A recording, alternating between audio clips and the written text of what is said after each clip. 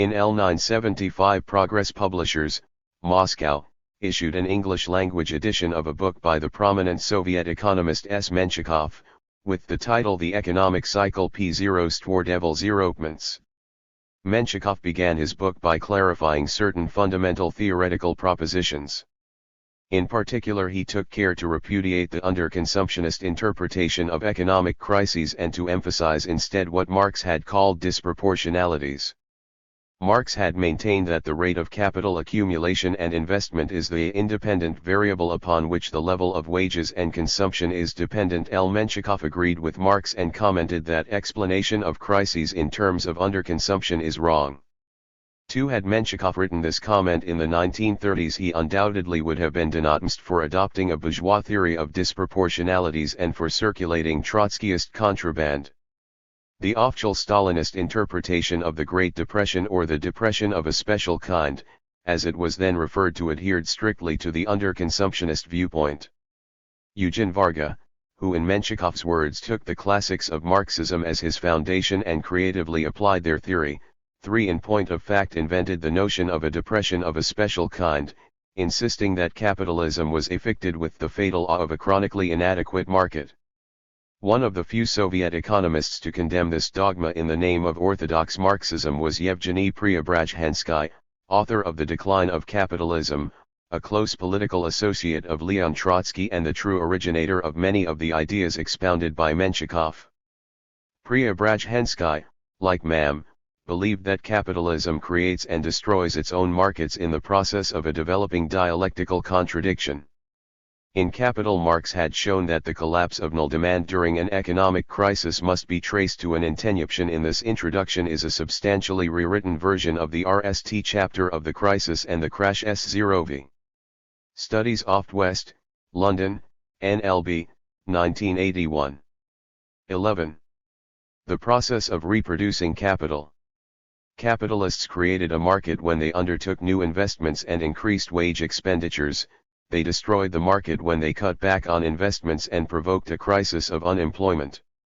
The problem of markets was therefore a cyclical and derivative phenomenon, and it was the reproduction of XED capital, talent and equipment, that constituted the material basis of periodic crises. Point 4. In The Decline of Capitalism, Preobrazhensky referred the Stalinists back to Marx on this issue. Taking the entire process of production and consumption as a whole, Marx quite correctly considered consumption in capitalist society to be a function of production. 5. Besides their fundamental agreement in interpreting Marx, Menshikov and Preobrazhensky have more important interests in common. Preobrazhensky was the RST Soviet economist to ask how the emergence of monopolistic capitalism might affect the pattern of the classical business cycle. Marx had seen the law of value, or the price mechanism, spontaneously acting as an external regulating force over which competitive capitalists exercised no control. Point 6. Both Preobrazhensky and Menshikov pointed out that monopolists possess the ability to control price movements by deliberately altering the volume of production and the supply of particular commodities on the market. Point 7. The necessary consequence would be a change in the cyclical pattern of capitalist development. During a traditional economic crisis, null demand fell, market prices followed, and capitalists were compelled to reduce production costs in order to restore profitability. Although existing industrial equipment might be neither fully amortized nor physically worn out, the introduction of new technology was the alternative to bankruptcy. This compulsive renovation of XED capital, in turn, became the basis of a cyclical recovery. Preobrazhensky opened up a whole new field for theoretical investigation when he discovered that monopolistic capitalism entailed not only price maintenance policies, but also the practice of deliberately planning for a reserve of productive capacity. If the monopolists needed such a reserve to protect their privileged position against the threat of new competition, that same reserve would also create a serious obstacle in the way of new capital construction. To purchase new equipment in these conditions would require the voluntary infliction of huge capital losses voluntarily, because the competitive rivalry that previously enforced technological advance was now absent. By raising the possibility that monopoly capitalists might engage in some form of planning, even at the risk of condemning the system as a whole to stagnation, Preobrazhensky provoked a howl of protest among his Soviet contemporaries. In their view, monopolistic capitalism was incapable of any sort of planning whatsoever. To suggest otherwise was to betray a lack of faith in capitalism's falling victim to its own inherent anarchy of production. 8 In 1975, Menshikov could develop these same ideas without fear of retribution. Monopolistic capitalism, he argued, had imposed a special imprint upon the investment process. Each corporation plans its investment in such a way that at every given moment, even in the phase of cyclical advance, it should have reserve production capacities. Such is the logic of monopolistic competition. 9 For Menshikov, this planned creation of reserve capacities signed nothing other than the planned overproduction of productive capital. Its result would be to forestall further investments, causing the prolonged period of stagnation in investment, characteristic of contemporary capitalist reproduction.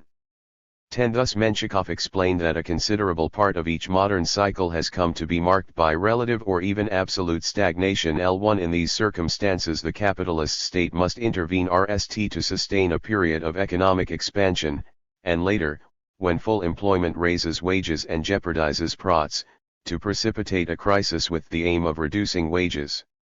In the name of wage restraint, incomes policies and deliberation are applied, and counter-cyclical regulation gives way to its own opposite. The state eventually assumes the responsibility for putting an end to the advance and tries to speed up the maturing of the crisis before the wage situation becomes uncontrollable. Acceleration by the government of a crisis is a typical phenomenon in conditions of the contemporary capitalist economy. L2 Preobrazhensky studied a similar phenomenon of wage restraint, or dist onion of the law of value in the labor market. The example with which he worked occurred in countries such as Italy and Germany. In the 1930s, the practice of state intervention to lower wages and raise profits was known as fascism. The fact that Preobrazhensky's approach has been implicitly rehabilitated by Menshikov testifies both to its continuing theoretical significance and to the absurdity of the vilification with which it was greeted in the Soviet press. The decline of capitalism addresses the issues raised by the depression of the 1930s. Its claim to modernity resides in the fact that it speaks no less directly to similar problems created by the depression of the late 1970s and early 1980s. Following closely in the tradition of Marx's Capital, the book's most significant achievement is its reworking of Marx's models of capital accumulation, or the reproduction schemes as they are more generally known. The purpose of this introduction will be to acquaint the reader with Marx's analysis and to deem the intellectual context in which Preobrazhensky was writing. Thus it will be possible not only to pinpoint the theoretical antecedents of the decline of capitalism, but also to illustrate the unique achievements of a work that can fairly be described as one of the best to appear in the Soviet Union during the 2 decades of the revolution. 1. Marx on the cyclical pattern of capitalist development with the concepts of value and sum plus value. Karl Marx endeavored to explain the laws of motion of capitalist society. Industrial workers, he maintained, sold their labor power to capitalists, receiving in exchange a wage sufficient to reproduce labor power in accordance with the prevailing level of subsistence. When the capitalists sold the commodities produced by the workers, he realized not only his costs of production, but profit as well. The secret of profit, or surplus value, was unpaid labor. If in a working day of 12 hours it took, let us say, 8 hours for a worker to create sufficient value to cover the cost of wages, materials, and wear of equipment, then during the remaining 4 hours he would create surplus value. The attempt by capitalists to increase profit by raising the rate of exploitation, or the ratio of unpaid to paid labor, represented the dynamic force of change in capitalist society. In competitive conditions, every capitalist hoped to raise labor productivity, lower production costs, and secure an advantage over his rivals by introducing labor-saving technology. Some capitalists would respond successfully to the competitive challenge, others would fail and be absorbed by stronger enterprises. Existing capital would thus be centralized, and the accumulation of new capital would be concentrated in fewer but larger RMS. The law of the centralization and concentration 0f industrial capital followed inevitably from competition.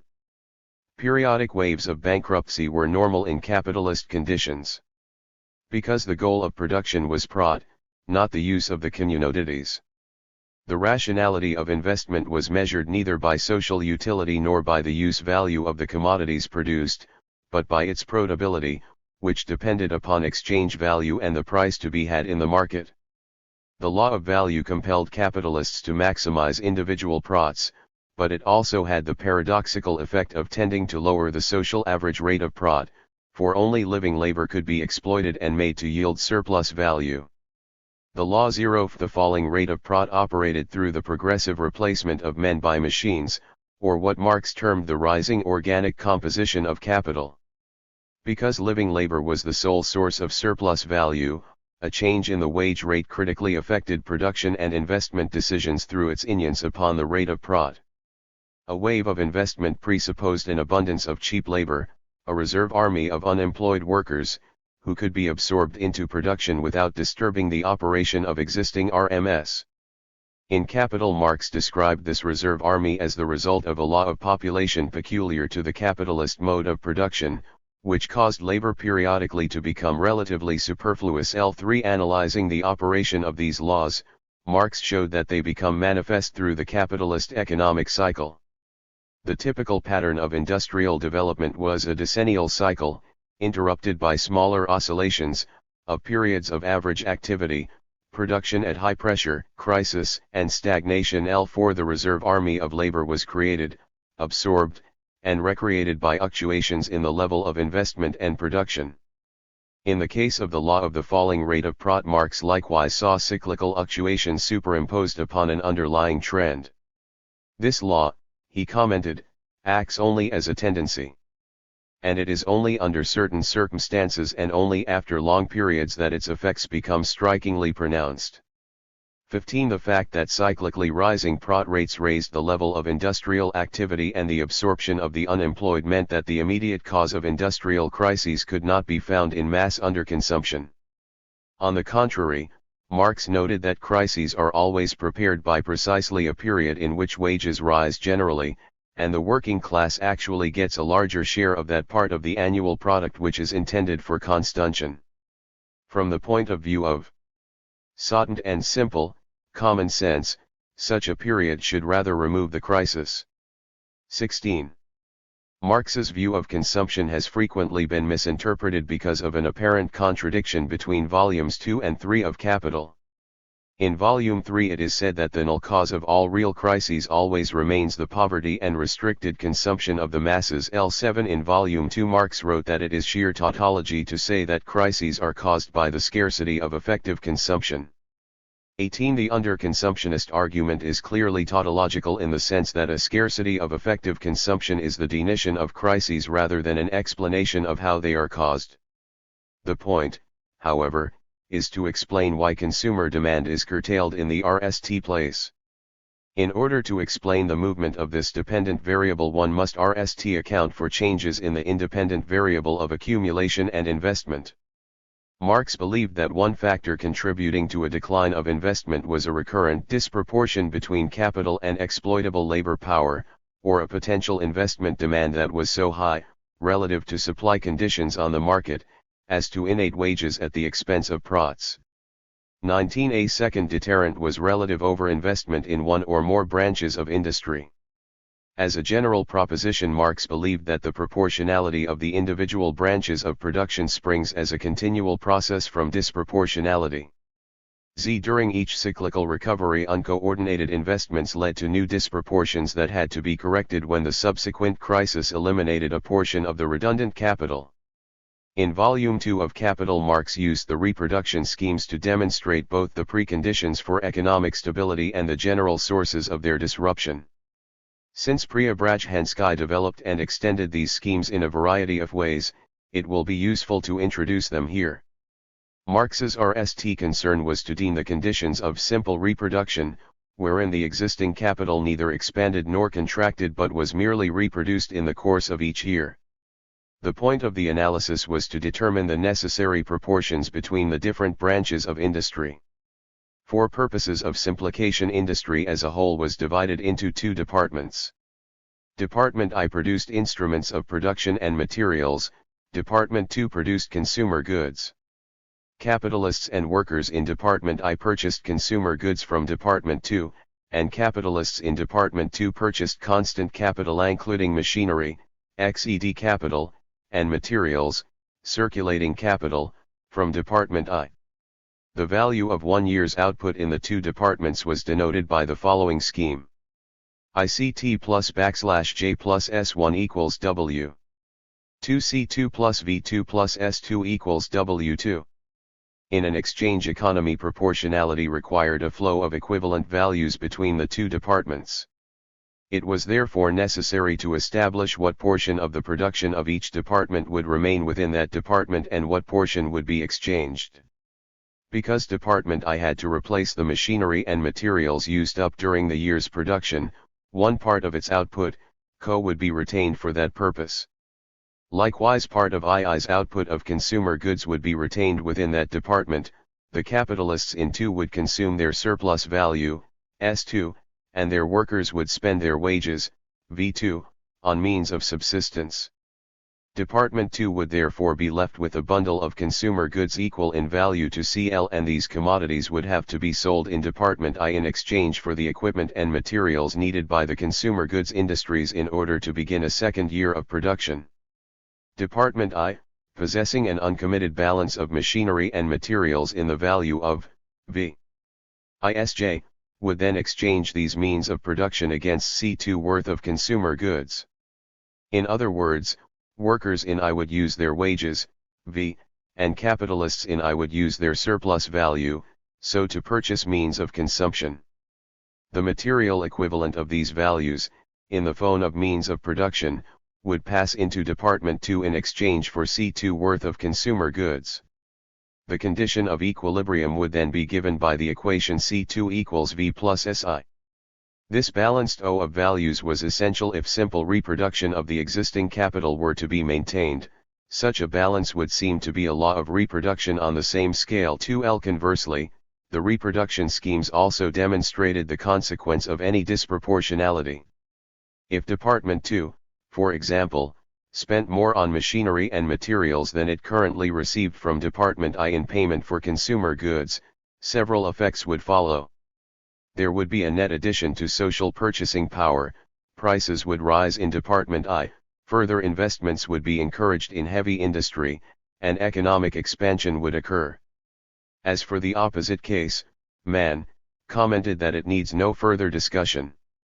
There would be a crisis in production in spite of reproduction on an unchanging scale. 22. Having produced means of production for the purpose of sale and prod, Department I would end itself with unsold inventories and would scale down both production and investments. A diminished scale of activity in I would in TUM create unsold inventories in II, and the crisis would spread from one department into the other. Marx believed such disruptions in the O of social purchasing power were inevitable in capitalist society. The reasons for this belief were not obvious in the reproduction schemes, for they assumed that the productive lifetime of XED capital was invariably 1 year. Loosening this initial assumption, Marx suggested that in fact the average period of Sen/ICE would be 10, or 12, years. This meant that G and C2 would represent, in addition to annually used up materials and fuel, only 1/10, or 1/12, of the value of the total XED capital employed in production. In other words, Q and C2 would include 1 year of XED capital depreciation in each department. So long as the capitalists in II actually replaced 1/10 of their XED capital each year, it would seem that the condition of proportionality might still be maintained. The problem was that there could be no guarantee, or even any presumption, that 1/10 of II's XED capital would actually come up for physical replacement at the end of each year. Indeed, there was every reason to suppose this would not be the case, for these elements of capital would be invested at different times and be of different durability. Marx discussed this problem in theories 0f surplus value, a portion of the constant capital which is calculated to be used up each year, and enters as wear and tear into the value of the product, is in fact not used up. Take for example a machine which lasts 12 years and costs £12,000, which makes the average depreciation to be written off each year £1,000. At the end of the 12 years, as £1,000 has entered each year into the product, the value of £12,000 has been reproduced, and a new machine of the same kind can be bought for this price. Reality, however, is in fact different from that method of average accounting. In the second year the machine may run better than in the RST. And yet after 12 years it is no longer usable. It is the same as with a cow, whose average life is 10 years, but which does not for that reason die by a tenth each year, although at the end of the 10 years it must be replaced. Z. The fact that XED capital lasted more than 1 year meant that in any given year there might be a surge of demand for new equipment, which might be totally unanticipated in Department I. The funds that the capitalists had been setting aside in their depreciation account, or their accumulation FTMD, could be spent either in whole or in part on new means of production. An unexpected growth of demand for new XED capital would generate a boom, a sudden decline of demand would precipitate a crisis. In order to compensate for this unpredictability of XED capital expenditures, a continuous policy of relative overproduction would be required in anticipation of any contingency. Once the capitalist form of production is abolished, it is only a matter of the volume of the expiring portion of XED capital, varying in various successive years. If it is very large in a certain year, then it is certainly so much smaller in the next year. Hence the aggregate production of means of production would have to increase in the one case and decrease in the other. This can be remedied only by a continuous relative overproduction. There must be on hand a certain quantity of fixed capital produced in excess of that which is directly required, on the other hand, and particularly, there must be a supply of raw materials etc., in excess of the direct annual requirements. This applies especially to means of subsistence. This sort of overproduction is tantamount to control by society over the material means of its own reproduction. But within capitalist society it is an element of anarchy. 24 Overproduction would be an element of anarchy in capitalist society for a very simple reason: inventories do not earn a prod, and capitalist production is production governed by the immediate quest for prod. Assuming no inventories of freely disposable XED capital, any increase of demand for industrial equipment must provoke a wave of investment in Department I. This would be the typical case following a cyclical economic crisis. Workers would be thrown into the streets, consumer incomes would fall, prices for consumer goods would follow, and the capitalists in Department II would be forced to renovate their factories in order to reduce costs of production. Such premature renewals of factory equipment on a rather large social scale are mainly enforced by catastrophes or crises. The growing demand for XED capital would bid up the price, prod rates in I would rise, and new capital would flow into industries producing means of production. The very attempt to satisfy this new demand, however, would ultimately create unplanned inventories unless the economic expansion were to continue without interruption. Marx explained this complication in Theories 0F surplus value by referring to the example of a single machine builder. In a certain year the machine builder starts his production. He supplies machinery to the value of £12,000 during the year. Then in each of the 11 following years, for the simple reproduction of the machinery produced by him in the RST year, he would only have to produce to the value of £1,000, and even this annual production would not be annually consumed if the lifetime of the equipment produced in the RST year were 12 years. Even less would his production be consumed if he employs his own capital to the full. In order that this capital should continue in motion and merely reproduce itself continuously each year, a continuous new extension of the industry which uses these machines is required. Here, therefore, even the sphere 0 of production, the capital invested in it is only reproduced, continuous accumulation in the other spheres of production is necessary. Here in one sphere of production is a constant supply of commodities for accumulation, for new, additional industrial consumption in other spheres, even if in this sphere the existing capital is merely reproduced dollar. Having expanded his production capacity, the machine builder would continue to employ his new capital only if user industries continued to install new machinery in order to expand their own capacity. Assuming the machine builder will not plan to accumulate an unsold inventory, any change of investment intentions on the part of his customers would spell the redundancy of his new capital. As Marx saw it, such redundancy was inevitable. As new workers streamed into employment, demand for consumer goods would grow rapidly during the RST phase of a cyclical recovery. Until the reserve army neared depletion, prices and profits would continue to rise. However, with the approach of full employment, growth of consumer demand would slow and II's investment prospects would dim. Wage rates would be higher than at any previous stage of the expansion, the share of depreciation costs in current revenues would grow burdensome due to earlier equipment purchases, and there would now be a threat to the rate of profit.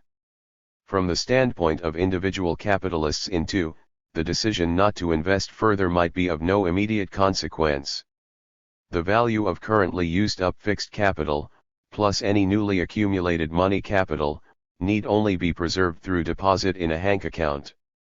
The bank might then use the deposit to finance commercial speculation elsewhere.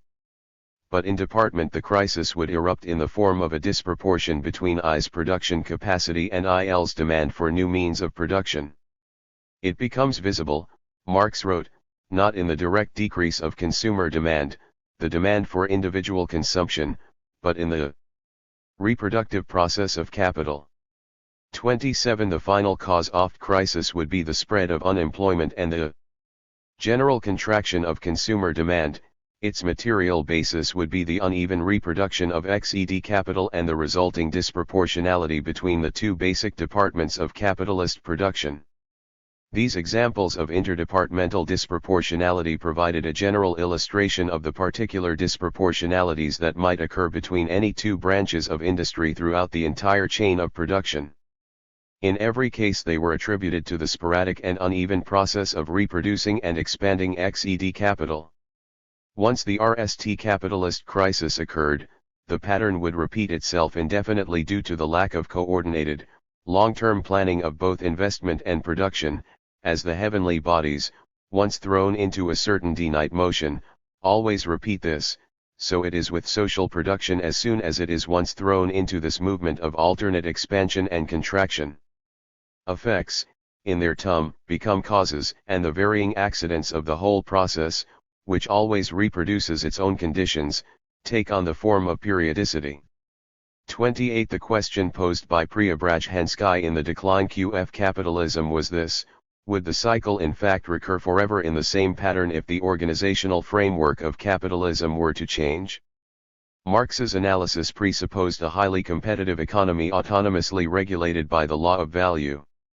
But this same regulator brought about the centralization and concentration of capital, which in turn meant the centralization of investment activity. If a monopolist wished to safeguard his control of the market during a cyclical expansion, he would in fact have to possess a planned reserve of production capacity in order to thwart the entry of new RMS. During a cyclical crisis, the monopolist would endeavor at any cost to stabilize falling prices in order to prevent premature devaluation of his considerable investment. If neither the beginning of a recovery nor the onset of a crisis automatically ensured a growth of investments, then, as Preobrazhensky argued, the material basis of the traditional cycle might become irrelevant. In place of its earlier compulsive growth, capitalism might now tend in the direction of stability, simple reproduction, or long-term stagnation. Each crisis would then be more difficult to overcome, for the capitalist system as a whole would be deprived of its spontaneous mechanism of recovery. Mann's analysis logically anticipated this possibility, although he did not believe it would come to pass.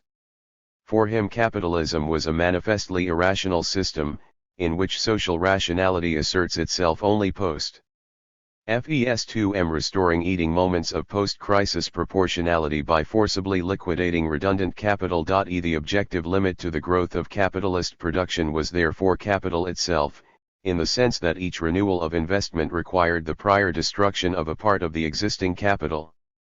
proportionality was restored in the turmoil of a crisis, the ensuing expansion recreated disproportionality, and the next crisis would again prematurely eliminate a portion of the existing capital.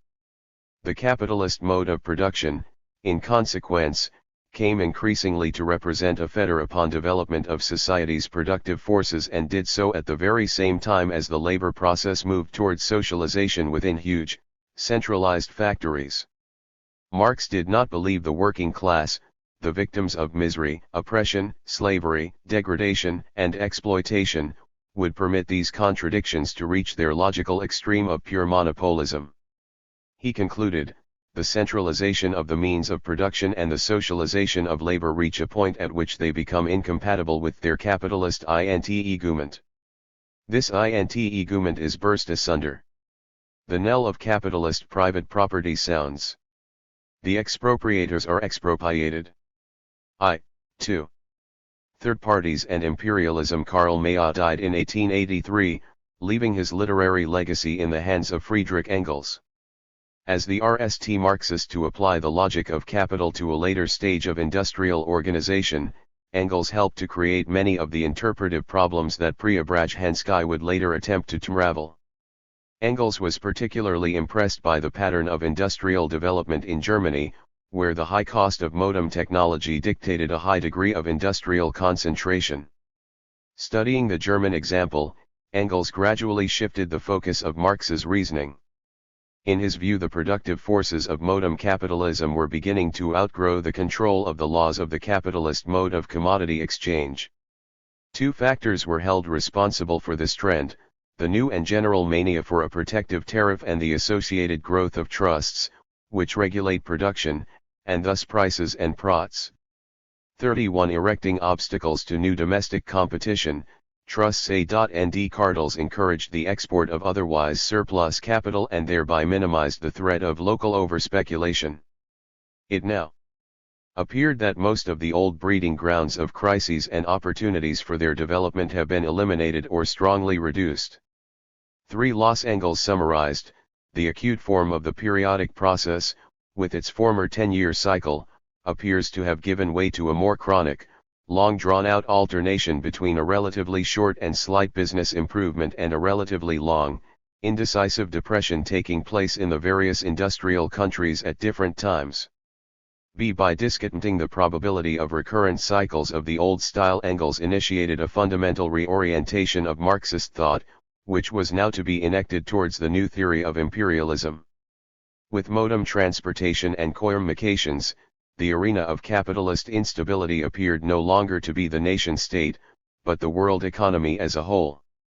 Other countries, having industrialized, were challenging British control of the export trade and creating the conditions for the ultimate general industrial war, which shall decide who has supremacy on the world market. Thus every factor which works against a repetition of the old crises carries within itself the germ of a far more powerful future crisis.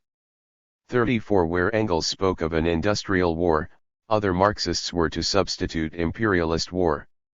Marx had considered the role of foreign markets when explaining the law of the falling rate of profit. This tendency, he maintained, might be temporarily offset if capital were to be invested in more lucrative ventures overseas and if low-cost food and materials were imported, but Marx ascribed subordinate importance to these factors. His analysis of the cycle concentrated on the material basis of economic fluctuations, and when he developed his reproduction schemes he explicitly abstracted from foreign trade and investment. For Marx there was no doubt of the theoretical as opposed to practical possibility of realizing the entire value of the social product within a self-contained capitalist economy. In expanded as in simple reproduction it was necessary only that proportionality be maintained within and between the two departments. Engels departed from this approach for a reason Marx would have considered theoretically erroneous. According to Engels, the expansion of capitalism into new lands resulted from chronic overproduction.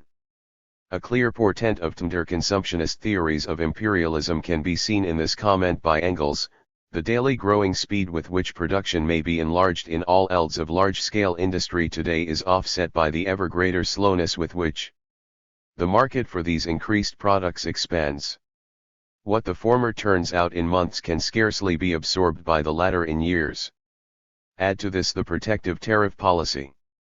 The results are general chronic overproduction, depressed prices, falling and even wholly disappearing profits. 36. Sanctioned by the authority of Engels, the idea of chronic overproduction soon became a prevalent theme in later Marxist writings, culminating in the work of Rosa Luxemburg. The intermediate position between Engels and Luxemburg was assumed by Karl Kosky, official theorist of the German Social Democratic Party. In Kosky's view, effective demand on the part of workers and capitalists could never absorb the output of capitalist industry. Demand from the side of the capitalists and the workers whom they exploit is insufficient to absorb the means of consumption created by large-scale capitalist industry. The latter must search for an additional market beyond the limits of capitalism in regions that do not yet produce in a capitalist manner. 37. Understanding that chronic underconsumption could not logically yield a theory of cyclical crises, Kosky revised Marx's analysis of business cycles. He replaced the uneven reproduction of XED capital with the fortuitous discovery and subsequent exhaustion of new markets. Prosperity, he asserted, depended upon fresh sources of demand, but every epoch of prosperity, which accompanies every important expansion of the market, is condemned in advance to be short-lived, and a crisis is its natural culmination. 38. Impending exhaustion of the world market pointed to the inevitability of chronic industrial depression. In 1907 Kosky wrote the following: "Production is increasingly ending its limit in the market. If the capitalist mode of production exceptionally raises productivity with regard to mass products, it simultaneously reduces to a minimum the mass consumption of the workers who produce these products, that is, it produces an increasing surplus of mass consumption goods that must be sold outside the working class. A market for this surplus is created primarily by the destruction of primitive rural domestic industry and handicrafts in the home country and then in other countries. But this kind of market expansion takes place much more slowly than the expansion of industry.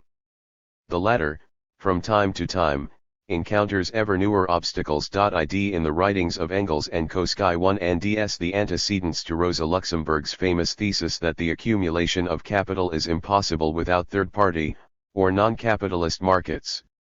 In the Accumulation 0 FCAP 1 Tal, 1913, Luxemburg argued that Marx's reproduction schemes had misrepresented the accumulation process. The decisive awe of capital was that it cannot explain the actual and historical process of accumulation, for only in non-capitalist markets was it possible to realize the surplus value which the capitalists must accumulate for purposes of expanded reproduction. Realization of the surplus value, claimed Luxemburg, requires as its prime condition that there should be strata of buyers outside capitalist society. Buyers, it should be noted, not consumers, since the material form of the surplus value is quite irrelevant to its realization.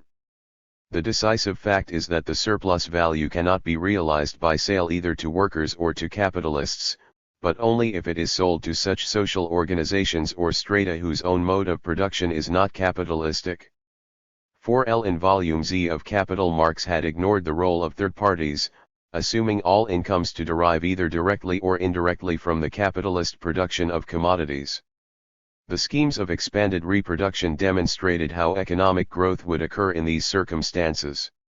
Revising the earlier scheme of simple reproduction, Marx arranged the value components of the total social product in the following manner: here the surplus value, previously consumed in its entirety by the capitalists, has been divided into a consumed portion, SLC, and a portion that is accumulated for reinvestment, SLA. A similar division occurs in Department 2. In each department the capitalists will spend part of their accumulated surplus to add to their constant capital, the other part to add to their variable capital, or wages advanced to new workers.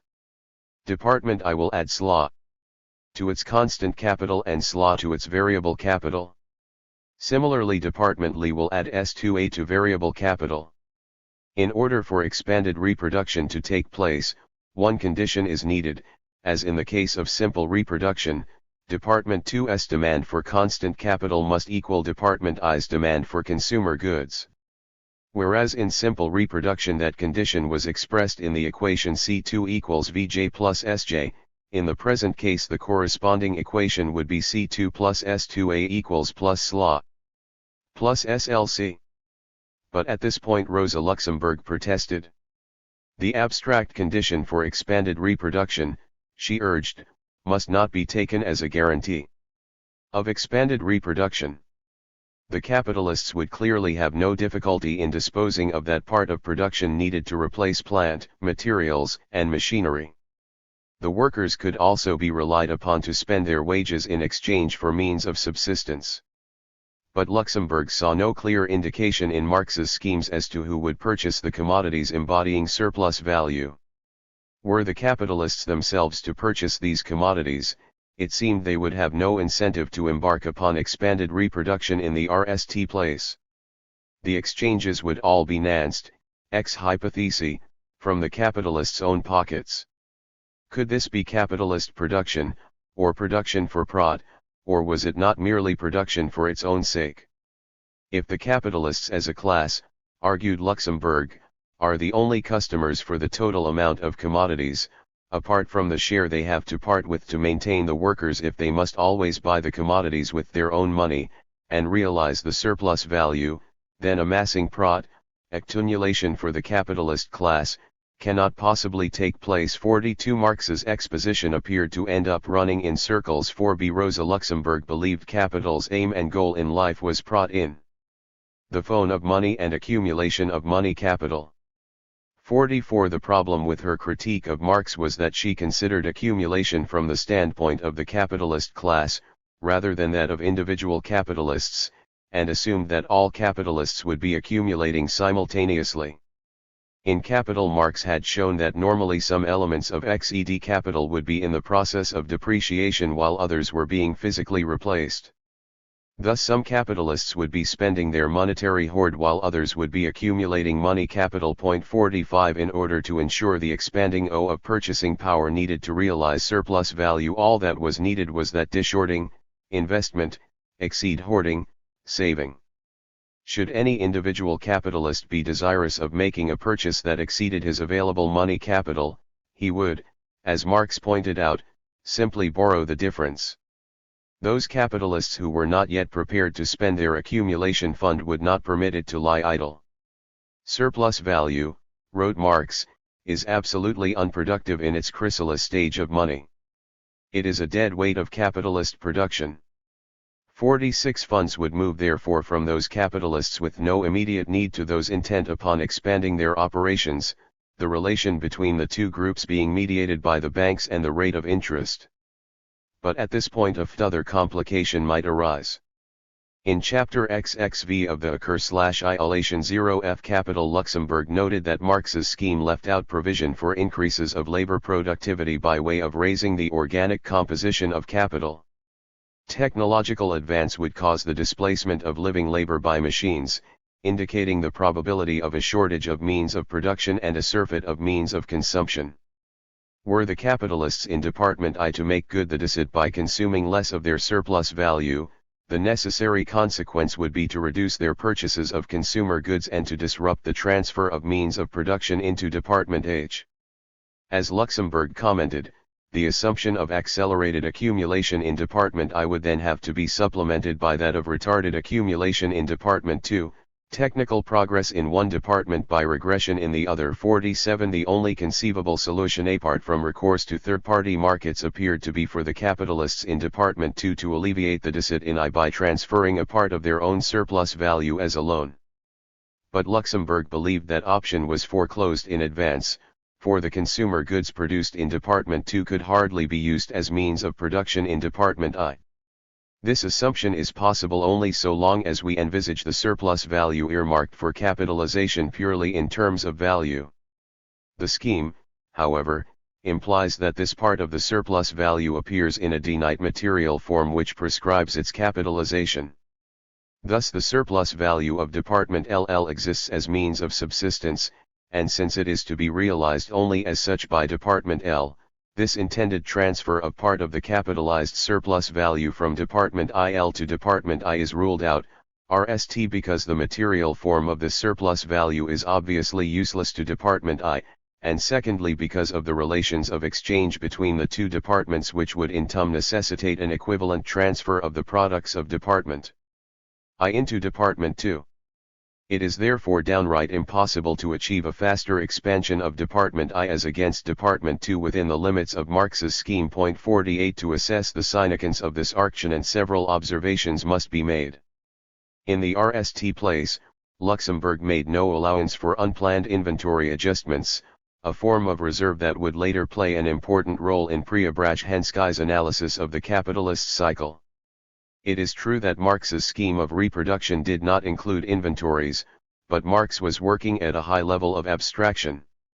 In concrete capitalism, as he commented elsewhere, this is where merchants' capital comes into play, keeping available in warehouses supplies for growing consumption, individual and industrial. 49 As capitalism advanced, Marx expected inventories to grow in importance. The greater the capital, the more developed the productivity of labor and in general the stage of capitalist production, so much the greater is also the mass of commodities found in circulation on the market, in transition from production to consumption, individual and industrial, and so much the greater is the certainty for each particular capital that it will find the conditions for its reproduction ready on the market. It must be emphasized that the inventories Marx had in mind were not the result of planned relative overproduction, rather they reacted the fact that commodities are not nominally made to order, and in a market economy there is never any a priori proportionality. In fact, quite the opposite was true. Capitalist inventories resulted from the anarchic competition of capitals, wherein every capitalist tried to use as much labor and therefore to realize as much surplus value as possible at the expense of his competitors. 5L More important than commodity reserves, however, was the fact that even competitive capitalism also possessed limited reserves of production capacity, a point stressed by Preobrazhensky in The Decline of Capitalism. For Preobrazhensky this circumstance brought two consequences. RST, unused production capacity in Department I would facilitate a cyclical recovery without creating the deficit of means of production mentioned by Rosa Luxemburg, and second, the availability of similar reserves in Department II would allow the replacement of currently used up XED capital to be postponed. In this way Department I would in fact receive a loan from the XED capital of Department II. For the time being capitalists in II would sell to their counterparts without making equivalent purchases. Finally, Preobrazhensky went one step further beyond Rosa Luxemburg by incorporating into his analysis the regulating role of the law of value, an integral feature of the classical cycle. Luxemburg assumed all commodities must be sold at their value. Marx had already demonstrated that market prices frequently diverged from value in response to supply and demand. The result of a deficit in I and a surplus in II was not, therefore, even to raise the question of transforming consumer goods into means of production. Instead of a transfer of commodities there would occur a transfer of value. The output of Department I would sell at a market price in excess of its value, that of Department II would sell below its value, and the exchanges, in value terms, would thus be balanced.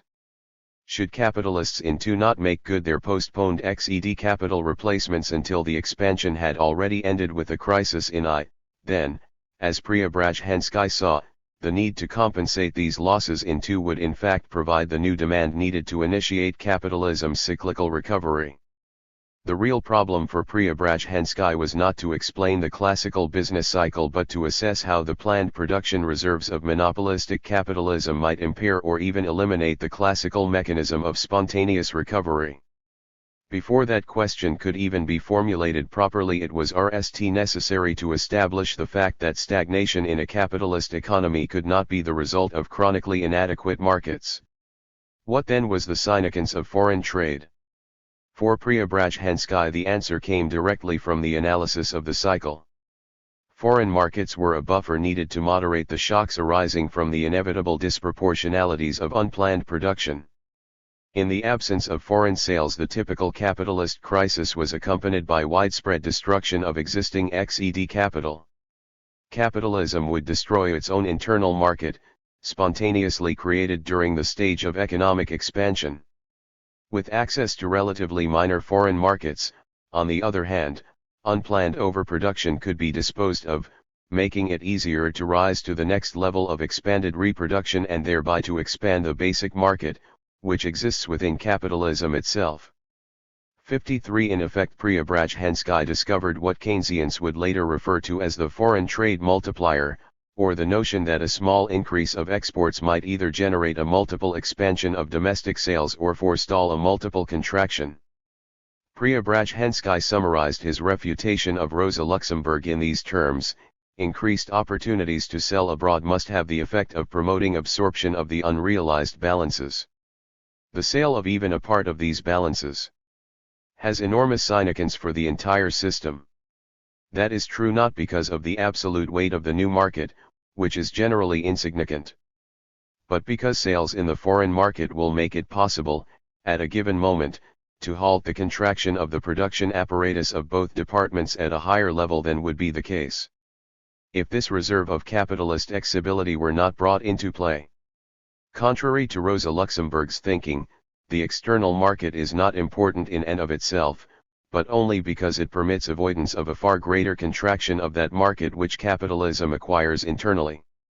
This internal market is incomparably more significant for capitalism. Point 54 Although there is no evidence in Preobrazhensky's text to indicate that he was influenced by Lenin's early writings on this subject, the conclusions reached by the two men are similar enough to warrant consideration. During the 1890s, Lenin debated with the Russian Narodniks, agrarian socialists, the exact same issue later raised by Rosa Luxemburg. Lenin believed Marx had shown in Volume 2 of Capital that capitalist production is quite conceivable without foreign markets, with the growing accumulation of wealth and without any third parties. 55 To say that capitalism created its own internal market was obviously not to claim that the social product could invariably be realized without difficulties springing from the unevenness of development. But Lenin emphasized that foreign sales were necessitated by the disproportionate allocation of capital and not by a chronic problem of markets. The various branches of industry, which serve as markets for one another, do not develop evenly, but outstrip one another, and the more developed industry seeks a foreign market. This does not mean at all the impossibility of the capitalist nation realizing surplus value. It merely indicates the lack of proportion in the development of the different industries. If the national capital were distributed de rent 1, the same quantity of products could be realized within the country.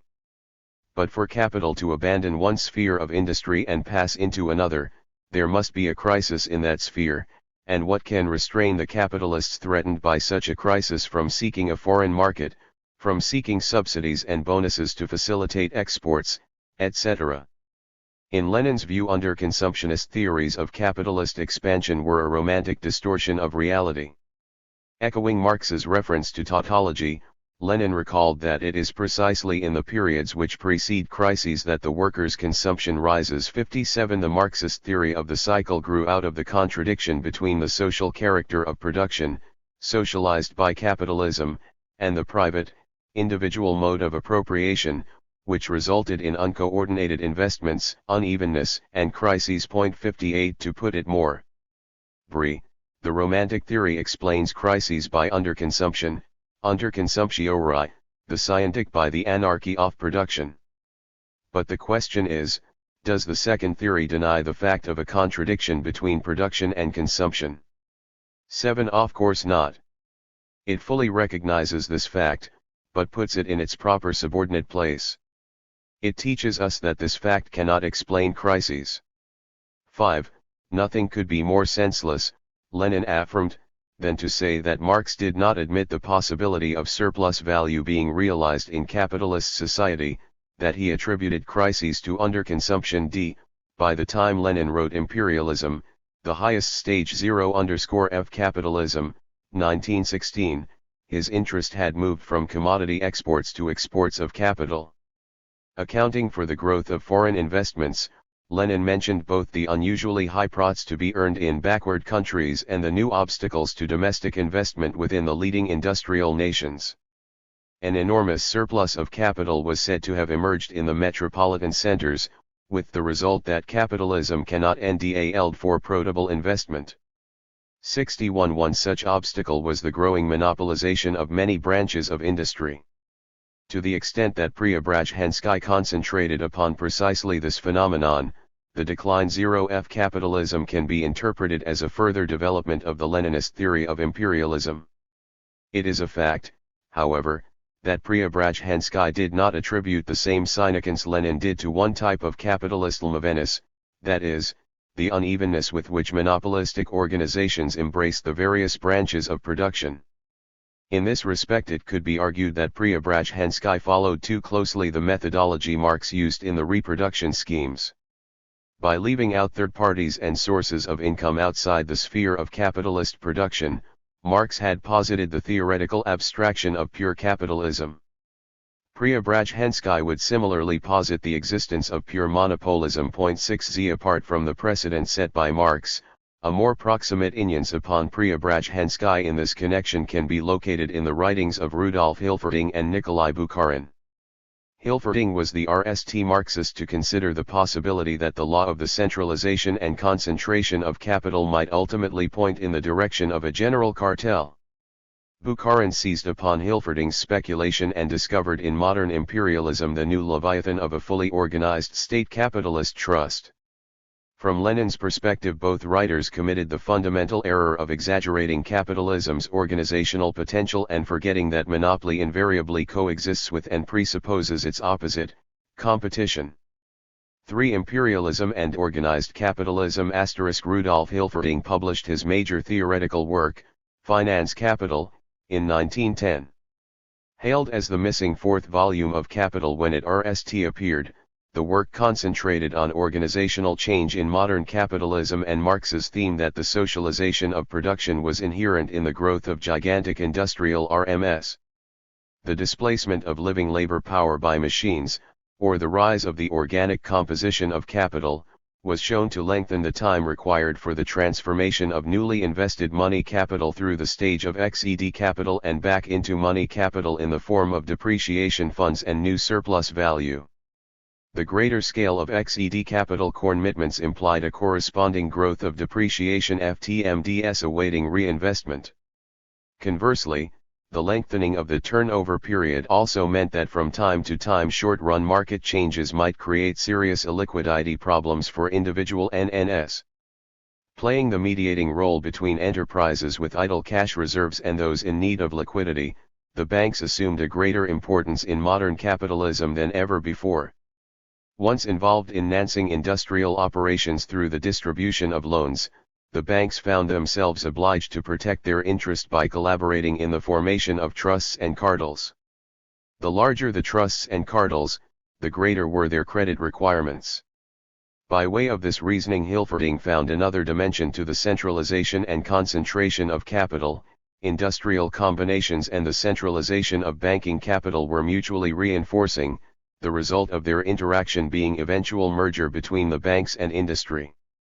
I call bank capital, wrote Hilferding, or capital in money FONN, which is actually transformed in this way into industrial capital, NANS capital.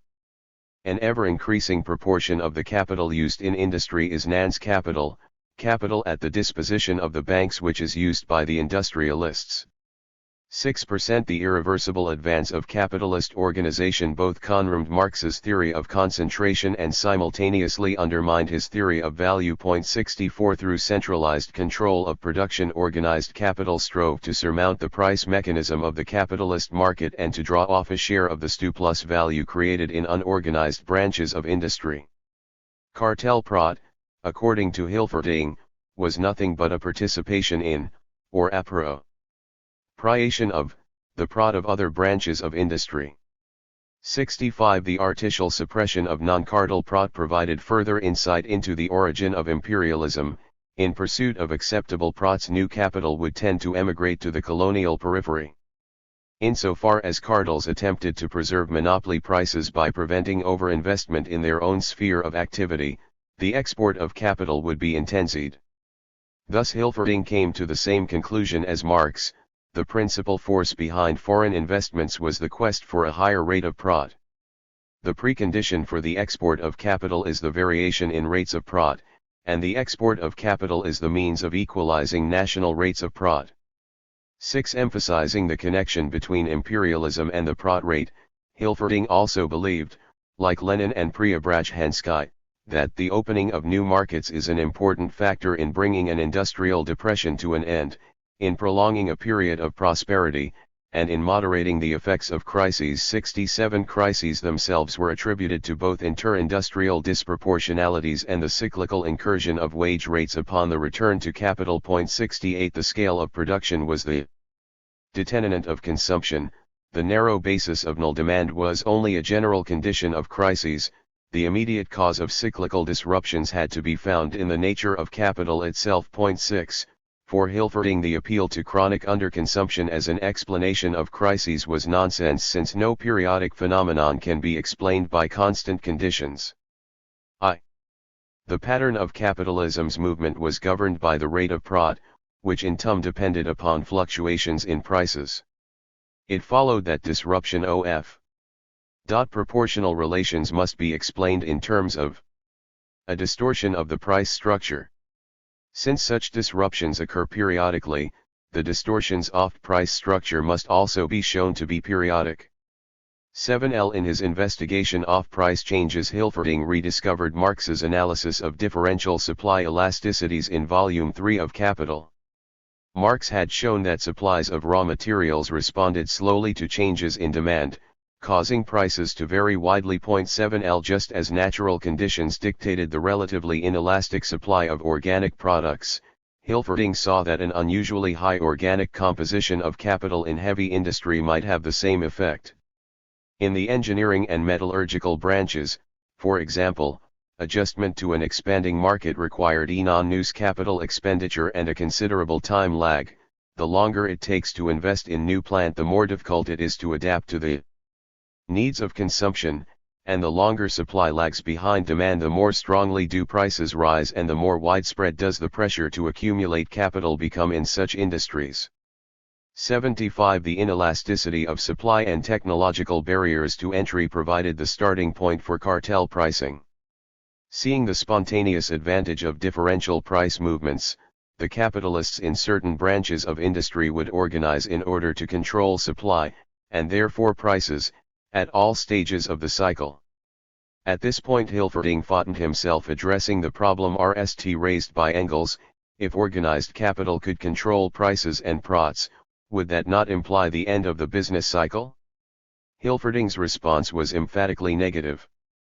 For all their rational organization, the individual members of a cartel faced an irresistible temptation to thwart the collective interest by overinvesting in response to upwardly distorted prices in the rising phase of the business cycle. 74. Normally the central office of a cartel allocated production quotas based upon the production capacity of the members, an increase in capacity being the obvious way the individual RM might enlarge its market share. Competition within the organization thereby contributed to the onset of relative overproduction. The greater the unplanned redundancy of production potential, the more stubbornly would the cartel attempt to maintain prices once the crisis arrived, and the more aggravated would its effect be upon the unorganized capitalists. By contributing to bankruptcies elsewhere, the cartels in effect undermined their own prices and promoted the spontaneous breakup of the organization. Cartels neither prevented crises nor reduced their severity, they could only modify them to the extent that they temporarily transferred the negative effects to non-organized industries. 75. The real problem with organized capitalism was that it stood halfway between the anarchy of the classical market and the universal planning that would come with the socialist revolution. The logical question to arise from Hilferding's study was just how far capitalist organization might advance. In response to this issue, Hilferding allowed his imagination to wander. If we now pose the question as to the real limits of cartelization, the answer must be that there are no absolute limits. On the contrary, there is a constant tendency for cartelization to be extended. The ultimate outcome of this process would be the formation of a general cartel. The whole of capitalist production would then be consciously regulated by a single body which would determine the volume of production in all branches of industry. 76. In a fully organized capitalist society, the law of value would no longer determine the allocation of the forces of production. The social division of labor, mediated by money and the market, would be replaced by a technical division of labor, mediated by a central office that would prevail over the whole of production as if over the members of a single cartel or the intimal divisions of a single enterprise. For the rest time in history, capital would overcome its internal contradictions and appear as a unitary power. 77. In speculative wanderings of this type, Hilferding's attitude toward Nance capital became almost worshipful, the concept of the general cartel serving as the analog of Marx's model of pure capitalism. For all these fantasies, however, Hilferding always returned to reality. For the immediate future, he realized that cartels would in fact coexist with the unorganized industries whose surplus value they appropriated.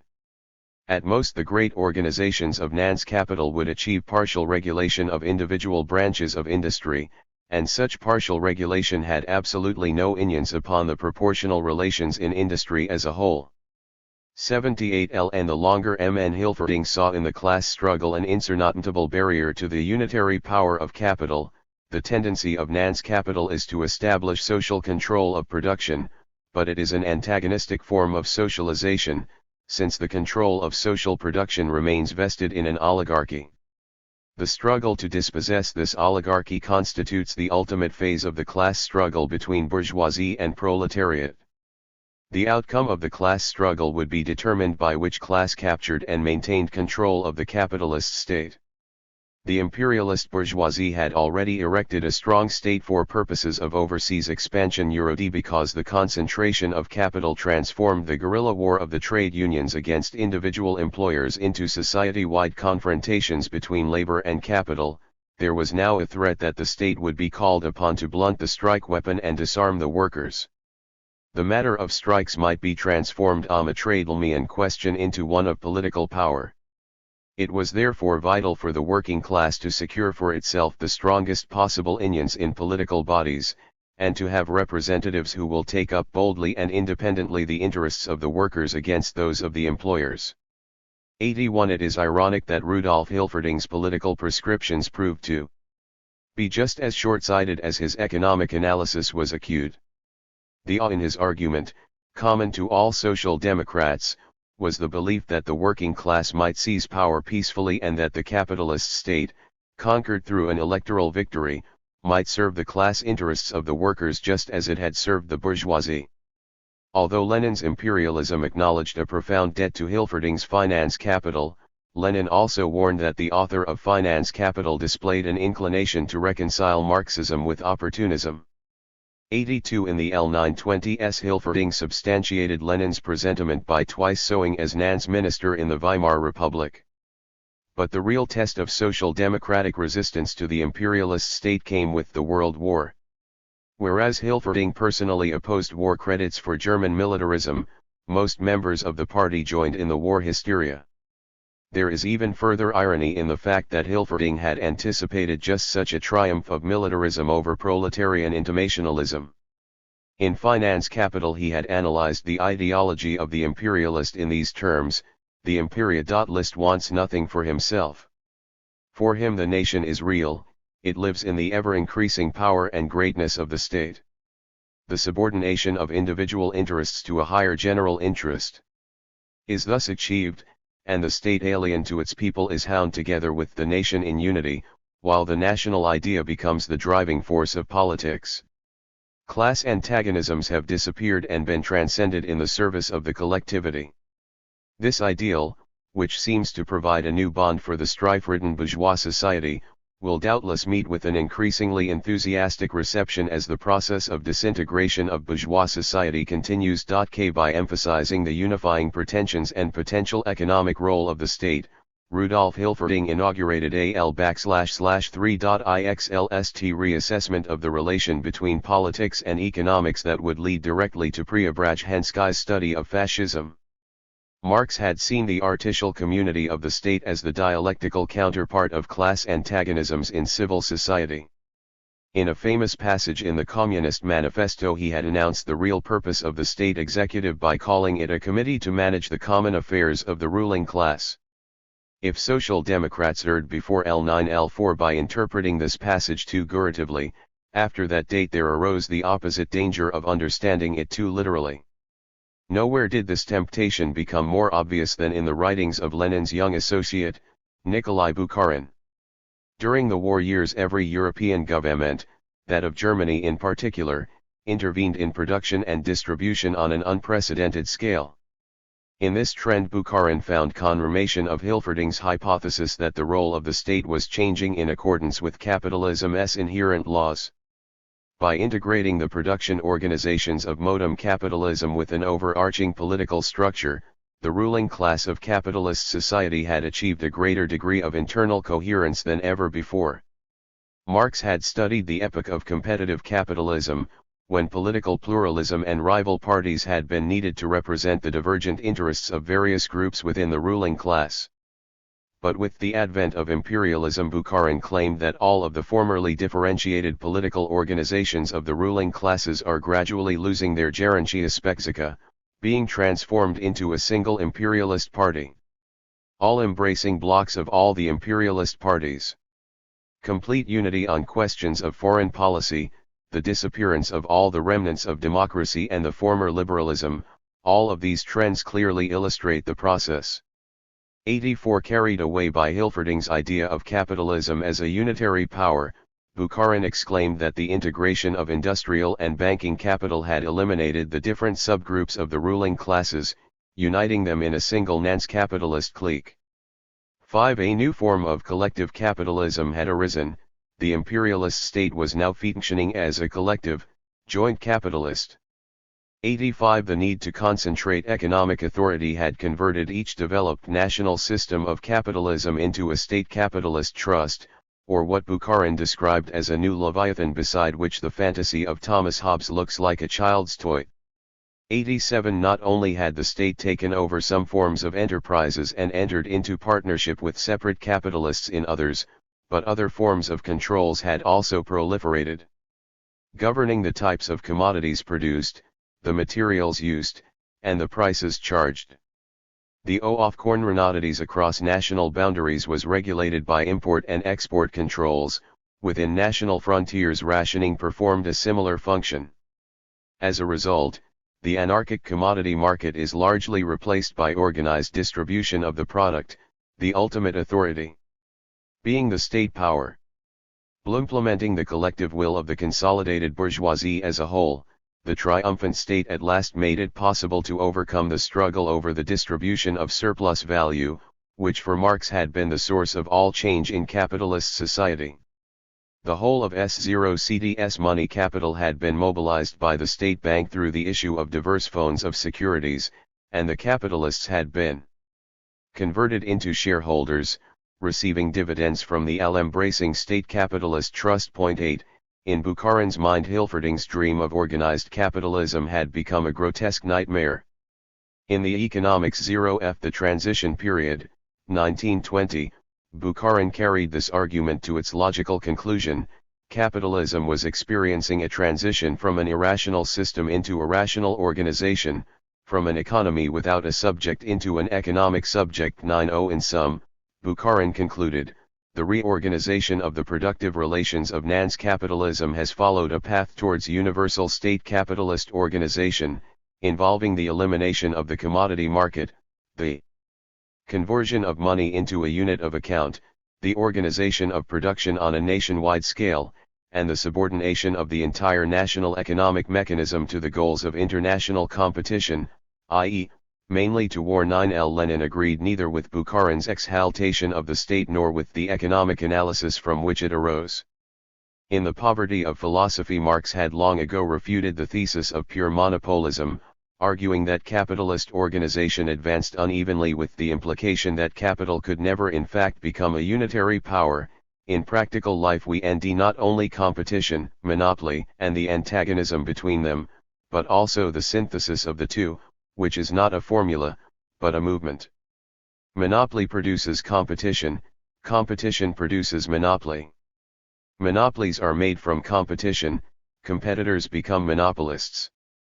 If the monopolists restrict their mutual competition by means of partial associations, competition becomes more desperate between the monopolists of different nations. The synthesis is of such a character that monopoly can only maintain itself by continually entering into the struggle of competition. 92 Without quoting Marx directly, Lenin made the same point: the monopolies, which have grown out of free competition, do not eliminate the latter, but exist over it and alongside of it, and thereby give rise to a number of very acute, intense antagonisms, frictions and conflicts. 93 To forget this interpenetration of opposites was to ignore the very profound and fundamental contradictions of imperialism, the contradiction between monopoly and free competition which exists side by it, between the gigantic operations, and gigantic prots, of Nance capital and honest trade in the free market, the contradiction between cartels and trusts on the one hand, and non-cartelized industry on the other, etc. 94 For Lenin, a pure variant of capitalism was nothing more than a fantasy. The very concept of purity, he declared, indicates a certain narrowness, a one-sidedness of human cognition, which cannot embrace an object in all its totality and complexity. 9s When Bukharin proposed in 1919 to include in the party program an integral picture of imperialism modeled after his own writings, Lenin retorted that no integral picture was possible, for imperialism was not a pure phenomenon. Pure imperialism, without the fundamental basis of competitive capitalism, has never existed, does not exist anywhere, and never will exist. This is an incorrect generalization of everything that was said of the syndicates, cartels, trusts and Nance capitalism, when Nance capitalism was depicted as though it had none of the foundations of the old capitalism underlying it.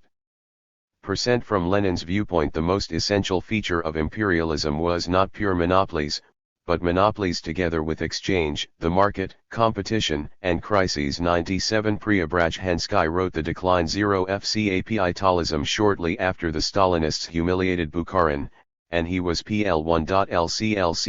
To quote Lenin on the coexistence of monopoly and competition: be all the same. A close reading of the text will show that uppermost in Preobrazhensky's mind was a new form of competition, monopolistic competition, or the rivalry between organized capitalists to redistribute surplus value by means of price manipulation. The potential for new competition always existed. 99 And monopolistic associations were said to be unstable due to the intimal struggle already cited by Hilferding. But Preobrazhensky did not specifically include in the model of pure monopolism a second, unorganized sector of free competition in the classical sense. This assumption was instrumental in explaining the nearly complete absence of competitive capital renovation. It also created the analytical need to locate the stimulus for any important period of economic expansion in winning new markets at the expense of monopolists in other countries, not third-party markets, it should be emphasized, but markets elsewhere within the world capitalist system. Real competition was therefore found primarily in the international context, whereas the potential of new domestic competition provided the rationale for planned reserves of capital. In this respect, Preobrazhensky's work more closely resembled Bukharin's than Lenin's. During the Soviet industrialization debates of the 1920s, Buldyarin and Preobrazhensky became inveterate enemies. Preobrazhensky's proposals for primitive socialist accumulation, or the monopoly pricing of manufactured commodities in order to draw off a net transfer of values from peasant agriculture into socialist industry, were essentially but a practical application of Hilferding's study of cartel pricing. In opposition to this policy, Bukharin, author of the idea of a fully planned state capitalist TMST, took the paradoxical view that socialist construction required restoration of market relations between town and country. For Preobrazhensky, it was impossible to understand how Bukharin could attribute planning to capitalism while urging that socialism depended upon the law of value. 101 In his most important theoretical work of the 1920s, The New Economics, 1926, Preobrazhensky made it perfectly clear that in his judgment the law of value had not functioned as autonomous regulator of the capitalist market for some time. Denning the law, he noted that it was first and foremost a spontaneous regulator, requiring that the interference of the state in the production process be reduced to a minimum, and also that there be no regulation of prices by the monopolistic organizations of the entrepreneurs e. the rise of syndicates, cartels, and trusts, a fusion of the biggest trusts with banking capital, and the growth of international capitalist trusts, all were factors preventing the traditional operation of classical market laws. The German war economy therefore represented an extreme variant of a universal pattern of development. The regulation of the whole of capitalist production by the bourgeois state reached a degree unprecedented in the history of capitalism. Production was transformed into planned production in the most important branches. Free competition was abolished, and the working of the law of value in many respects was almost completely replaced by the planning principle of state capitalism After the war the status quo ante had not been restored, the restriction of the law of value not only did not cease, but acquired still greater force. For American monopolies imposed their own value relationships upon the world economy, with the result that the law of value was now passing into the phase in which it is transformed and gradually dies out. 105 Lest any ambiguity remain, Preobrazhensky was quite specific in saying that the law of value was dying out not merely within the separate national economies, but in the arena zero FTHE world market as a whole. This is the special feature of post-war economics To complete this monopolistic system one further element was needed. The capitalist state must now smash the power of the trade unions and suppress the law of value in the last remaining market, that for labor. In other words, the analysis of fascism given in The Decline of Capitalism turned out to be a direct projection of Hilferding's speculative portrayal of capitalism as a unitary power and Bukharin's theory of the state capitalist trust. As Preobrazhensky saw it, fascism was not a historical accident, a freakish perversion of history, but rather an objective necessity inseparable from the organizational structure of modern capitalism. The planning of monopolistic resources had impeded new investments and thwarted the classical mechanism of economic recovery. The sole remaining method with which to restore profitability and investments, as economists throughout Europe argued during the 1930s, was to re-establish flexibility on the labor market by driving down wages. In the epoch of free competition, capitalism had possessed greater elasticity in terms of its ability to pass from one cycle of expanded reproduction to another. 107 Accordingly, the period of bourgeois democracy in politics had been the counterpart of the period of classical capitalism, free competition, and extensive operation of the law of value in the economy, a period when the ruling class had been assured of satisfactory profits without resorting to state-imposed wage restrictions. 1. Now capitalist organization had changed, and with it the political system. Monopolistic capitalism brings extraordinary reinforcement of the tie that binds the trusts and other capitalist organizations to the bourgeois state. It concentrates the instruments of economic, political, and cultural pressure upon the proletariat and the whole of society in the hands of a small group of exploiters at the summit, who in turn subordinate to themselves the bureaucracy of the reformist trade unions along with the so-called socialist parties. 1. Fascism had become a universal tendency of monopolistic capitalism in our day, against which the only safeguard was proletarian revolution. 0 No other analysis by a Soviet writer linked fascism so comprehensively to Marxist economic theory as did Preobrazhensky's. One might justifiably inquire, therefore, just why the effort reaped such abuse in the Stalinist press. Apart from the fact that the decline of capitalism was related to the writings of Bukharin, another possibility should also be considered. By 1931 Preobrazhensky, previously condemned by Stalin's faction as a super-industrializer bent upon exploiting the peasantry, became alarmed by the consequences of forced collectivization and the RSTVE year plan. In a manuscript submitted to one of the leading economic journals he warned that the Pace of industrialization must decelerate during the second plan in order to ensure greater material incentives to workers and peasants. The hypertrophy of tempos in the development of heavy industry had to give way to a period of adjustment, lest a crisis of overproduction develop in Department I. The manuscript, not surprisingly, was never published. One critic who saw the work remarked that in Preobrazhensky's schemes he detected a Trotskyist denial of the socialist character of our economy. Of the fact that we have entered the period of socialism and that a planned economy guarantees crisis-free development. 112 It is a fact that Trotsky, writing in exile, called for the same type of breathing space as had Preobrazhensky. 1b Trotsky feared that by ignoring the needs of workers and peasants the Stalinists were creating an artificial scarcity of consumer goods that would perpetuate the power of the bureaucracy, a anal arbiter of who should live or starve. Both theory and common sense suggested that in the absence of material incentives the Soviet regime would inevitably resort to planned brutalization of the workers, terror, and a dictatorship over rather than the proletariat. It appears that Preobrazhensky came to the identical conclusion. In his categorization of countries as they approached fascism, he saw one group where the elements of fascism are maturing but still have not come sufficiently to light. Philistine public opinion considers these countries to be pillars of democracy, safe from fascism. 114 Firmly committed to socialism's goal of raising popular living standards, Preobrazhensky seems to have considered the Stalinist regime to be one such pillar of democracy. Through a curious, but understandable, twist of irony he and Bukharin appear to have arrived at the same conclusion, that it was really Stalinism that represented the new Leviathan, a regime bent upon plundering the workers and in that sense a perverse manifestation of the universal tendency toward fascism. 115 As in the countries of monopolistic capitalism, the Stalinists were ruthlessly extracting surplus value and had become a small group of exploiters at the summit. In view of the catastrophic decline of Soviet living standards, it is not surprising that Stalinist propaganda sought to counter such criticism by explaining the Great Depression in the capitalist world in terms of a neo-Luxemburgist theory of chronic underconsumption.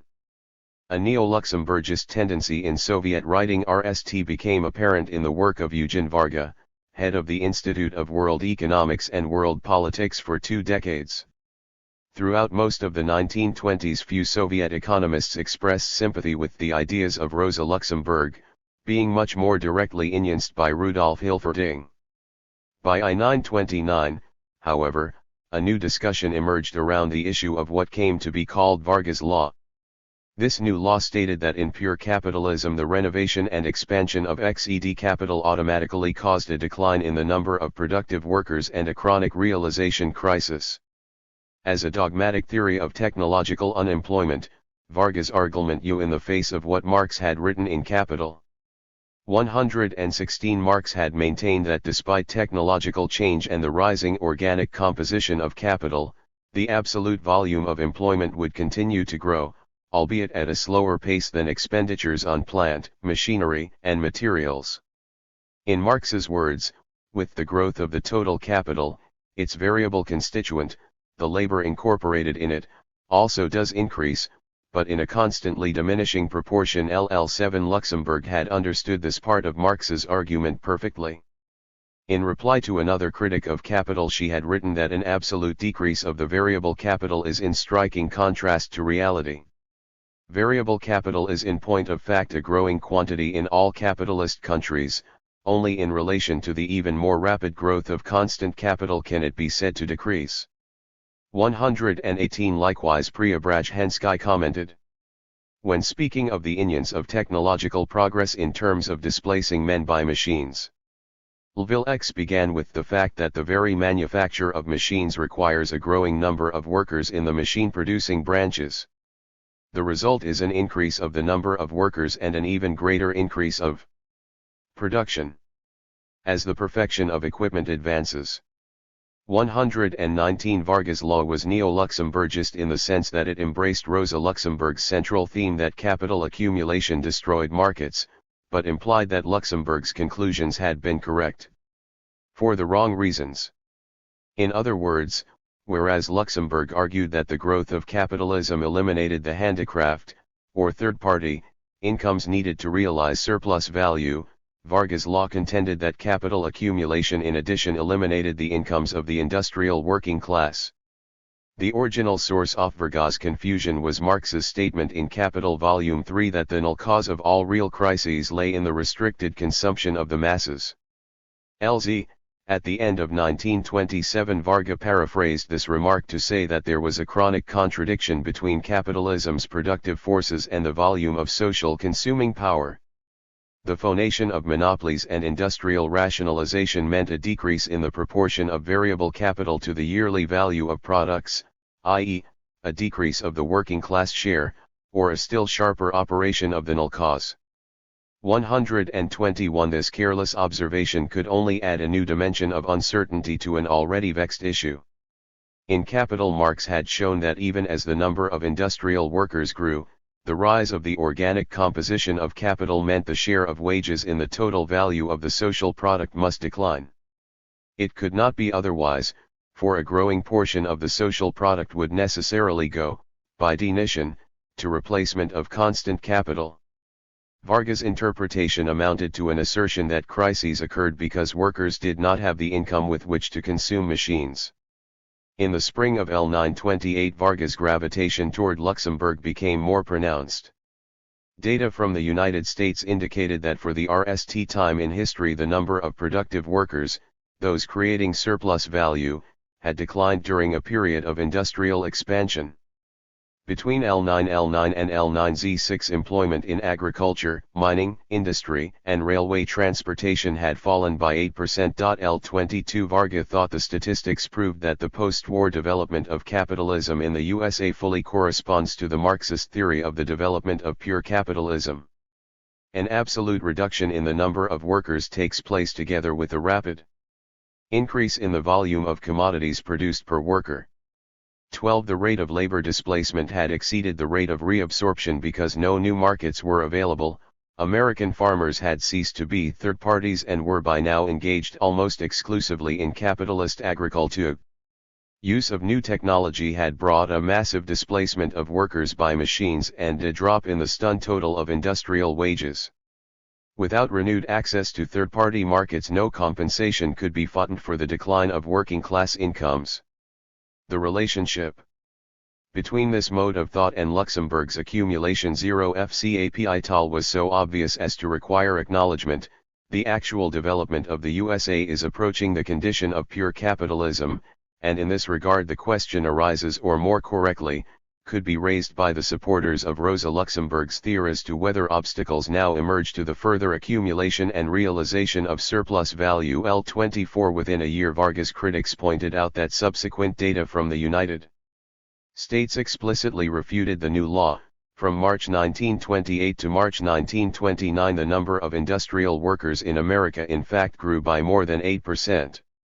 But by this time Vargas' pattern of thought was established and he proceeded to reformulate it throughout the 1930s in accordance with his own unique interpretation of capital. In The Great Crisis and Its Political Consequences, 1934, Vargas attributed the theory of disproportionalities to bourgeois political economy 25 and repeated his notion that a rising organic composition of capital brought a contradiction between S0 CDS consuming power and the total value of commodities being produced. L26 Real, as opposed to monetary, accumulation was now acknowledged to have temporary market-creating consequences, but Vargas insisted that the null result of capital accumulation was continuous relative overproduction. 127 Marx had used this description to characterize socialist planning, wherein deliberate production for inventory would allow for the uneven physical wear and replacement of machinery. Where Marx had seen unplanned capitalist inventories causing cyclical crises of relative overproduction, Vargas spoke instead of a chronic general crisis, whose consequence would be a depression of a special kind. Notwithstanding initial indications of economic recovery by the mid-1930s, he wrote that the present depression, in contrast to normal depressions, does not furnish a sufficient basis for a boom in capitalist economy. The special nature of the depression consists in the deformation of the industrial cycle under the influence of the general crisis of capitalism. 128. And what was the source of this new form of non-cyclical crisis? Varga answered by pointing to the null disappearance of third-party producers in the capitalist countries, the end of the depaysantizing process, and the absence of virgin markets waiting to be exploitable. The results were chronic unemployment, a chronic redundancy of XED capital, and therefore a chronic excess of money capital with no prospect of being reinvested. Preobrazhensky agreed with the official Soviet view that the most irrational aspect of modern capitalism was precisely the disproportion between the existing, and still more the potential, productive forces of society and that part of them which is in fact being utilized by the capitalist system. L3, he was just as convinced, however, that Varga and the Stalinists had misunderstood the most crucial theoretical issue. The basic fact, he protested, is that expanded reproduction throughout the world economy as it now exists, would itself resolve the problem of the market even if the condition of separate branches of production or individual countries were to vary. 131. The task at hand was not to explain the general crisis by reciting its characteristics, rather Marxists had to discover why the capitalists were not following the traditional pattern of creating new markets within the capitalist system. The answer lay in the structural transformation associated with monopolistic competition. In classical capitalism, a cyclical crisis had always necessitated what Marx called the premature renovation of factory equipment. The problem was that monopolists could now control prices and thus protect their enormous investments in existing XED capital. Thus the Prot motive continued to operate, but its effects were the reverse of what they had been previously. As Preobrazhensky summarized, the quest for Prot half a century ago was just as intensive as it is today. But at that time, that is, in conditions of free competition, in order to acquire this Prot the most powerful capitalist enterprises were required to replace their equipment. Thus they were able to maintain lower prices, with which they destroyed the more backward enterprises of their competitors. Today, under monopolism, the very same pursuit of Prot compels the largest trusts to follow the line of least resistant percent to curtail production when demand falls, to prevent price reductions, and in the case of a growth of demand to raise prices, without resorting to reconstruction of the old enterprises and frequently by setting in motion backward enterprises held in storage or reserves of production capacity. 3z Instead of alleviating crises, the new strategy adopted by monopolists merely prolonged them. Capitalism was therefore suffering a thrombosis in its arteries of production and distribution. Were the monopolists not so beguiled by their immediate interests, were they not so determined to defend existing capital against premature devaluation, they would see that the same multiplier acted in the domestic economy as in foreign trade. Anticipating the analysis later associated with John Maynard Keynes, Preobrazhensky argued that the monopolists might save hundreds of millions by preserving old equipment, but in so doing they would make it impossible to produce the tens of billions of new equipment and new means of mass consumption that would be created by the tens of millions of unemployed workers in the world economy, workers who instead are condemned to drag out the miserable, semi-stawadian existence of the unemployed and the impoverished. What is the significance of the wasteful use of equipment in the epoch of free competition when compared to this paralysis of labor power?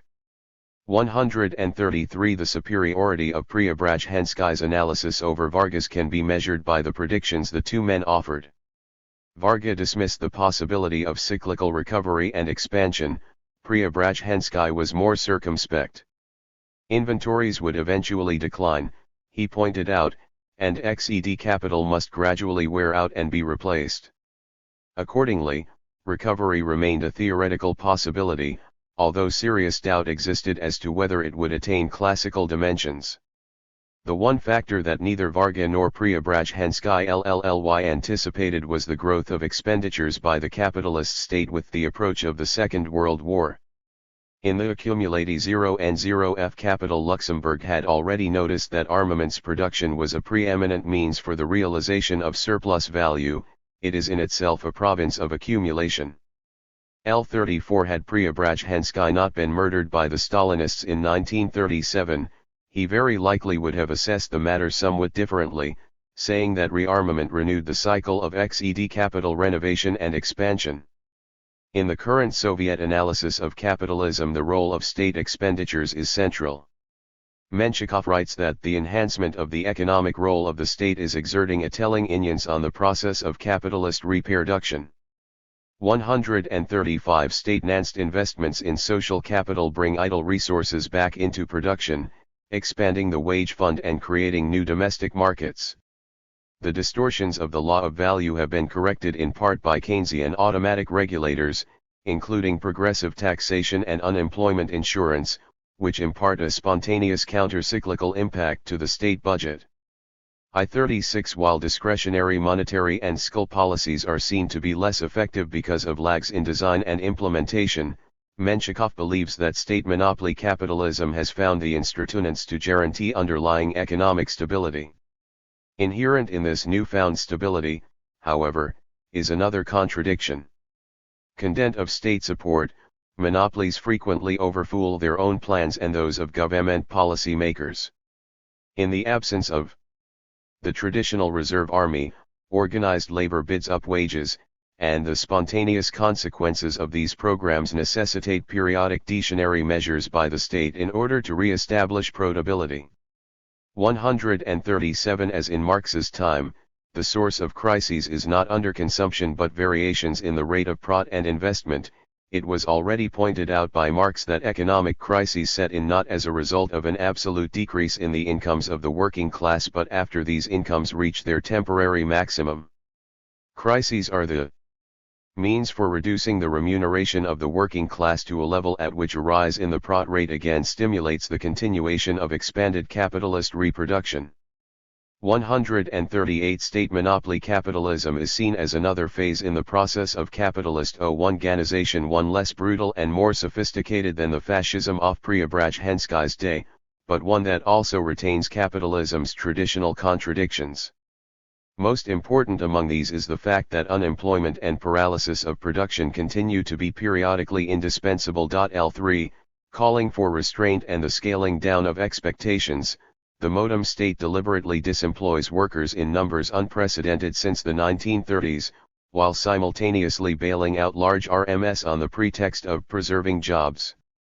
Impairment of the traditional recovery mechanism can be seen in the fact that business leaders call for a consumer-led recovery, yet at the same time demand wage concessions and curtailment of government assistance to all but themselves. Anxious to protect their existing XED capital, corporations withhold new investment and proclaim that the responsibility for unemployment falls upon reluctant consumers and the working class in general.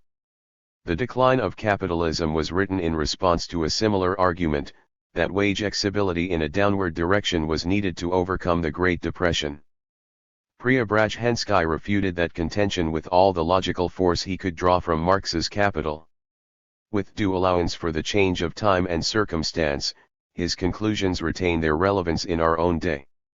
The role of the state may have changed, but the renewal and expansion of XED capital remains now, as in the past, the precondition for recovery and sustained economic expansion, at least until the next cyclical crisis intervenes. Preface. The present work represents a portion of a larger project dealing with contemporary imperialism and its downfall. I am giving the reader advance notice of this fact mainly in order that impossible demands will not be made of this book, demands that it is unable to satisfy by virtue of the distribution of material between the separate parts of the project. My work on contemporary imperialism can be divided into the following principal components. 1. An historical characterization of imperialism as a whole.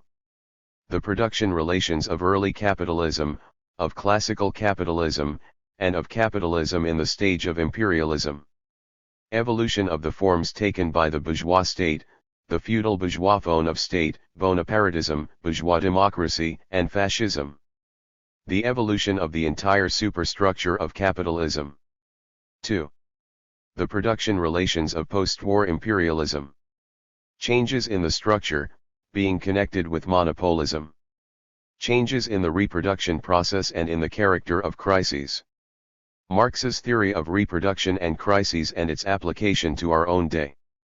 An investigation of the crisis of 1930-1931. Changes in the system of exchange and in the credit system. The contradictions of imperialism as a whole and the system in its entirety. 3.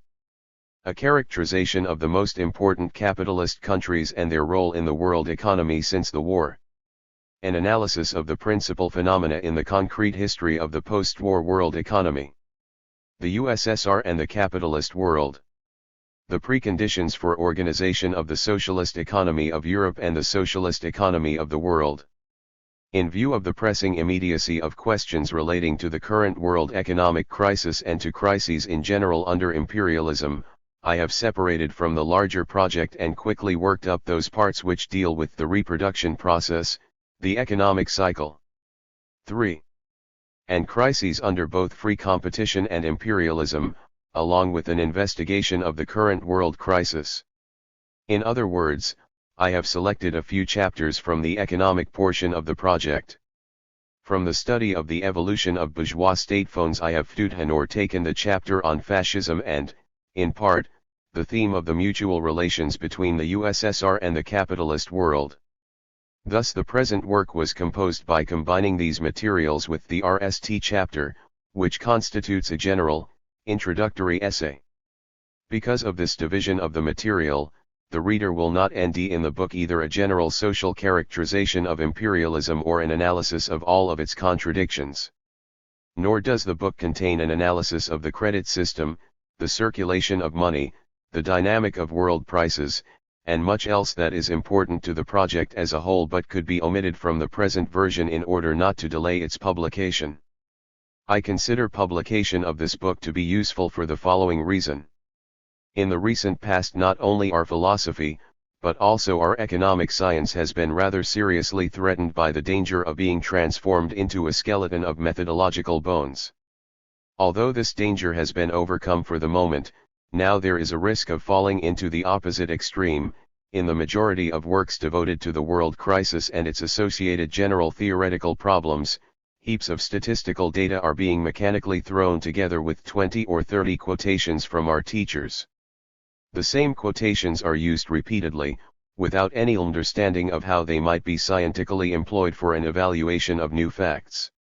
There is, moreover, a shocking poverty of new research into the central questions, such as the character of the reproduction process and the change of the economic cycle under imperialism, as compared to the epoch of free competition. Obviously, what has been published thus far on this theme cannot be taken to be representative of all the work now being undertaken and prepared for publication by our economists. I understand that genuine science is a very labor-intensive crop with a very long gestation period. But on the other hand, life, too, is now advancing too quickly. One must make haste in every area of work. And that is why I decided to hurry and to provide something of my larger work on post-war imperialism for discussion by readers and researchers. In addition to the other problems already mentioned, this book also leaves out a polemical chapter. In that chapter I'll address a number of errors committed by certain of our economists for beginning with Comrade Bukharin and the question of the economics of imperialism. In the same chapter I consider the work of Stemberg, Grossman, Otto Bauer, Koski, Fried, and others, and I'll also include mention of the inadequacy of some superficial observations on imperialism which occur in my own works. In order to avoid purely terminological misunderstandings, let me add that I sometimes use the word monopolism in place of the economic structure of imperialism. I do so in full accordance with the terminology of Lenin, who spoke of monopolism as imperialism with reference to its economic character. Evgeny Preobrazhensky. Taylor and Francis. Taylor and Francis Group Hwad/Lalarandrer.nom. Part 1-1. The economic crash of capitalism. The distinguishing feature of the post-war capitalist economy is its enormous volume of unused XED capital and the monstrous extent of absolute unemployment. With the development of the world economic crisis, the amount of idle capital and the number of unemployed workers have reached shocking limits. Every economist who wishes to understand what is happening in the capitalist system faces one fundamental question.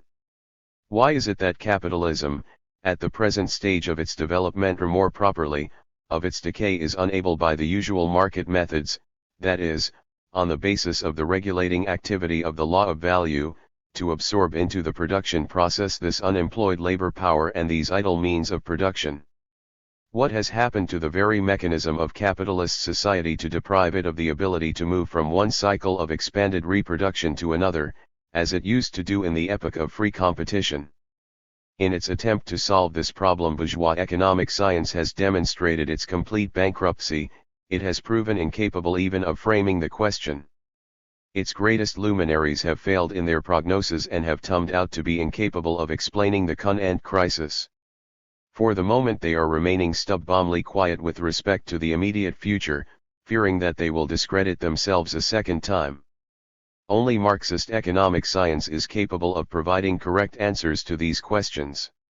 Relying upon Marx's theory of reproduction and the Leninist theory of imperialism, and analyzing the conditions of expanded reproduction in monopolistic capitalism, I shall endeavor to answer these questions and to provide a theoretical analysis of the causes of the present world. C1 LSLS.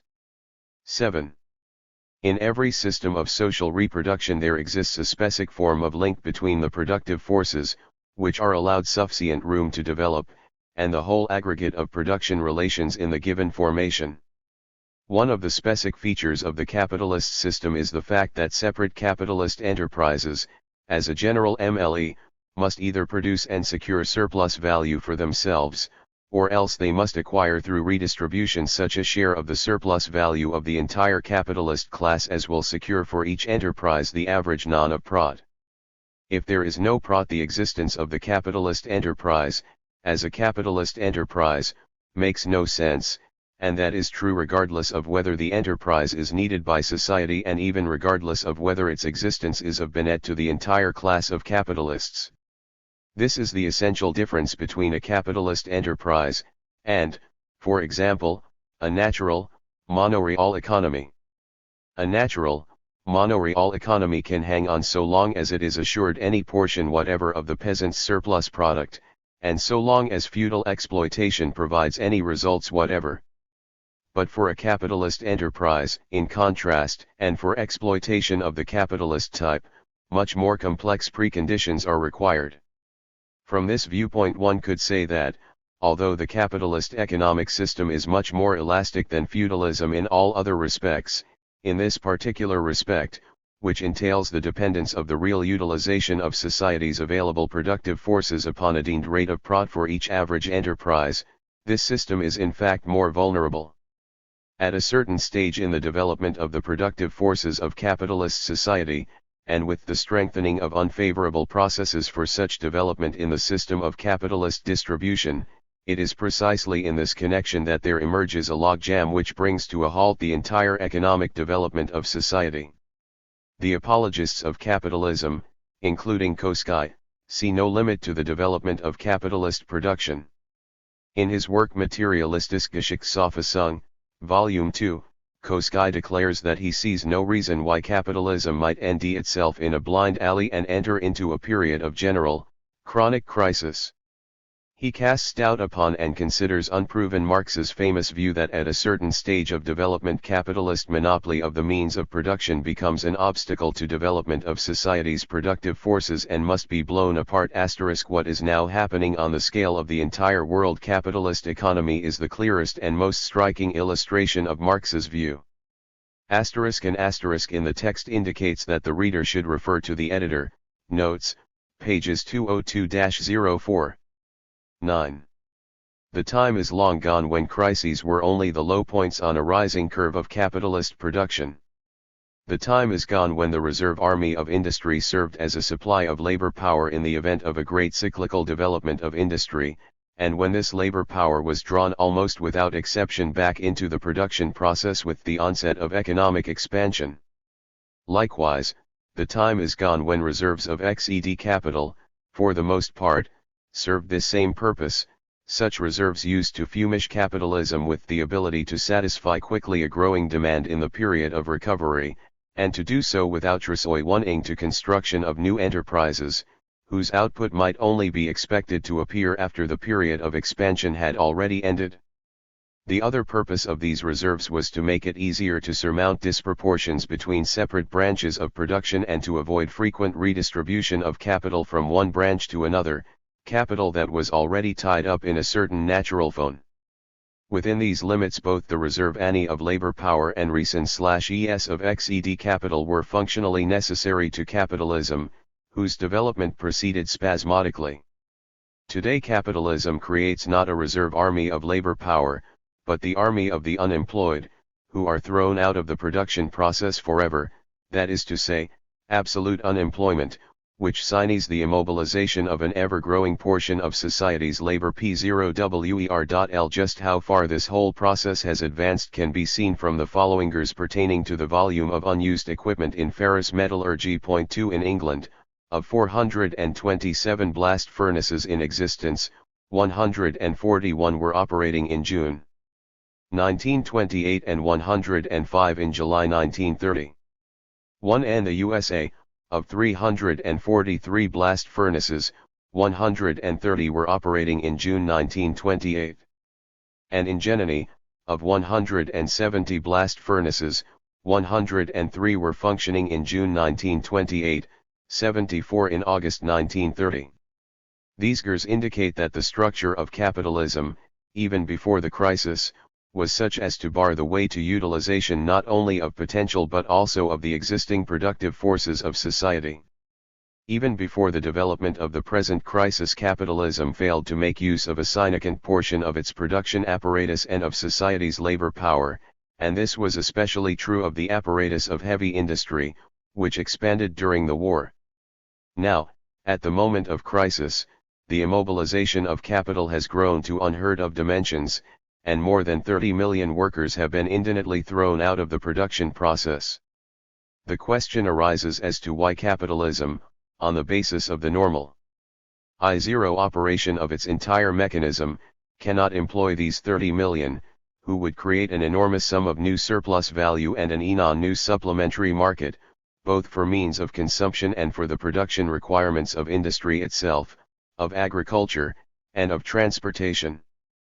The fact that Koski does not even pose this question, in the book referred to earlier, testifies to his complete bankruptcy as a theoretical economist. Throughout tens of pages he describes for us capitalism's superiority over pre-capitalist forms of economy, something with which we have long been familiar, but he completely avoids the most acute question of our time, a problem which confronts not only every proletarian but also the capitalist classes, frightened as they are by the dimensions of the crisis. Let us attempt to answer this question.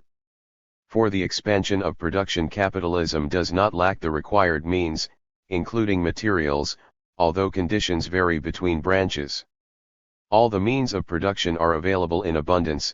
Indeed, it is this very abundance, presently immobilized, that constitutes the most important element of the current crisis.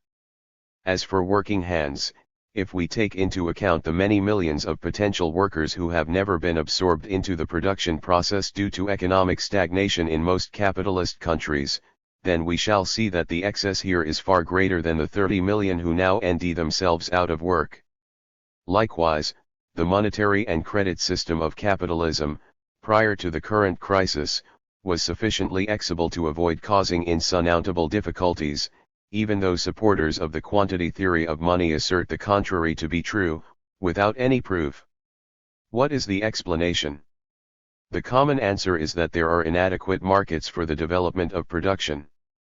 But just what is a market from the viewpoint of theoretical economics? The market represents the total of society's effective demand both for means of production and for articles of consumption, that is, on the one hand, the total demand of the economy's production apparatus as a whole, on the other hand, the total demand of individual consumers. Taking the entire process of production and consumption as a whole, Marx quite correctly considered consumption in capitalist society to be a function of production.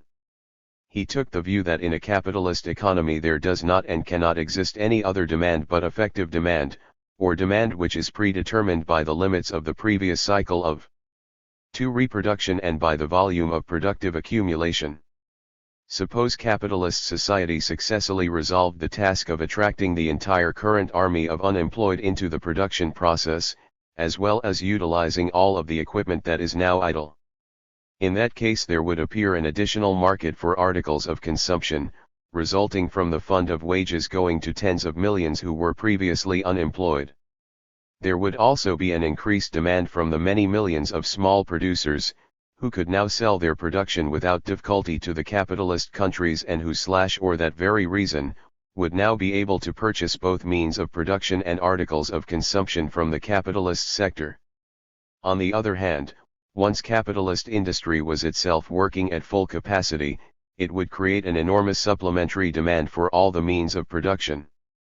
It is true that such a great leap in the development of production could not directly take the form of an arithmetic production increase on the part of all cotton trees in the world economy. Such an increase of production would lead to a distribution of the productive forces different from the one we have now. Some branches would work at less than capacity, others would not be able to satisfy the market demand, some countries would exceed previous years of record economic development, others would not use their whole productive power.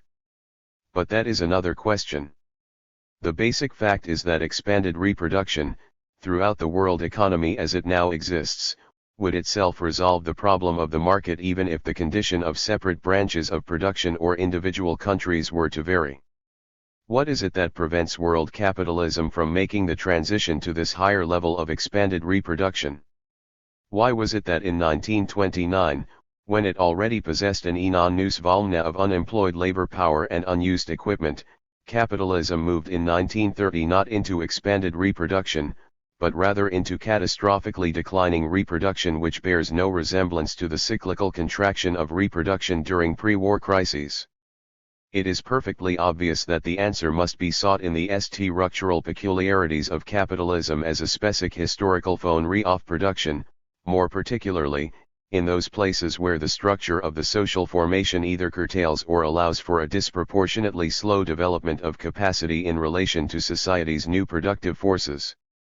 Later we shall see that the answer must be sought not so much in this general formulation as in an investigation of that arresting influence which the monopolistic system imposes upon the development of expanded reproduction.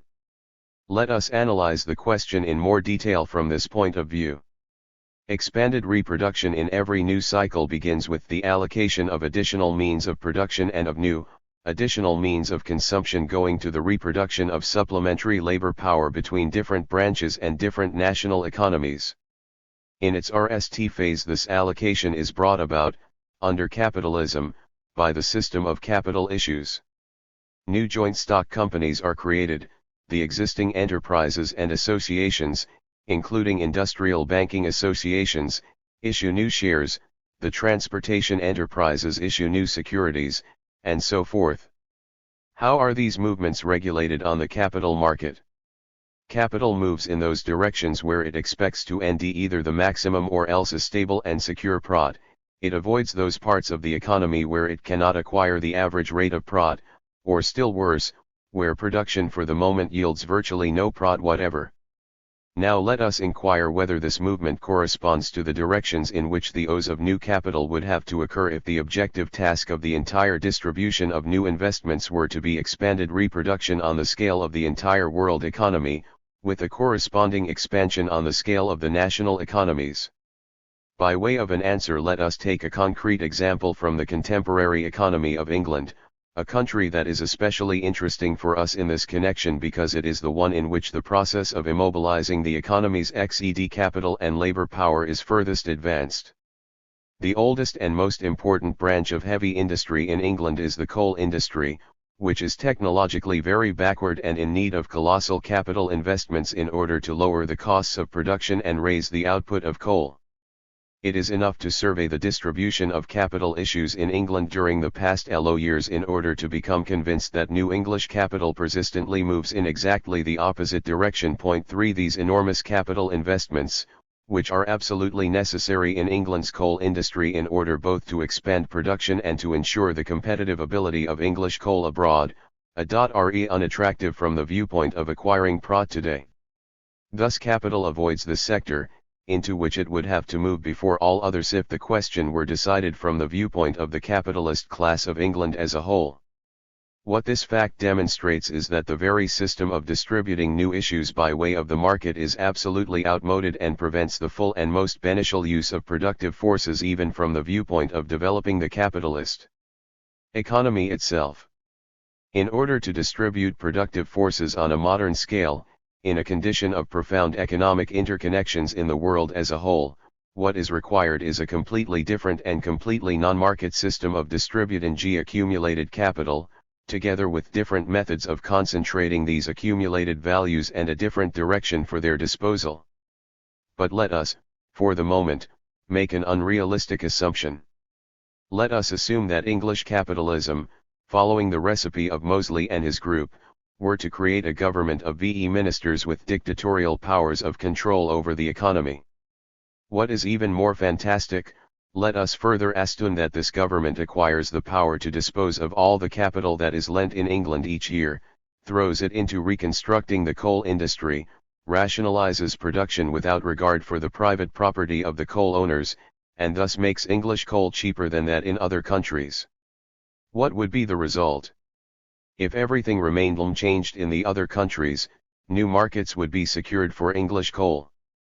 But this would lead to a further immobilization of capital and labor power in the other coal mining countries. Thus we would end up merely with a redistribution of unemployment and unused capital in the world economy. That fact, in turn, demonstrates that the process of creating a single world economy has advanced so far that a transition to rapidly expanding reproduction in all countries requires adoption of another system of capital issues. Capitalism would have to go over to a system of planned economy, one that would begin not with the effectiveness of investments from the viewpoint of acquiring products today, but would be guided instead by the optimum development of production in all countries that are connected with each other by way of production. Capitalism and a planned economy are, however, incompatible. Capitalism might well end itself in a blind alley and begin to have need of a playmeat economy, but a planned economy has no need of capitalism. We see, therefore, just how far capitalism has already matured for the socialist revolution.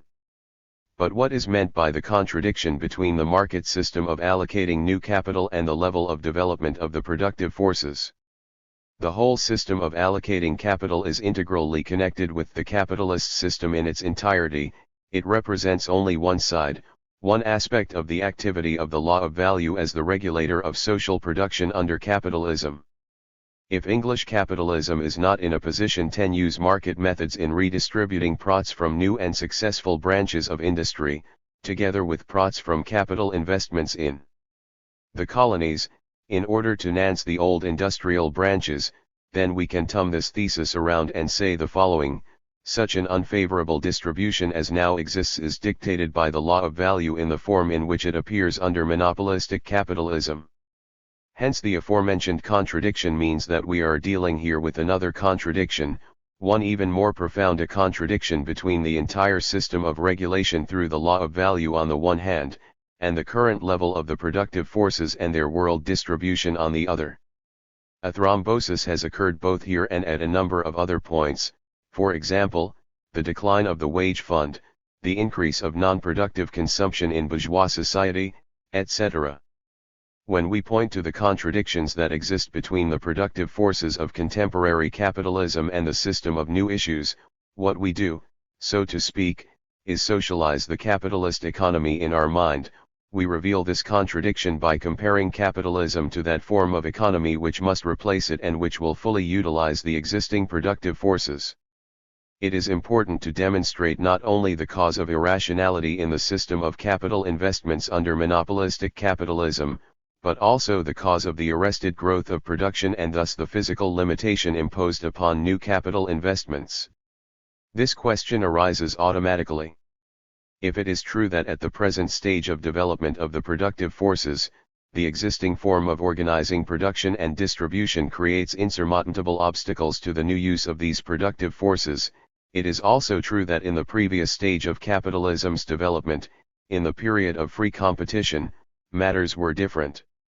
Let us now ask ourselves, what are these new difficulties that monopolistic capitalism creates for expanded reproduction?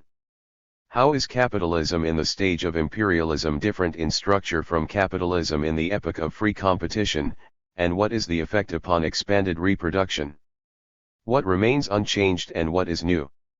The basic structural feature of the capitalist form of production, as production in the market for the sake of profit, remains unchanged.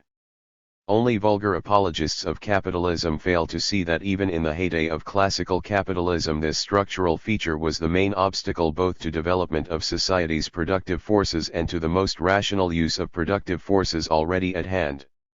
In the classical period, however, this Achilles heel of capitalism was not so significant, and its retarding influence upon economic development was mitigated for two reasons. The first reason was the fact that capitalism, at that time, was more elastic and flexible.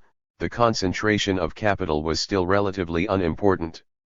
The majority of enterprises were not yet amalgamated into associations, and the creation of new enterprises was easier because, with the existing level of technology, much smaller investments of capital were required.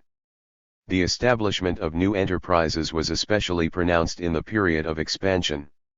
This partisan style of advance, this movement in the direction of a steady increase of production, calculated upon expanding production in related branches, led, it is true, to the organization of many unnecessary enterprises, which were either liquidated in periods of crisis or were not used to capacity.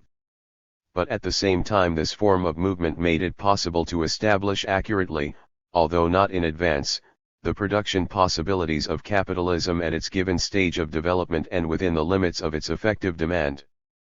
Pursuit of profit and the distribution of new capital with reference to the immediate conjuncture led, at that time to a waste of productive forces due to ignorance of the market and of demand prospects in the long run. But then the creation of new enterprises met with few significant obstacles, and the inexpedient distribution of capital and labor power turned out in any event to be better than allowing both to lie completely idle. Although certain new enterprises proved later to be redundant, at least they did help production to develop in all the other enterprises dependent upon them.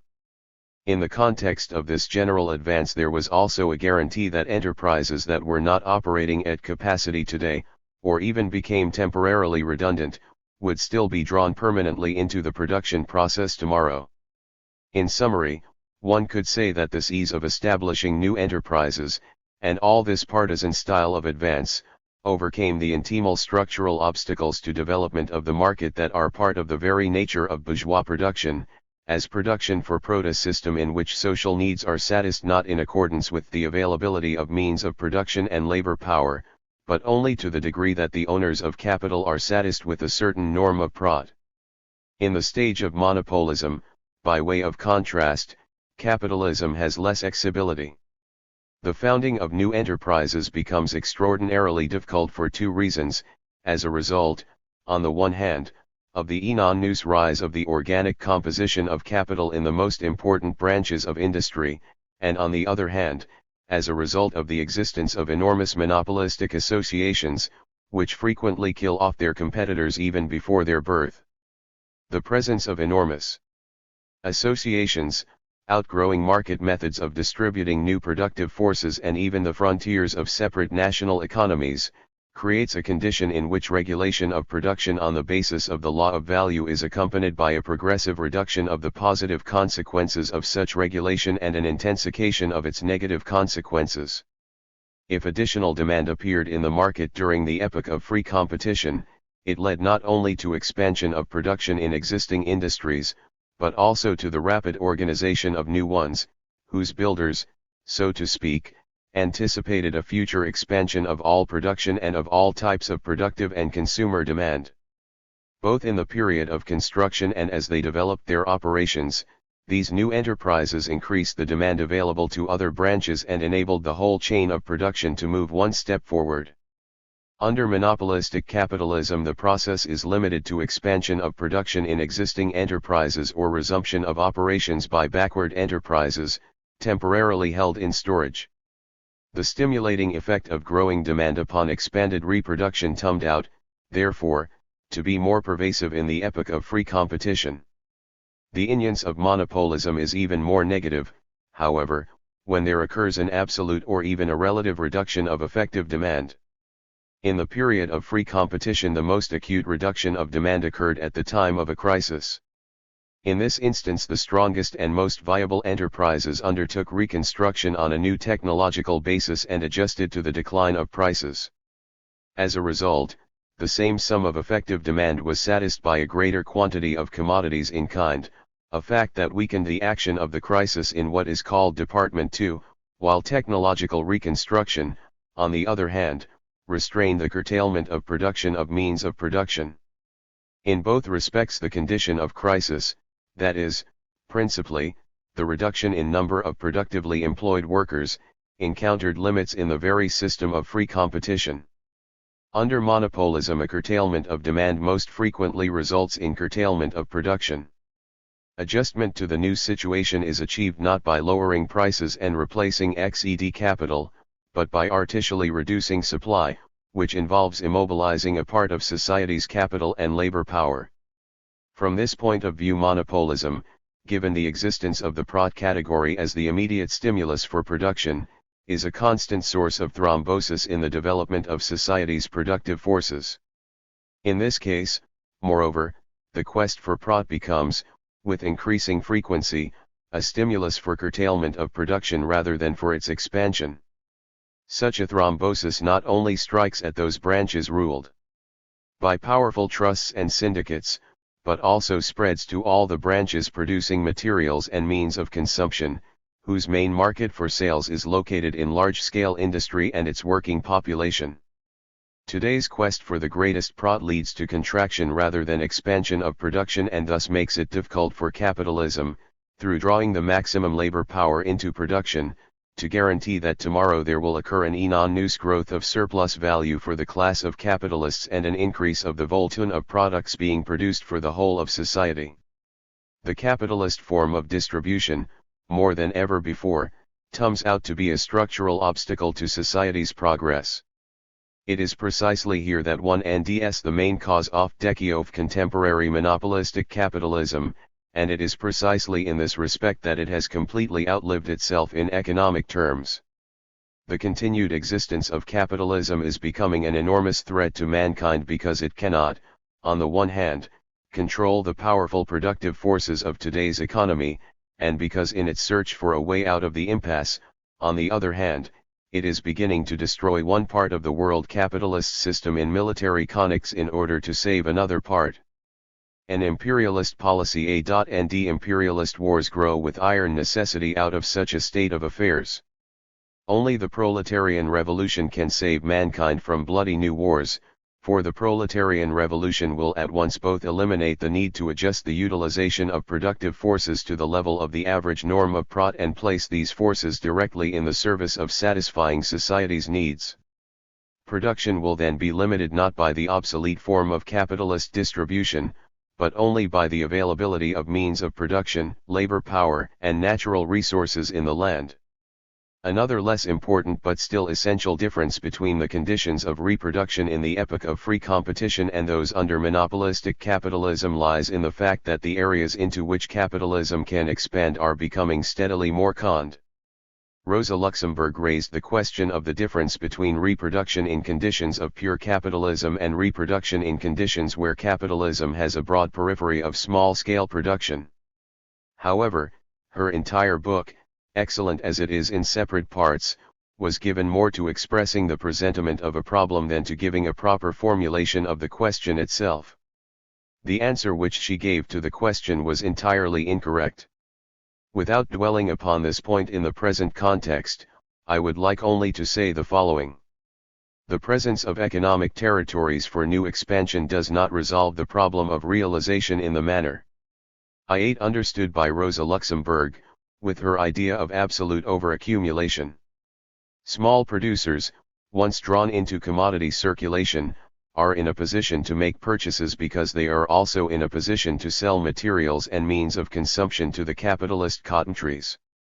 And if they continue in these circumstances to accumulate in the form of money, something that is completely inevitable in the case of the well-to-do strata of small-scale producers, then they will sell a certain part of their production without buying.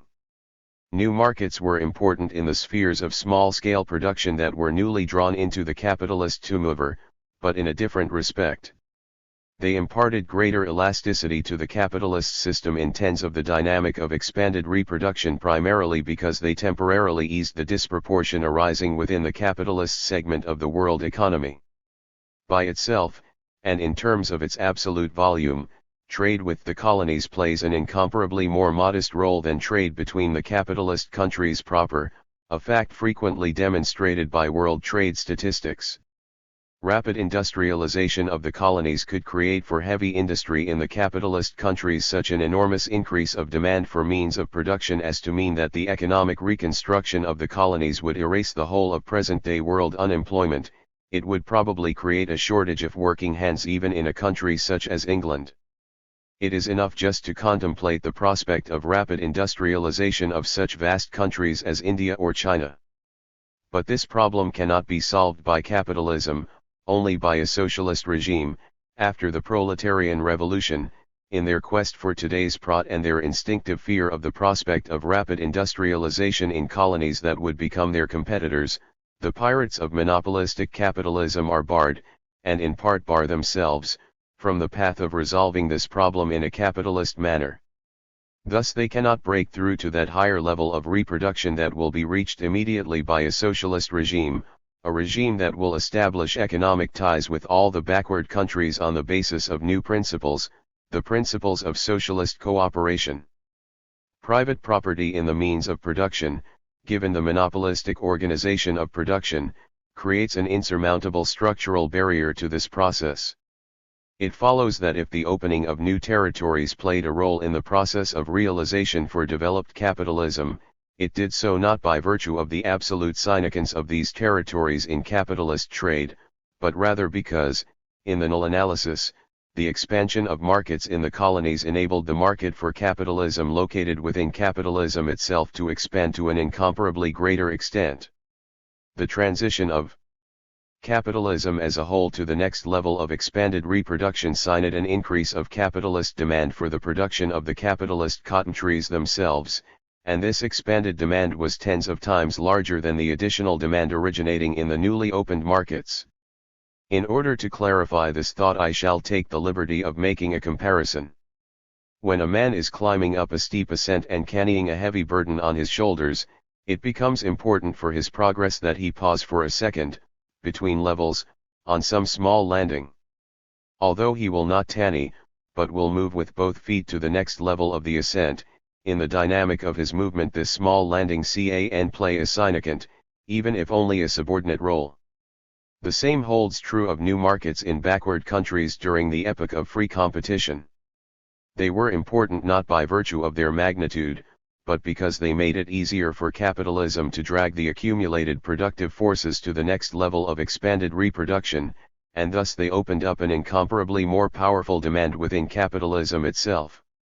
In that manner they alleviated the basic structural contradiction of capitalism, enabling it to set new productive forces in motion with gracious panition from the average norm of prod.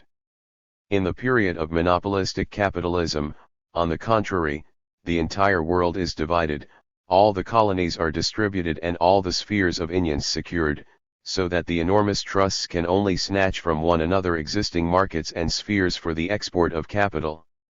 Their dumping of exports is but a convulsive attempt to pause for a moment upon that landing which in the last century was represented by the opening of new markets for capitalism. But dumping by capitalist countries within other capitalist countries, or within the spheres of influence of other capitalist countries, means that several feet are being crowded onto the small landing at one and the same time. The result is that no one can continue the ascent, and the entire burdensome productive apparatus of monopolistic capitalism falls back again to the level that it was intended to leave behind. Not only that, but even if genuinely new markets were now to be opened up, The negative influence of the monopolistic form of capitalism on expanded reproduction is itself so great that this weak palliative could not provide serious assistance. Summarizing our comparison of classical capitalism and imperialism with respect to the question of the mechanism of expanded reproduction, we come to the following conclusion. The quest for profit half a century ago was just as intensive as it is today. But at that time, that is, in conditions of free competition, in order to acquire this profit the most powerful capitalist enterprises were required to replace their 20 equipment. Thus they were able to maintain lower prices, with which they destroyed the more backward enterprises of their competitors. Today, under monopolism, the very same pursuit of profit compels the largest trusts to follow the line of least resistance to curtail production when demand falls, to prevent price reductions, and in the case of growth of demand to raise prices, without resorting to reconstruction of the old enterprises and frequently by setting in motion backward enterprises held in storage. In these circumstances it frequently happens that new technological discoveries are not put to use because they are not profitable for capital. All of this creates a thrombosis for the productive forces. Any transition throughout the world economy to a new cycle of expanded reproduction is rendered extraordinarily difficult, although that fact does not exclude such a temporary possibility for individual countries, most often at the expense of other countries. The result is that monopolistic capitalism, by virtue of its very structure, leads to the growing immobilization of society's capital and labor power, which in turn leads to the crash of the capitalist system, beginning with the economic foundation of bourgeois society.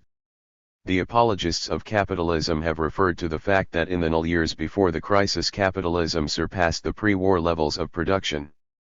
But it is not this absolute increase of production, scarcely exceeding population growth and now disrupted by the crisis, that is of fundamental importance to a Marxist economist. Rather what is important is precisely the disproportion between the existing, and still more the potential, productive forces of society and that part of them which is in fact being utilized by the capitalist system. It is enough just to raise the question in this way in order to become convinced that the immobilization of society's capital and labor power in the years since the war, and especially in the current world crisis, is creating an unprecedented relation between functioning and reserve equipment, and between employed and unemployed labor power, a relation that never before prevailed, even in the years of the greatest depressions and crises of classical capitalism. And it is this condition that serves as an external indication of the fact that capitalism has entered the epoch of its crash, that the capitalist movement is being burst by the pressure of those forces which cannot be utilized by the bourgeois system. That is the factual state of affairs. The working masses are enduring enormous privation. The petit bourgeois strata of the population are being hung from one side to the other, and seeing no way out they hurl themselves from one charlatan's recipe for salvation to another's. The capitalist class itself looks to its own future with the greatest anxiety, not knowing what tomorrow promises to bring. Disappointed by their own economists, who on the very eve of the crash promised them increasing prosperity, they are, like some of the American bourgeoisie, turning to fortune tellers in order to acquire information from them as to when the crisis will end. Seized by a fever of armaments, capitalism is madly preparing for a new imperialist war which will yield nothing to bourgeois society except the bloody amputation of one part of the body of capitalism for the sake of another unless it provokes the salvation of mankind in the proletarian revolution. All the facts of our time incontestably demonstrate that capitalism is moving in the direction of intensifying to the extreme all of its contradictions, of caneying to the extent of absurdity all of its negative features. This type of development, possessed of its own iron logic, is not unknown to dialectics. Once they have been dislodged from the condition of a certain economic equilibrium, the capitalist countries follow a universal tendency towards fascism. On the other hand, all the gathering storm clouds of war demonstrate that capitalism will pass from the historical scene by opening with all its instruments of destruction, and by releasing upon its grave diggers all the poison gases that have been accumulating through its long years of decay.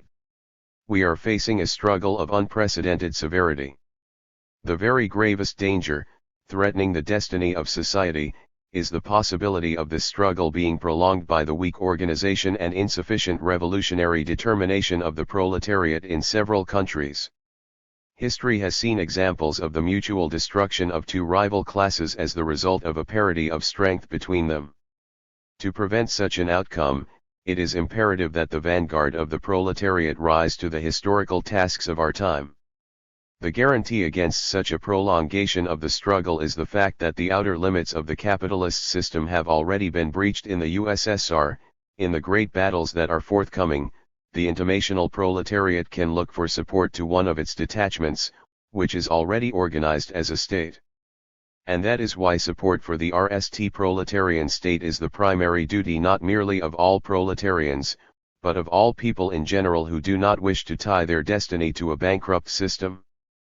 Part I-2. Expanded reproduction and crises under free competition. General observations.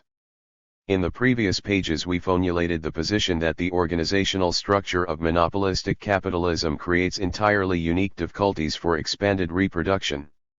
We demonstrated that the quest for the highest profit through expanding and cheapening production is here frequently replaced by pursuit of the maximum ton profit through curtailing production and supply. This change in the situation is so serious and has such important consequences that it can be formulated in more general terms. The monopolistic structure of capitalism so curtails percent, or perhaps it would be better to say, so distorts the action of the law of value, that today this law can no longer regulate the process of reproduction as it once did in the epoch of free competition. This position can best be demonstrated by a theoretical scheme of expanded reproduction in conditions of free competition and then under monopolism. Let us take a numerical example to depict the scheme of expanded reproduction under free competition, abstracting from the ties between the national capitalist economy in question and the world market. Suppose the gross annual production is equal in value to 15,000, with capital being divided and the conditions of exploitation being maintained in a manner similar to Marx's familiar schemes in the second volume of Capital. By way of contrast with Marx's schemes, we shall introduce only one significant approximation to reality. We shall let the XED capital be amortized not in a single year, but over 10 years, with the consequence that besides small c we shall also 22. Distinguish large c, while the share of the XED capital being amortized will be allowed to equal 1/3 of the entire constant capital reconstructed in the course of a year. So be it. In these circumstances our scheme, when production is divided between Department I and Department II, will assume the following phone asterisk, 120,000 C 6,000 cents, 4,000 C plus 2,000 plus 2,000 V plus 2,005 equals 10,011. 10,000 3,001, 2,000 cents plus 1,000 cents, plus L000 V plus 1,005 equals 5,000 with a norm of exploitation of 100% and a norm of accumulation equal to 1/2 of all the surplus value, we get the following picture. In the course of the year the amount of functioning capital in Department I, taking XED capital as the sum of the annual amortization, is 6.000 plus 2,000 I 8,000, while in Department II we have 3.000 I 1,000 equals 4,000. The total movement of means of production during the year, from Department I into Department II, is equal in value to V plus S/2, that is 2,000 I 1,000, while means of consumption move from Department II to Department I in the amount of L, or 3,000, giving the following comparison between the 2 years. First year I 6,000 plus Z000 V plus 2,000s 2. 3,000 plus L000 V plus L000 S second year 1. 6,7506 plus 2,250 V plus 2,2505 11. 33756 plus LLZ5 V plus 1,1258. After the RST year of working with such proportions, surplus value of 1,000 is accumulated in Department I, 500 in Department II. If the level of capitalist consumption increases in correspondence with the distribution of all the other magnitudes, then the new year will have the following distribution of capital and capitalist consumption: I 20,000 C 6,666 C plus 2,222 V I 1,1 L1 S Fund of Capitalist Consumption 42. 10,000 C 3,333 C plus LLLV plus 555's Fund of Capitalist Consumption. Thus our example illustrates equilibrium in the process of expanded reproduction. It is an ideal example even for the smoothest process of reproduction. In reality there are constant disproportions, of differing severity, leading on one occasion to depressed conditions in separate branches within the departments, on another occasion to more serious depressions, caused by significant disruptions of proportionality between production of means of production as opposed to means of consumption, and on still another occasion to such a development of production in both departments as to entail a disproportion between total production and the general level of social demand, or in other words, the outbreak of a general crisis. Let us suppose that a significant disproportion of one kind or another does occur, and a crisis breaks out on the side of production of means of consumption. In our example this development might occur for several reasons, among them the following: if the composition of capital were lower in Department 2 than in Department I, and if VLL were increased from the 1,000 in our example to 1,500, then means of consumption would be offered in exchange with Department I not in the amount of 3,333, but in a greater amount, say 3,440, as would be the case with capital in Department 2 of 3,000 plus L500V, and with the same norm of accumulation *. The causes of disproportion in this case need not interest us further. Let us now suppose that the crisis of overproduction arises in Department 2 under conditions of competition. How will it be overcome by the capitalist system? As a result of overproduction, Department 2 will offer 3,440 for sale during the year to Department I, whereas the effective demand of Department I for means of consumption is 3,333. The overproduction will not be great in this case, but that is not important. The RST reaction to this fact in free competition will be to increase inventories, and then to reduce prices of means of consumption. If this reduction becomes general, the disproportion both within LL and at the junction between Departments I and II will be dissolved. If effective demand remains unchanged with the reduced prices, then within two more commodities will be sold in natural form for the same total price. Likewise, more of them will be sold to Department I in response to the same demand of 3,333. What will be the result in terms of the blockage in the entire process of expanded reproduction? Department I does not suffer because its supply will be met by 25. Additional demand from 2, its wage. R&D will purchase more labor power, and the consumption fund of the capitalists will purchase more means of consumption. In this way the depression in 2 will even have a stimulating effect upon the expansion of production in I. This is the most crucial point, indicating no decline in the tempo of drawing new workers into production, workers whose labor alone creates new value and raises the level of real production within society. In 2, by comparison, it turns out to be impossible to increase the growth of C in a measure corresponding to the rate of accumulation which has been adopted. This condition must retard the speed of expanded reproduction in 2. If the disproportion is not too great, the weaker enterprises will be bankrupted and the existing demand will be covered by the technologically more advanced enterprises, which will strengthen their position in the market and be able to reduce the costs of production by technological improvements. Consequently, the amount of labor power used in 2 will be relatively less, or more accurately, the growth of the number of workers will take place more slowly once the realization of production going to Department I encounters an obstacle. But the volume of products being produced in Nazuro will be greater than would have been the case if prices had remained unchanged and if 2 had expanded from the outset in proportion to the scheme in I. Department 2 will have lost a certain portion of its capital, but only in value as opposed to natural terms, and this loss will have been partly taken up through the growth of consumption so long as the capitalists are not quick to lower wages in correspondence with the reduced cost of living.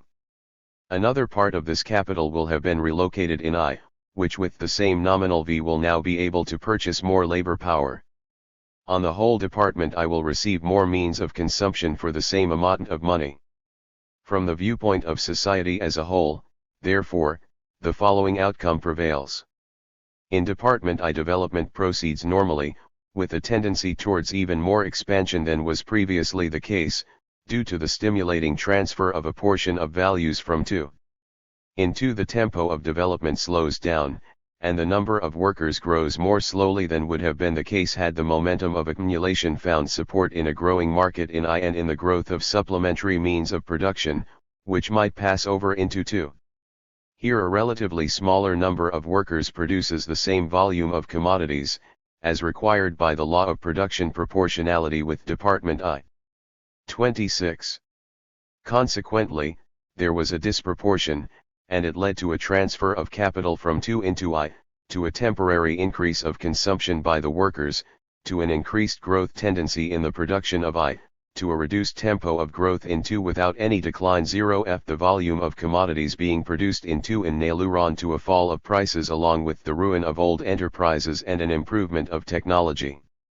A certain portion of values would perish in this process if they existed in a natural form not permitting long storage, perishable goods, etc. But the real loss for society is the less than complete utilization of labor power in 2. If such a depression were to originate in I, and if department I could only sell 3,333 means off production to 2, having produced, say, 4,000, then in this case the resolution of the disproportion in conditions of free competition would occur in exactly the same way, the only changes being those resulting from the different natural composition of production in I. In this case 2 prices would begin to decline. For 2 this price decline would have an even more stimulating effect than that exerted upon I, in the previous example, by the reduction of prices in 2.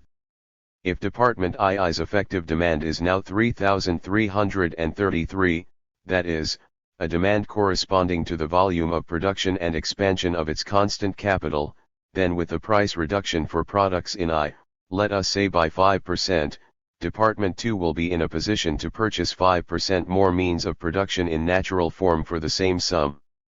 And since all accumulation requires more to go into constant than into variable capital, such an increase of 2's means off production at I's expense, because it does not, as in the previous case, increase consumption by the workers, can go entirely into I's fund for expanded reproduction. In I itself there will occur the same purge of weak enterprises as before, and part of the means of production, being redundant from the viewpoint of 2, will go to improving I's own equipment, assuming their natural form makes this possible.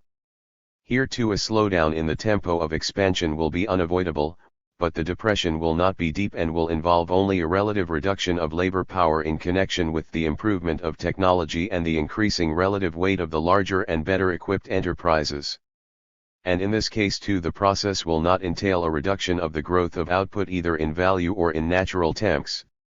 Since the redistribution of capital between departments by way of the price instrument is not a loss from the viewpoint of society / not a loss in the sense of that experienced by the affected groups of individual capitalists in I, it follows that the real loss here too is in the destruction. 27. Of some inventories of means of production, the spontaneous combustion of coal, for example, and in the insufficient utilization of potential labor power, during the ensuing cycle, in the department preparing means of production. That is how matters stand in the case where, with free competition, and given a more or less proper relation between total production and total consumption, the corresponding demand being understood to be effective, it comes out that the means of production and labor power are improperly, or disproportionately, distributed between the two basic departments. The disruption is much more serious in the case where proportionality between society's total production and total social consumption is violated. In the present case we need not be concerned with the concrete reasons why this violation might occur. Suppose it arises in an epoch of great new railroad construction, or in one of the recent periods of massive XED capital renewal in industry after a crisis, or as a result of both of these causes. The increase in demand for I's production, going beyond 2's expanding demand caused by replacements and by the accumulation of additional C, leads to the full utilization of all equipment in L, to a stimulating rise of prices, which increases I's resources of money capital, to an increased tempo in the growth of workers, and partly to higher wages. The strong upsurge in I leads to new construction of heavy industrial enterprises, and besides expanding the circulating portion of constant capital, it also causes a rapid increase of new XED capital in I, or of large C.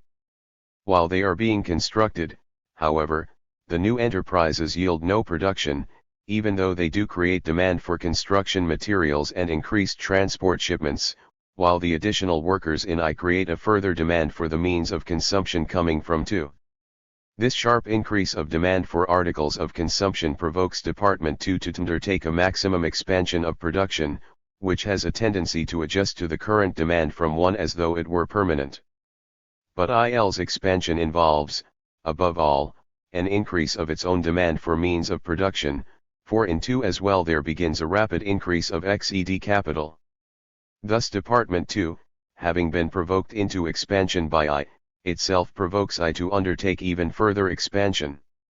When the new enterprises in I begin to function, they are in a position to satisfy not only the entire supplementary demand for XED capital resulting from the original expansion, but also the new demand coming from 2. But when the original new demand, which caused the recovery, is satisfied, 28 E. A. Preobrazhensky, and when the XED capital in I has been expanded, then I's production apparatus turns out to be greater than what is required to service the enlarged demand from 2 for means of production. Then the crisis begins in I, during which there occurs a contraction of output, which had been innated only under the influence of temporary causes. Next it comes out that 2, having been provoked to expand, has gone beyond the limits of I's current need for means of consumption, since 2 expanded in order to satisfy a long-term growth of consumer demand. The reduced demand for means of consumption begins at the very time when 2 has expanded in order to satisfy this long-term growth of demand for means of consumption. Having been twice provoked into expansion, Department I sharply reduces its demand for the output of 2, and the crisis spreads into 2. How will all of this process take place in conditions of free competition? First of all, prices in I begin to fall sharply, after rising during the period of expansion, when this price rise obscured the real extent of expanded reproduction, that is, when the value int was innated far beyond the limits of real expansion of new means of production in natura. This rise on the part of prices, together with the influx of capital from spheres outside of I, is the spontaneous form of enhancing massive new construction and expanding output that is characteristic of capitalism. The decline of prices, given this great expansion, does not yet resolve the problem of ending a way out of the crisis. Now Department 2 acquires, in response to its reduced demand, more means of production in natura, but in this case there is no stimulus to make purchases, for Department 2 is cutting back production. If Department 2, with the previously innated prices, received 4,000 units of means of production in satisfaction of its correspondingly increased demand, now 2 needs perhaps only 3,000 units. And because prices for I's production have fallen by 20%, 2 acquires these 3,000 in natura, for 2,400 in terms of value. The price decline spreads in 2 as well, giving Department I the advantage that its V plus S/2 requires fewer resources in the form of money. In general terms, the reduction of output and the growth of employment will take place in both departments. This curtailment in the employment of labor power is the real loss to society that is associated with the capitalist system. Society's second real loss lies in the fact that a portion of the XED capital and other means of production are rendered inactive due to the convulsive character of the very process of expansion when it is caused by a concentration of great new orders for XED capital in the span of a very short period of time. But with free competition, this downward movement of the entire level of production is halted at a certain stage by one very important circumstance, thanks to which the decline of output, spread out over time, need not involve the complete loss of all the massive surpluses of commodities being produced. The very fact of furious competition between capitalists, in the struggle over current demand, compels the strongest enterprises to re-equip themselves with new technology, at the same time as the weak automatically fall out of the system. And it is this re-equipping, to satisfy a reduced demand at lower prices, which creates a supplementary market in the period of depression and serves as the cause of an about-turn in the conjuncture. In Department I itself, whence the crisis originally spread, this type of reconstruction is especially important for the future. Once the TUM has been made into a new phase of expanded reproduction, those workers, who previously were drawn into production only due to the new orders for XED capital, will be organically and permanently reabsorbed. The same will hold true for the new additions of XED capital, which were still redundant only a few years earlier but now will be regularly utilized in the course of a normal year of expanded reproduction. Thus the system of free competition turns out to be a very important factor for overcoming crises and for shortening periods of especially acute unemployment and especially significant underutilization of newly created XED capital, although, on the other hand, it is precisely due to the system that the replacement of a cyclical recovery by depressions takes on such a sharp and dramatic character. Once it is in existence, the capitalist system is menaced not by the succession of expansions and crises, but by a thrombosis in the transition from crisis to depression. A reduction of output in itself is the greatest factor contributing to a prolonged narrowing of the market if the system does not possess sufficiently powerful stimuli to pull out of a depression on the basis of the free operation of the law of value. The lowering O_prices and rapid technological progress, mercilessly smothering all the backward enterprises, is the mechanism that facilitates preparation of a new expansion based on order S for next capital. In the arbitrary numerical example with which we operated in our initial scheme of reproduction, we did not use GERS to elucidate the problem of expanding XED capital. Now we must do so. In analyzing the phenomena that concern us, we must not remain any longer within 3.0.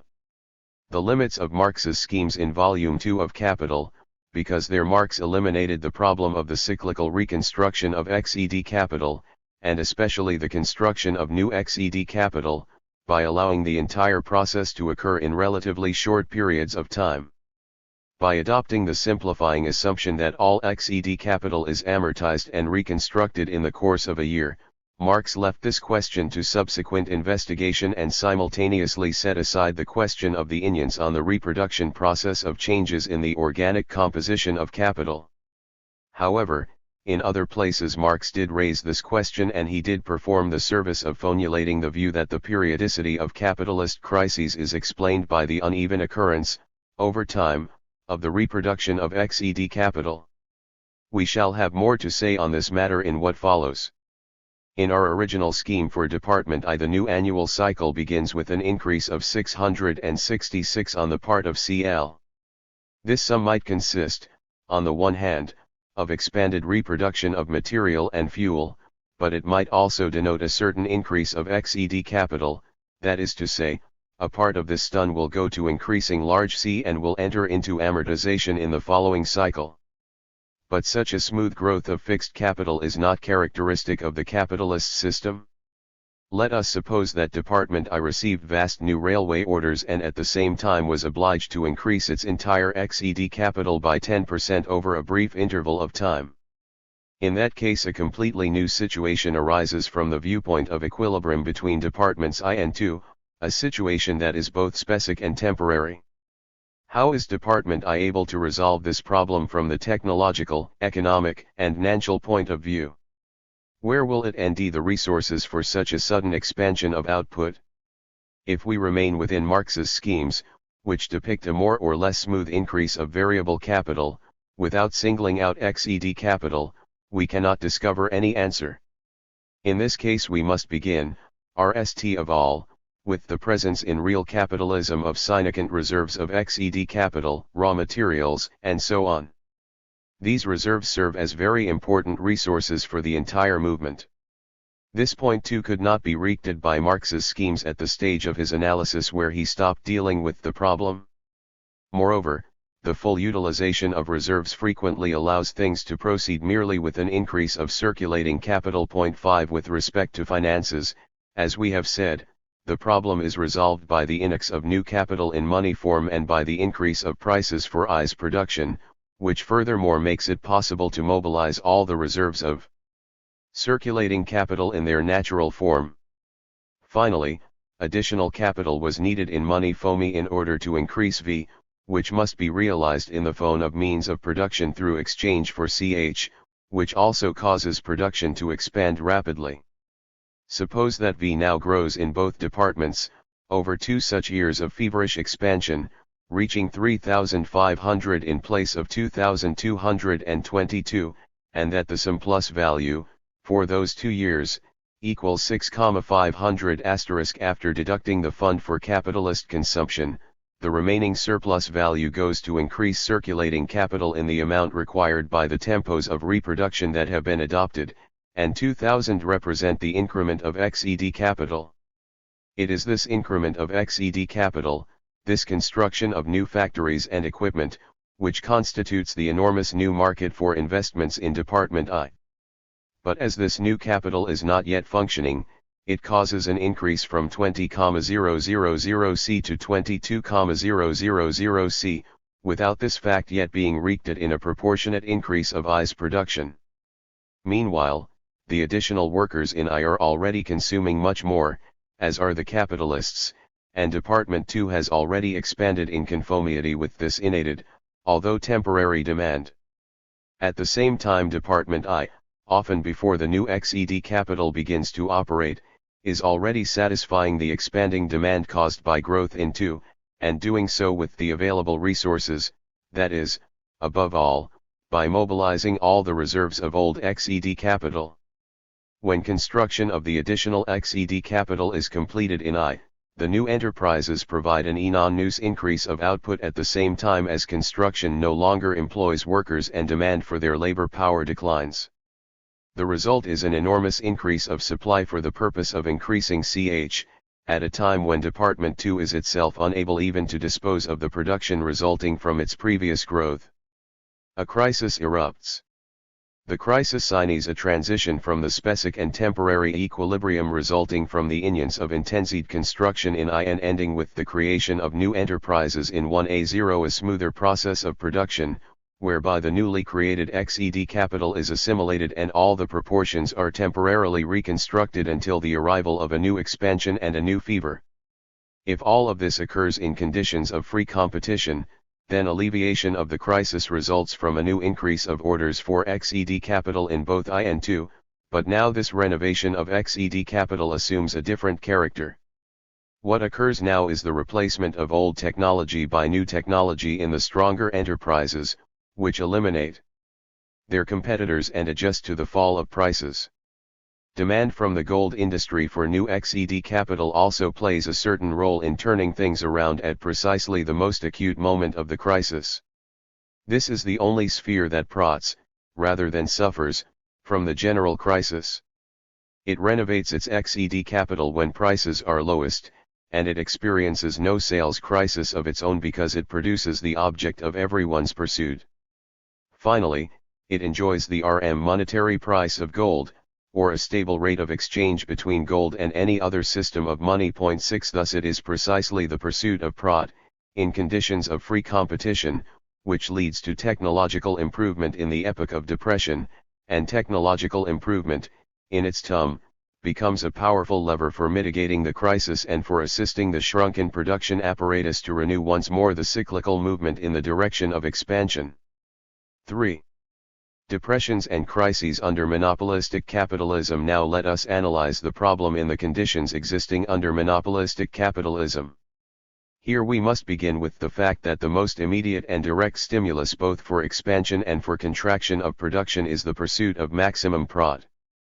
As in the previous investigation, here too we shall consider what occurs in the case of a comparatively minor economic disproportion, in the case of a deeper depression, when there is a serious lack of correspondence between departments I and II, and nally, in the situation of a profound general crisis, when a disparity emerges between all elds of production and the limits of social consumption. But perhaps there will not occur such profound disproportions as abounded in the period of capitalism's endless partisan advance in the epoch of free competition. Perhaps such disproportions do not generally characterize monopolistic capitalism in view of its greater organization. To this question we must respond just as Lenin did to talk of how monopolistic associations of capital overcome crises.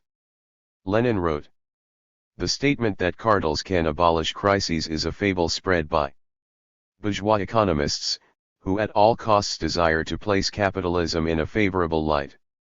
On the contrary, monopoly, which is created in certain branches of industry, increases and intensifies the anarchy inherent in capitalist production as a whole." These words by Lenin can also be applied to the relatively minor disproportions with which we are presently concerned.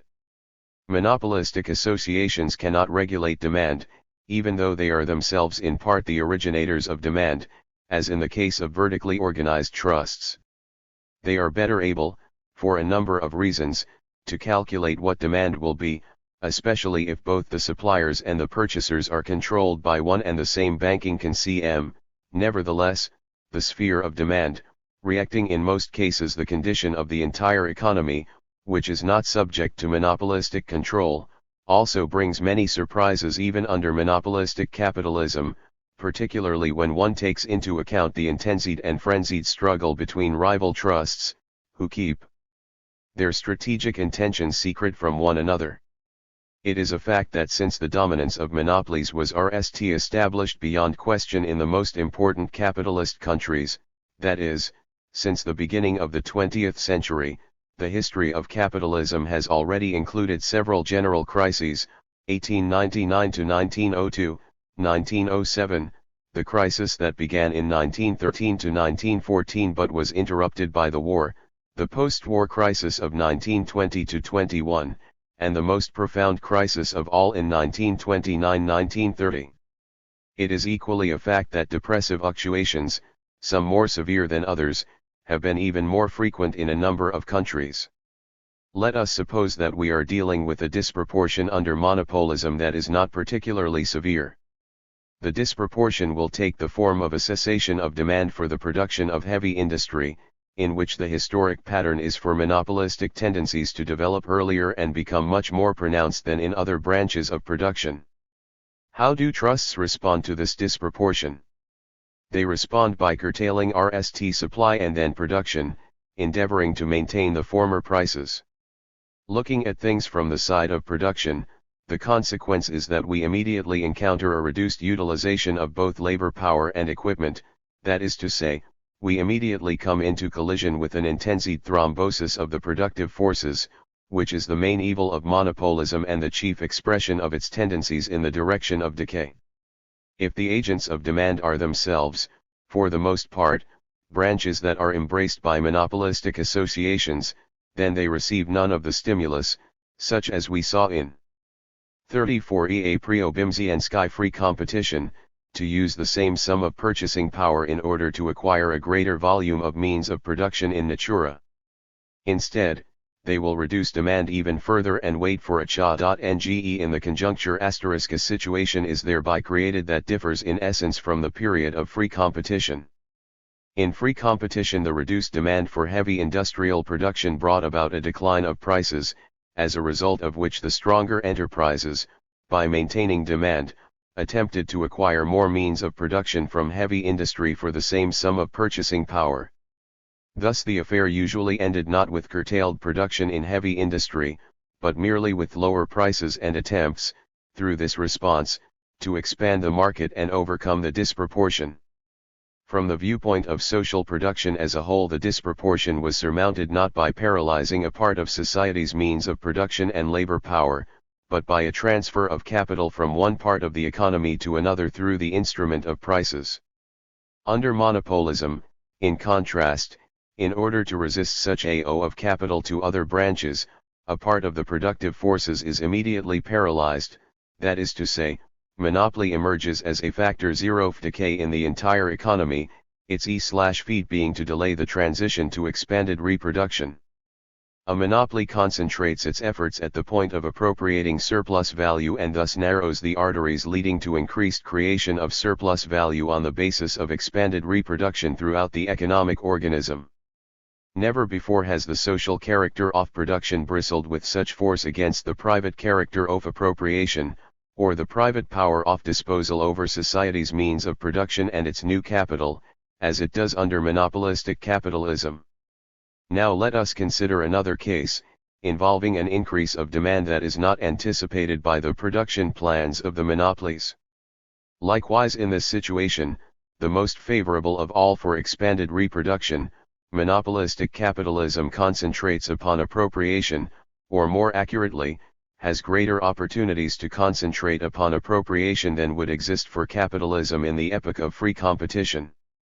The result is to reduce to a minimum the positive effect of such a situation in terms of promoting expanded reproduction throughout the entire economy. The expansion of demand leads RST to a price increase, and then to an effort to satisfy demand by adding more backward enterprises and those held in storage to the technologically advanced ones already in operation. Here too there is a great contrast with what occurs under free competition, and in this instance too the contrast acts to the disadvantage of the entire economy with respect to the opportunity for all branches to break through to a higher level in the development of production. In analogous circumstances, under free competition, the producers also raise prices. But this price increase, to begin with, was moderated by competition, and what is most important, it also brought with it the establishment of new, technologically more advanced enterprises, together with an increase of supply, a price decline, and closure of backward enterprises. Monopolism, in this manner, consistently reopens backward enterprises, whereas free competition shuts them down. It maintains high prices, whereas free competition, after a period of price increases, acts to reduce them. This maintenance of high prices retards the development of production in those branches whence the additional demand originated. If it originates in light industry, then the expansion of L is retarded, fewer means of production are supplied in natural form for the same purchasing power, thus impairing the development of a recovery and further expansion. The most important point is that the monopolistic associations of Department I respond to an increase of demand from Department II by bringing obsolescent enterprises into operation. Thus they prevent the emergence of new enterprises, which in a similar situation, during the epoch of free competition, would be established in the sphere of producing means of production. Monopolies make it impossible for the whole chain of production to advance to a higher level. To illustrate this very important proposition, let us refer to our earlier example in the production schemes used above. Suppose Department II demands C in the amount of 4,000 rather than 3,333. With free competition, Department I endeavors to satisfy this demand by use of the available equipment, although here too backward enterprises are brought into operation and prices rise. At this stage there is no difference from the methods of monopolism. But at the same time, in this case, new production is undertaken and new enterprises begin to be constructed, thereby creating a supplementary demand for means of consumption, prompting further expansion into, and encouraging it to enlarge its XED capital. New demands are made upon the production of I, including production in IS new enterprises, and the re-equipping of II is further facilitated by lower prices for means of production. All of this process might be brought to an end by a general crisis. But for society, the advantage of this type of movement lies in the fact that for 2 to 3 years feverish work takes place, involving the full production capacity of the available equipment, full utilization of the entire reserve army, and an increase in the general number of working proletarians. The capitalist system as a whole emerges from this period with more XED capital in both departments, even though the additions, for a certain period of time, prove to be excessive. In the ensuing stage, the capitalist system is in a position to invest significantly new accumulations in circulating capital. It assimilates more thoroughly the XED capital created previously, rather than creating it anew, and thus is capable of moving in the direction of a new and sudden cyclical expansion. Under monopolism, the movement from recovery to expansion is more difficult. It is impeded, in the RST place, by the enormous concentration of production, a factor associated both with economic and with purely technological causes. To construct a gigantic enterprise in Fenus metallurgy, with a capacity of 1 million tons of metal, is economically difficult, above all because of the size of the enterprise and the expenditures dictated by the technology itself. An immense concentration of capital is needed, even apart from the existence of monopolistic associations of capitalists within the given branch. But no less important, on the other hand, is the power of these associations, which are able to smother any new entrepreneurial ventures even before their birth. Hence the tendency to make do with the existing equipment, to use the old enterprises held in storage, and only in the extreme case to begin either reconstruction or entirely new construction. It is true that in this period of the cycle a situation appears to emerge in which monopolistic capitalism is able to use the existing means of production more fully and economically, whereas under free competition they were squandered. But that is a profound illusion, rooted in an inadequate understanding of the fact that the principal evil of capitalism is found less in the squandering of means of production than in its wasteful treatment of the most important of all productive forces, the labor power of society. Underutilization oft available lab 0 RP0 WER, that is the principal waste associated with capitalism. Its ever-increasing inability to absorb tens of millions of redundant workers into the production process, and thus to expand the market through prior expansion of production, that is capitalism's Achilles heel, and precisely the contradiction which, LLL1CL61 monopoly capital ism, grows to monstrous dimensions. Saving hundreds of millions by using old equipment, monopolistic capitalism makes it impossible to produce the tens of billions of new equipment and new means of mass consumption that could be created by the tens of millions of unemployed workers in the world economy, workers who instead are condemned to drag out the miserable, semi-stand/ation existence of the unemployed and the impoverished. Under free competition the industrial labor force is smaller in quantitative terms, but is used relatively more intensively. All of the statistics of capitalism over the past 50 years confirm this point with perfect clarity. What is the significance of the wasteful use of equipment in the epoch of free competition when compared to this paralysis of labor power? It would be absurd, on this basis, to draw the conclusion that classical capitalism was a more progressive form of capitalism than imperialism. As Lenin has already demonstrated, the epoch of free competition was itself responsible for giving birth to and for growing over into monopolistic capitalism, as the highest of all capitalism's forms. But it remains an incontestable fact that under free competition the productive forces in existence at the time were utilized more fully, and that any blockages that did occur, and they are inevitable in the commodity capitalist form of production, also created greater opportunities of breaking through to expanded reproduction. The knowledge needed for technological progress was put to use with relatively greater speed, and the position of the working class, at least in the leading capitalist countries, was able to undergo relative improvement. Before pursuing the matter further, at this point it is necessary to say a few words, mainly from the general theoretical point of view, concerning the relationship between competition and monopoly.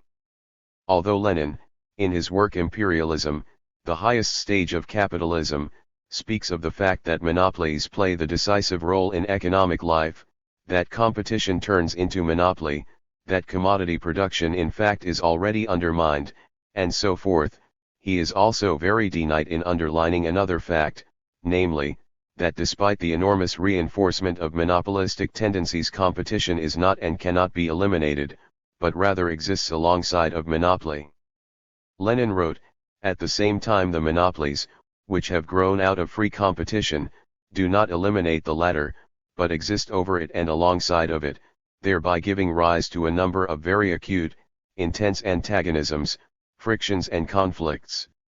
8. Not only are there no inconsistencies in these remarks, but they are, on the contrary, the of a well thought out and profoundly true understanding of imperialism as a many-sided and deeply contradictory economic system. We are obliged, therefore, to provide answers to the following 4 questions. L. Why is it that monopolism does not and cannot eliminate competition? 2. Why is it that monopolies, which at first glance appear to signify the organization of at least part of the market, in reality do not reduce but actually reinforce the disorganization of capitalism's economic life? 3. Why does monopolism lead not to ultra-imperialism or to the alleviation of contradictions and chaos through centralized management of the economy on a capitalist basis, but instead, through the intensification of contradictions, to a socialist plan and to the proletarian revolution, first and foremost? 4. What influence does this existence of monopolies and competition exert upon the reproduction process under capitalism and upon the character of capitalist crises? Monopoly cannot eliminate competition because it does not eliminate what is most fundamental: private property in the means of production, the market, and the struggle for a maximum share of the profits. If the positions of outsiders are weakened in their competitive struggle with monopolistic associations within the context of national production, at the same time the competition between trusts themselves is accentuated, taking the form of a struggle not only for markets in which to sell the existing production, but also in all other manifestations of economic life, above all in the money market, in the area of all types of credit, in the struggle to redistribute society's new capital, and so forth. The strength of competition is not measured by the percentage participation of outsiders in national and world production, nor is it measured only by the acute competitive struggle between monopolistic trusts. It is measured also by the constant potential for competition, a potential that results from private property in the means of production and from the dominance of different capitalist groups over society's new capital. In the broad sense of the term, competition does not disappear under monopoly, only its forms change. Imperialism cripples free competition but does not kill it. It undermines the commodity economy, but it does not, and can it, by the very nature of capitalism, do away with it. Monopolism intensifies the contradictions of capitalism in the area of both politics and economics. In other sections of this work we shall speak of the contradictions of imperialism as a social system. The economic contradictions and economic disorganization of productive life are felt much more forcefully under imperialism than under free competition for the following reasons. If we ignore the pre-capitalist forms existing alongside of it, classical capitalism represented a certain uniformity and homogeneity in the system of production relations and a uniformity of regulation over economic processes. The absence of a plan, anarchy in production and sales, more or less severe disproportions and economic crises, all of these were facts. But at the same time free competition also provided a basis for the free and extensive operation of the law of value as the regulator of the whole of economic life. Anarchy of production in classical capitalism also entailed a principle which struggled against the negative consequences of anarchy. All relations adjusted to precisely this type of structure. Anarchy and the absence of planning in production and distribution, cyclical expansions and crises, these were the forms of movement. The law of value was the regulator of economic life, and this regulator, on the basis of free competition, acted with both negative and positive consequences. What did monopolism introduce that was new? Monopolism represents more accurate knowledge of the market and a better adjustment to demand in any given interval of time.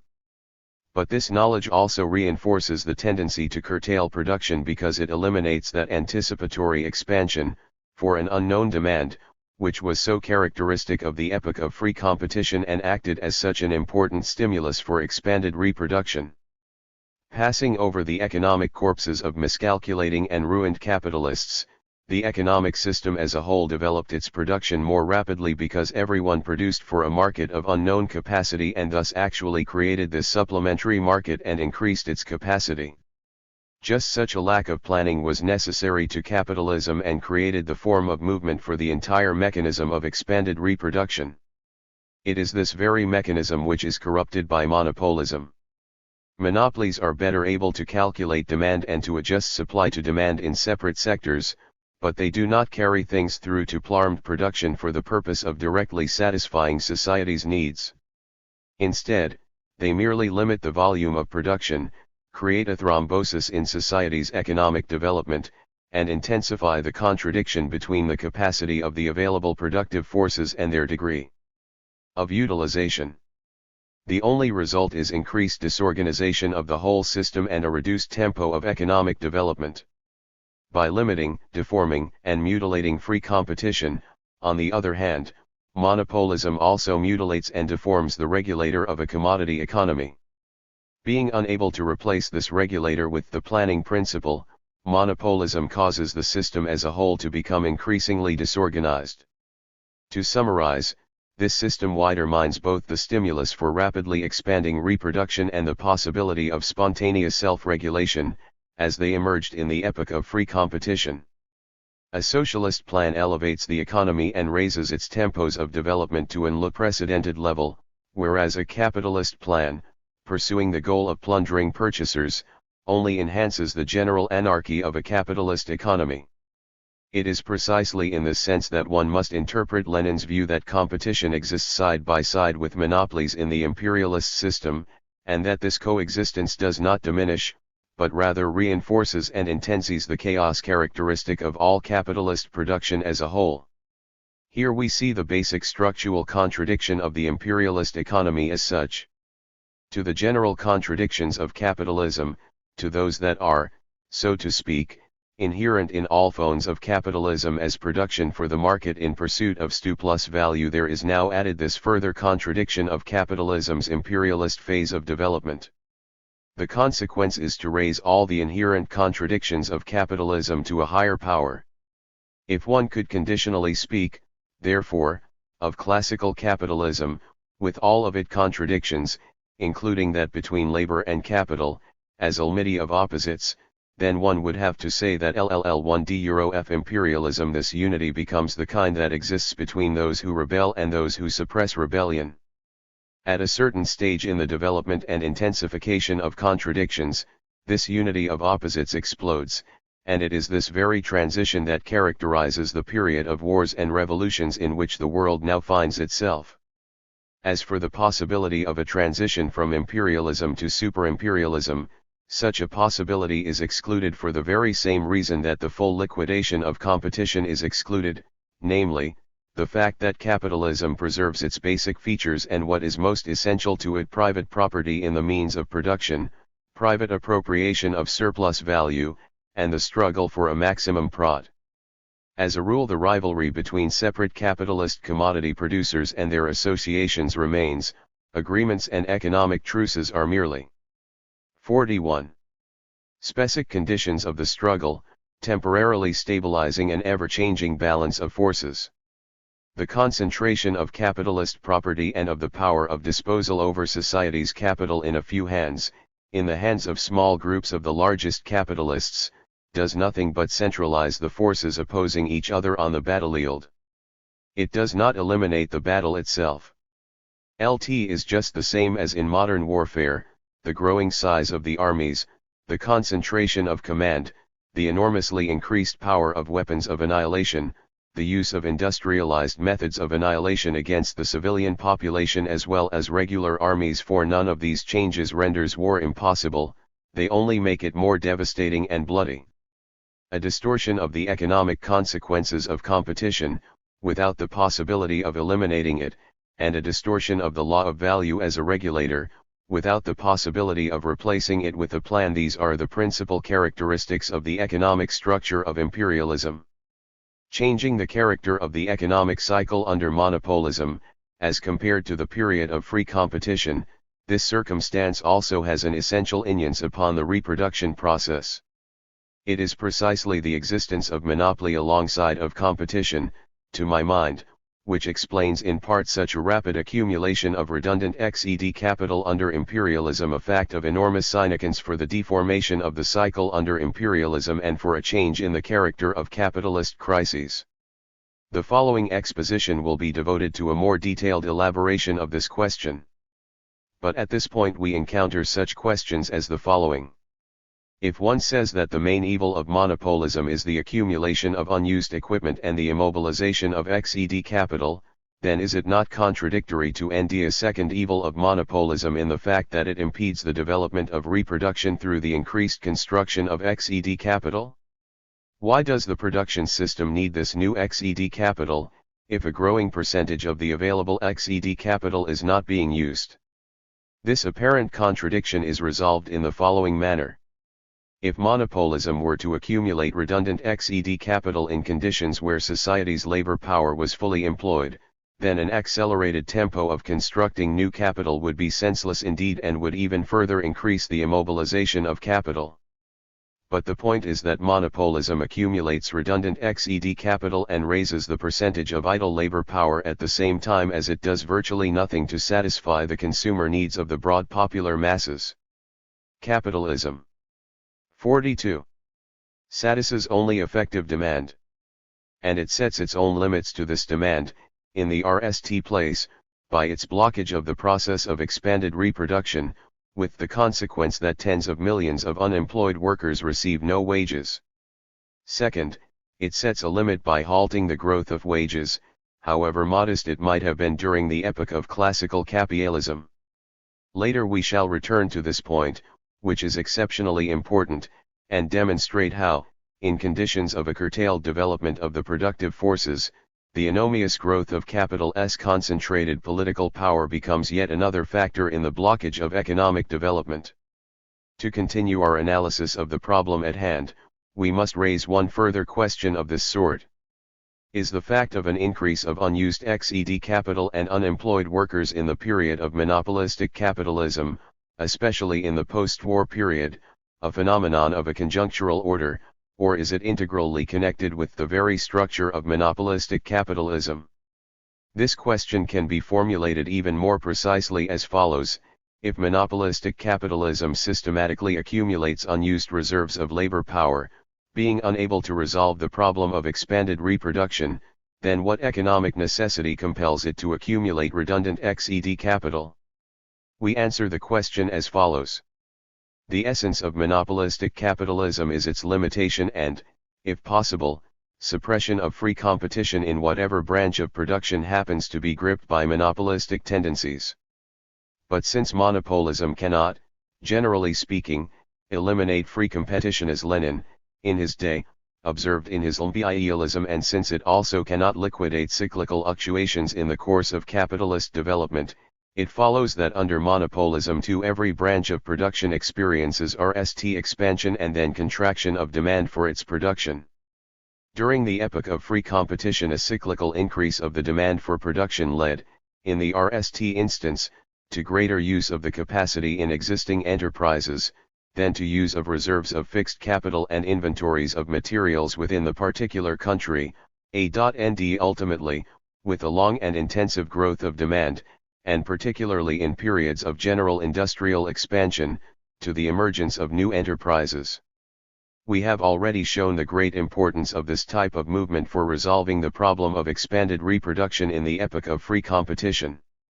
Monopolism, in contrast, endeavors by its very nature to ensure that the cyclical expansion of demand is satisfied entirely by way of increase.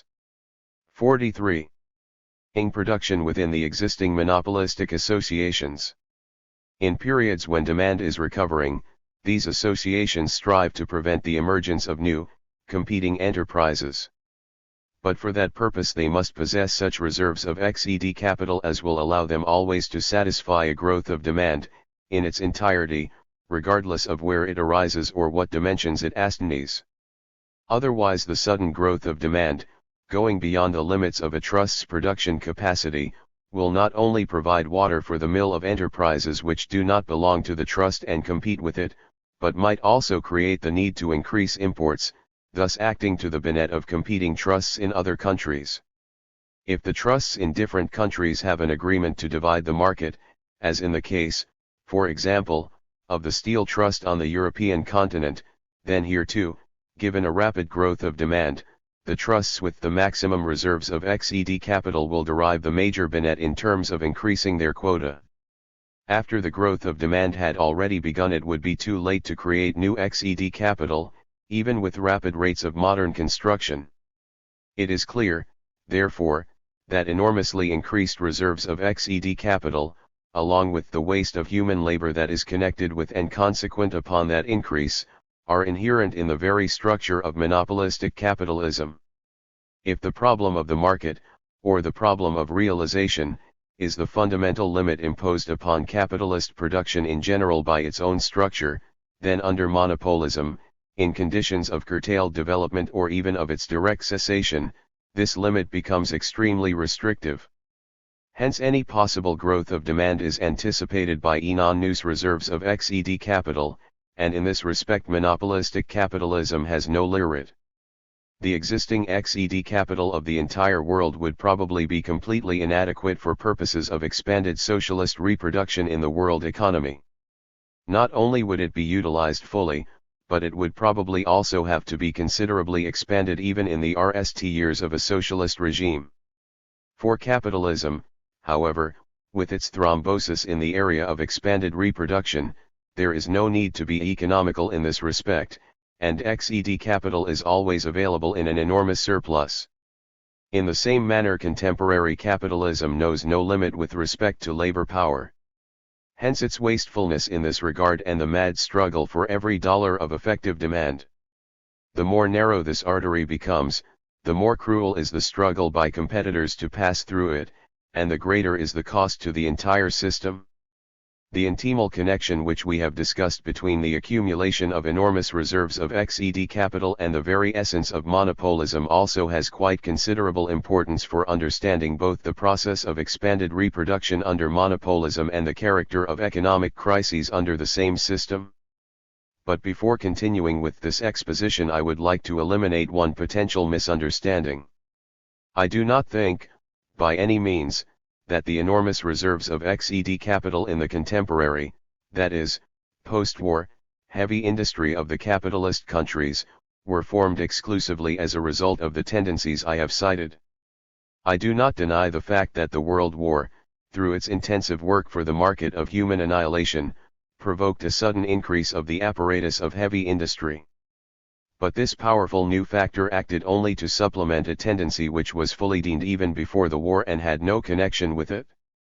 Had capitalism experienced expanded reproduction after the war, with the same tempos as prevailed in the epoch of free competition, this redundant XED capital would have been assimilated very quickly. The fact that no such process occurred serves as further confirmation that another factor, acting in the direction of accumulating redundant capital, was also present. Point 9. How does the presence of this tendency, whose existence under monopolism we have now established, act to change the character of crises in the epoch of monopolism? Remaining for the moment in the realm of a purely theoretical analysis, and leaving aside consideration of another important circumstance, namely, the halt or dramatic slowdown in the growth of variable capital, we must make the following observations. If monopolistic capitalism, for one reason or another, does enter into a period of industrial recovery, it has the ability, for a considerable time, to satisfy the growing demand by using the resources of the production apparatus already in existence. Thus the recovery cannot develop into a general economic expansion. It is for this reason that the degree of utilization of the productive forces, given the same growth of demand as under free competition, always remains at a lower level. Another extremely interesting peculiarity of crises under monopolism must be found in the fact that the moment at which crises occur is relocated.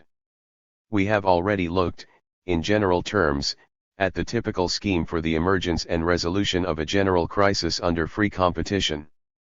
The impulse for expansion comes from concentration, in a relatively brief interval of time, of large orders for XED capital. Working under unusual stress, Department I is not able to satisfy the demand for XED capital using the existing enterprises, along with the more intensive use of equipment already available in heavy industry.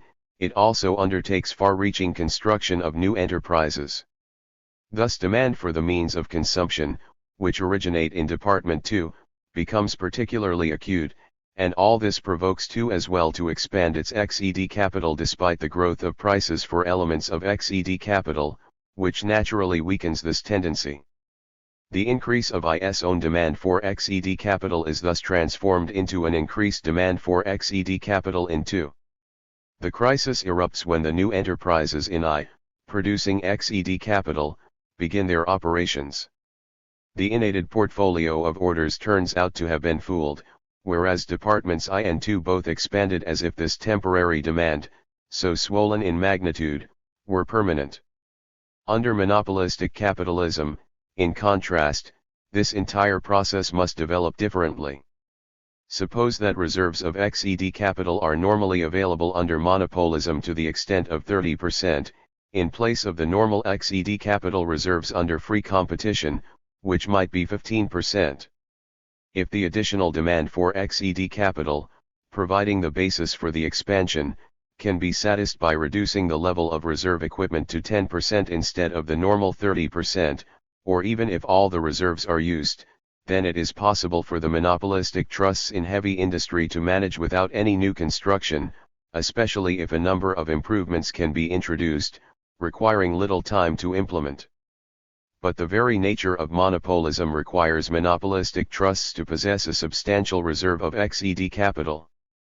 Thus the increased zero-exed capital in heavy industry itself develops mainly at the second stage of this process, when the RST wave of growing demand for XED capital has already subsided.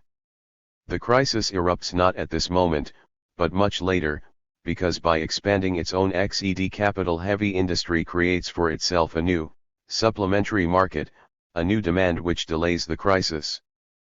But this postponement must have even more profound consequences for Department 2 and for those branches of I preparing fuel and many types of materials.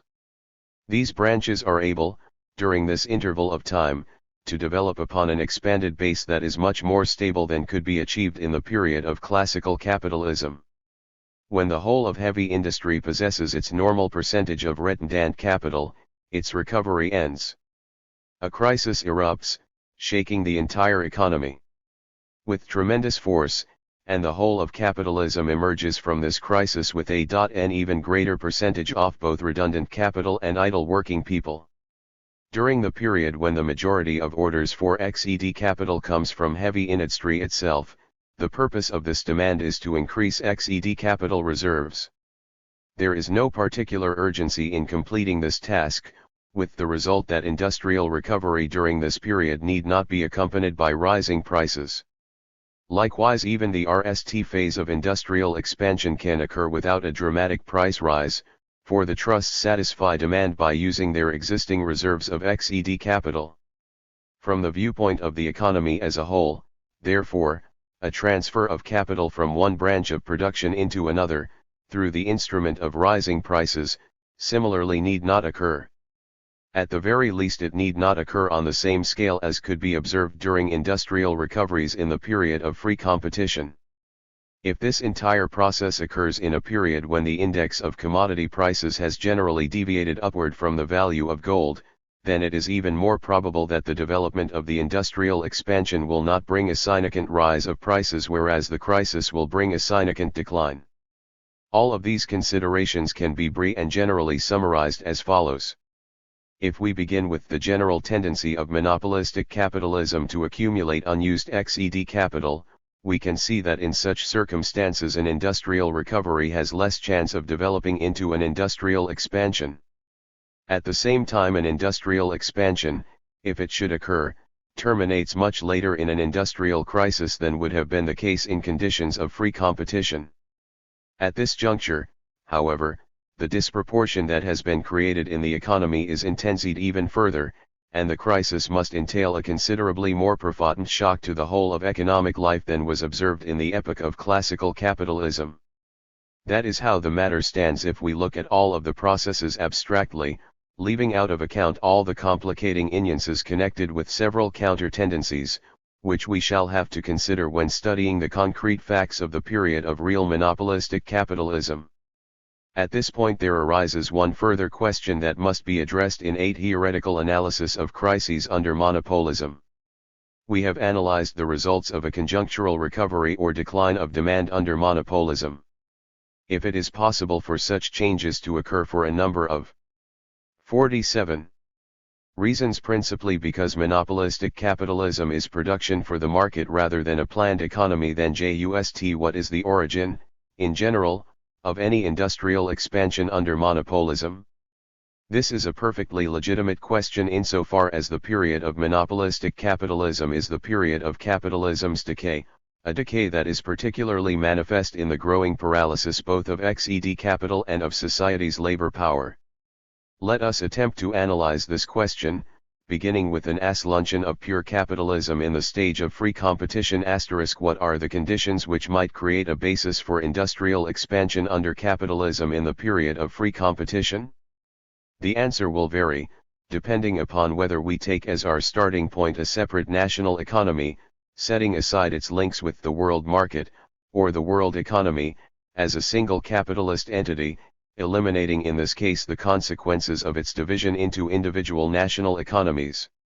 Although I do not consider it particularly productive to dwell for long on investigating the question at such a degree of abstraction, I do believe the study must be carried through this phase in order to reach certain theoretical results that are necessary for an understanding of concrete capitalism.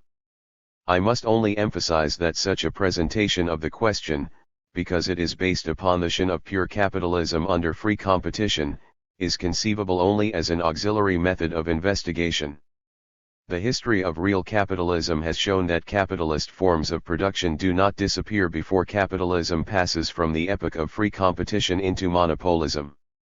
These pre-capitalist forms survive and will survive up to the socialist regime. If we take pure capitalism within the limits of a shut-in national economy, then under free competition the general basis of a new industrial expansion, as of the ensuing crisis, can only be expanded reproduction of the capitalist type. In this type of reproduction the increase of population, of the number of workers, of the wage fund and of the consumption fund of the capitalist classes, all occur unevenly, on the basis of constant disproportions.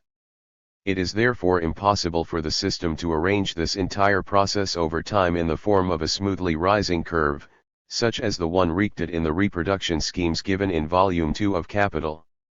That curve is, so to speak, the general and generic path of the capitalist system throughout all the stages of its development. The specific features of the epoch of free competition are found in the fact that the increase, both of the wage funds and of the scale of capitalist consumption, is based upon a more or less rapid development of expanded reproduction and a more or less regular periodicity of cycles, brought about by the uneven reconstruction and expansion over time of XED capital.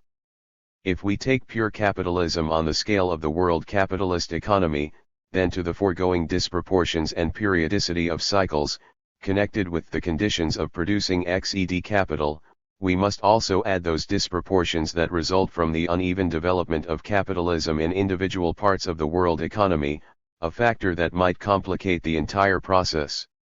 This factor acts to increase the discontinuity of the cyclical development, ensuring a significant expansion in one part of capitalism or a more severe crisis in another. However, this low evenness can also be a source of expansion in one sector of capitalism, which then, although to a weaker degree, draws in the other sectors as well. In both cases the wage fund is established by the supply of and demand for labor power in the market. There is relative freedom for workers' organizations in the class struggle to sell labor power more advantageously, and the capitalists do not possess the additional social strength that results from monopolistic organization of the economy and from closer ties, by way of monopolistic trusts, between the capitalist economy and the bourgeois state. In this respect we must keep in mind the general fact that even in a theoretical analysis of reproduction, and even when we begin with the supposition of pure capitalism, it is not possible to stay within the canons of a purely economic analysis.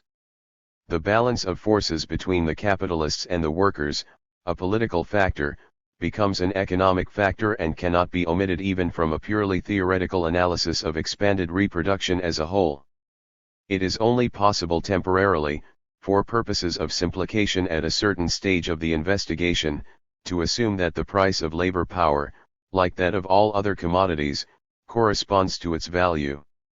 Mam frequently emphasized that the value of labor power is a variable sum, the level of consumption by the worker and his family depends upon the historical, cultural, and day-to-day peculiarities and conditions of his life, and is enhanced by the long-run balance of forces in the class struggle between workers and capitalists.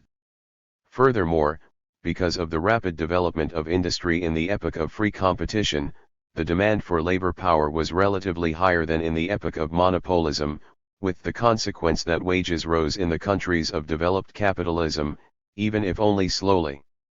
This is not merely a conjunctural fact in the concrete history of capitalism, having no importance for a theoretical analysis, but a very essential circumstance of cardinal significance.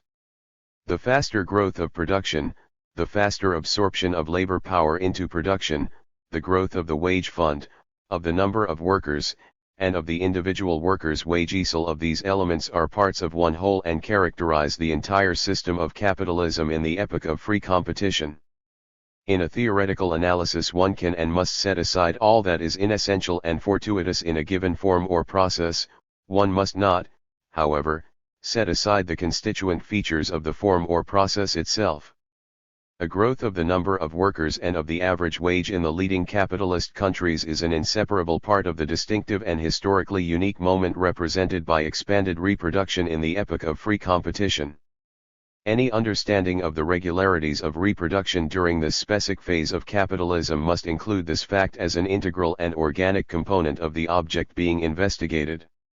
As a rule, therefore, we have comparatively rapid growth of production, of the number of workers, of wages, and of consumption by the capitalists, in other words, growth of the aperture of effective demand, through which the capitalist system, by virtue of its structure, must force the whole process of expanded reproduction. The form of movement is one of cyclical fluctuations on a rising curve. The cyclical pattern is connected primarily with the uneven reproduction of XED capital over the course of time. This is the form whereby new productive forces are drawn in, providing a spontaneous impulse for the entire process of development. For capitalism it has the inordinate advantage of mechanically extending the current limits of effective demand and carrying future production beyond them. The same picture could be portrayed from another angle. At the level of development reached by classical capitalism, the production of means of production outweighed, in terms of value, the production of articles of consumption, and played the leading role in the economy. The stimuli for a cyclical expansion of production, for the most part, originated here. The entire process could be described as follows. The epoch of classical capitalism was characterized by rapid expansion of production.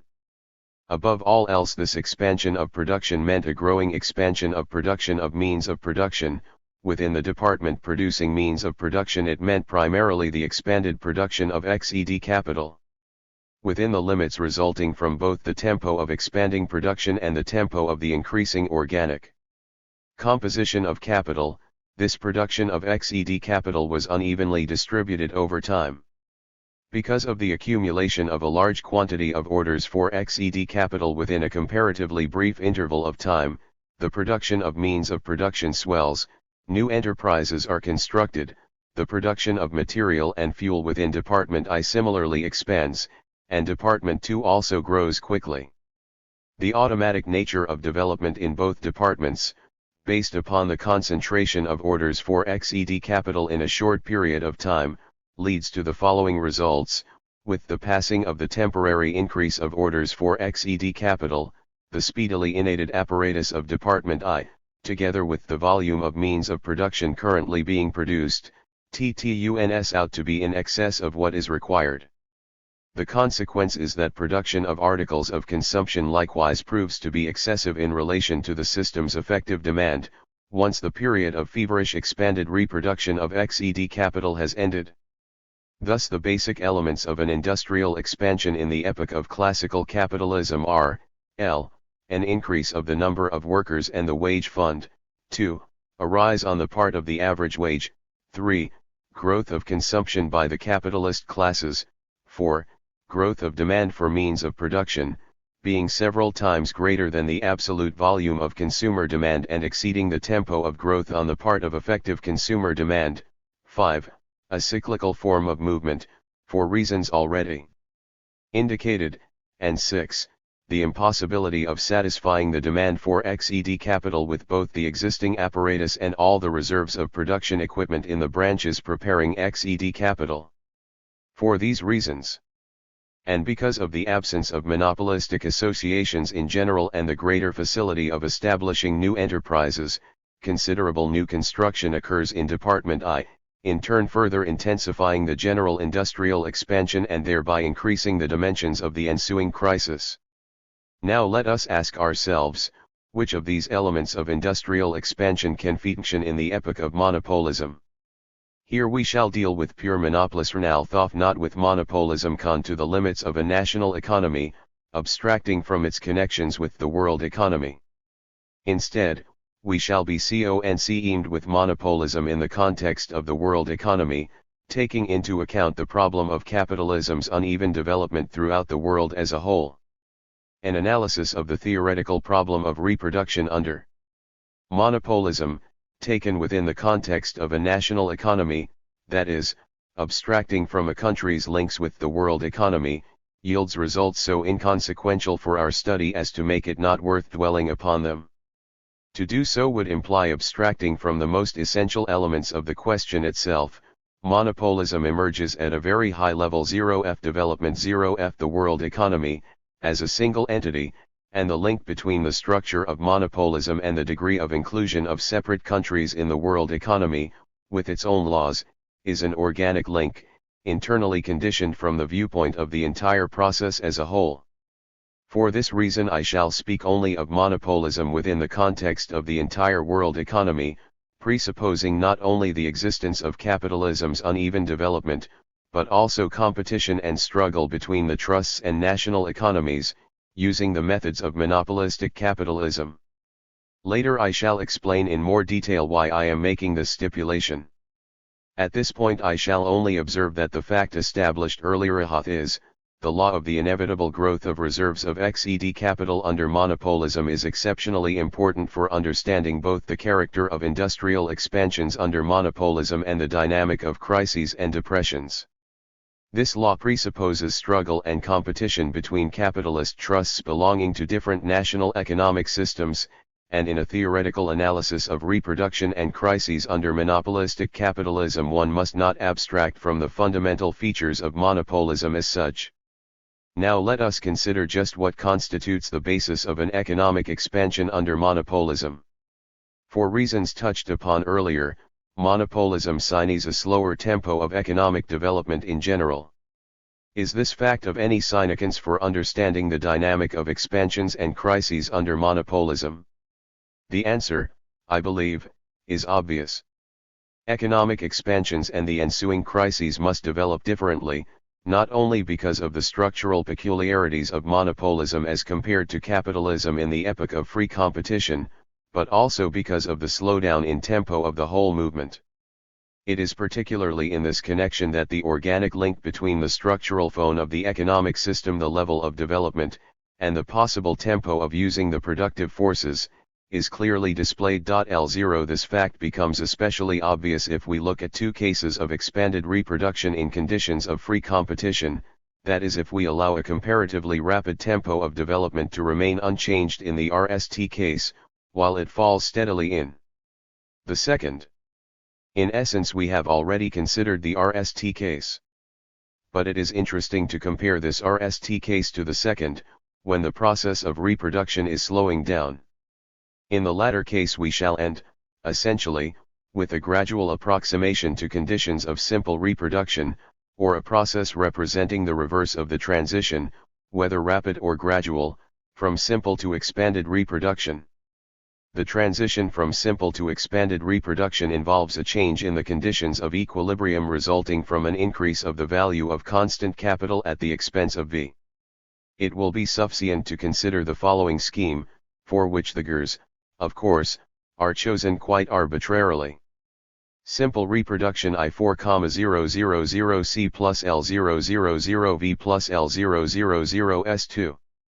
2,000 C plus 500 V plus 500's expanded reproduction, with 1/2 being accumulated and without the adjustment of 2 to I, I4,000 C plus L000 V plus 500s, capitalist consumption fund, plus 500s, accumulation fund, or 4,400 plus LL00 V I500s, consumption fund, 2.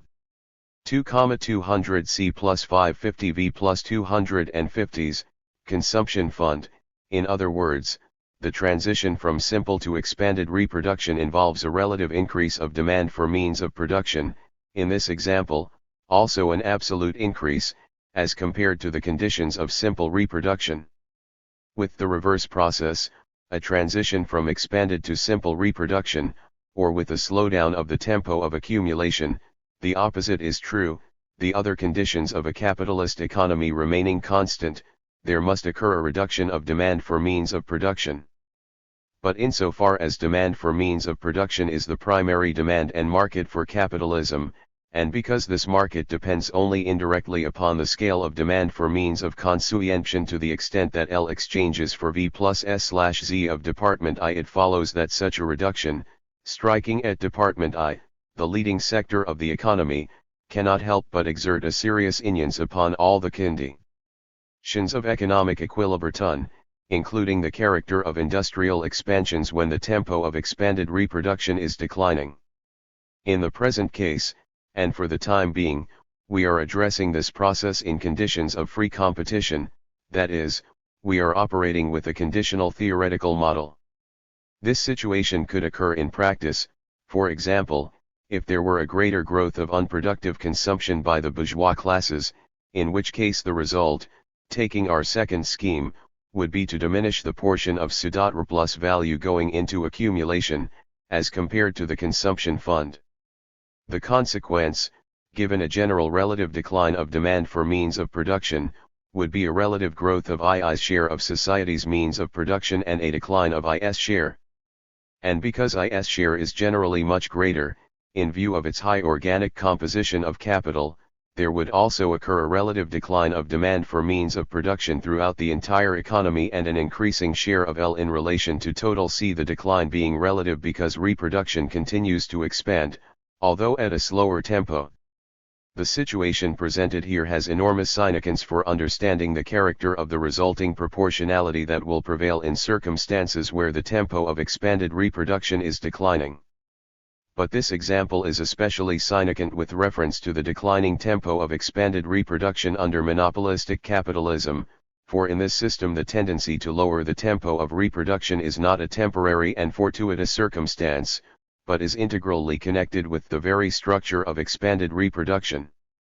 The nature of this connection, what is cause and what is effect, and how effects subsequently become causes, is important and extremely difficult question will not presently be considered as a whole, although our entire account will gradually clarify the problem from several different perspectives.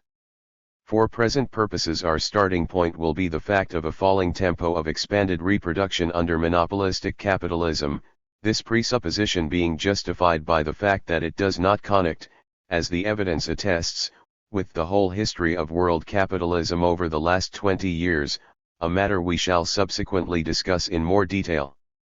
Starting then with this presupposition, and relying upon our analysis of reproduction under monopolistic capitalism, let us consider how the situation changes if the declining tempo of reproduction takes place not in circumstances of free competition, but when the system of monopolism prevails.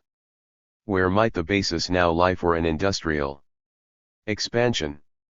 Does a monopolistic structure increase the chances for development of an industrial expansion, or does it have the opposite effect, imposing even greater obstacles to the development of expansions than those resulting from the general circumstance of a slower tempo of reproduction? Let us begin with the number of workers, the level of wages, and the development of the overall wage fund. As the reader will recall, Marx began his schemes of expanded reproduction with a systematic increase of V in both departments. The basis of this approach could be either an increasing number of workers with the same average wage, an increase of the average wage with the same number of workers, or nally, both developments taken together. When speaking of the influence of technological progress in terms of displacing men by machines, however, Marx began with the fact that the very manufacture of machines requires a growing number of workers in the machine-producing branches. The result is an increase of the number of workers and an even greater increase of gross and net production in terms of value, along with an even more rapid increase of production in physical terms, as the perfection of equipment advances. In this respect, a fundamental change occurs under monopolistic capitalism because the balance of forces between the capitalist class and the proletariat alters to the disadvantage of the latter. The workers oppose the capitalists with the same workers' organizations as existed in the epoch of free competition, weakened now by betrayal on the part of the trade union bureaucracy, at a time when the unit power of the capitalist trusts, merging ever more closely with their state, continues to increase. The result, in the leading capitalist countries, is that any increase of the wage level, even for the upper strata of the best paid workers, is replaced by a systematic tendency for wages to decline. It follows that the development of industrial expansions, insofar as they are conditioned by growth of the wage fund, is weakened, although a countervailing factor also comes into operation in the form of an increase of the unproductive consumption of bourgeois society. It would appear to be a matter of indifference, for stimulating the growth of L, whether the sum of 1,500, in our RST example, consists of 900 V plus 600s or L000 V plus 500s. But the reality is that apart from the changed composition of demand, including a curtailed demand for articles of mass consumption and an increased demand for luxuries, the most significant change occurs elsewhere. The end of wage increases weakens the stimulus to introduce new technology, a stimulus that acts as an external force upon capital and curtails demand for XED capital, even though rationalization does take place under monopolism notwithstanding the end of wage increases. When this rationalization occurs in the circumstance of a general slowdown of the tempo of expanded reproduction, however, it narrows even more forcefully the basis for expansion in the following stage, because it is not accompanied by adequate expansion of the productive apparatus as a whole or by an increase of the number of employed workers. As for the growth of consumption by the capitalist classes, this growth continues under monopolism, partially at the expense of the wage fund. We have already indicated the consequences of this circumstance. Now let us come to the question of demand for means of production under monopolism, particularly demand for elements of XED capital.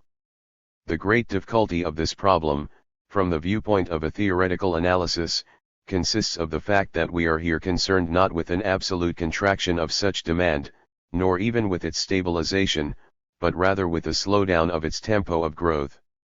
If one begins not by explaining the causal dependencies of the phenomenon, but by giving an account of the consequences of a general slowdown of the tempo of expanded reproduction, taken as a presupposition and a concrete fact, the result will be to illustrate the causal dependencies through another approach. Among the relevant facts we have established the following: a. An increase of the obstacles to new construction under monopolism, arising from the enlargement of enterprises due to technical economic causes, and b. An increase of XED capital reserves under monopolism, due to the specific conditions of its competitive struggle. To these considerations we must add, c. A multiplication of the obstacles to implementing new technological inventions. Created by engineers and technicians, working for the trusts in their own laboratories and experimental plants, these new inventions are only put to use in production on the condition that they do not promote excessively rapid moral wear of the existing equipment, whose value is colossal. Under free competition, a new labor-saving machine was not introduced, despite its benefit to society, unless it raised the norm of profit in the enterprise. If it did raise the norm of profit, it was also introduced by competing enterprises, with the result that its further introduction in other enterprises assumed an economically compulsive character, even though it enacted losses, in terms of moral wear, upon equipment that was still technologically fit for use. Under monopolism, in contrast, the trusts 56 themselves decide, upon the basis of their own calculations, whether the introduction of innovations would entail more losses than benefits. And they make this decision without fear of external economic pressure from domestic competitors. Either no such competitors exist, or they are very weak. Pressure does arise from trusts within other states, but such pressure, with respect to the domestic market, is greatly weakened by the system of tariff protection. In his Imperialism, Lenin emphasized that monopolism, in accordance with its very structure and its characteristic methods of struggling to increase profit, creates greater barriers to technological progress than existed in the epoch of free competition. To all of these considerations we must now add the above-mentioned fact of reduced pressure upon capital from the side of the working masses, in their struggle to raise wages. This reduced pressure results both from economic and from general social causes, and further diminishes the incentive for technological progress. Of all these facts I personally attribute exceptional importance, for purposes of understanding imperialism's dynamic of expanded reproduction, to the law of increasing reserves of XED capital under monopolism, or the law of growing immobilization of means of production. This law results from the very structure of monopolism and its characteristic methods of competitive struggle. On their own, increasing reserves of XED capital would appear to increase rather than curtail the demand for means of production, as compared to the epoch of free competition. That would be true if the tempo of economic development as a whole, including the tempo of absorbing new working masses into the production process and providing them with steadily improving technology, remain the same as under free competition. But in fact that is not how things develop. The transition from competition to monopoly is a transition to a slower tempo of expanded reproduction. In the RST period of such a transition the slowdown is moderated insofar as the production apparatus of capitalism must work to increase reserves, or for a new and supplementary market for the means of production. But once monopolistic capital has become saturated with reserves of XED capital, a new period must set in, a period during which the entire system passes over from one tempo of expanded reproduction to another, slower tempo, and from one set of conditions for proportionality in expanded reproduction to another set of conditions for the same process. It is the transition to these new conditions of proportionality which must intensify to the extreme the struggle for an economic redivision of the world, which Lenin saw as the fundamental cause of the RST World War. It seems to me that the analysis of the conditions of reproduction under monopolism, which I have given above, illustrates this Leninist position precisely from the viewpoint of Marx's general theory of capitalist reproduction, as applied to the epoch of monopolism. If I may beg the reader's pardon for rushing somewhat ahead of the theoretical exposition of the question in order to look at the concrete history of economic development over recent decades, I would like to make the following observation. I am inclined to think that because world capitalism passed from the epoch of free competition to monopolism approximately in the 90s, the crisis of 1893 to 1896 was still, in 10 of its main features, a crisis of classical capitalism, whereas the crises of 1902 to 1903 and 1907 demonstrated transitional features in the direction of monopolism. However, the tempo of economic development during this period was still high, a factor partially explained by the cause we have already mentioned, that is, by the accumulation of XED capital reserves on the part of capitalist trusts. Before the World War, on the other hand, a crisis began to emerge whose basis lay in the process of transition from one set of conditions of proportionality to another. This transition, caused by the fact that the accumulation of XED capital reserves was more or less completed, made the problem of realization extremely acute for heavy industry. This was not simply a crisis of the monopolistic system, but one of transition from one tempo of economic development to another, slower tempo. It is perhaps this very fact which explains why capitalism reacted to this transition with such an extraordinary intensification of the struggle to redivide the world, that is, with the war, for which a sufficient number of more general causes had already been created by the system of imperialism. But the war itself, being connected with several of its own specific factors and events, introduced much that was new in the world's economic condition. Thus it muddled up, so to speak, the growth and resolution of a typical crisis of monopolistic capitalism, causing its characteristic features to remain hidden from us. From this viewpoint, the crisis of 1930 is the most classical crisis of monopolistic capitalism. The crisis of 1920 to 1921 had specific post-war features, and the Depression of 1924 did not develop into a serious shock to the entire world economy. That is why the crisis of 1930 is exceptionally interesting for a theoretical study and provides such a wealth of material for testing any theory of reproduction under monopolistic capitalism. Now let us examine the null point, which has such great significance. For understanding the dynamic of industrial expansion, wider free competition, namely, the expansion of production as a whole beyond the limits of effective demand due to concentration, over a brief interval of time, of a feverishly rapid buildup of enormous masses of XED capital. Let us see what changes occur in this respect under monopolistic capitalism. Here two variants are possible. A. The RST variant.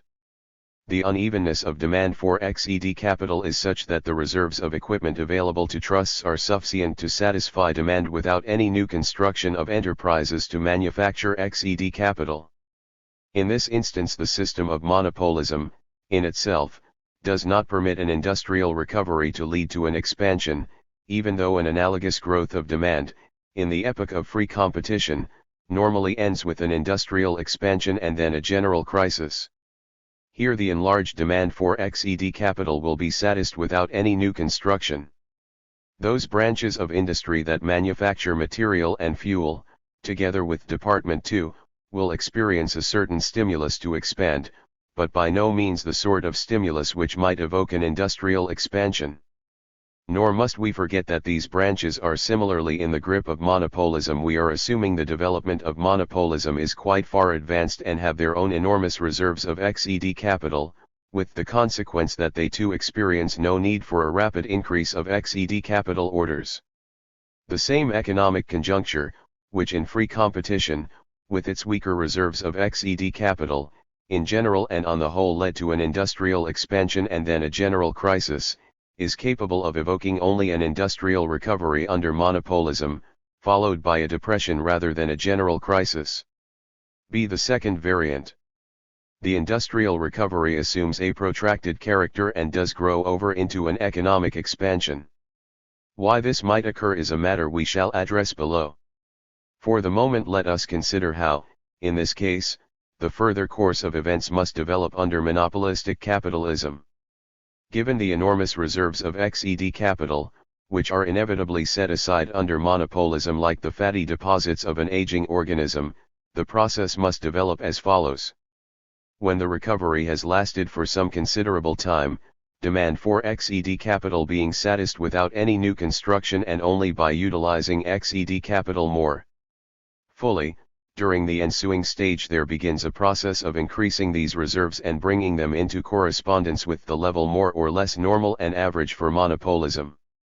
In other words, the capitalist system begins to develop its production apparatus as though the recovery now underway, with all its growth of demand for purposes of consumption and production, were a natural and sustained condition for the economy of society.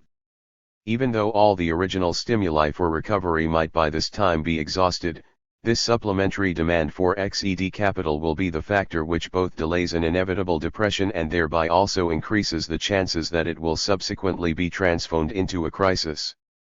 Should there remain any chance for the recovery to continue further, owing to the fact that its original causes are not yet exhausted, then the growing demand for XED capital will impart even greater force to the industrial expansion. In both cases, however, the result will be the same. When the XED capital reserves of monopolistic capitalism have been raised to the normal percentage of capital immobilization in the system, then this supplementary market will be exhausted and the tum in the direction of a crisis will begin. Because this demand for additional XED capital, under monopolism is a demand for reserves and not for an increased supply of means of production at a time of speculation in the production apparatus of heavy industry, a time when, as in the case of an industrial expansion during the epoch of free competition, heavy industry is unable to achieve satisfaction of the expanded demand, it follows that the entire process need not be accompanied by a rise of prices for the production of heavy industry. Here we discover the second unique feature of an expansion under monopolism. But once the descent into a crisis is underway, this process too must be essentially different from crises during the epoch of free competition. The RST difference consists of the fact that an industrial expansion under monopolism, as will be seen from the foregoing discussion, can only occur after a lengthy preparatory recovery.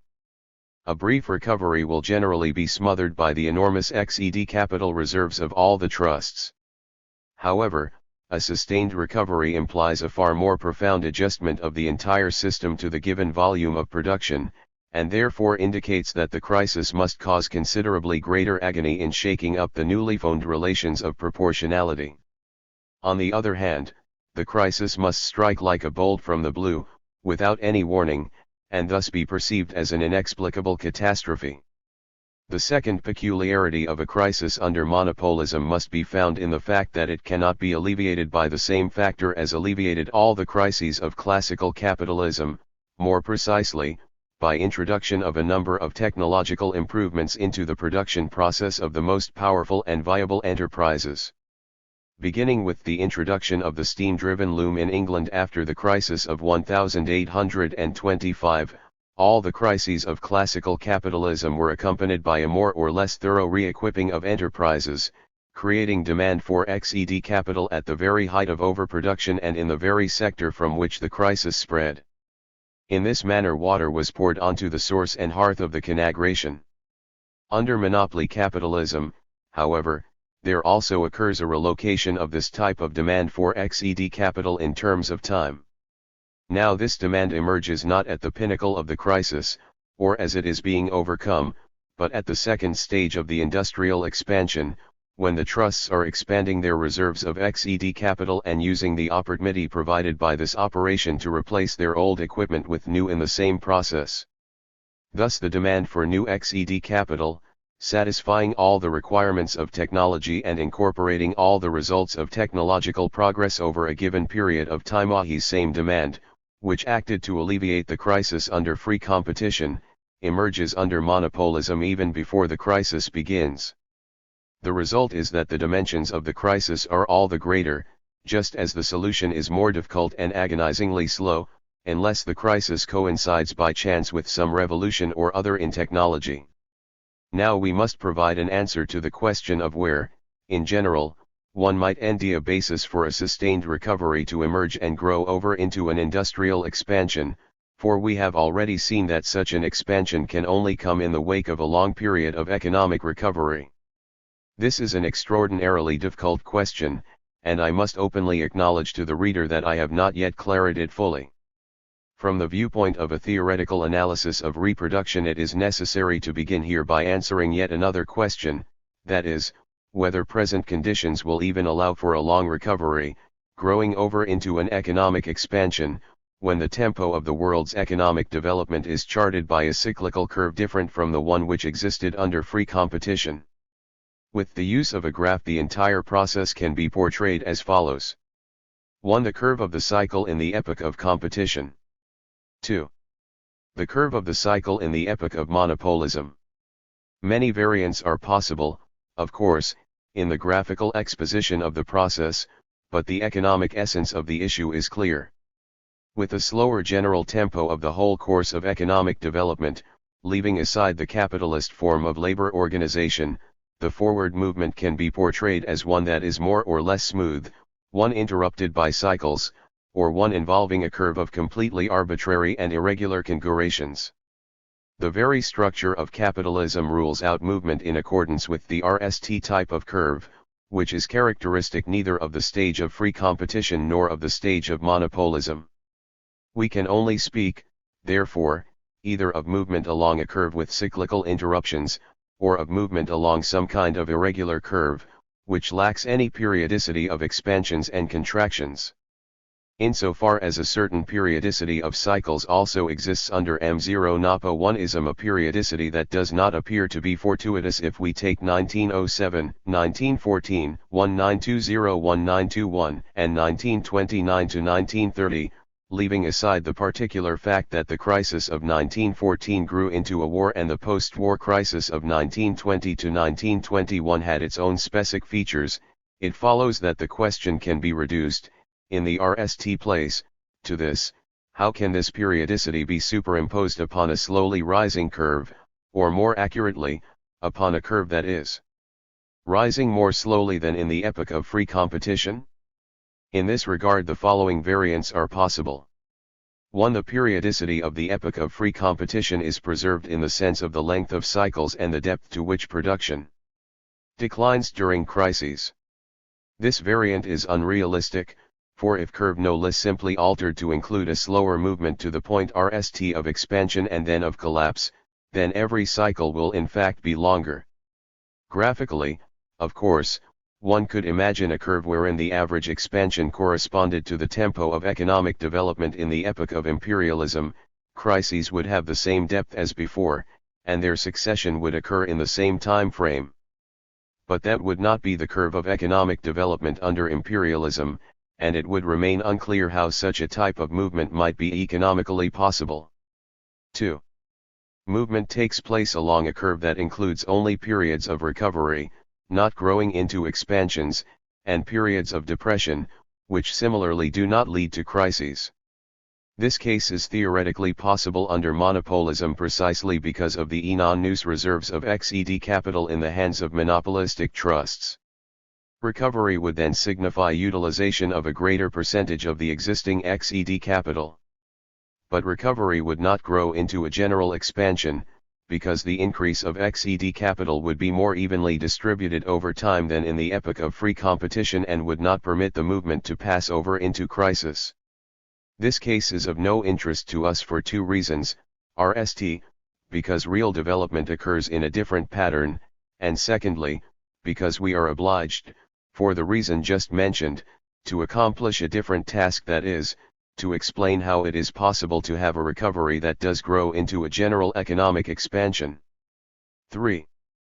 The third possible variant is the one that follows.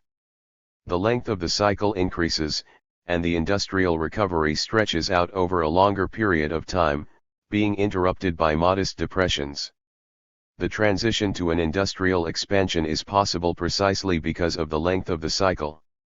In this case the growth of reserves of XED capital occurs before the crisis begins, and this very process of expanding XED capital might either convert the economic recovery into an economic expansion, or else suppress and temporarily delay the maturing crisis. In this variant the crisis erupts when the supplementary market, created by additional demand for XED capital, turns out to be exhausted and causes the curve of reproduction in heavy industry to plummet downwards. This third variant is also conceivable in another form, wherein the slowdown of the average tempo of development occurs not so much because of the curve's decelerating rise at the apogee of the expansion. 63. As because of deeper declines in periods of crisis. It is perfectly obvious that this form of movement would be the most dangerous for the capitalist system, and especially for its weakest links, because it would intensify the system's social contradictions in the extreme. The third of the variants that we have described appears to be the one most typical of reproduction under monopolistic capitalism. Now it only remains for us to investigate how such a form of movement might occur in conditions of the uneven development of capitalism on the scale of the world economy. The reader will be aware that Marx, in his analysis of the process of expanded reproduction under pure capitalism, made several simplifying assumptions. Thus he began with the assumption that capitalist development occurs evenly, or more accurately, he eliminated in general the problem of unevenness on the part of such development. Because our ultimate objective is to arrive at a concrete analysis of capitalism's history during certain specific periods of development, we cannot remain at this stage of the investigation. As the reader will recognize, we have already carried our study closer to the conditions of concrete capitalism in a number of places. We have done so in part by relying upon individual observations by Marx concerning the theory of crises, as they occur in different places in his work, and in part by developing certain of his general propositions concerning the theory of reproduction. Later we shall have to develop these conclusions from the Marxist theory of crises in greater detail. But for the present we must emphasize, above all, that we do not assume amortization of the XED component of constant capital over 1 year. Instead, we differentiate between amortization of the XED portion of constant capital, which occurs over longer periods, and replacement of the circulating portion of constant capital, including materials, fuel, and auxiliary materials.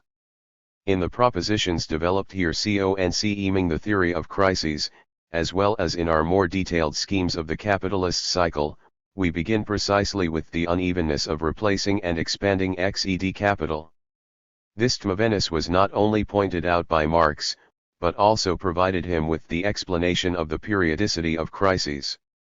He did not, however, develop his position on this matter, nor did he illustrate it with the same schemes as he used in Volume 2 of Capital to demonstrate the law of proportionality in reproduction. At this point his work proved to be incomplete, and not a single Marxist has undertaken to continue it. In what follows we assume the existence of reserves of XED capital in capitalist production, a factor which changes the conditions of proportionality at the very moments of depressions and crises. On the other hand, as we have seen already, the problem of increasing reserves of XED capital under monopolism is exceptionally important for understanding the whole system of reproduction under imperialism. In addition to the theory of simple and expanded reproduction, we then investigate the problem of declining reproduction, a question of exceptionally great significance for a country such as present-day England, where there has been a dramatic collapse of economic activity. 12. We then make an effort to investigate the problem of simple and expanded reproduction under concrete capitalism, or in circumstances where there also exists a sector of simple commodity production. L3. After such a considerable approximation in our study to the relations of real capitalism, including a differentiation between its two historical stages, the epoch of free competition and the epoch of imperialism, we must still take one further step toward reality. To be precise, we must assume the uneven development of capitalism. The law of capitalism's uneven development, to which Lenin assigns such prominence in his whole theory of imperialism, has overriding significance not only for a study of the concrete world economy in the epoch of imperialism, but also for a theoretical analysis of expanded reproduction under monopolism. General methodological considerations require this law to be incorporated into the investigation. We have already indicated that a national economy, taken in abstraction from its ties to the world market, cannot serve as a starting point for an analysis of the economics of imperialism. The system of monopolism is integrally connected with the far-reaching development of the world economy as a single economic entity, and this is true both in concrete historical terms and also in terms of an internal, one might say a structural, connection. Just as it would be foolish in the study of a national capitalist economy always to begin with a separate capitalist enterprise, foolish because a single enterprise does not allow us to analyze thoroughly all the laws of the entire system. It is impossible to study the laws of monopolism in a separate national economy. These laws can only be revealed by an analysis of the world economy, taken more or less as a single economic organism. I shall not dwell upon this question at any length in the present context, for it requires a special study.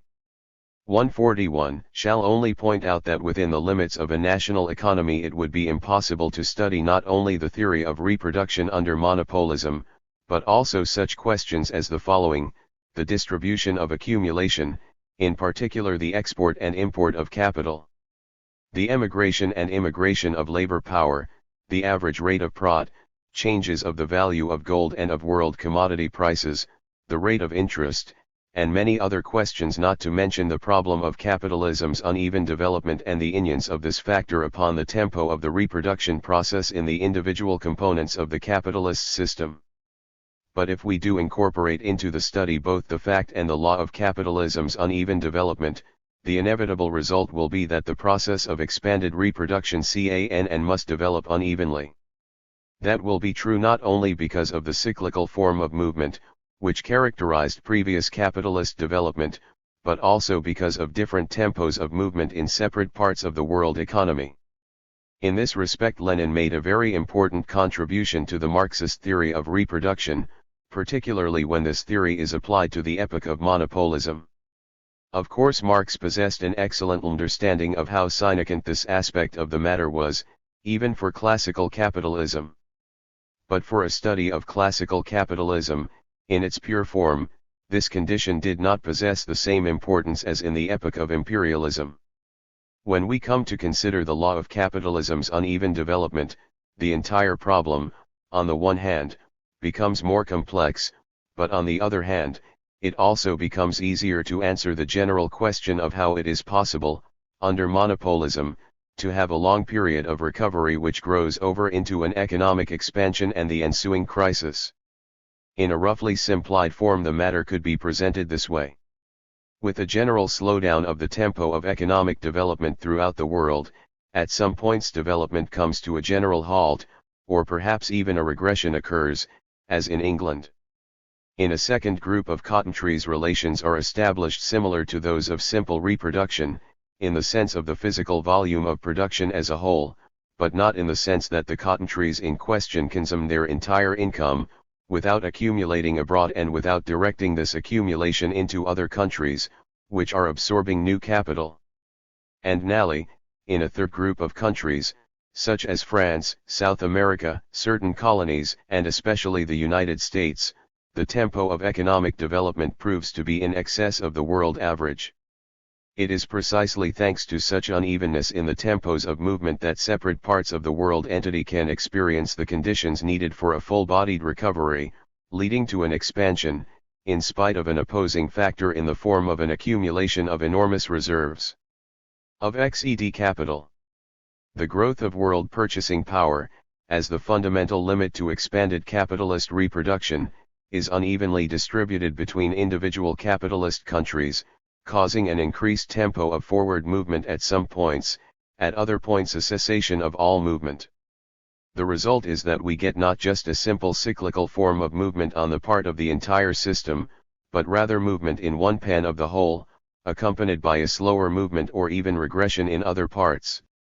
Although this movement occurs over time in the phone of cycles, the cycles themselves are characterized, so to speak, by differing contents. 4.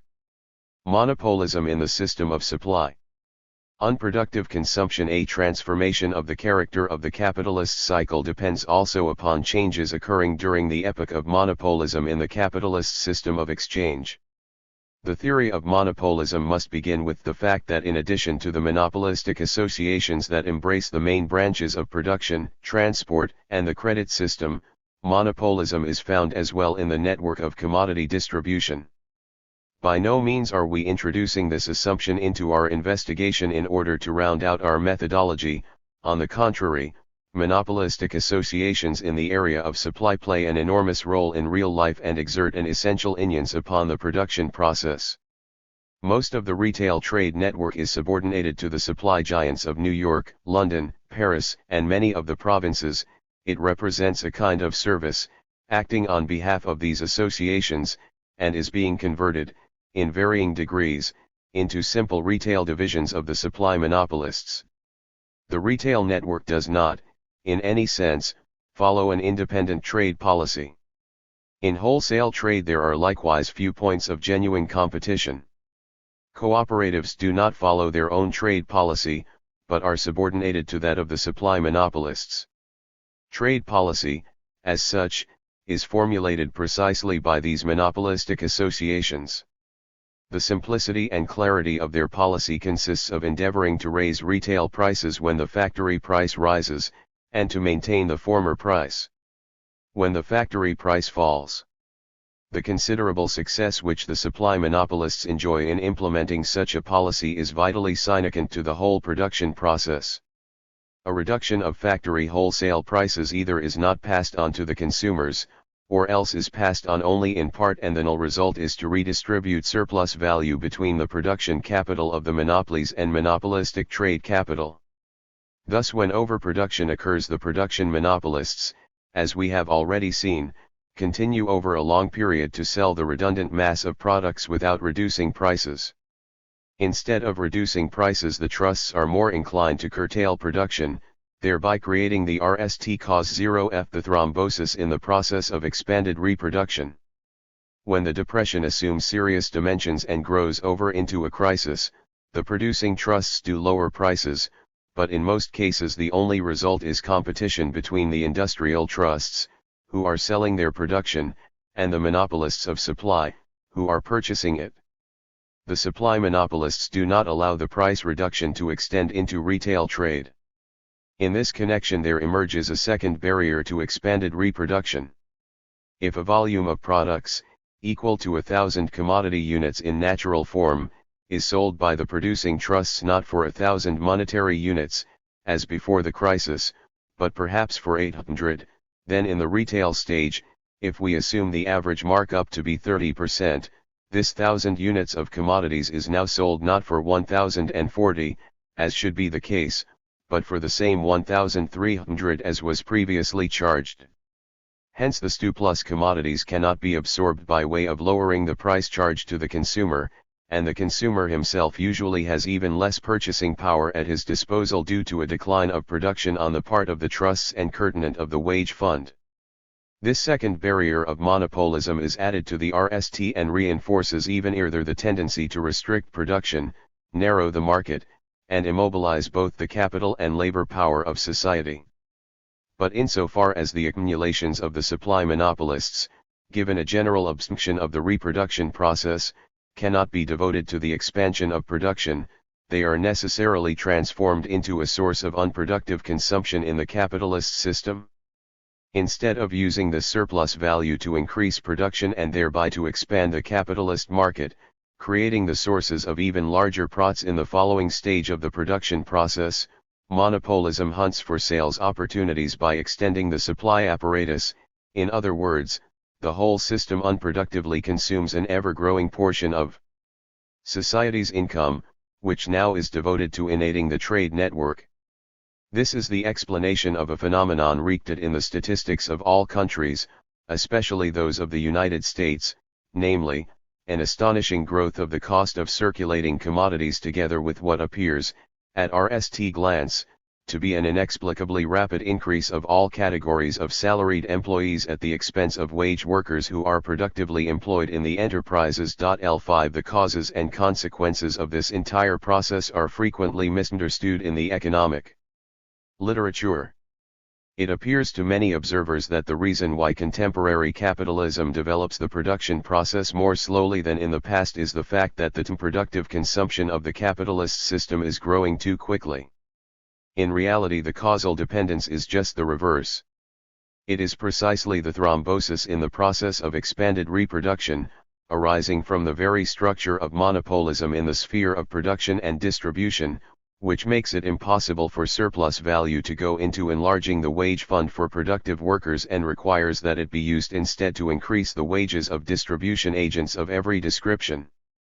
16. If the slowdown of the process of expanded reproduction were caused by unproductive consumption, then it would follow that the epoch of monopolism would entail a systematic deficit of new capital. In reality, we see that just the reverse is true, the only exceptions being individual sectors of the capitalist system, whose circumstances arise from their own specific causes. In our chapter dealing with the crisis of 1929 to 1930 we shall provide a considerable volume of statistical evidence to document the position we have formulated here. 5. General results. Let us summarize briefly what has been said thus far. The fundamental obstacle to society's economic development, given a capitalist system of labor organization and distribution, in other words, the fundamental Achilles heel of capitalism at every stage, is a blockage of the process of expanded reproduction. This condition, which inevitably means limited consumption by the toiling masses, arises from the structure of capitalism itself, as production for the market, with its private character of distributing both the income to be consumed by society and all the means of production and accumulation. L7 Both use of the potential productive forces and allocation of those now in existence, including new accumulation, is subordinated to the goal of acquiring a certain norm of prod.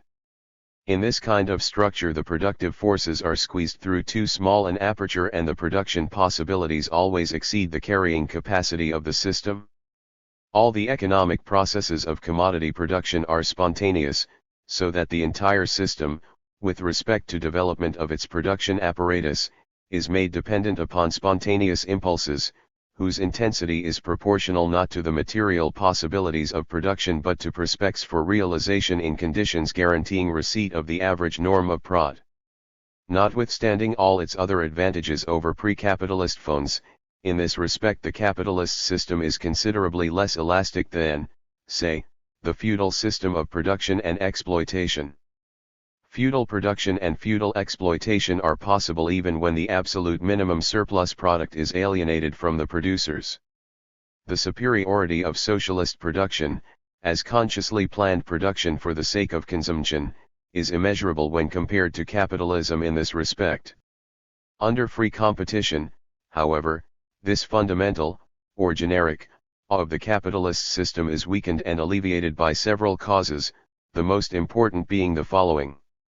1.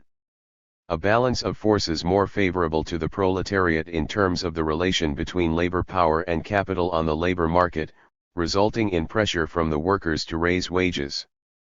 Acting as a kind of external force, this pressure drives capital in the direction of more rapid technological progress. Such progress, in turn, increases the productivity of labor and the volume of commodities produced, enhances the demand for functioning XED capital, and causes a more rapid expansion of capitalism's own internal market when compared to the general volume of production at any given moment. In these circumstances the overall tempo of development becomes more rapid, and the causes and effects of the more rapid advance come out to be intertwined. 2. For both technological and economic reasons the concentration of capital and the increasing scale of enterprises were much less significant than under monopolism, in other words, the establishment of new enterprises was much easier. In conditions of free competition this 70 meant more intensive spontaneous impulses to pursue prod by way of expanded reproduction. It was easier to break free of the existing stage of reproduction, with the proportions it entailed, and to move in the direction of another, higher stage. 3. A much lower percentage of XED capital reserves in the system as a whole. Given the uneven distribution over time of orders for XED capital and their completion, lower reserves meant that even though the system experienced periodic expansions and crises, it was nevertheless able to make use of almost the entire available equipment and labor power during the period of expansion, or when the production capacity of society was most strained. Over a period of years, therefore, the average utilization of society's productive forces was higher than under monopolism. 4. Fewer difficulties in the redistribution of capital from one branch to another through the price mechanism, due to a lower percentage of capital being locked into the form of XED capital and to the greater elasticity of the market in conditions of free competition. 5. Greater opportunities for the system's progressive adjustment to cyclical price reductions by way of selecting the most viable enterprises and reconstructing them. Reconstruction created demand for XED capital towards the end of the crisis, mitigated its effects, and offered greater opportunities for the whole system to emerge spontaneously from its critical condition, led by the branch's manufacturing elements of XED capital. 6. The existence of territories as yet unoccupied by the capitalist system of production and exchange, expansion of capitalism's territory at the expense of small-scale production, opportunities to invest XED capital in backward countries in the form of railroad construction, and increased sales of additional small quantities of surplus articles of consumption. Although these sales did not constitute the basis for realizing new surplus value within the capitalist countries, as Rosa Luxemburg mistakenly believed, they did allow a temporary breathing space in periods of especially serious overproduction. In this manner they made it easier to rise to the next level of expanded reproduction and thereby to expand the basic market, which exists within capitalism itself. 7. The absence or weakness of monopolistic associations in the supply system, with the consequence that lower wholesale prices, charged by the producing enterprises, were quickly passed on through retail trade, ensuring both a decline of the cost of living and the overall 7. Possibility of the system's more rapid adjustment to falling prices through improvements to the equipment. Capitalism's transition to the higher historical stage of imperialism occurs under the influence of the concentration of capital and the merger of industrial with banking capital, bringing with it the expansion of individual enterprises due to changes in their technical structure. This transition at the same time forces the capitalist system into a slower tempo of economic development. It involves essential changes both in the general conditions of expanded reproduction and in the character of economic expansions and crises. All of these changes owe from the economic structure of monopolism, from modifications of the entire social nature of capitalist society at this stage, and particularly from a shift in the balance of class forces between the proletariat and the class of capitalists. Without understanding these peculiarities of the economic and general social structure of monopolism, together with the extent of their direct influence upon the reproduction process, it is impossible to understand either the specific requirements of proportionality under imperialism or the unique character of its expansions and crises. In short, it is impossible to understand the whole nature of the capitalist cycle and how it has altered. In order to clarify the special features of imperialism, the best way to proceed is by systematically comparing the conditions of expanded reproduction and crises under monopolism to those prevailing during the epoch of free competition. But since imperialism is the null stage of capitalism, a stage in which the rebellion of society's productive forces against the capitalist organization of labor and the capitalist system of distribution becomes especially acute, problems of a social historical character inevitably intrude upon an economic analysis. One must, therefore, not only explain differences in the reproduction process at various stages of capitalism's own development, but also provide a comparative analysis of capitalist and socialist reproduction, on the one hand, of capitalism and those social formations that existed prior to commodity production, on the other. The basis of such an investigation must be the results achieved by Marx in his study of the problem of reproduction in Capital, Volume 2, the separate parts of his work wherein he addressed the question of crises, and also his general analysis of the capitalist system, which he saw as a form whose content was a certain level of development of mankind's productive forces, interpreted as a process. But Marx's theory of crises was incomplete, and his theory of reproduction must be developed and worked out in the sense of bringing the analysis closer to the conditions of real capitalism.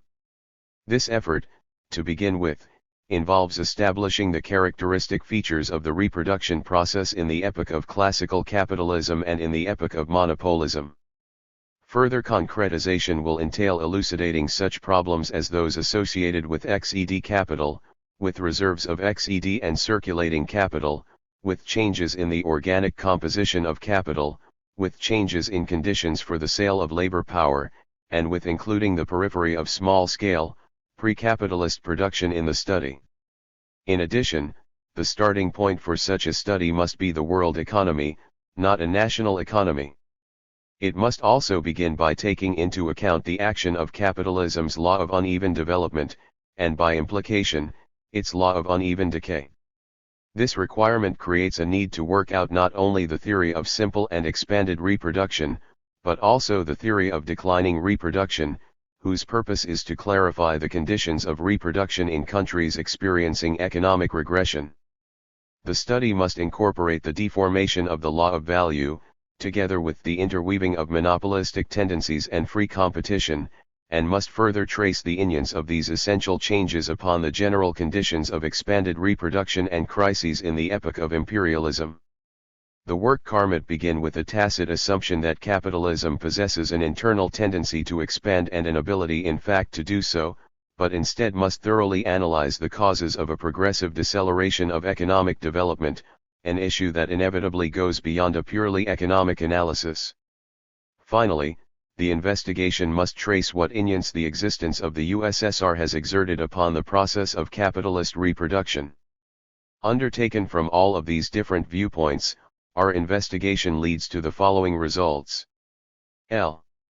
In monopolistic capitalism, the balance of forces in the economic struggle between the proletariat and the capitalists takes shape in a way which is less favorable for the sale of labor power in the market. This new balance is caused by several factors, by the growth of absolute, or what is more frequently referred to as structural unemployment, by a closer merger of trusts with the state, and by subordination of the reformist trade union bureaucracies to the monopolies. The main result is a reduction of the external pressure exerted upon capital in the direction of more rapid technological improvement. On the other hand, the end of wage increases, or even a lowering of the wage level, weakens the stimulus in favor of expanded reproduction because it eliminates expectations of further growth of society's effective demand and thereby spontaneously pushes the entire system towards the level of simple reproduction. In this regard, it becomes particularly evident that a study of the problem of reproduction and crises under monopolism must proceed beyond the limits of a purely economic analysis. 2.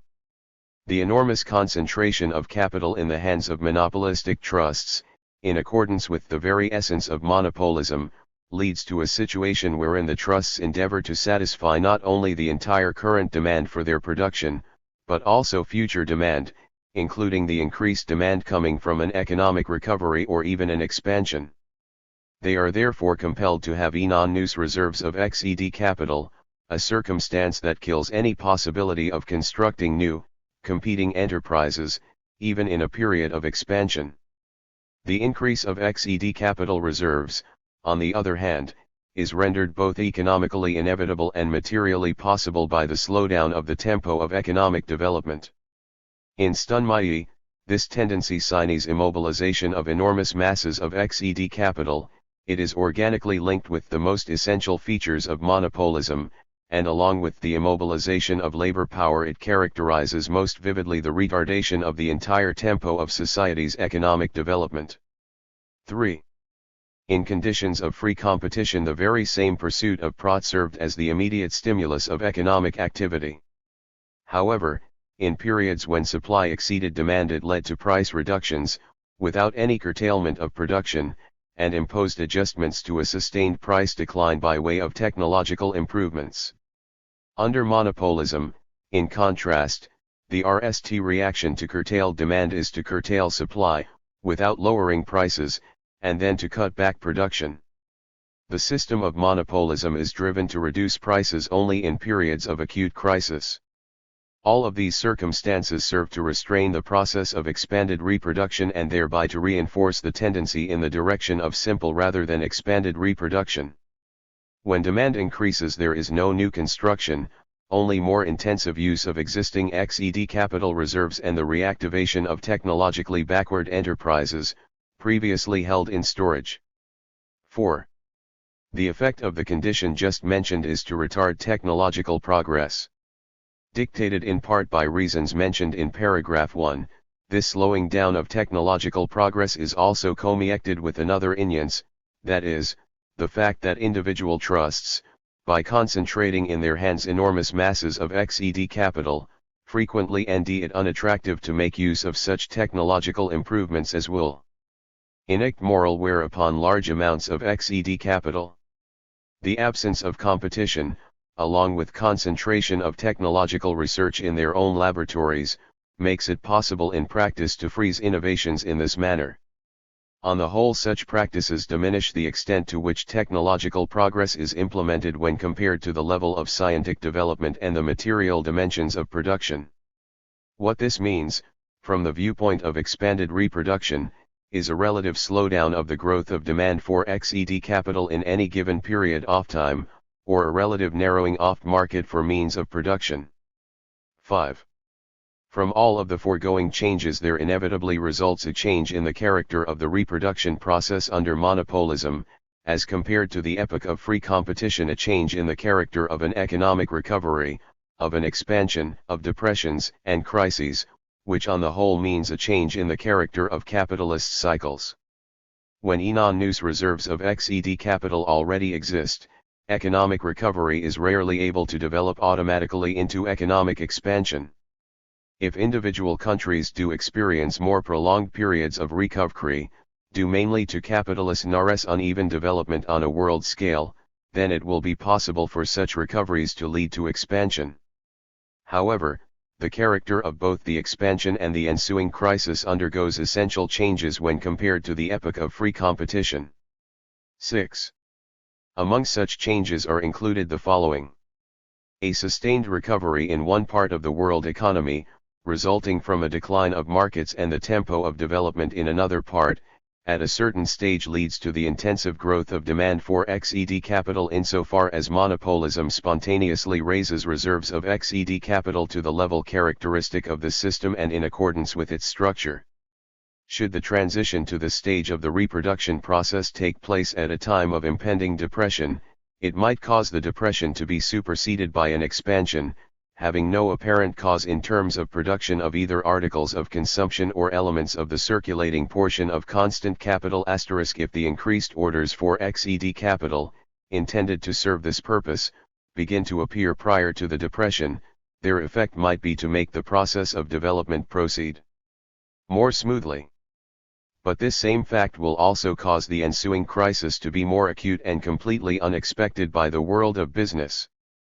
A second unique feature of this type of expansion might be the absence of price increases, a phenomenon explained by the fact that there is no deadline or rush in the expansion of XED capital nor any need for the feverish construction of new enterprises for its manufacture. On the other hand, a decline of prices that were not brought back into line by the previous crisis might simply return the index to the pre-crisis level, provided no changes are required by long-term adjustments in the conditions of gold production. 7. Because of the foregoing causes, the emergence from a crisis must inevitably take longer and assume a more agonizing character. In this respect, the contrast with the character of the capitalist cycle under free competition is quite remarkable. Under free competition, the replacement of equipment in the most powerful enterprises, together with renewal of XED capital in the gold industry, serves as a very important spontaneous impulse for alleviating the crisis at the very moment when it breaks out. Under monopolism, the increased demand for XED capital, resulting from the expansion of production, occurs not at the peak of the crisis, but before it even begins.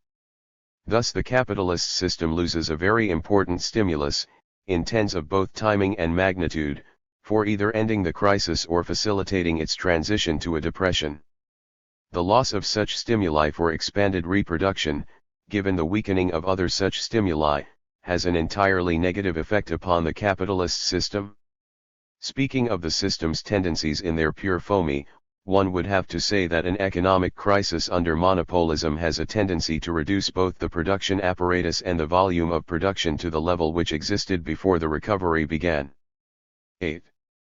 To the extent that the system of monopolism also embraces the sphere of circulation, in periods of crisis and falling wholesale prices, the monopolistic associations of commercial capital employ every means to prevent a proportional fall of retail prices. Thus the capitalist system experiences all the difficulties associated with falling prices but none of the benefits. The consumption end of society is able to purchase no more than the previous quantity of commodities for the same stun. The failure of prices to decline in retail trade prevents the physical volume of demand from increasing, and the result is a prolonged crisis in which there occurs an EUR/LL0/ILLL0/LLS increase of prots going to the parasitic organizations of commercial middlemen. 9. Monopolistic capitalism brings with it a growth of unproductive consumption. The opinion is quite widespread that the slowing tempos of economic development under monopolistic capitalism depend upon an increase of unproductive consumption. That is not true, insofar as the effect is in this instance interpreted to be the cause. LT is not the slowdown of economic development that is caused by the growth of unproductive consumption in the capitalist system, rather the growth of unproductive consumption is caused by the slowdown of economic development, which in turn results from the change of capitalism's structure. L8 With such a slowdown, it is pointless to convert a greater portion of society's income into capital, for not even the existing accumulation can be utilized fully, given the narrowing of the arteries needed to take advantage of society's productive forces. This circumstance is particularly significant in explaining both the growth of expenditures in the system of commodity circulation and the more rapid increase of salaried employees than of workers, even in countries enjoying rapid industrial development such as the United States and others. In the foregoing exposition we have described the fundamental and most characteristic features distinguishing the economic cycle under free competition from that under monopolism. Having offered these general observations, we are now in a position to give a more thorough and systematically developed scheme of the economic cycle under both free competition and imperialism. In our account we shall use arithmetic illustrations of the type employed in Volume 2 of Capital. However, an arithmetic illustration is not the same thing as proof, and I must emphasize in advance the conditional character of these examples. I use them, RST, for clarity of presentation, and second, because a reader literate in Marxism is already familiar with this form of presentation and will therefore find it easier to assimilate all of the complex subject matter with which one must deal in the theory of reproduction. Part 3.6. A scheme of the economic cycle under free competition. Let us begin with an average year, in which production develops in conditions of proportionality between departments I and II and XED capital is reproduced only to the extent of the annual wear. Subsequently we shall assume uneven expansion of XED capital over time, requiring that we carry the analysis further than Marx's schemes in Volume 2 of Capital by incorporating a division of constant capital into its XED and circulating components. Let us suppose that the entire XED capital of Department I equals 10,000 million provisional units of value, of which 2,000 are held in reserve. The wear of XED capital will be taken, on average, to be 10% of the entire XED capital each year, or 1,000. Let the circulating component of the constant capital be 3,000, and the variable capital 1,000. The norm of exploitation is 100. The norm of accumulation 1/2 of the entire surplus value created in the course of a year. The XED capital of Department 2 is 3,750, of which 750 are in reserve, and the annual wear of XED capital in this case too is 10%, or 375. The circulating part of the constant capital is 1,125. The variable capital is 375. All other conditions are the same as in Department I expressed in GERS. The entire social capital will be distributed as follows. Department I.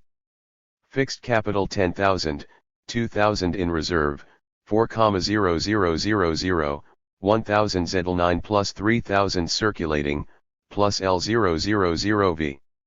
Department II. Fixed capital 3,750, 750 in reserve, 1,500 C, 375 XED plus 1,125 circulating, plus 375 V results for the year, I4,0000 plus L000V plus 500 accumulation fund plus 500 consumption fund of the capitalists too. L500C plus 375V-1 187.5 accumulation fund I 187.5 consumption fund of the capitalists. Gross production in Department I is 6,000, in Department II 2,250, and total annual production is 8,250. Now let us suppose that Department I must satisfy an order for new XED capital in the amount of 1,500, that is, somewhat more than 10% of the whole existing XED capital of society, or somewhat more than the entire annual wear of XED capital. The question is, how, and in what time period, would it be possible to LL this order with the existing supply of XED capital and its existing distribution? A brief glance at the scheme will indicate that this task cannot be completed quickly, in 1.5 or 2 years, for example, because the existing distribution of XED capital is geared to completely different magnitudes of demand for XED capital. The only two sums that could go to satisfy the order for XED capital would be, 1. That portion of the accumulation fund of Department I that exists in the natural foyer of XED capital, in this case 125, and 2. The corresponding part of accumulation in Department II, intended to increase I1's XED capital, in this case 47. Completion of the order would therefore require approximately 9 years. An in-out of newly absorbed labor power into the production of XED capital is not possible if we assume a constant relationship between the magnitudes of XED and circulating capital being produced. It is perfectly obvious, however, that the capitalist system, always limited by effective demand and using every opportunity to expand the market, cannot respond to the order by stretching its completion out over 9 years, all the more so in conditions of free competition. In reality, the process will occur quite differently. To be more precise, it will involve using every production opportunity to LL the order in the shortest possible time and in the following manner. To begin with, all the reserve equipment of enterprises manufacturing XED capital in Department I will be brought into operation. Second, in these enterprises second shifts will be taken on, and third shifts wherever possible, so that the same amount of XED capital can rapidly absorb a mass of new workers into production. In the third place, either in the very first year of the expansion or somewhat later, new enterprises will begin to be constructed for the manufacture of XED capital. And fourth, because of the inevitable increase of demand for the natural elements of circulating capital, raw materials, fuel, etc., the reserve equipment of enterprises engaged in such manufacture will also be brought into operation, including the fuel industry, metallurgy, the lumber industry, production of building materials, etc. In general terms, if we take an ideal variant of the development of Department I, the basic tendency will be an inclination to use the accumulation FTMD of this department to the maximum extent for purposes of increasing variable capital, while the existing XED capital will be used to the limit. The same tendency implies that all reserves of circulating capital, in their natural form, will likewise be used to the limit. Reserves of coal, metal, and so forth, carried over from a year of average activity into the year of expansion, will be reduced to a minimum. However, use of the entire accumulation fund of Department I in order to increase its variable capital requires a corresponding increase of I's accumulation fund, 5005, and its wage fund, L000V, have the natural form of means of production and must therefore be exchanged for a corresponding quantity of means of consumption, produced in Department II and valued at 1,500. This is the RST obstacle to using the entire accumulation fund of Department I in order to expand variable capital. The second difficulty in achieving such a maximum development of production of means of production is the fact that the increase of V in Department I, from 1,000 to 1,500, requires CL to rise from 4,000 to 6,000 if all the relations remain constant. What reserves might the capitalist system use in Department I in order to achieve even partial fulfillment of this objective? The RST reserve is that of XED capital. If the entire XED capital of Department I had been fully utilized even before the economic expansion, and work in the enterprises had already continued round the clock, then in order to increase variable capital from L000V to 1,500 VA, prior increase of XED capital by 1/2 would be needed, something which would be economically impossible. In order to create 1,500 worth of new XED capital, the capitalist system would have to produce 5,000 worth of XED capital as the necessary technical economic precondition for satisfying the order *, but this task can be completed, for the most part, because of the availability of reserves of XED capital and the possibility of going over to several shifts, which is essentially another form of reserve of the same XED capital. Thus the value product, to the extent that it consists of the value of wear of XED capital, grows in our example from 1,000 to L500 and does so without any rapid new investments in XED capital. In this manner the difficulty is more or less resolved without creating any particular problems.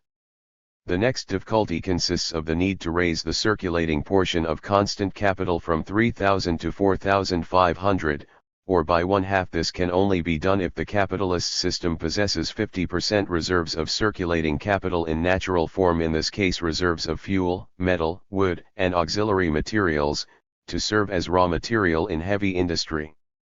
In the conditions that characterize an average year of economic activity, such supplies are considerable, although they will vary, of course, from one type of means of production to another. For example, physical reasons will prevent coal reserves from reaching 1/2 of a year's supply, spontaneous combustion, shortage of storage space, etc., whereas in the case of other fuels the reserves can be more substantial, oil being a case in point. The same holds true of metals, especially non-ferrous metals. On the whole, however, such reserves can scarcely reach 50% of annual production under nominal circumstances. The obstacle posed by circulating capital is more substantial than those arising from XED capital, when the objective is to achieve a maximum development of production of means of production. But here too it is possible to have a considerably more rapid expansion, provided there are no difficulties with XED capital and it is possible quickly to mobilize the new labor power required. The enterprises involved are mainly in the extractive sector, which either needs no raw material or provides its own, as is frequently the case when the metallurgical industry possesses its own iron mines. In any event, in order to increase the circulating portion of constant capital by 1/2, it is by no means necessary to have on hand 1/2 of a year's supply in those types of production where output can be increased at any time of year. Matters are different with the production of such materials as cotton and technical crops, or with the laying in of peat, seasoned wood, etc., for here a sudden expansion of production can only be based upon the reserves of a single season. Taking into account all of these possibilities and difficulties, one can say that although the capitalist economy has a tendency, given a sudden upsurge of the tempo of reproduction, to expand variable capital by the full sum of new surplus value, nevertheless this objective cannot be realized fully. For purposes of simplification, however, we shall assume that this tendency is 100% fooled. Now let us look at how matters stand in Department 2. Once the distribution of capital in Department I becomes 6,0000, 1,500 XED plus 4,500 circulating, plus L500V. If we assume that the consumed portion of surplus value continues in the same ratio to accumulation as before, then Department I demands from two means of consumption valued at L500V plus 750, the capitalist's consumption fund, or in the amount of 2,250. Such an enormous increase of production is only possible in Department 2 if here too the entire accumulated portion of surplus value, in the amount of 187.5, is added to variable capital. In terms of the natural composition of these values, such an addition is easier for Department 2 because the L87.5s already consists of means of consumption and can be used directly to expand variable capital on the basis of exchange within the same department. The obstacles to such a rapid development of production in Department 2 arise from the fact that an equally dramatic increase of constant capital is required. As far as XED capital is concerned, the problem can be resolved by using direct and hidden reserves in the exact same way as was done in Department I. The major difficulty arises with the circulating component of constant capital. In the RST place, apart from the transitional reserve, it consists of means of production that must be acquired from Department I, and second, what is involved to a great extent is material of agricultural origin, so that quantities cannot be increased as quickly as coal or metal without waiting for a new agricultural year and a new harvest. Even so, the transitional balances from year to year are very large, and frequently do reach 50% of the annual production, as the statistics of commodity reserves indicate. In any event, let us assume that this problem is fully resolved for both departments. We shall then have the following results of a year's work in the two departments. Department I 10,000 XED capital 6,000 C, 1,500 XED plus 4,500 circulating, plus L500V plus 750 accumulation fund plus 750 capitalists consumption fund. Department 2 3,750 XED capital 2,250 C, 562.5 XED plus 1,687.5 circulating, plus 562.5 V plus 562.5 S, of which 1/2 is accumulated and 1/2 goes to the capitalist's consumption FTMD. Thus in depayment to the 562.5 of XED capital, entering into the value of the gross product from the side of constant capital, can only be acquired through more intensive amortization of XED capital. In this case too it would not be possible to achieve such a rapid development of production or such an increase of the gross product, were it not for direct and hidden reserves of XED capital together with the corresponding development of production in Department I. The economic rationale of such efforts to utilize both older XED capital and reserves of circulating capital lies in the fact that they permit the greatest possible mobilization of living human labor which alone can create new values, but not without all the necessary material elements of production. From this example we can see that reserves of XED and circulating capital are vitally necessary to the capitalist system. They provide a capitalist economy with the elasticity it requires in periods of rapid cyclical expansion of production.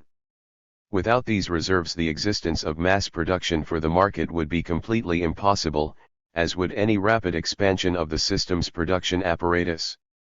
In the Marxist literature devoted to the theory of capitalist reproduction this question is not, unfortunately, given the attention it deserves. If Marx abstracted from this circumstance in the RST stage of analyzing the process of expanded reproduction while still having an excellent understanding of its importance for the theory of crises Z, it by no means follows that Marxist thought must come to a halt at the point where the investigation was interrupted by Marx's own sickness and death. By 83. Using schemes with such a high degree of abstraction as to ignore the role of reserves, the wearing out of XED capital over more than 1 year, the uneven renewal and expansion of XED capital, and nally, the instance of capitalism's uneven development upon reproduction by using schemes involving such apprentice-like timidity and such inability to carry forward Marx's interrupted study, it proves impossible to understand the development either of a single typical capitalist cycle or a single real capitalist crisis.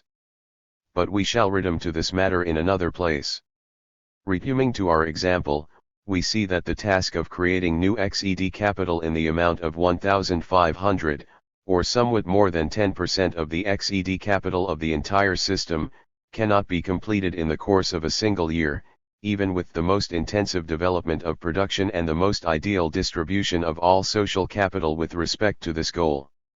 Insofar as it is a question of creating new values, and not of converting old XED capital into new, it follows that for fulfillment of this task the system has at its disposal the following: RST, 750s in the accumulation fund of Department I, presupposing that in Department I the appropriate distribution of labor will be attained between branches manufacturing elements of XED and circulating capital, so as to be net the funner, and second, whatever XED capital can be freed by Department II, which in selling 2,250 means of consumption can temporarily reduce its purchases of elements of XED capital and convert its amortization deductions into money capital, in order to cover the loss of XED capital at a later point, when it is in greater supply at a lower price. 21 For reasons to be explained below, opportunities of this type are not extensive, and this circumstance, incidentally, is extremely significant for understanding the dynamic of capitalist cycles and for measuring the resources available to the capitalist system for a sudden and dramatic expansion of production. On the other hand, this loan, if one may call it such, while facilitating a rapid expansion of production, inevitably shews the demand for XED capital to other years of the cycle, with the consequence that Departments I and II prove to be in different circumstances as regards the reconstruction and expansion of XED capital. This consideration does not apply, of course, to reconstruction of that portion of XED capital without which Department II would be materially unable to achieve its expansion, and the example, for that reason, will not suit the case where the order for XED capital originates in Department II. It is true that the system still has one further reserve at its disposal, that is, the possibility of a relative slowdown of the tempo of growth of that part of the surplus value which goes to consumption by the capitalist class. The result, in this case, would be a corresponding increase of the fund of productive accumulation, more than 50% of the surplus value would go into accumulation, less than 50% into consumption. This reserve does exist. But if one takes into account the fact that the system's unproductive consumption also inevitably grows when production increases, then it will be clear that this reserve will in any event be less than 750s to 500s, or less than 250s. It is another matter if completion of the order does not necessarily involve creation of new capital in the shortest possible time. The order can then be fooled partly at the expense of new surplus value and partly at the expense of temporarily unreconstructed old XED capital. With such a combined approach, the goal can be reached more quickly, although the time needed to repair the losses to the old XED capital is also extended, a factor that must inevitably prolong the whole period of industrial expansion in the capitalist system. In fact, that is precisely what does occur in real capitalism, with the consequence that it becomes exceptionally important, for purposes of understanding the capitalist cycle in general, to undertake a separate analysis of reproduction of fixed components, zero constant capital on the one hand, the circulating components on the other. Under the most favorable conditions in the RST year, therefore, only one half of the order for new XED capital will be fooled. At the end of the year, the entire XED capital in Department I will be equal in our example to 10,750, and part of the new sum of 750 will perhaps consist of the framework of factories yet to be completed, partially niched railroad construction, and so forth. The task of increasing XED capital by 1,500 can only be completed at the end of the second year of industrial expansion, provided Department I maintains the same production apparatus and Department II does not use its accumulation fund, equal to 1/2 of 562.5, to increase its production apparatus. Such an expansion would imply growth of L beyond 2,250 and would be impossible with a deficit of means of production in Department I. Instead, Department H must use part of the surplus value, having the natural phone of means of consumption, to replace exhausted inventories, if we are speaking of products which can be stored, and the other part must be transferred to Department I in order to increase variable capital there, including an increase of variable capital for the new factories being constructed. In the event that a portion of capital is transferred from Department II into I, the proportions in Department I must also change, by comparison with our initial assumptions, in the sense of allowing for a somewhat accelerated construction of elements of new XED capital, particularly the new XED capital of enterprises manufacturing XED capital. Point 22. We shall not provide numerical illustrations here of the different possible variants of this process, nor shall we continue our example for the ensuing years of the industrial expansion. Henceforth we can make do with a briefer exposition of the most essential aspects of the matter. Let us now suppose that in the third year of economic expansion Department I's growth is mainly due to the following: the construction of new enterprises for the manufacture of XED capital. Construction periods in the past were much longer than they are today. The growth of enterprises manufacturing the circulating component of constant capital, the replacement of depleted reserves of circulating capital in natural phone, and nally, such increases of XED capital as cannot be postponed, even though the price is high. This latter form of increase will be necessary to the extent that the strained reserves of old XED capital cannot resolve the problem of expanded reproduction on such a large scale. Department II expands its production apparatus in proportion to the increase of variable capital and the consumed portion of surplus value in Department I. The expansion of XED capital occurs despite the rising prices, but only to the extent required by economic and technical considerations. If we assume that during the third and fourth year of expansion the production apparatus will grow to the full extent of new accumulation in both departments, with an unchanging organic composition of capital, then by rounding off we get approximately the following scheme of reproduction at the end of the fourth year of expansion: I7,200 CIL 800 V plus 900 S, accumulation fund, plus 900 S, consumption fund, 2. 2,700C plus 675V plus 675s. This would be the scheme had there not occurred the growth of XED capital just mentioned. Taking this growth into account, we must 8.6. Assume a smaller increase of small c, or of constant capital being replaced in accordance with the annual turnover. That is the case because in setting aside a portion of the current accumulation in new XED capital we naturally reduce the possibility of a large increase on the part of the circulating portion of constant capital, which makes up a large part of the C being reproduced each year. With these considerations in mind, it would be more accurate to think of the production apparatus growing in smaller proportions, with the system's XED capital growing more quickly. Let us assume that the GERs in the schemes will be the following: 16,400C-1L600V plus 800s, Accumulation Fund, plus 800s, Consumption Fund, 2. 2,400C plus 600V plus 600s. At the end of the fourth year of expansion the following situation will prevail. The task of fooling the order for new XED capital in the amount of 1,500 is completed. Fixed capital has also expanded to a certain extent under the pressure of causes just mentioned. In general terms it has grown, let us say, to 16,000 in place of the previous 13,750, variations being possible here because we did not establish a GER for the growth of reserves of circulating capital. The new enterprises to manufacture XED capital are completed and functioning, the reserves of the circulating component of constant capital are re-established, and the same is also true of resources of means of consumption in Department 2. The question might well be asked, why does the capitalist system require such an innate production apparatus? Variable capital has risen from 1,000 to 1,600 in Department 1, from 375 to 600 in LL. The whole production apparatus has spontaneously grown to such dimensions in the comparatively brief interval of 2 years, under the influence of a concentrated order for new XED capital in the amount of 1,500. It has done so as if the order would be repeated every 2 years.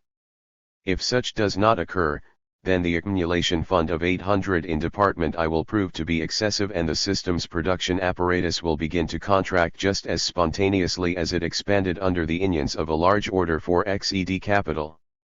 Thus we see before us, with striking precision, the different impact upon the production process of a capitalist, as opposed to a socialist system of production.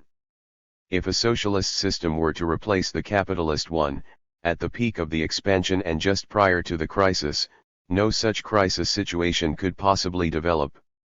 The 800s that are redundant for the capitalist system, have the natural form of means of production and would be put to use in the socialist system. Socialism works directly for consumption and would avail itself of the expanded CL and CH, arising from objective economic causes, to raise both the population's norm of individual consumption and the general tempo of economic development. Partial difficulties could only arise from the distribution of the separate elements of the new means of production, that is to say, fewer machines of one type might be needed, more of another, more oil, less coal, and so on.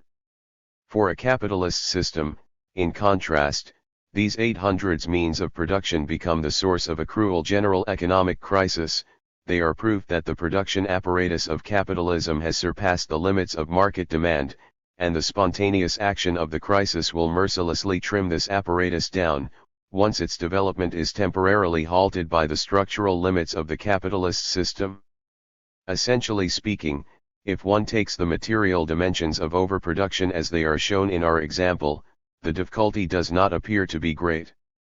With a total annual production of 9,600 in Department I for the year in question, overproduction comes to less than 10%. It is even less than 10% of the total gross product of society, amounting to 13,200, although it will naturally be felt much more acutely in the market for elements of XED capital.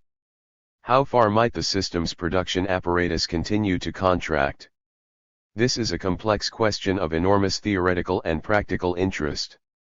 If we look only at the material side, the apparent limit to contraction of the apparatus can be established as follows. In the FTH year of the cycle, and the RST year of the crisis, production in Department I must contract far enough to reduce the overall production of means of production by 800 and to establish a corresponding regrouping in Department II. Furthermore, in the same fifth year of the cycle and RST year of crisis, an unrealized balance of 800 means of production will be carried over from the fourth year of expansion, with the consequence that a further conjunctural contraction is needed in Department I in order to absorb these 800. For these reasons alone, therefore, the fall of gross production in Department I must reach 88,160. But the fall of production in Department I must also reduce Department II's demand for means of production. At a minimum, Department II must contract in proportion to the contraction of VIS/II in Department I. The resulting contraction of working capital and gross production, during the RST year of the crisis, will appear as follows: I5,332C plus L333V plus 665.5S, accumulation LL.LLLD, plus 665.55, consumption fund, I8002.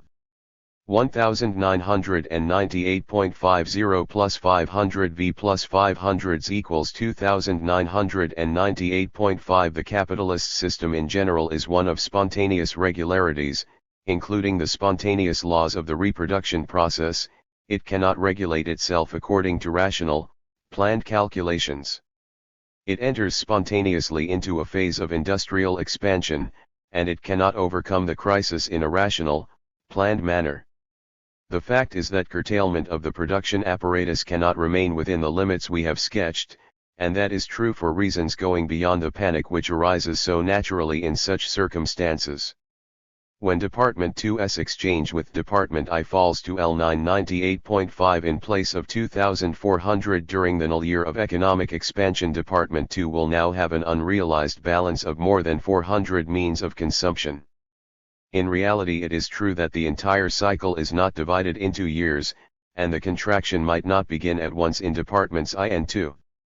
But we must make the rough simplifications required of any theoretical exposition, so long as they do not distort the essence of the processes under study. In the present context, we make the same simplification as Marx did and look upon the production process as being divided into yearly time intervals.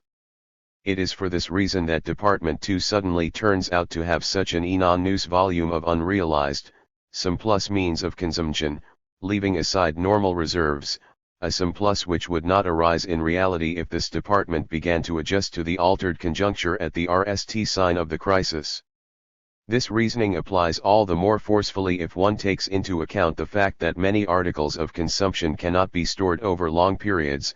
In the present case, for instance, the economy could not accumulate almost 2 months' supply of milk, baked bread, or cooked sausage.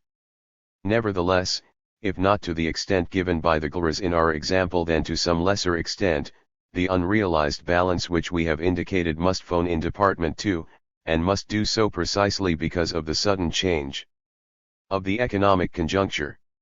Just as in Department I, the leading sector of the economy, there emerged a surplus of 800 means of production, and the old production apparatus, having expanded in the period of expansion, could not be preserved. So in Department II, because of its dependence upon Department I, a surplus must come to light and cause a further contraction of the production apparatus of the entire system. Thus the scheme for contraction of the production apparatus goes beyond what we have given above. For a time the contraction continues, with the initiative now coming from Department II. This supplementary contraction of the production apparatus, leading to elimination of the unrealized balance of means of consumption, represents the null step in the process of curtailing production. The result is that the overall annual production will be significantly less than in the epoch of expansion, although it will remain somewhat greater than in the original year of the cycle. As for the division of the whole cycle into yearly intervals of time, greater precision in this respect would bring the numerical proportions closer to the real ones without changing the principles applying to the process as a whole. On the other hand, insofar as the present case deals with the cycle in the epoch of free competition, we must consider the possibility of alleviating the crisis by way of opening new markets. This circumstance can and must be ignored, only if the condition is set out in advance that the study will deal with the relations of capitalism, taken as a single entity, with the implication that foreign trade can be left out because it would add nothing new to the general conclusions. Insofar as we are dealing with the conditions of concrete capitalism during the epoch of free competition, assuming both its division into national economic units and the simultaneous existence of small-scale commodity production, we cannot ignore the influence of foreign trade upon the character of the capitalist cycle in this period. Increased opportunities to sell abroad must have the effect of promoting absorption of the unrealized balances 800 means of production in Department I and more than 400 means of consumption in II, and of doing so without a crisis. The sale of even a pen of these balances, even of only 25%, has no significance for the entire system.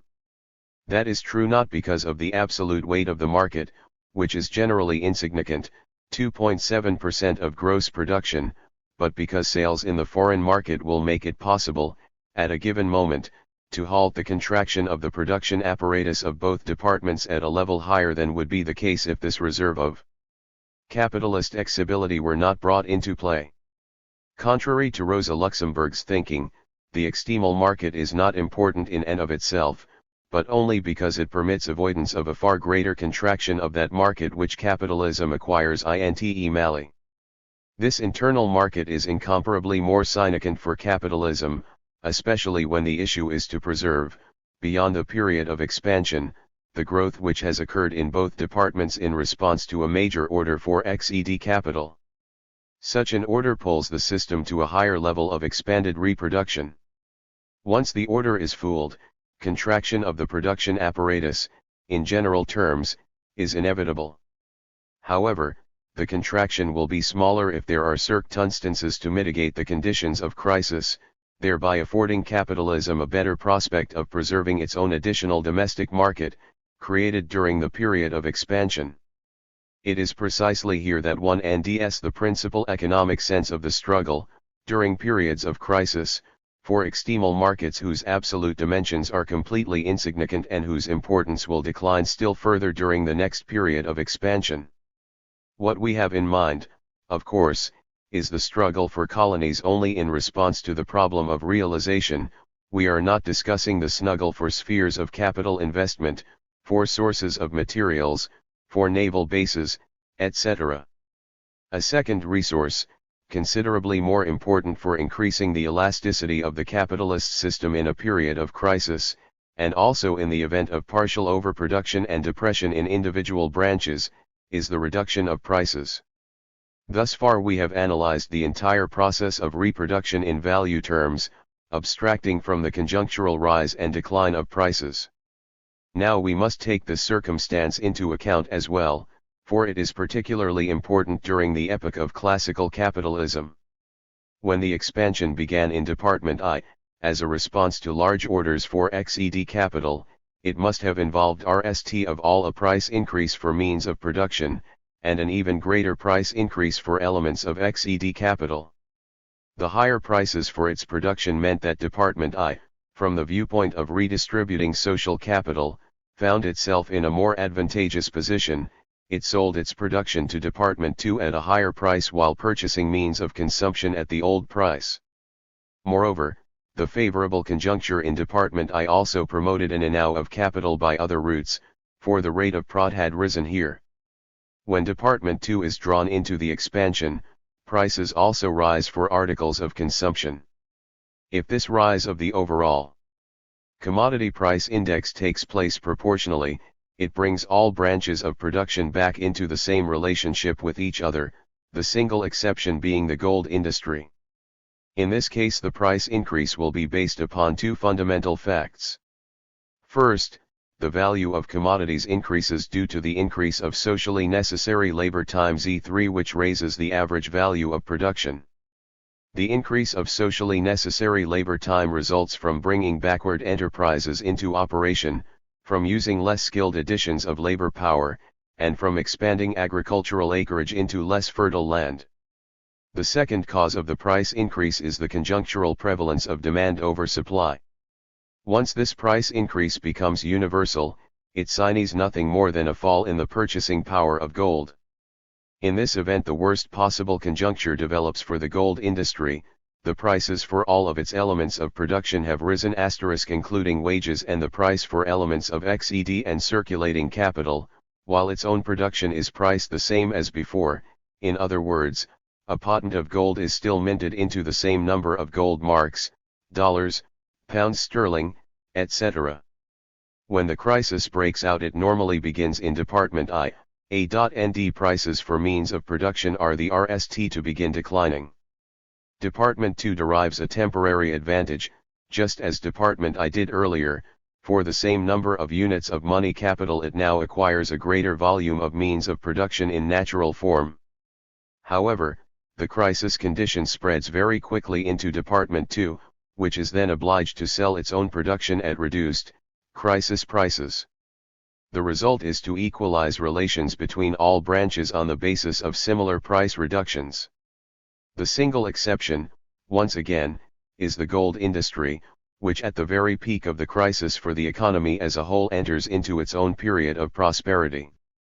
If prices fall, shall we say, to 15% below average, this industry has the opportunity to renew its XED capital and replenish elements of circulating capital in exceptionally favorable circumstances. A patent of extracted gold can still be minted into the same amount of money as before, or exchanged for the same quantity of banknotes from the central banks of issue, and this branch never experiences a crisis in selling its production. It is true that the decline of wholesale prices for means of consumption, being carried over to retail prices in conditions of free competition, is accompanied by a reduction of variable capital in both departments as well as a reduced consumption fund for the class of capitalists. Despite their fall in terms of value, however, the consumption funds are able to purchase relatively more means of consumption in natural form. Indeed, at such moments the decline of wages normally lags somewhat behind the decline of the cost of living. All of these developments, taken together, represent a very significant factor for alleviating the existing disproportions and absorbing the realized commodity inventories. Let us suppose that the entire original process of contraction on the part of the production apparatus, as we discussed it earlier, occurs in the FTH year of the cycle or the RST year of crisis.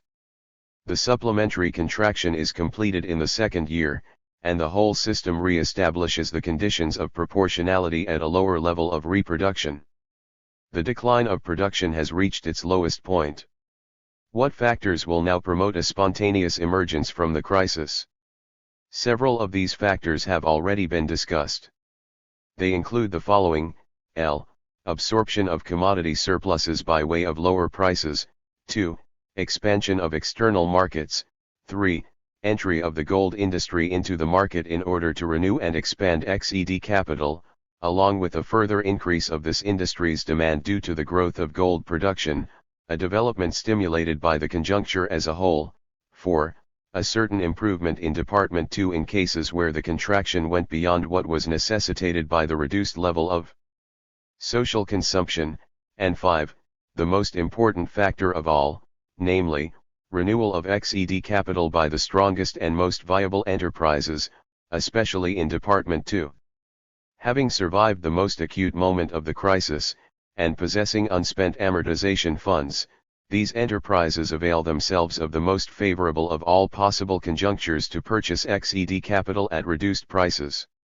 The point is that these enterprises were unable to undertake the necessary renewal and expansion of their XED capital during the period of expansion because of the strained demand for elements of XED capital coming from other buyers, the unacceptably high prices, and the need to mobilize capital for the purpose of increasing variable capital. On the other hand, in conditions of intensive competition 21, the decline of prices for articles of consumption enforces an adjustment to the new state of affairs by way of a maximum reduction of production costs.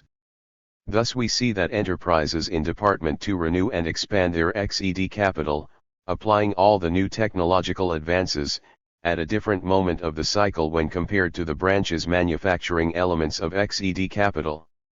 The latter branches renewed their XED capital and built new enterprises towards the end of the industrial expansion, whereas the light industrial enterprises, at least the strongest among them, do so toward the end of the crisis, following the gold industry.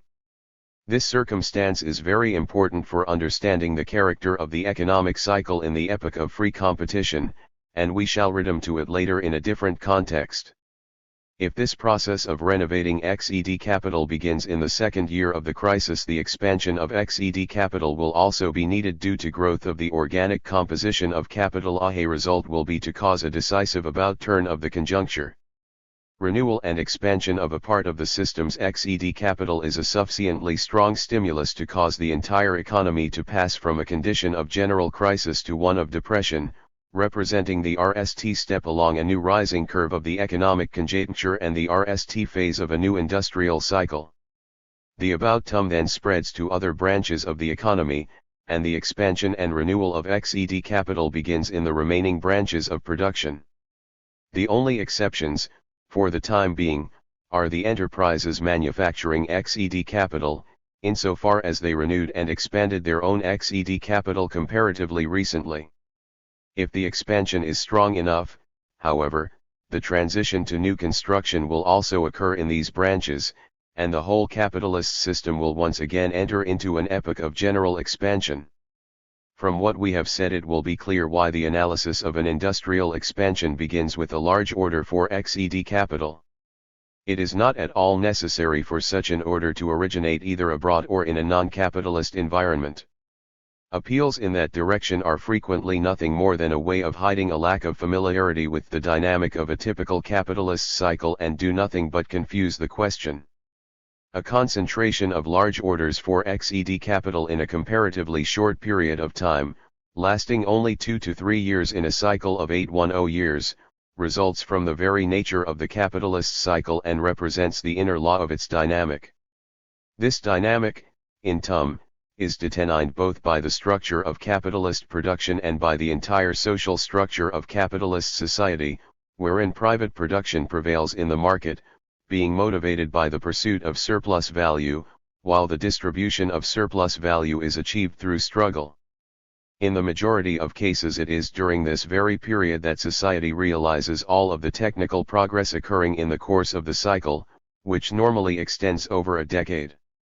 Instead of disclosing the process whereby a typical economic crisis of capitalism imminently arises from the system's general structure, many contributors to our economic literature all too often get away with simply repeating the general Marxist view that capitalist crises are explained by the contradiction between the social character of 94 production and the private character of appropriation.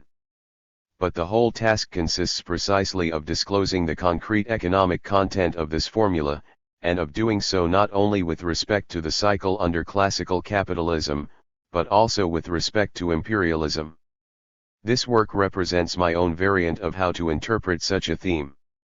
The only criticism that I would consider worthy of serious attention is one offering some kind of alternative to the interpretation I have provided.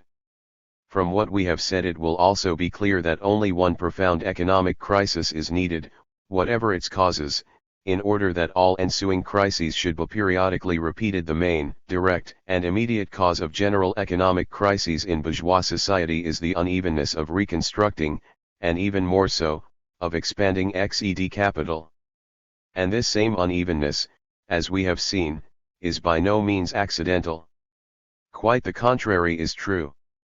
Although Marx himself expressed the thought without sufficiently developing it, it is only by beginning with his view of the unevenness over time of reconstructing XED capital, as the cause of the periodicity of crises, that we are able both to explain this periodicity in more detail and really demonstrate why crises under capitalism are both possible and inevitable. In our scheme we have clearly distinguished the process whereby precisely such a general crisis matures. In addition, we have shown that such crises are only inevitable because of the capitalist structure of social production, as spontaneous production for the market, wherein an enormous expansion of the production apparatus runs into the narrow basis of social consumption. At that point the entire system spontaneously endeavors to reconstruct the disrupted conditions of proportionality, not by way of expanding social consumption, but by a chaotic eye backwards in order to salvage individual capitals. The system possesses no direct stimuli toward production for the sake of expanding consumption. Because the only direct stimulus is to produce for the sake of increasing the prod of each individual capitalist, capitalism restores equilibrium by trimming down the production apparatus, thereby bringing about an inevitable and significant curtailment of social consumption. The production apparatus, having developed in the period of intensive construction of new XED capital, is now curtailed, and the same process causes a reduction of social consumption, which under capitalism is not the direct goal of the production process, only a function of capitalist production. By expanding consumption it would be possible to stabilize the existing tempos of expanded reproduction when they become temporarily detached, in the years of economic expansion, from the normally inadequate, that is, structurally inadequate, limits of effective demand. But under capitalism the contradiction is not resolved in this manner, instead, both production and consumption are cut back, with the effect of impeding development of the productive forces and limiting the satisfaction of social needs. From all that we have said, one thing should stand out with particular clarity, that is, the absurdity of all the theories of bourgeois economists and of Marx's critics concerning a contradiction between volumes LL and IL of Capital on the question of the causes of general capitalist crises. In this connection let us offer the following observations. These gentlemen look at the schemes of reproduction in Volume 2 of Capital and see that they assume the entire XED capital is fully amortized over 1 year and is then smoothly replaced, along with the elements of the circulating component of capital. Then they draw the altogether desirable conclusion desirable for them that crises can only occur under capitalism when there is disproportional distribution of the social capital between different branches. The schemes, from this viewpoint, are said to demonstrate the impossibility of general crises.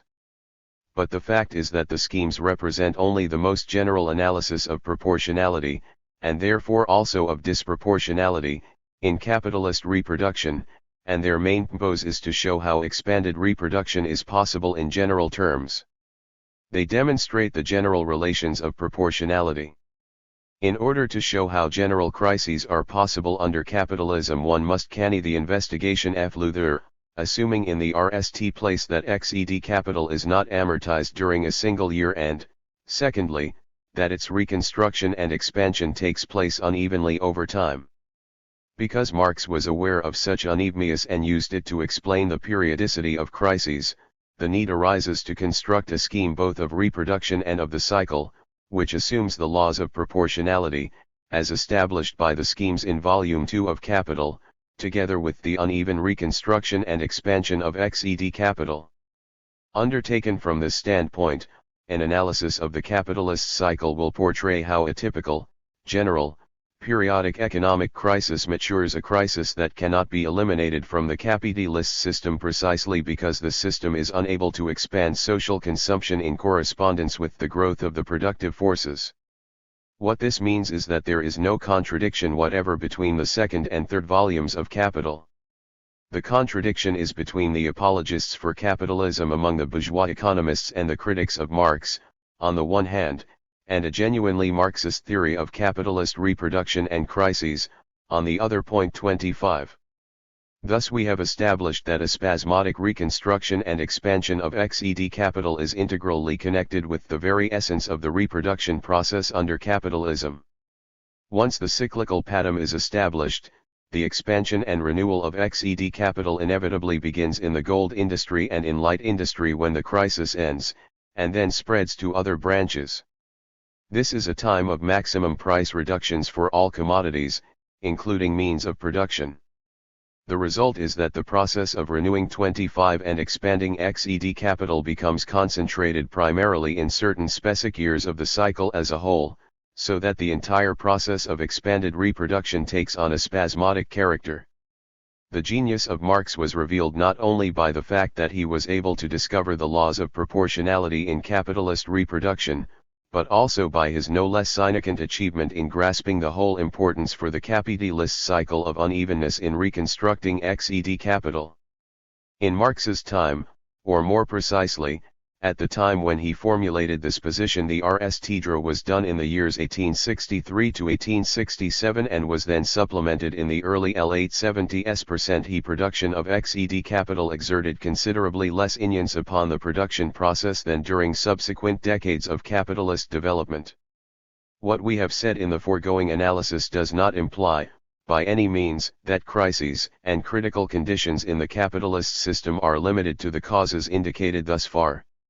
In circumstances where enterprises are privately controlled but production has a social character, the anarchy of production as a whole, together with the complexity of the relations of proportionality, inevitably creates the preconditions for crises arising from the above causes and from others as well. But these other disproportions usually have their effect within the context of a previously established cyclical movement of the process as a whole. They either reinforce or moderate the process of expansion or contraction of producti 0 and Z7 natural conditions also have an influence upon the reproduction process. For example, a harvest failure affecting food and materials in agricultural production can alleviate a disproportion if a general crisis of overproduction is already in existence, whereas a good harvest, on the contrary, can only add to the volume of unrealized commodities. At a time when production is growing and many elements of production are in short supply, the results of a good or bad harvest will, of course, be the exact opposite. The same could also be said of the unevenness of capitalism's development on a global scale, especially with reference to the uneven way in which backward countries place orders with the industrial countries for purposes of constructing railroads, new enterprises, and the like. Part 4.7. A scheme of the economic cycle under monopolism. Having portrayed the growth of an economic expansion and preparation of a general crisis under free competition, it will now be much easier to investigate the change of the cycle under monopolism. From a methodological viewpoint, it is necessary to differentiate between the generic features, so to speak, of both the capitalist structure and the process of capitalist reproduction on the one hand, and the specific and particular features created, on the other hand, by the capitalist system's monopolistic degeneration. What is constant, and what changes? Control of social production by private individuals or private groups remains unchanged, as does the private character of appropriation. The anarchy of production continues, and the law of value remains the spontaneous regulator of economic life, although the interweaving of free competition with monopoly causes the action of this law to be impaired and distorted. Monopolism corrupts the mechanism of regulation through value, but is obviously unable to achieve planned control of the production process.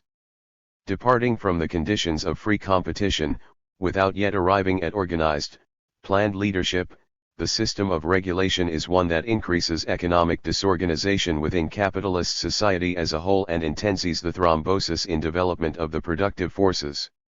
The fundamental contradiction of the capitalist system also remains, as production for the market for the purpose of acquiring prod, with the consequence that the limit to development of production continues to be the volume of effective demand. But the conditions for expanding the capacity of the market have altered, and the barriers in the way of 97. Such expansion have multiplied.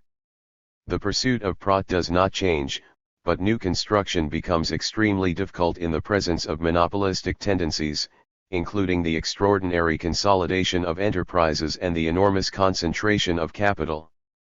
The formerly anarchic partisan pattern of establishing new enterprises, oriented upon future demand and occurring under the pressure of averse competition, no longer represents such a powerful incentive to acquire prod by means of bringing more and more new means of production together with the necessary labor power. The economic development of capitalist society slows down, and the curve of expansion moves increasingly toward the horizontal plane of simple reproduction. Corresponding changes occur in the conditions of proportionality throughout the entire system, including an inevitable increase of the unproductive consumption of capitalist society at the expense of accumulation. As during the epoch of free competition, the capitalist class endeavors in every way possible to reduce the wage fund, the difference now being that the balance of forces changes to the disadvantage of the working class. In exceptional instances the average wage rises, more frequently it remains stable, and in recent years, especially with the intensification of capitalism's general crisis, it begins to decline everywhere. Development is therefore blocked by the fact that effective demand, created by variable capital, ceases to grow.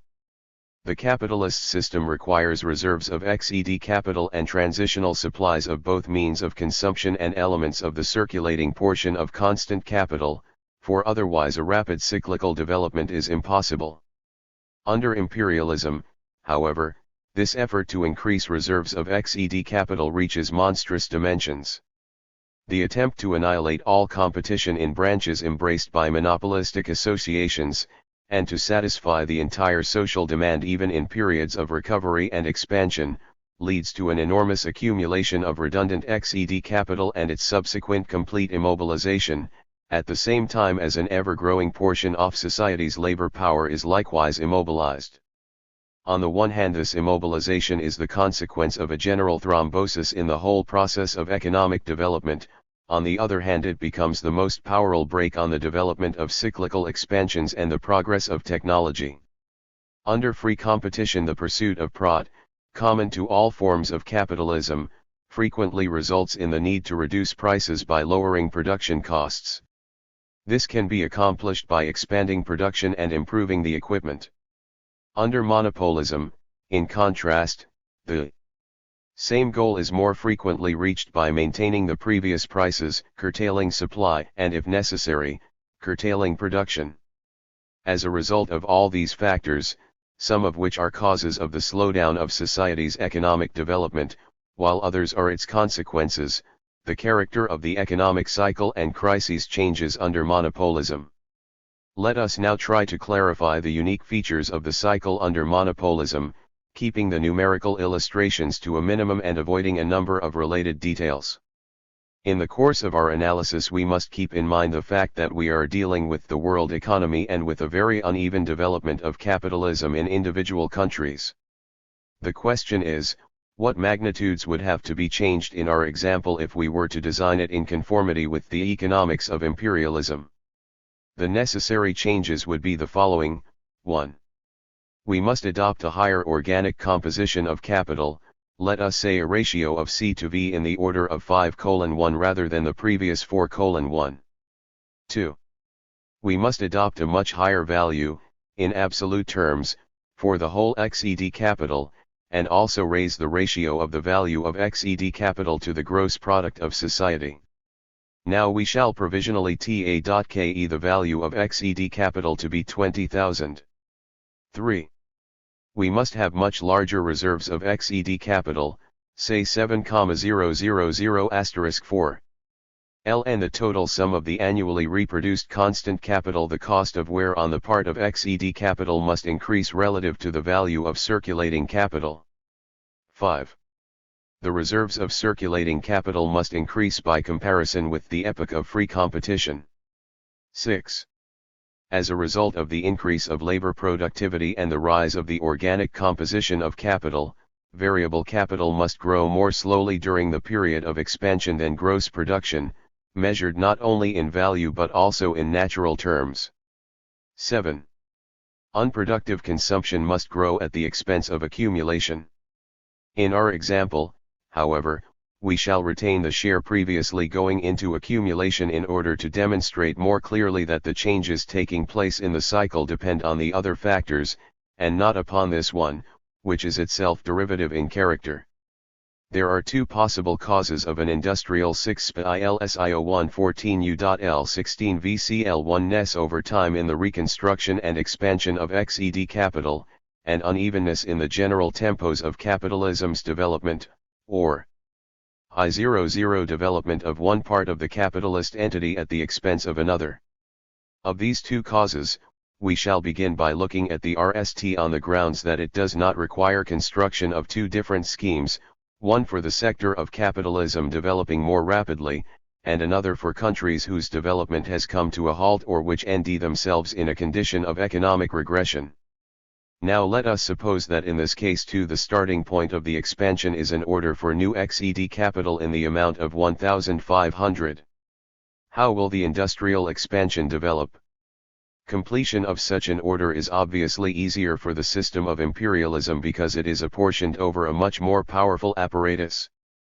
Within this apparatus the relative weight of enterprises manufacturing XED capital is greater, there are greater reserves of XED capital in the working enterprises, and there are also greater reserves of circulating capital in natural form.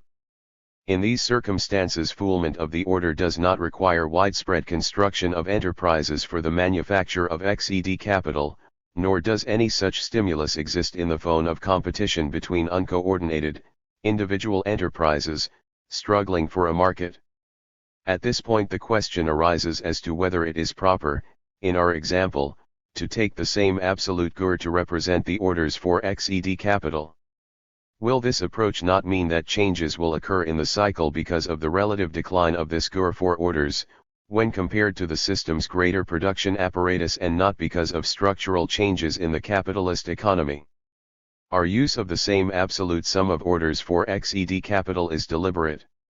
We take this approach because our purpose is to establish what happens when the relative magnitude of spasmodically growing XED capital declines in relation to the magnitude of existing XED capital, and does so because of a slowdown of the tempo of social development.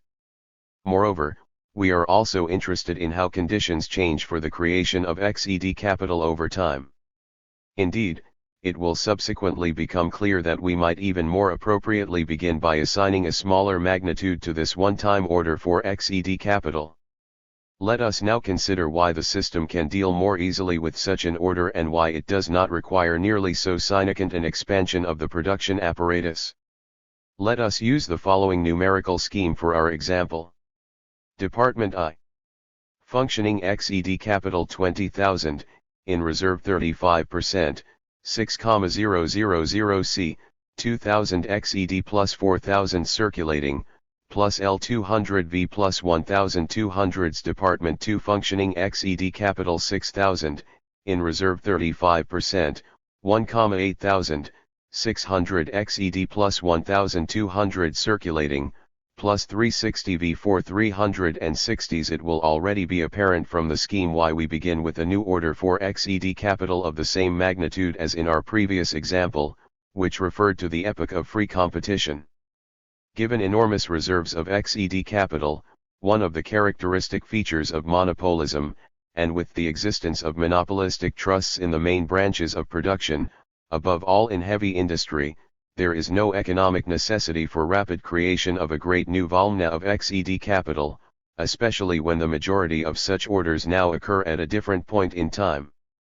From the viewpoint of creating new values, or creating new XED capital for society, imperialism draws upon the same sources, namely, the accumulation L&D of Department 1 plus that portion of accumulation in Department 2 which can be convened into XED capital through exchange. Department 2 must exchange a corresponding volume of means of consumption for the elements of XED capital, which are only created in natural phone by Department I, and then only by certain of its branches. As for fulfillment of the order, the opportunities to begin with a loan from the system's old XED capital are now much more significant. In this respect it will be assumed that this loan permits more rapid completion of the order in terms of manufacturing the necessary elements of XED capital in their natural and material form, while the creation of new values is extended over time and thereby lengthens the phase of industrial expansion. The second part of the expansion will be devoted to replacing the losses of XED capital, caused by its initially strenuous use. The alteration of these time periods represents one of the most essential changes to occur in the economic cycle of monopolistic capitalism. Turning to our example, we can imagine the order being satisfied in the following manner and taking a single year. Suppose the production apparatus in Department I expands this way. Variable capital increases by 25%, or from 1,200 to 1,500. From the accumulation fund created in the initial year of production, 300 go to increase variable capital in Department I and 300 are added to constant capital. Constant capital, with the same organic composition of capital, increases from 6,000 to 7,500. Of these additional 1,500, 300 are covered out of surplus value, 500 come from the increased amortization of XED capital, which is being used more intensively in Department I, and 700 are drawn from reserves of the circulating portion of constant capital. At any rate, the addition to working capital of 700 from reserves of the circulating portion of constant capital, assuming adequate reserves of XED capital, is a problem which can now be resolved much more easily than in the epoch of free competition. This sum represents slightly more than 8% of the annual production of Department I in the initial year, i.e., 8,400. Given the capacity of monopolism's production apparatus, mobilization of such reserves can be managed without any new construction, the more so since new construction becomes extremely difficult with the limitations imposed upon both free competition and the establishment of new enterprises.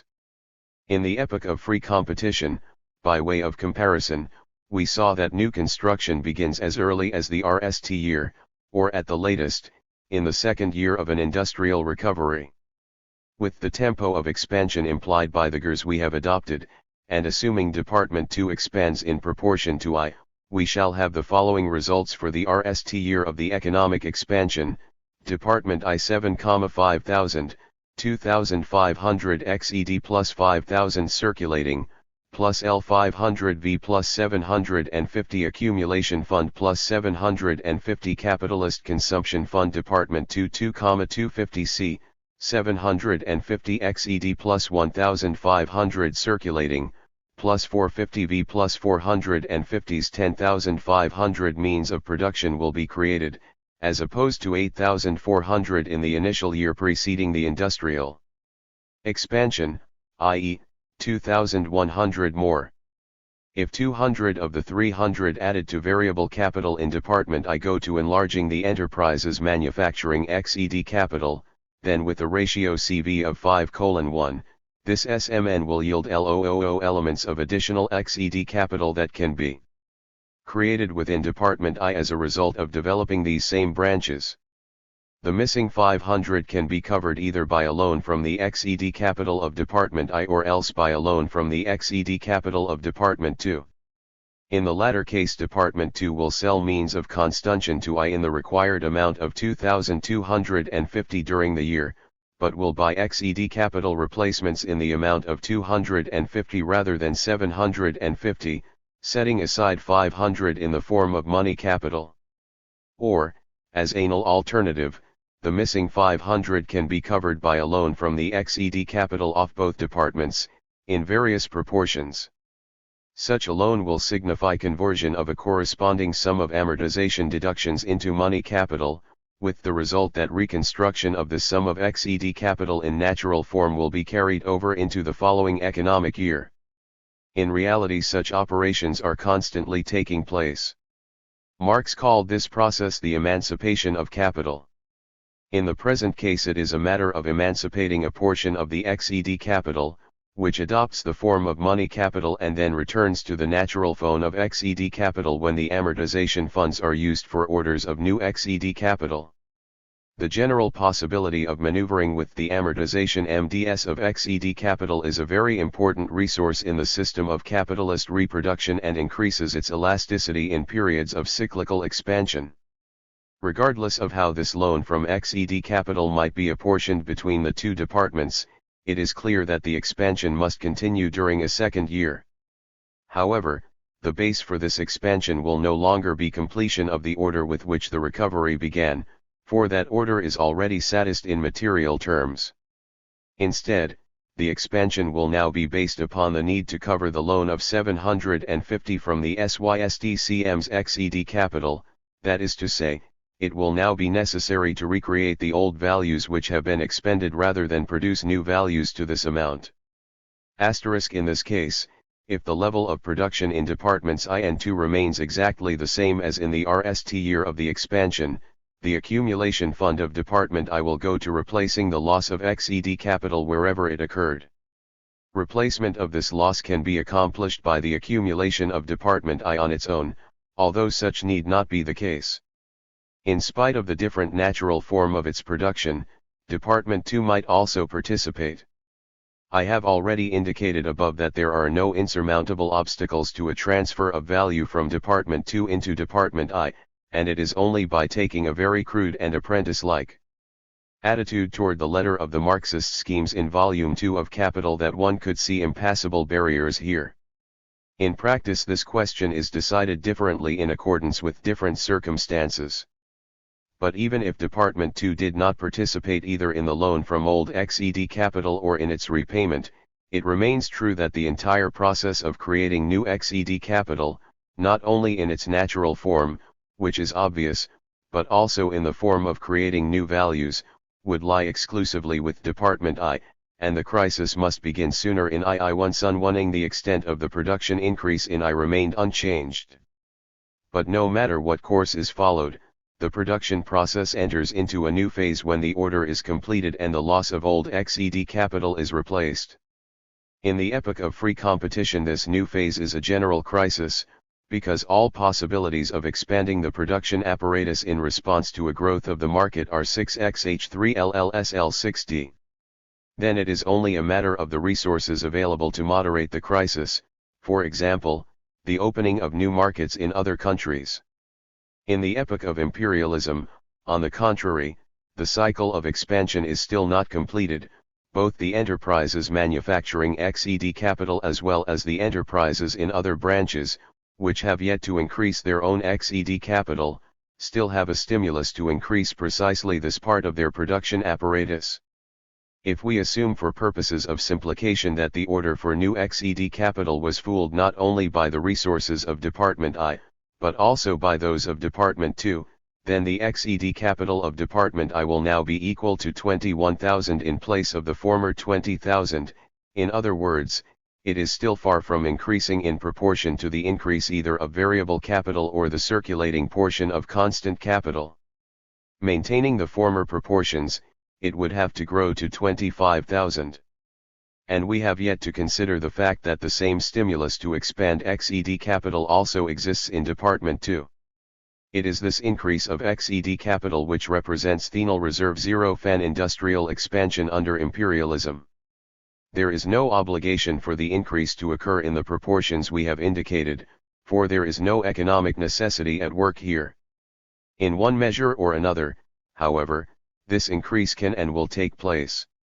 It is clear, therefore, that the crisis can only fully develop after this null resource for industrial expansion is exhausted.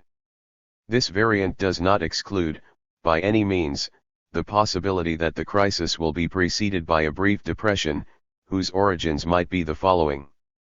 If a condition of crisis arises RST of all in Department 2, once the RST impulse for expansion has been exhausted, its chief result will be to cause a crisis situation only in those branches manufacturing means of production for 2, primarily in branches providing materials such as cotton, leather, etc., and not throughout Department I as a whole. But if Department I enters into the second phase of expansion and begins to increase the system's XED capital, the result will be to smother the depression temporarily. In this case, the condition of crisis will be overcome in Department 2 either by increasing I's demand for means of consumption, or alternatively, by transferring into Department I a part of 2's unused accumulation fund. The effect of such a transfer will be to emancipate part of the variable capital in Department I, having the natural form of means of production and including elements of XED capital. If we suppose that this second stage of expansion lasts 2 years, during which the entire surplus of both departments is mobilized for increasing the system's XED capital, and if we further suppose that the turning point of this development is a supplementary expansion of XED capital by 1,750, then the crisis will break out at the end of the 4th year of the expansion. It will erupt because in the FTH year of the cycle 750s in Department I, having the natural form of means of production, will not be utilized either in Department I or in Department 2. Department L will automatically begin to contract its output, with the consequence that not only will there be no use for 225 means of consumption, constituting the accumulation fund of Department 2, but there will also be no market for a part of the 2,25 OCII which made up Department II's exchange fund with Department I throughout the entire period of expansion. We see, therefore, that the unique character of a crisis under monopolism, as compared to the epoch of free competition, is found rst of all in the transfer of reconstruction and expansion of capital to a diurent moment of cycle, a phenomenon connected with occupation of basic branches zero of production by monopolies and the enormous reserves of capital in existence at the beginning 0j the period of economic expansion. A second unique feature of the crisis is found in the fact that it can begin very suddenly, at a time when the existing dimensions of the enlarged production apparatus appear to represent a stable accomplishment of the whole system are a result of organic growth on the part of the internal market rather than a consequence of temporary cyclical expansion. In any other circumstances it would make no sense. I06 generally speaking, to increase the system's XED capital in the second phase of the expansion, and the increase would not in fact occur because the necessary stimulus would be lacking. A third unique feature of the cycle is the fact that the increase of XED capital, during the second phase of the expansion, occurs at a time when the system is coping with the increased demand without experiencing any of the strain characteristic of the epoch of free competition. The entire process can take place without a dramatic price rise for elements of XED capital, with the consequence that the crisis itself appears all the more sudden and inexplicable in terms of the previous conjuncture. Finally, a fourth unique feature of the cycle can emerge in the form of a brief depression, occurring between the RST and second phase of the expansion. Caused by the redistribution of productive forces that is underway at this point, such a depression will be overcome quickly and its economic significance will remain just as incomprehensible to economic observers as the causes of the subsequent expansion and crisis. In the alternative case, where the original cause of the expansion is a sudden increase of foreign trade rather than a single large order for XED capital, production will expand by the entire sum of new annual accumulation and the process will develop as follows. Should the expansion of foreign trade take place through exports of means of production, primarily elements of XED capital, then the picture will resemble the one already analyzed in our RST variant. The difference will be that the accumulation of XED capital in natural form, during the RST phase of the expansion, will occur outside of the system rather than within it, and this fact might enlarge the opportunities for expansion in the second stage. The reasons for this pattern will be clear from what we have already said. Should the export of consumer products and means of production grow proportionately, the existing resources of XED capital will be utilized equally in both departments and expansion of the system's XED capital, during the second stage, will likewise proceed equally in both departments. During the RST phase both departments will grow, putting their accumulation to work and thereby creating the elements of a new, supplementary domestic market. When development proceeds beyond the limits of the original impulse, which stimulated the expansion, when it exceeds the limits of the supplementary market created by this expansion, and when the maturing crisis has been delayed and suppressed by the expansion of XED capital, in other words, when the last reserve promoting a high level of activity has been exhausted, then the general crisis will begin. It will begin in Department I, where the enlarged production apparatus turns out to be redundant once the period of large orders comes to an end. Production will begin to contract, the number of employed workers and the wage fund will decline, and the result of such a contraction in Department I will be the beginning of the crisis in II. This second variant of an economic expansion and crisis is possible in the event that one part of the capitalist system develops at the expense of another, that is to say, it is both possible and even inevitable on the basis of capitalism's law of uneven development, and uneven decay. In this case the entire process takes on the following basic features.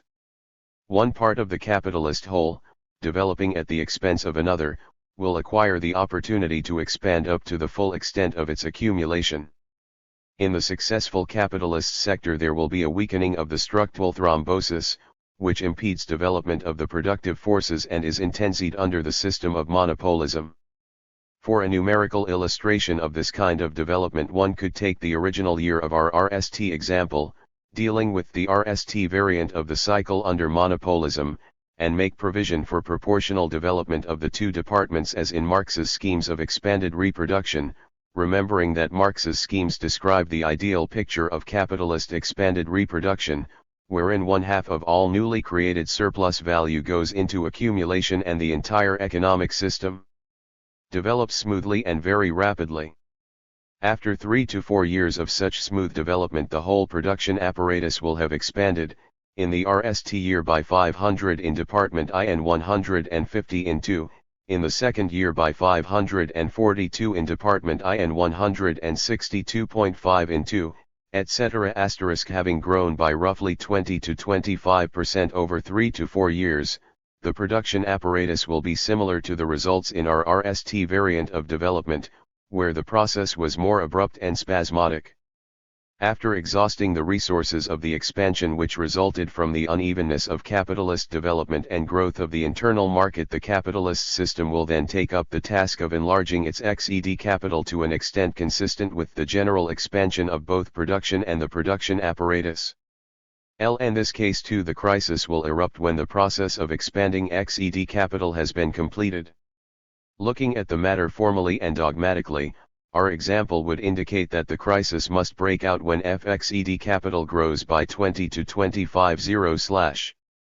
But such limits for the expansion of XED capital would be unusually high for capitalism and are obviously conditional rather than obligatory, as are all the numerical examples employed here. At this point the following questions arise. 1.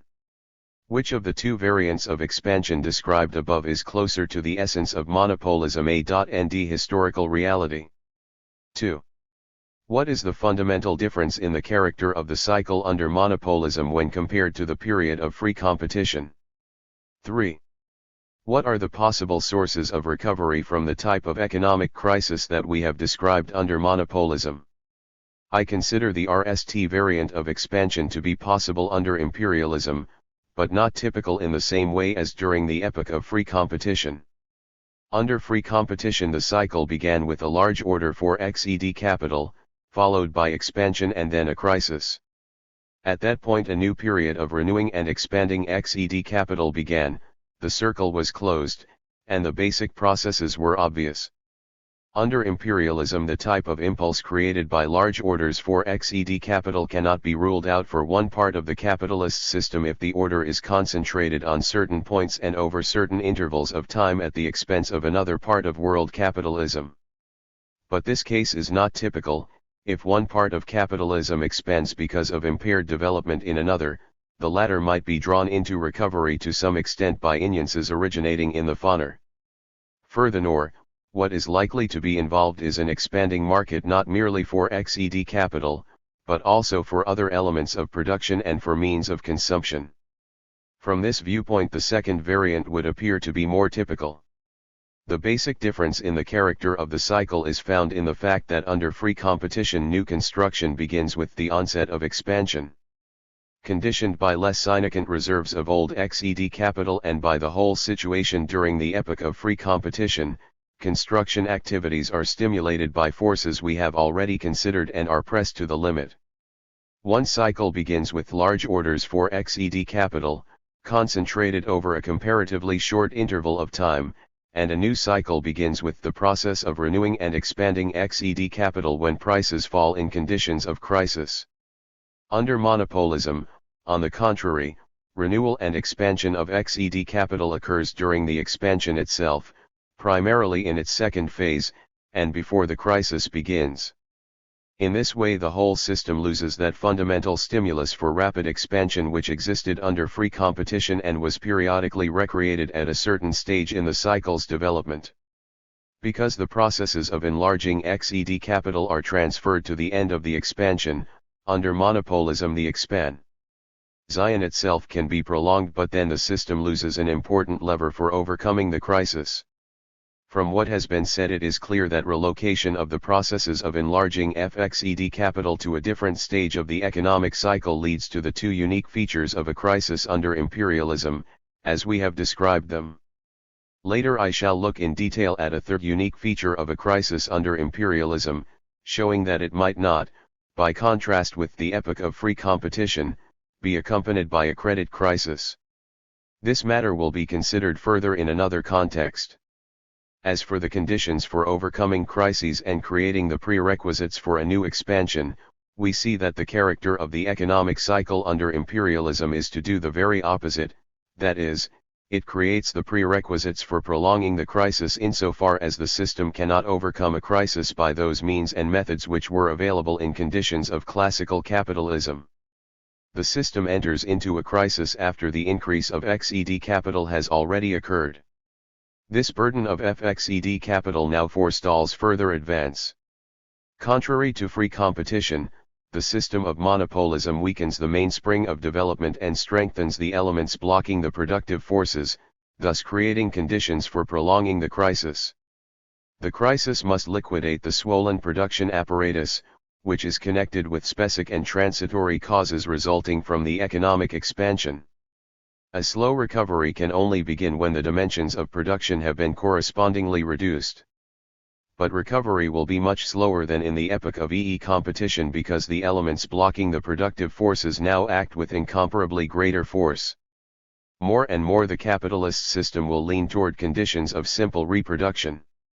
The situation could only change in the event of a world war and creation of conditions more favorable for one part of capitalism at the expense of another, but including a slower tempo of development for capitalism as a whole. Alternatively, the situation could change in the event of exceptionally important technological innovations of one kind or another, which would cause rapid moral wear of a significant portion of the old FXED capital and open a new market for the branches manufacturing XED capital. All of these factors could help to overcome the crisis, but they would not alter any of the factors that lead to changes in the character of the economic cycle under monopolism, or that confront capitalism, more dramatically than ever before, with the problem of its growing impotence in the matter of surmounting a crisis condition. In the period of imperialism, the capitalist economy resembles more and more a machine in which any increase of motive power is increasingly offset by the growing forces of friction. When spontaneous forces of the type described earlier are missing, the capitalist system, as we have already said, will have a tendency to return to the level of production existing before the expansion. More generally, it will turn toward the conditions of simple reproduction. The reconstruction of XED capital will gravitate toward the dimensions of the average annual amortization, and it is precisely here that the contraction associated with the crisis and the downward movement of the curve of production will encounter its limit. Production of means of consumption will be reduced to the level existing prior to the expansion, to which will be added the demand caused by population growth for the most essential articles of consumption. But in this respect there is also a possibility of regression should there occur a general reduction of the wage level and should capitalism enter into an epoch of forcefully reducing the workers' consumption below the level established in the previous epoch. Production of elements of the circulating portion of constant capital will fluctuate within limits determined by the above conditions. On the whole, this means that the system will enter into a long period of post-crisis depression, a depression having a character completely different from those in the epoch of free competition. In the epoch of classical capitalism, a depression represented a specific moment in the cycle's development. More precisely, it represented that moment when contraction of the production apparatus, associated with the crisis, was generally over.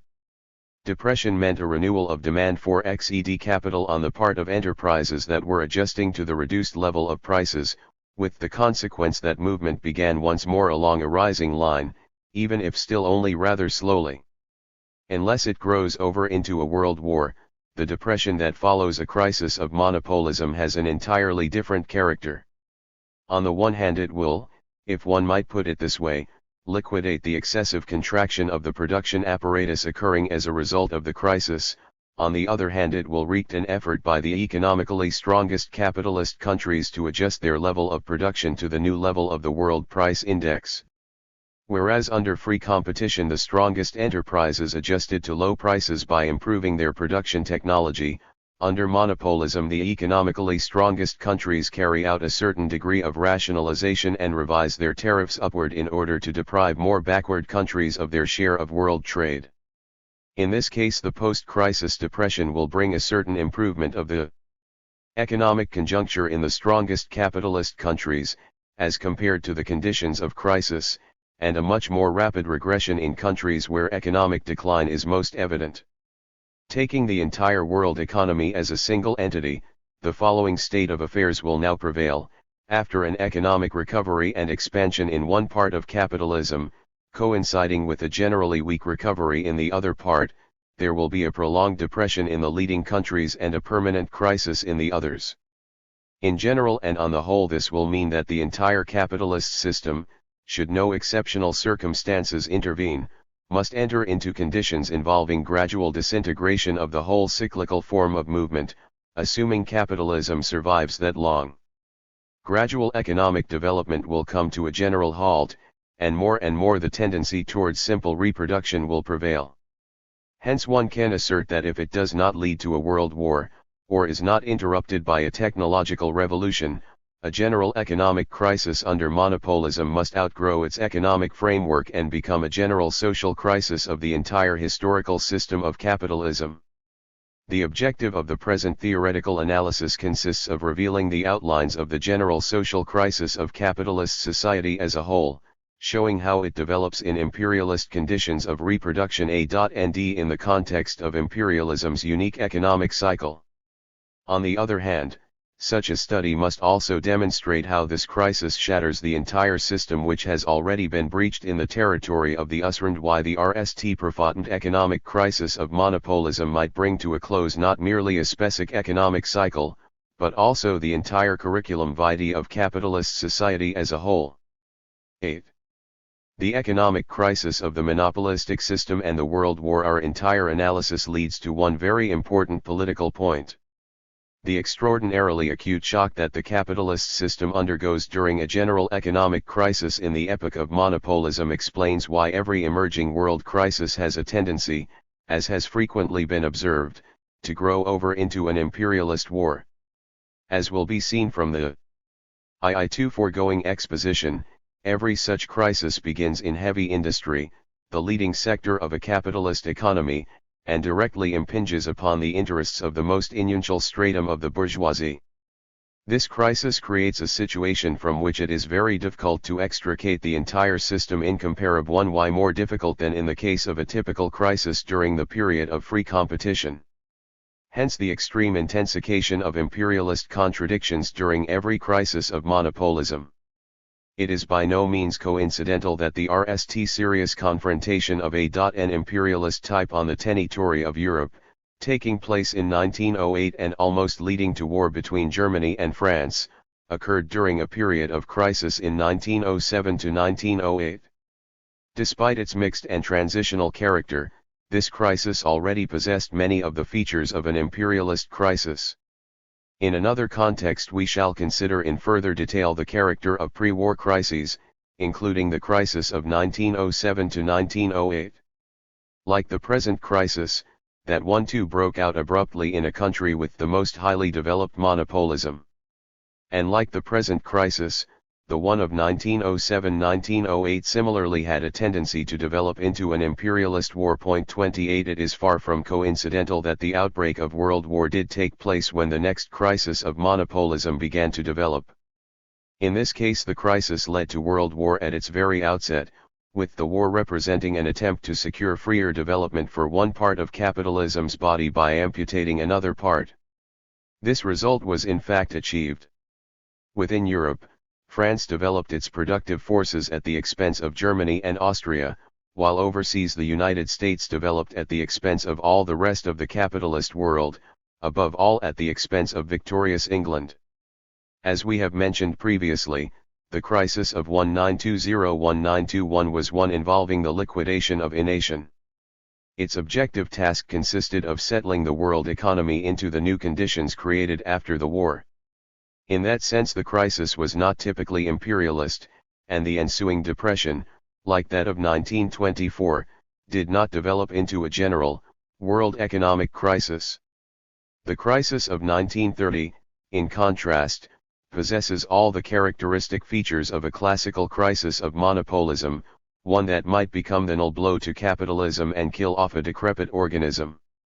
It is a remarkable fact that imperialism, as the highest stage of capitalism, has lasted more than 30 years, during which time there has not occurred a single profound economic crisis that would make it possible to disem its most characteristic features.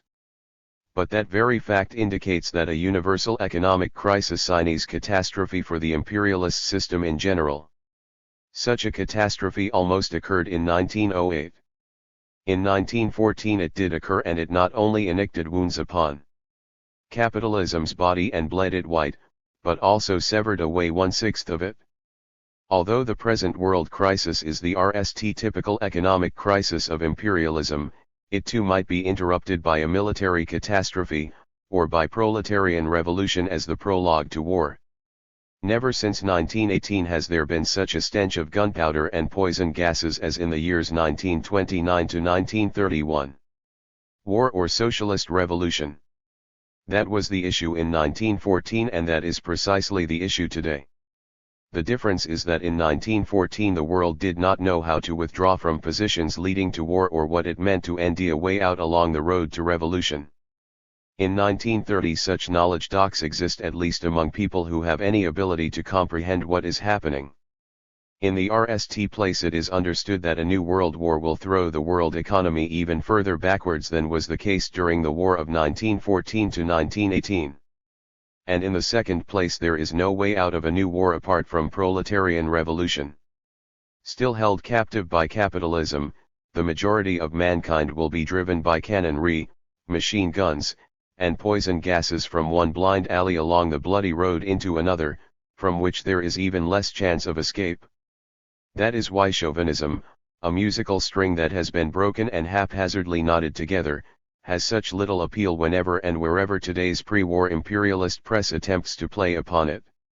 And that is also why the bourgeoisie makes such a great effort, up to the final hour of the catastrophe, to put on one peace performance after another at Geneva and elsewhere. The bourgeoisie want to arouse the people with gunra in the middle of the night. Before they can sort out what is happening or even rub their eyes open, they are to be driven to defend themselves from attack. That is to say, driven into perfectly equipped, mobile factories for the elimination of surplus population. That is why even the capitalist circles and those strata of the population who follow them are so somber. Even they have no faith that a war, by trimming off parts of the capitalist organism, will provide them with any solution. Meanwhile they are led with dismal foreboding concerning the appearance of imperialist war's inevitable companion civil war. If a reef's progress is measured by the death of polyps, as Herzen guratively commented, what reef will progress by the millions of polyps who will be exterminated by the second of a series of world wars? Should it be a reef that will tear apart the ship of capitalism in 2-4 civil war, then there is no sense for the defenders of capitalism to start it. And for those who are interested in the collapse of capitalism, it naturally makes more sense to strive for a new order along more direct and less bloody paths. A civil war resulted from the imperialist war in 1917, why then should it not be possible, 5 years later and after the experience of our great October Revolution, to have a civil war that would avert an imperialist war? However, another reef might also arise, which in the case of a balance of forces between the struggling classes would tear apart the whole ship of human culture. Speaking in theoretical terms, such a possibility cannot be ruled out, with the result that the proletariat is obliged to undertake total mobilization of its forces and take advantage of every opportunity to bring about the destruction of capitalism. The fact that the possibility of such a tragic destruction of culture has declined significantly and continues to decline with each passing day, even if it has yet to disappear totally, is due primarily to the amazing successes of socialist construction in the USSR. The experience of our revolution has demonstrated that the path of proletarian revolution offers an escape from the blind alley into which imperialism has driven ve-sixths of the world. Our socialist construction provides experimental proof that rupture of the capitalist entanglement lets loose an avalanche on the part of the productive forces, so that expanded reproduction is limited by nothing but the available means of production, natural resources, and skilled labor power. By its very existence our system exposes with unprecedented clarity all the sources and extent of capitalism's rot, while simultaneously denouncing the protracted process of its liquidation. No longer in a position to organize human labor, monopolistic capitalism will not permit others to do so, but instead merely tortures and mangles up to 2 billion people. Those who might organize labor differently, and have already demonstrated their ability to do so, are the communists. How and when the proletariat, led by the Bolsheviks, will acquire their rightful inheritance from capitalism, is a question that cannot be answered precisely by the economic analysis of monopolism which has concerned us thus far. Generally speaking, an economic analysis, on its own, cannot provide such an answer, although it does permit approximate judgments. All indications suggest that the issue will be resolved within a very few years, whether or not the present crisis ends in the near future with a new world war and the outbreak of socialist revolution in the weakest links of the capitalist chain. With complete reliability our science, as well as practice, tells us this is true. In contemporary bourgeois science, if one might use such a term, there are growing numbers of people disillusioned by capitalism but still fearful of communism. With no clear idea of where capitalism is going, this science is living through a period of either confusion or slow-wit decay. Its theories are not concerned with unraveling complicated questions, but primarily with muddling up those that are clear and simple. In its concrete work it avoids generalizations in every possible manner, a phenomenon that is perfectly understandable insofar as no one is interested in a theoretical analysis of the conditions leading to his own death or the methods of burial. This stupefaction of bourgeois thought is deeply anchored in social circumstances. Every genuinely scientific theory, such as our Marxist-Leninist theory, provides understanding beyond what can be seen on the surface and insight into the hidden laws of social phenomena. The socially based stupidity of bourgeois science, on the contrary, entails an ability to overlook the obvious and forget what happened yesterday. As for the question of what tomorrow will bring, here this science gives way to fortime tellers and card readers, who are now providing bourgeois economic science with very serious competition among capitalist circles in the United States and Europe.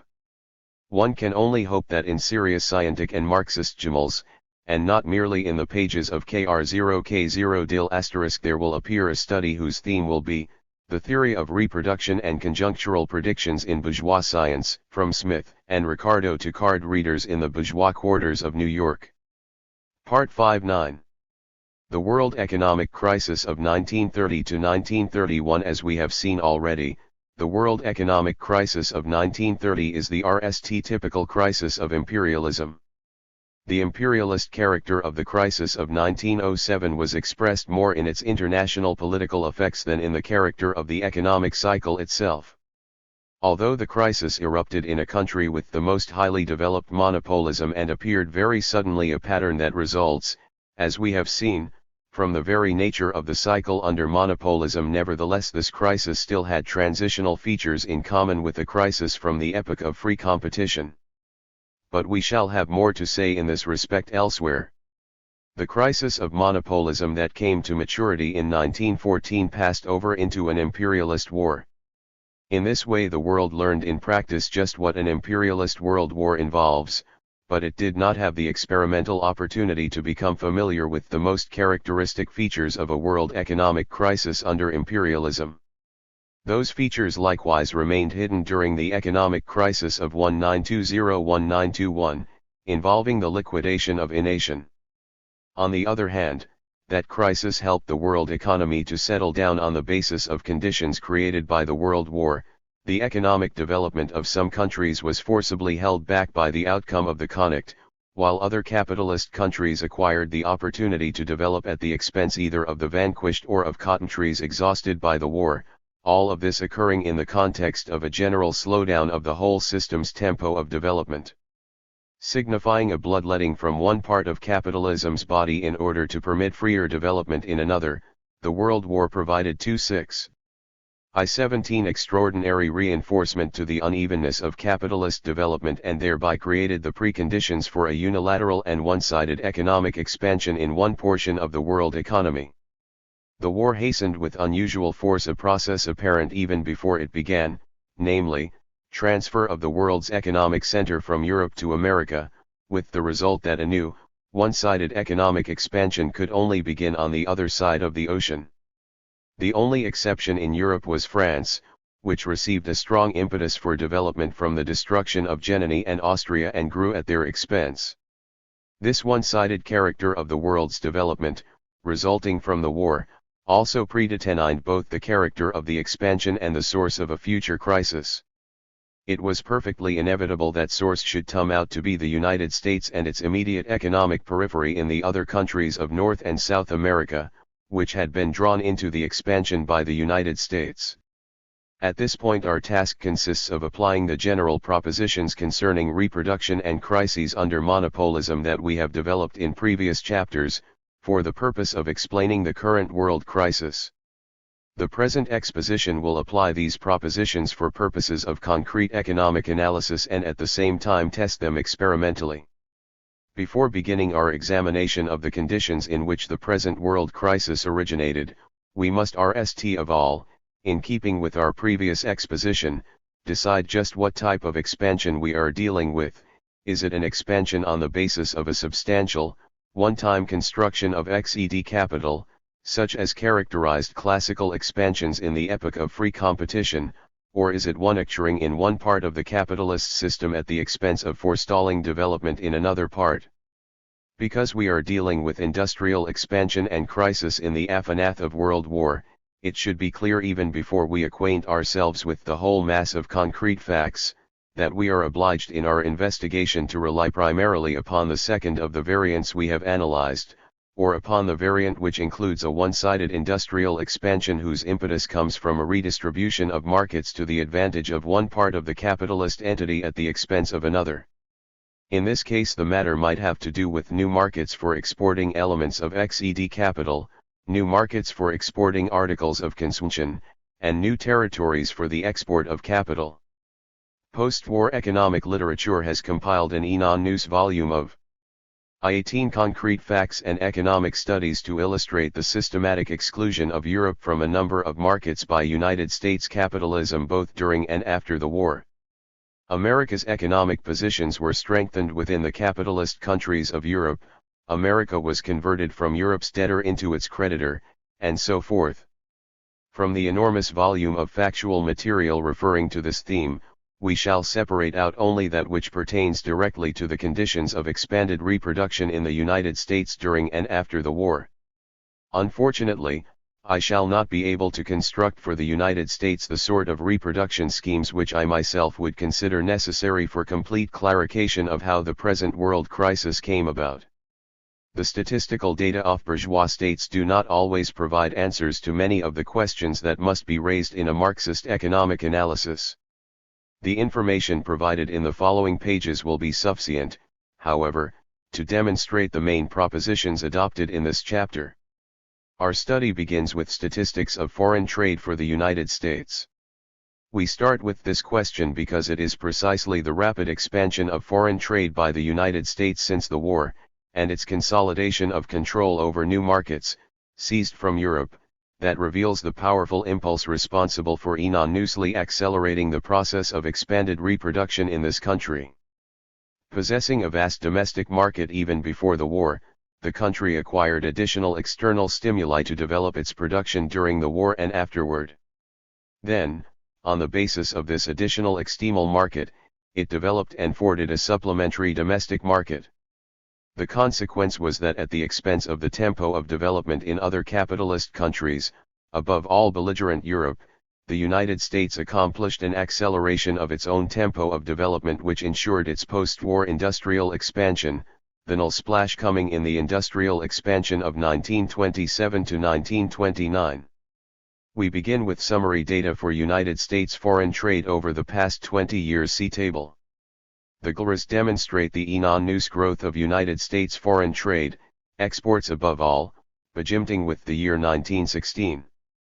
Although prices are given in dollars, and the dollar was always convertible into gold, It is true nevertheless that the growth of exports in natural terms was considerably smaller when one takes into account the enormous rise of gold prices during the war. But even taking this circumstance into account, the growth of exports, as can be seen by comparing the production and compare the volume of exported industrial products with food products, we provide a table opposite that, among other things, very clearly portrays the industrialization of exports from the United States when compared to the situation prevailing 30 years earlier.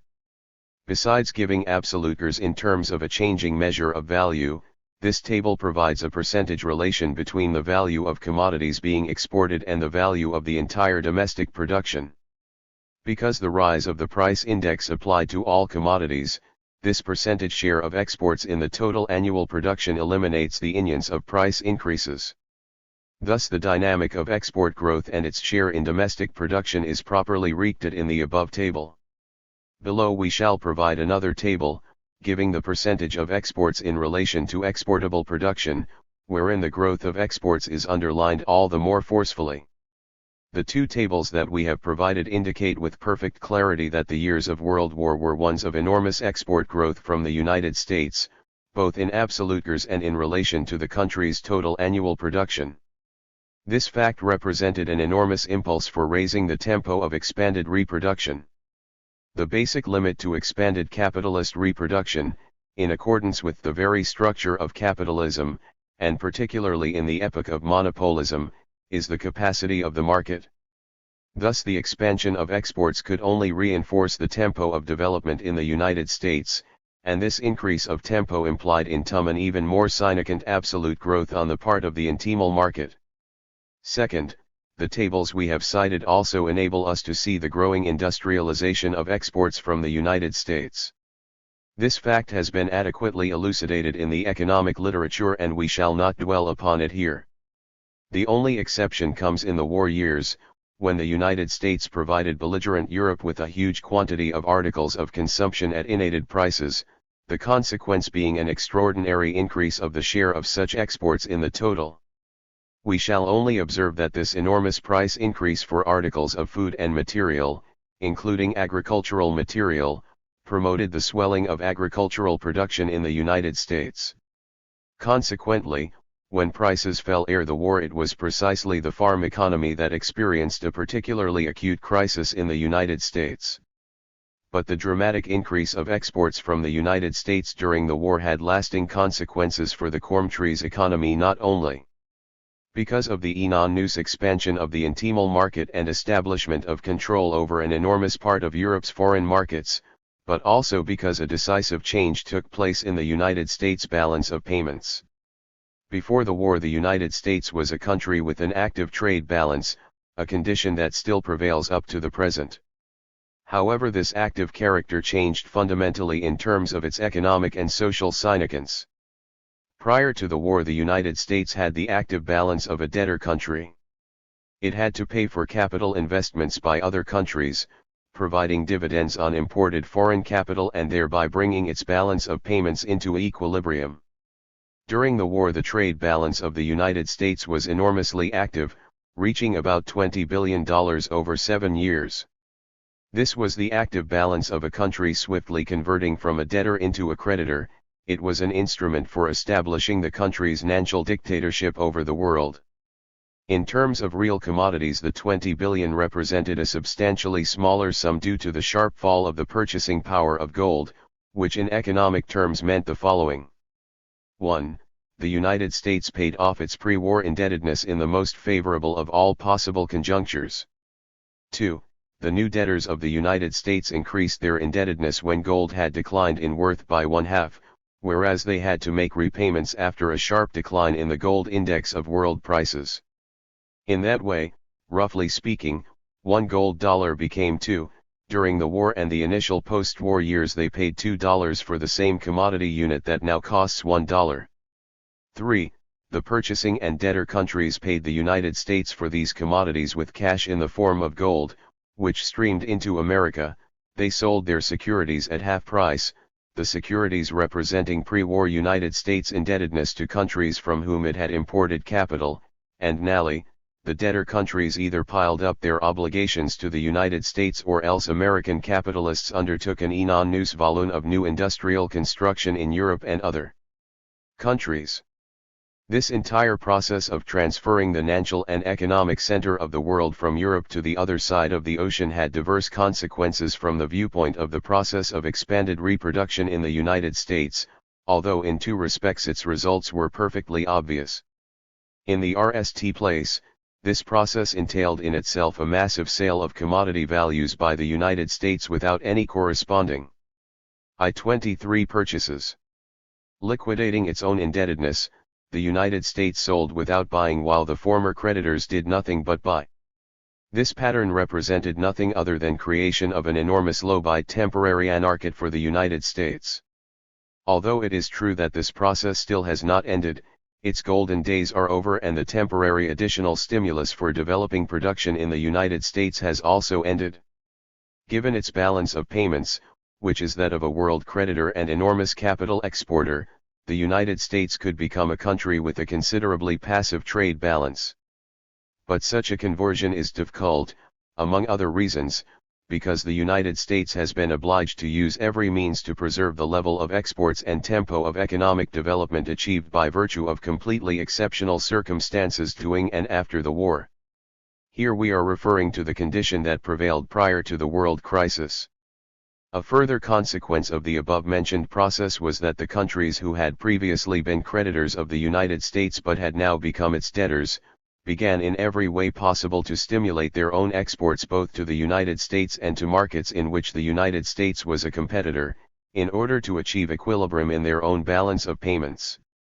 One result was to strengthen protectionist efforts in the United States, another was to place the United States, as Europe's creditor, in a hopeless contradiction both as an exporter and as a country with a generally rapid economic development. This circumstance was discussed long ago in the economic literature and served Germany as the principal motive for curtailing payment of its reparation obligations, insofar as motives were offered to America. Although it has considerable economic and political significance, this whole problem concerns us presently only from the viewpoint of changing conditions of reproduction for the United States. The change clearly worsened the situation for America in terms of foreign trade and could only intensify its efforts to achieve a redivision of the world.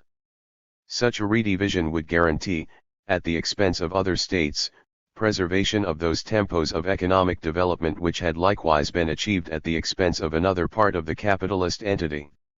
Now let us consider how United States exports developed to various other designated countries.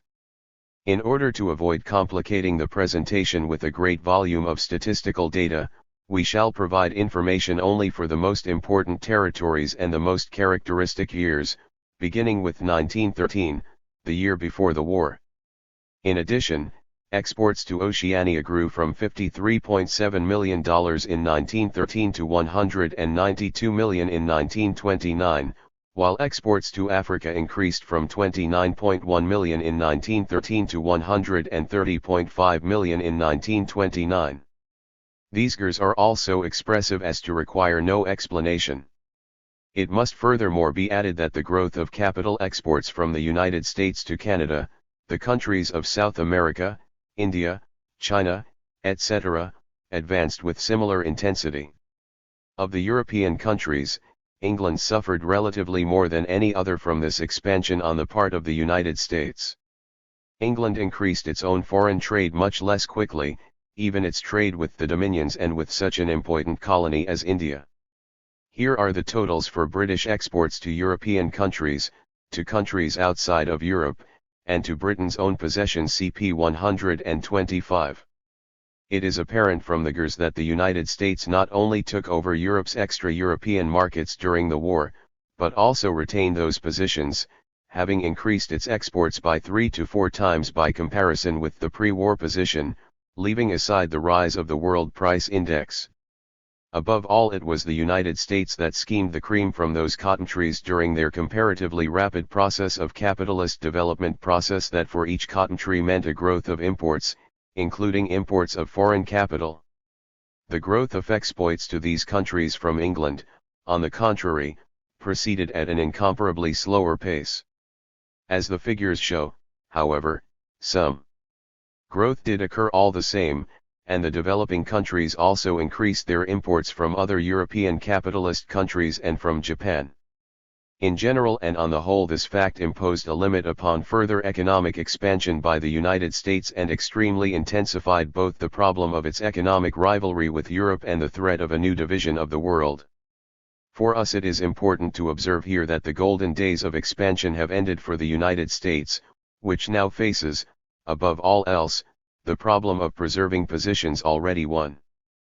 But the safety valve for accelerating capitalist development, enjoyed by this country during the war and for a decade thereafter, did its work. That conclusion is apparent from the dimensions of production growth in the United States in the period following the outbreak of war and also from the enormously increased capacity of its domestic market, a natural consequence of such growth. Now let us turn to clarifying precisely this latter circumstance.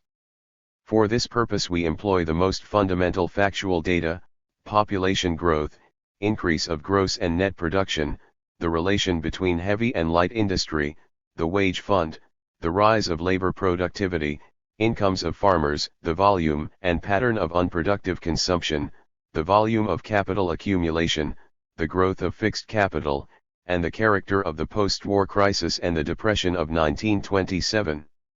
After a preliminary review of the conditions giving rise to the industrial recovery of 1927 to 1929, we shall then consider the influence of this expansion upon both the world economy and the sources of the crisis.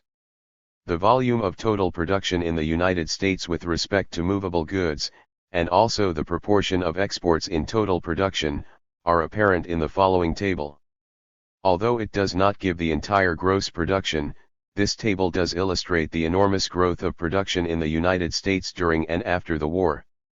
In this connection it is only necessary for us to remember that these figures are expressed in terms of value. The greatest increases of production coincided with periods in which price increases were most acute. In order therefore to evaluate correctly this table's real material content, one must take into account the change of the price index, cited earlier in another table, together with population growth. In that case the growth would appear much more modest and would be virtually stable in terms of per capita production. The dynamic of production in the United States during and after the war can also be partly seen from data on the Count/S national income, which we have taken from the Bulletin of March 1931 CP 127. I shall not dwell upon a number of other figures, showing the growth of production in the United States during the war.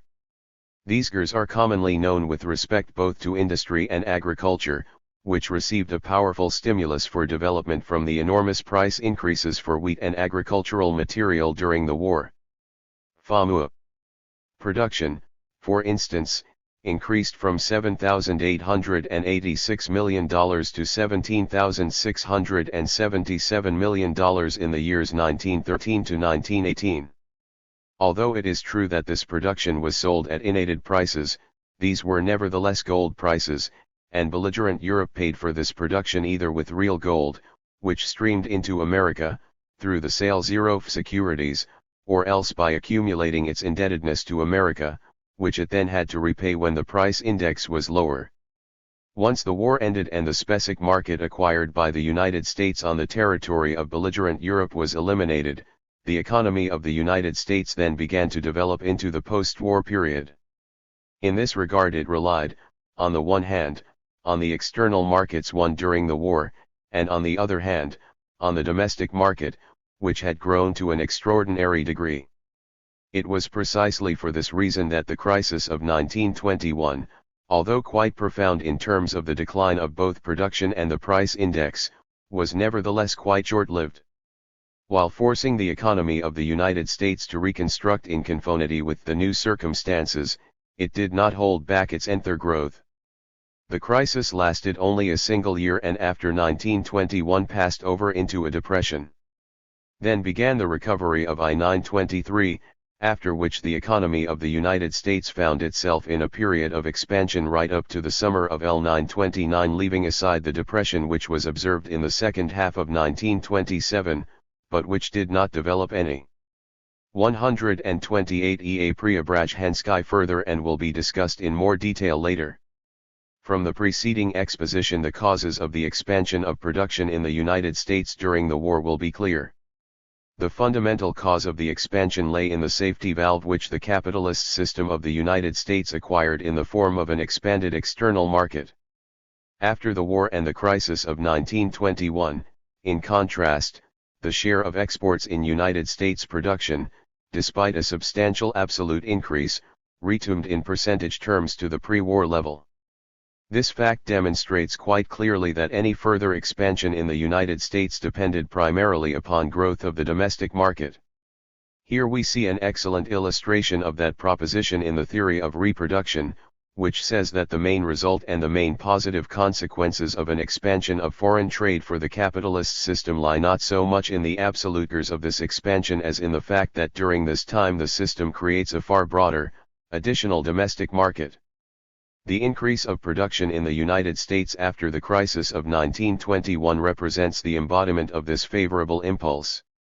Despite the fact that American agriculture experienced a serious crisis, one far more serious than what occurred in industry, development of an internal market within industry itself outweighed the consequences of this crisis. Here we have a very convincing illustration of how incorrect was Rosa Luxemburg's theory of reproduction insofar as she attempted to criticize Marx on this point. Now we turn to studying the period of expansion that began in the United States with the year 1923. The following table gives an impression of the movement of industrial production for these years up to and including 1930, taking the volume of production in 1923 to 1925 as 100 and adjusting for seasonal variations in all of the calculations CP. 129, here we have an outward, material expression of that entire movement forward, which was interrupted by the Depression of 1924 and 1927. The task of our investigation is to discover the intimal motive forces of this whole process.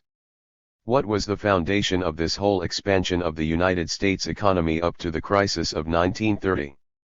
If one speaks of the general material preconditions of this movement, then it is necessary to consider the dynamic of the volume of labor power, the level of wages, the dynamic of farm incomes, In this table we see that after making a correction for the rising index of prices for farm products by comparison with the pre-war index, farm supply still grew, but the growth was far from proportional to the increase of industrial production during the same period. A growth of demand from workers and farmers, for both consumption and production purposes, plays a very essential role in expanding the domestic market. However, this demand was not decisive, rather it was the increase of production demand within industry itself together with the growth of unproductive consumption. Here the reader must keep in mind what we said in the theoretical part of our work concerning unproductive consumption under imperialism. Naturally, growth of unproductive consumption does represent growth of the domestic market. However, this item has a very specific importance for understanding the dynamic of the entire process of expanded reproduction. Growth of this demand is neither a factor of economic development nor a stimulus to such development, but instead results from its slowdown. Had unproductive consumption not increased as it did in the United States, then with the same volume of 132 gross production there would have been a larger portion of productive accumulation at any given moment unprovided the accumulation was compatible with the market's capacity. But the most significant element of expansion for the intimal market was obviously the growth of demand on the part of industry itself for new XED capital and other means of production. When the United States found itself facing a sudden increase of exports during the war, it covered the increased demand through more intensive utilization of the available equipment. However, the further expansion of production demanded an enormous increase of XED capital and reserves of XED capital. Just how great the growth of domestic demand for XED capital must have been, can be seen by comparing the percentage utilization of available capital before the war, during the wartime expansion, and during the expansion that followed the war. For example, the utilization of available equipment for production of high-quality steel, being 67.2% in 1913, rises to 106.5% in 1916 and to 104.5% in 1918, only to fall in 1926 to 61.8%. The fact that steel output grew over this period in absolute years gives us a measure of the next capital created in this branch. In other branches matters were much the same. Many economists have racked their brains over the question of just what provided the basis for industrial development in the United States after the crisis of 1921. The dimension of individual consumption, or more accurately, the growth of this consumption, was by no means proportional to the increase of gross production. The explanation is to be found in growth of the domestic market, which capitalist industry creates for itself by increasing its demand for means of production. By recalling the theoretical part of our book, the reader will see what an enormous stimulus is provided for expansion of the entire economic system by a significant increase of demand for XED capital. In any event, those studies that deal with the American economy during the period of its post-war expansion and ignore this side of the matter, either cannot appreciate its significance in the history of that expansion or, alternatively, are generally incapable of understanding anything about the causes of this expansion or of the ensuing crisis. But besides the expanding internal market of the United States itself, an important role was also played by two other factors, namely, the not particularly rapid but still systematic growth of exports from the United States after the crisis of 1921, and also the export of American capital. As far as the growth of exports is concerned, we have seen that they I-33 increased from $3,832 million in 1922 to $5,241 million in 1929. This growth of commodity exports, naturally, was of decisive significance, as was the excess of exports over imports. In 1922 imports came to $3,113 million, and in 1929 to $4,399 million. The increase of American capital exports was only significant insofar as the country continued to maintain an active trade balance after being converted from a debtor of other countries into a creditor of the entire world. For a country that is not increasing its own indebtedness, but instead is increasing the indebtedness of other countries to itself, an active trade balance in essence represents growth of a supplementary market. Obviously, a country that increases its foreign investments, with an increasingly passive trade balance, experiences not an expansion but rather a contraction of its market for foreign sales, or in any case a relative contraction. These are the general factors that conditioned the industrial expansion of the United States after the crisis of 1921. Now we must turn to the most important part of our exposition, and with the help of a more detailed analysis show the origins of the crisis that began in the United States in the second half of 1929. Interrupted by the Depression of 1924, the post-war industrial expansion continued in the United States until the first half of 1927. A depression began to appear in 1927, including the following features. Up until this year, the industry of the United States had developed on the basis of the internal market, more or less exhausting the possibilities it offered. On the other hand, the United States provoked an increased production of materials and means of consumption in its economic periphery, consisting of Canada, South America, and other countries producing materials and means of consumption. Taking into account the dynamic of agricultural prices and the material dimensions of production in American light industry, one would have to say 1927 would be the year in which the industrial conjuncture must arrive at a turning point. By 1927 all the sources of further expansion were more or less exhausted. Having been sustained by a growing domestic market, the wartime momentum of production in the United States had to come to its natural end. Had we been dealing with a country that was developing in conditions of free competition, it would have been precisely in 1927 that a general industrial crisis had to occur. Another factor pointing in this same direction was the depressed condition of production in countries drawn into the expansion by the United States, particularly cotton trees producing industrial materials. But at this point there occurred the most interesting feature in the development of the cycle in the United States, namely, the fact that the entire system went over to a rapid increase of its XED capital, raising its reserves to the level characteristic of monopolism. The introduction and operation of more advanced equipment began, and this circumstance, together with the widely developed practice of selling on credit in the consumer market, not only suppressed the depression which began in 1927 but also assured American industry an additional expansion extending over more than 2 years. In this circumstance one nds the explanation for all those specific phenomena that have taken place in the United States both before and during the crisis. The point at which we have now arrived in our exposition has enormous significance both for understanding the causes of the world crisis and for testing our theory of the economic cycle under imperialism. We must, therefore, deal with this aspect of the matter in more detail. Accordingly, I shall here set out 2 propositions. First, I assert that the period of greatest production expansion in the United States prior to the crisis was one of expansion in heavy industry, which in turn drew contiguous branches into this supplementary expansion, delayed the crisis in light industry, and guaranteed increased credit sales of articles of consumption, especially automobiles. Second, I suggest that the crisis itself began in heavy industry, after the process of expanding and renewing XED capital was basically completed.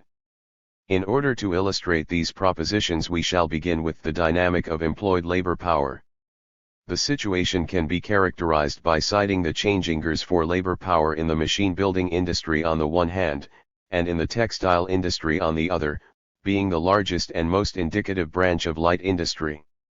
The greatest growth comes in machine building, particularly in the automobile industry, during 1928 and the RST part of 1929, together with the rubber industry, followed by iron, steel, and the production of other metals, in other words, all those industries directly servicing machine building. In the textile industry, on the contrary, we see that the level of employed labor power was not significantly different from that of 1923 to 1925, ken as 100. The same held true in all the other branches of light industry, such as the leather, food, and tobacco indus 11y, etc. Either these branches did not show any increase of employed labor power, or else such increase as did occur was completely out of proportion to the increase in machine building L. 137. The data in this table demonstrate that the volume of unfilled orders for machine equipment increased abruptly over previous years precisely in 1928, which was a typical year of recovery in the construction of new XED capital. In 1929 the percentage of unfilled orders continues to grow, although in June the same turning point can be seen as occurs in the expansion throughout heavy industry. If we take the volume of unfilled orders in the cotton textile industry, 1928 provides a sudden contraction by comparison with the previous year. Although 1929 shows an increase, it did not reach the level of 1927. Here we see clear proof that within the general context of industrial recovery the general rise of business activity in heavy and light industry took place in different conditions.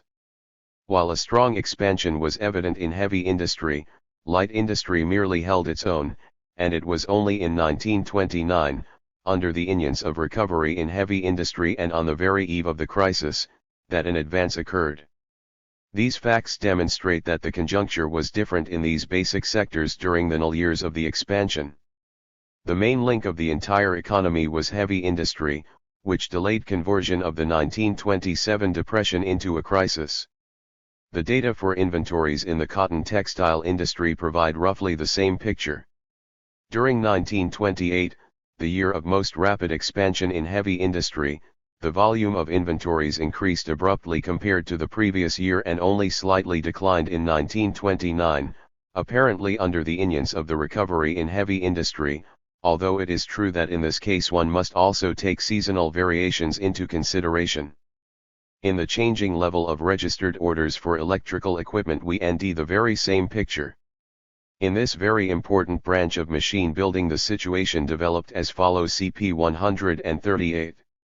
These figures indicate the same pattern of a sharp increase of orders for electrical equipment precisely in the years 1928 and 1929. The branch most closely connected with production of XED capital is metallurgy, above all steel smelting. Although steel smelting hardly changed in 1925, 1926, and 1927, when compared to L922*, a significant increase did occur in 1928 and the RST half of 1929. The same is true to a lesser degree in the case of smelting iron and extracting copper. At a later point, when we are concerned with determining the chronological moment of the turn in the conjuncture towards the crisis, we shall provide more detailed statistics. Without pausing to give a statistical clarification of the position in A. Namely, that orders significantly increased in 1928 and L929 R.B.D. number of other branchasal of the GERS more or less con our position here, we shall mention only one interesting fact of a non-statistical nature.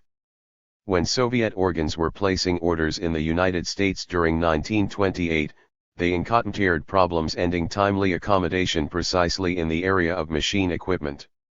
That happened because the enterprises manufacturing XED capital were fully burdened with orders and could not guarantee timely completion of new orders from abroad. We consider it a fully established fact, therefore, that the industrial crisis in the United States, having matured already by 1927, was delayed due to a change in the character of the cycle under imperialism.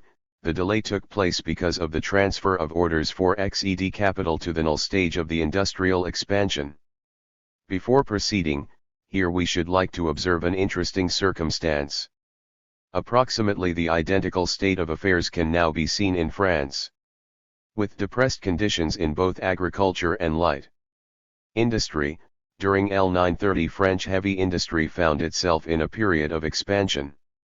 In the example of this country as well, therefore, one can detect the same change in the character of the cycle. This fact has enormous significance for predicting the conjuncture in France. The country has yet to enter into a stage of genuine crisis, but it will be gripped by crisis all the same once the process of expanding XED capital has been completed. A second peculiarity of the conjuncture in the United States prior to the crisis was the fact that the industrial expansion was not accompanied at this time by rising prices. Even for steel products there was no discernible price increase, as will be seen from the following table. An economist familiar with the basic moments in the history of the conjuncture in capitalist economies over the last century will know very well that an industrial expansion is invariably accompanied by rising prices, the most typical price movements taking place in metallurgical production. To all economists concerned with the conjuncture of the American economy, this absence of a sharp price increase during the industrial expansion seemed to present an incomprehensible riddle.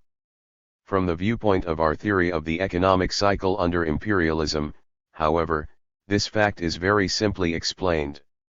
The expansion of heavy industry in the United States during 1928 to 1929 was connected with an increase of XED capital reserves.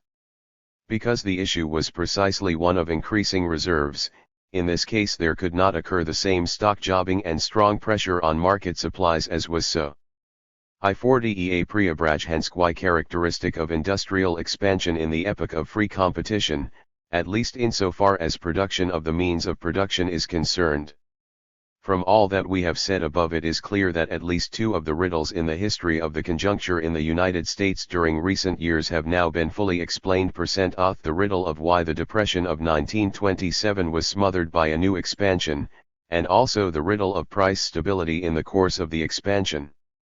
But from what has been said above, it is also possible to explain a third riddle, namely, the abruptness of the rupture in the conjuncture and the so completely unexpected development of the general crisis. The crisis broke out when the process of expanding XED capital was for the most part completed. American heavy industry, whose development postponed the crisis in 1927, in turn became the leading source of crisis and breakdown. The opinion is widespread in bourgeois economic literature that the current world crisis began in countries producing material, and not in United States industry. In support of this position, reference is made to the depressed condition existing on material markets even before the second half of 1929. In itself, of course, this fact is not open to doubt.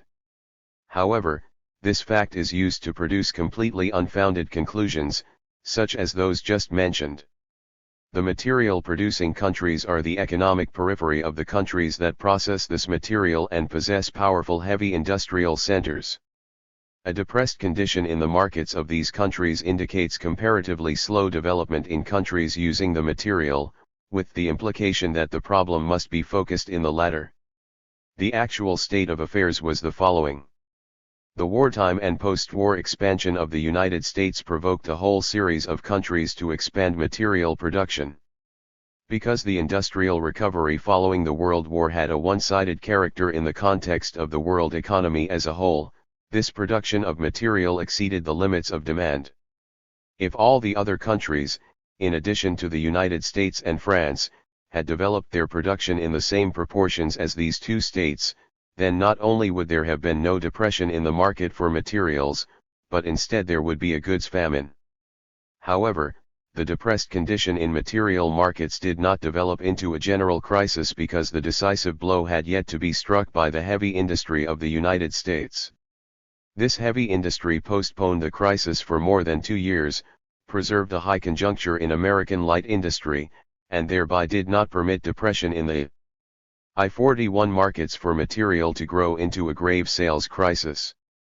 But once the recovery came to an end in heavy industry, the change of conjuncture spread into light industry and struck a heavy blow at countries producing material for light industry.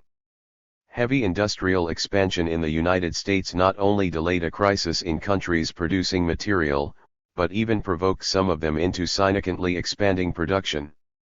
Taking production of material in the countries of North America, South America, and Asia in 1926 to be 100, the position in 1927 and 1928 can be expressed in percentages as follows.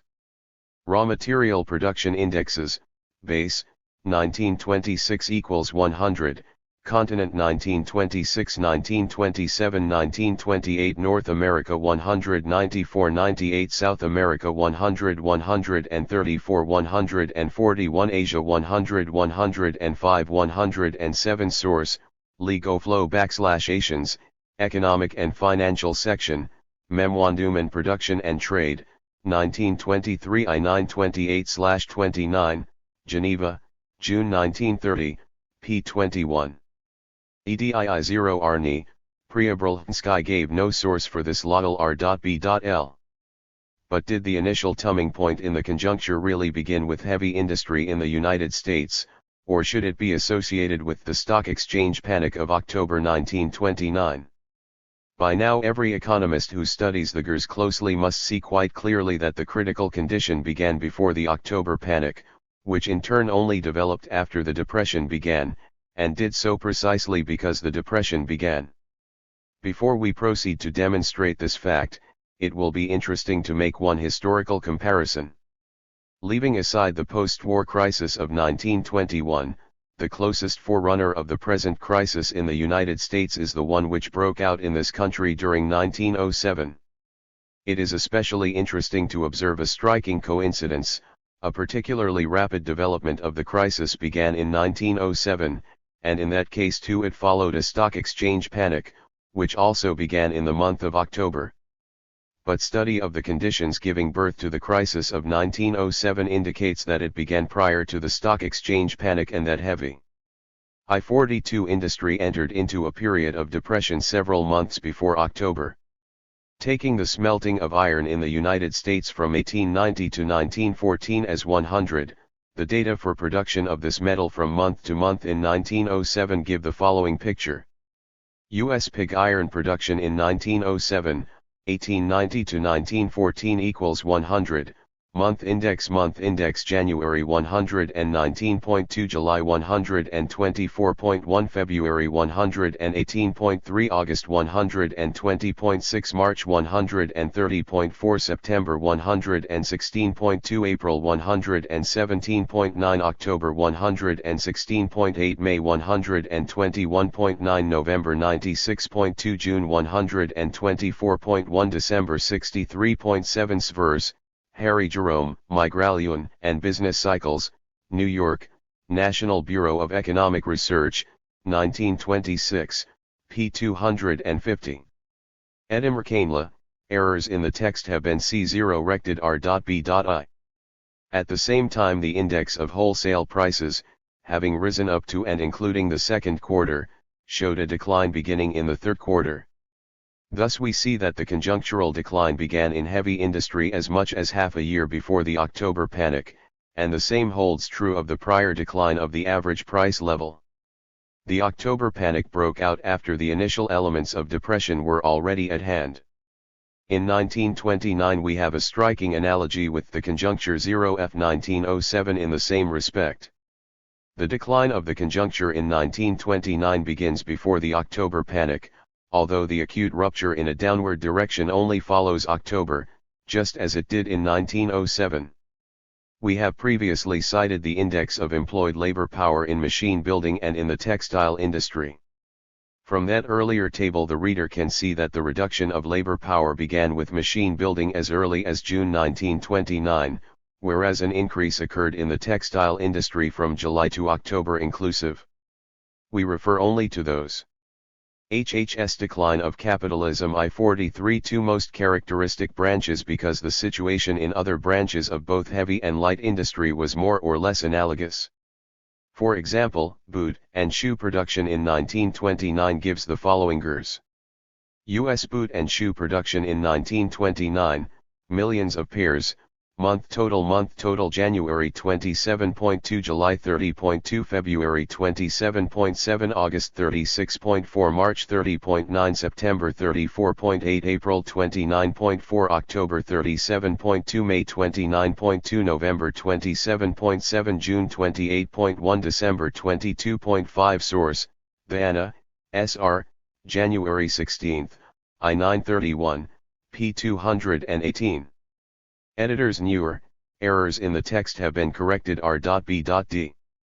The same pattern can be seen in the data CONC volume of production of coal, iron, steel, copper, and oil, as shown by the following table CP 144.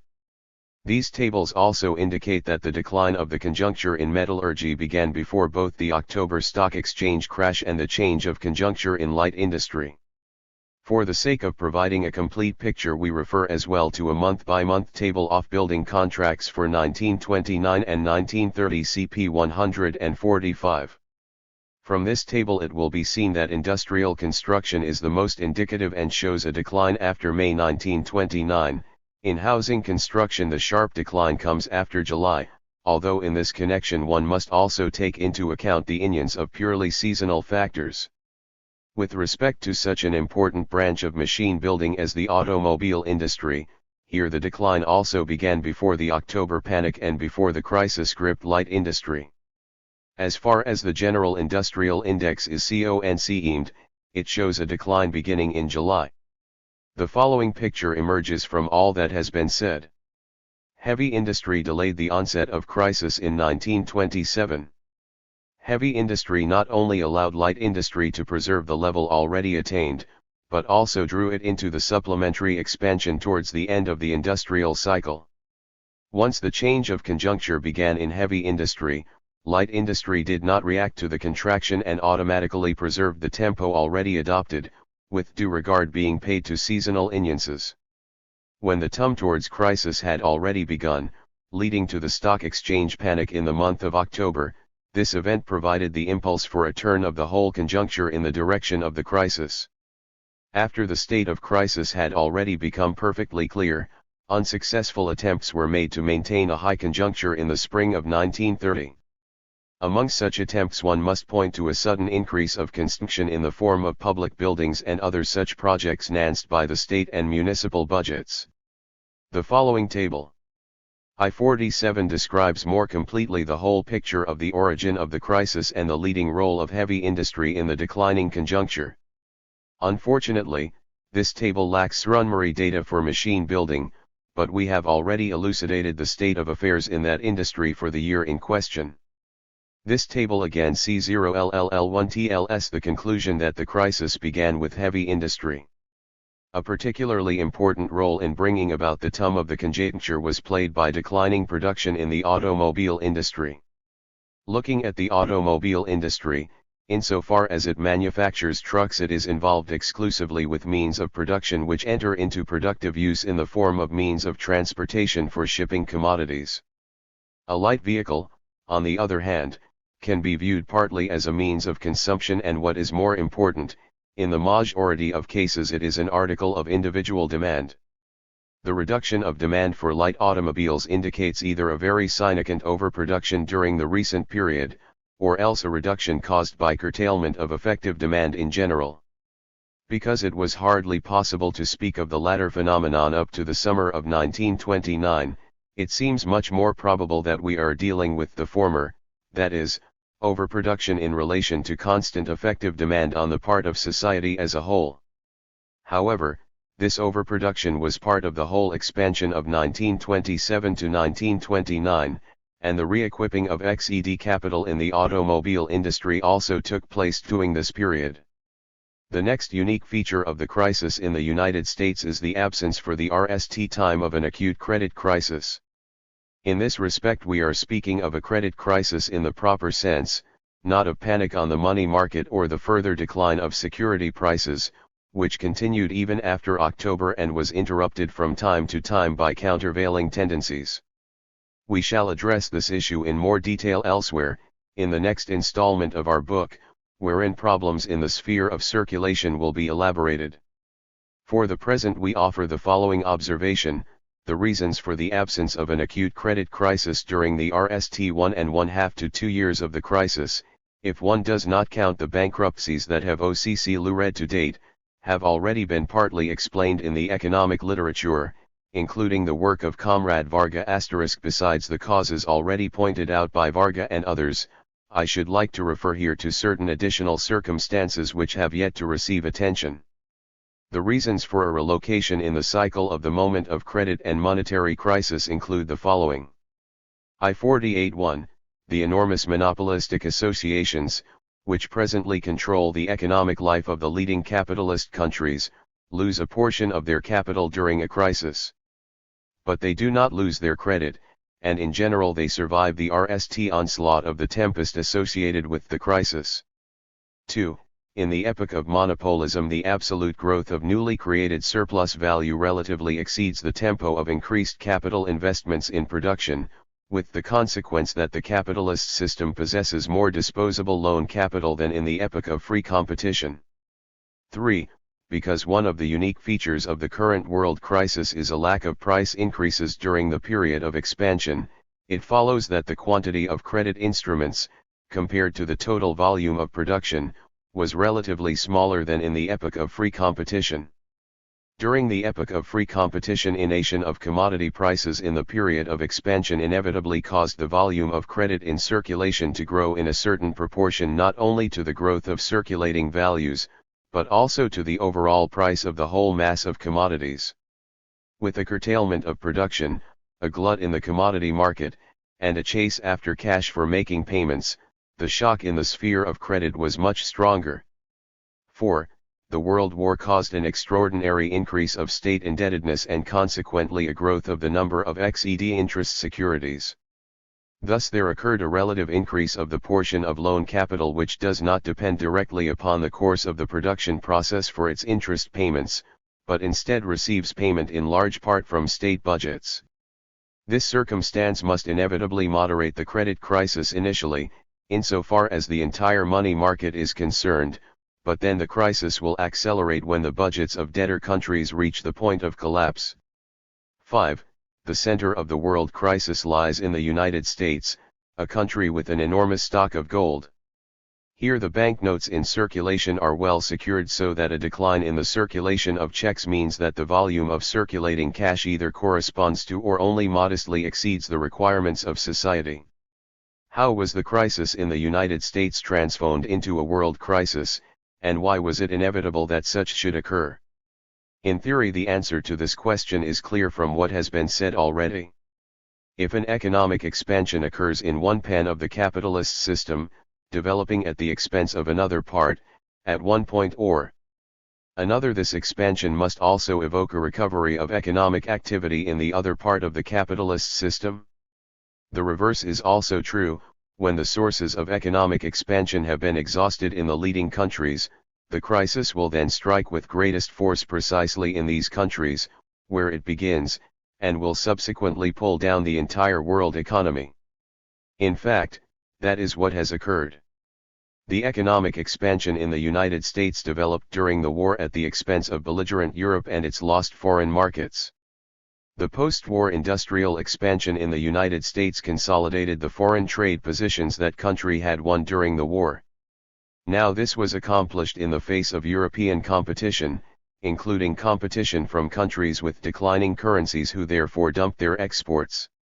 However, the industrial expansion in the United States could not fail to draw the countries producing material and food items into expanded reproduction.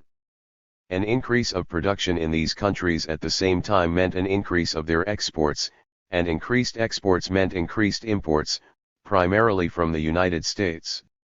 These countries also increased both their imports from Europe and their exports to Europe. In other words, by drawing material-producing countries into more rapid expanded reproduction, the United States simultaneously expanded the capacity of their markets for Europe. Meanwhile, United States trade with Europe likewise increased. The United States expanded its production demands and especially its consumer demands for European production. The aggregate result was that the United States and its economic periphery attracted Europe into the economic expansion, although this does not mean that in Europe there were no other stimuli for industrial recovery. The whole process can be seen in the following tables, showing the distribution of American exports and imports by individual countries. See pages 150 to 151. The tables reveal the picture with complete clarity. The table of United States imports shows that the greatest increase of imports into the country came from the northern part of North America, rising from $337.6 million in 1921 to $514.4 in 1929, from South America, rising in the same years from $295.6 million to $639.8, from Asia, rising from $617.9 to $1,280.3, and from Africa, rising from $40.4 million to $108.6 million. Thus the greatest expansion of economic ties with the United States was experienced by countries who are the objects of American economic expansion. Economic expansion of the United States meant increased demand for the products of these countries, or a growth of their market in the United States. As for United States trade with Europe, here too the tables indicate a certain growth, although much more slowly. Exports from the United States to Europe did not increase in value after 1921, and taking into account a certain decline of the price index, these exports even fell. On the other hand, exports from the European countries to the United States show a steady growth, even if it was not rapid. After 1921, Europe's exports to the United States increased from $764.9 million in 1921 to $1,332.6 million in 1929. At the same time as the period of economic expansion was underway on the other side of the ocean, Europe's exports to the material-producing countries grew slowly but steadily. Canada, for example, developed its imports during the VE years before the crisis as follows. Value of imports into Canada of merchandise entered for consumption, from the British Empire and from foreign countries, in the VE fiscal years ended March 31, 1925 to 1929, in millions of dollars, countries 1925, 1926, 1927, 1928, 1929, United States 509.8, 608.6, 687.0, 718.9, 868.0, United Kingdom 151.0, 163.7, 163.9, 186.4, 194.0, Europe 51.4, 59.7, 78.1, 85.9, 92.7. Source, Canada, Dominion Bureau of Statistics, Genera Statistics Branch, 17:2 Canada Yearbook I-930, Ottawa, F. A. Ackland, 1930, pp. S57-58. Edirk, ILZ errors in the table have been corrected R.B.D. The GRs relating to Canadian imports are also characteristic for other countries of the same type on the other side of the ocean. These countries exported more to the United States and imported more from the United States than from any other country, although they simultaneously increased their economic ties with Europe. In this respect, Germany's export distribution is indicative. On the other hand, the economic crisis in material-producing countries leads to a sharp curtailment of their exports and imports, including curtailed imports from Europe. The enormous curtailment of foreign trade on the part of the countries of South America, Australia, New Zealand, India, and so on, has been sufficiently documented in the economic literature and need not detain us here. We need only observe that in the majority of cases the abrupt and spasmodic reductions of trade in these countries only began to appear after the crisis took shape in the United States, a fact which demonstrates that these countries played a passive role in the crisis process. Despite the depressed condition of the most important types of industrial material, production was maintained in these countries at a high level, and their economic conjuncture only fell sharply with the beginning of the crisis in the United States. The dynamic of raw material prices shows that although cotton, leather, and especially wool began to fall in price even before the beginning of the crisis in the United States, the general crisis as such only began in these countries following its outbreak in the United States. The greatest disruptions of material prices took place between September and December 1929, that is, after the stock exchange panic in the United States. I-55. The entire picture, therefore, can be visualized this way. The center of expansion is the United States, which draws the material-producing countries along the path of recovery. This recovery carries over into Europe, which also begins to expand production, although at a much slower tempo. The change of conjuncture in the United States begins to occur by the moment of depression in 1927. On the other hand, the overproduction of material likewise makes itself felt before the beginning of the crisis in the United States. But the null of the entire post-war expansion, the recovery in heavy industry and especially machine building, overlaps the beginnings of depression and postpones the crisis in the material-producing countries. At the same time, Europe, having been drawn into recovery, continues to increase production right up to the crisis itself. The only exception is France, which we shall discuss separately. Comparative data for the conjuncture in the United States, Canada, and the European countries can be seen in the following table, wherein the volume of production for 1928 is taken as 100. The table indicates that the crisis is developing more or less evenly in the United States, Germany, and England. France is still only modestly affected by the crisis condition, although the change of conjuncture I-56 there too began as early as mid-1930. In order better to illuminate the position of the French economy, we shall refer to GRs characterizing the volume of that country's industrial production, beginning with 1925. Indexes of industrial production in France, 1913 equals 100, period.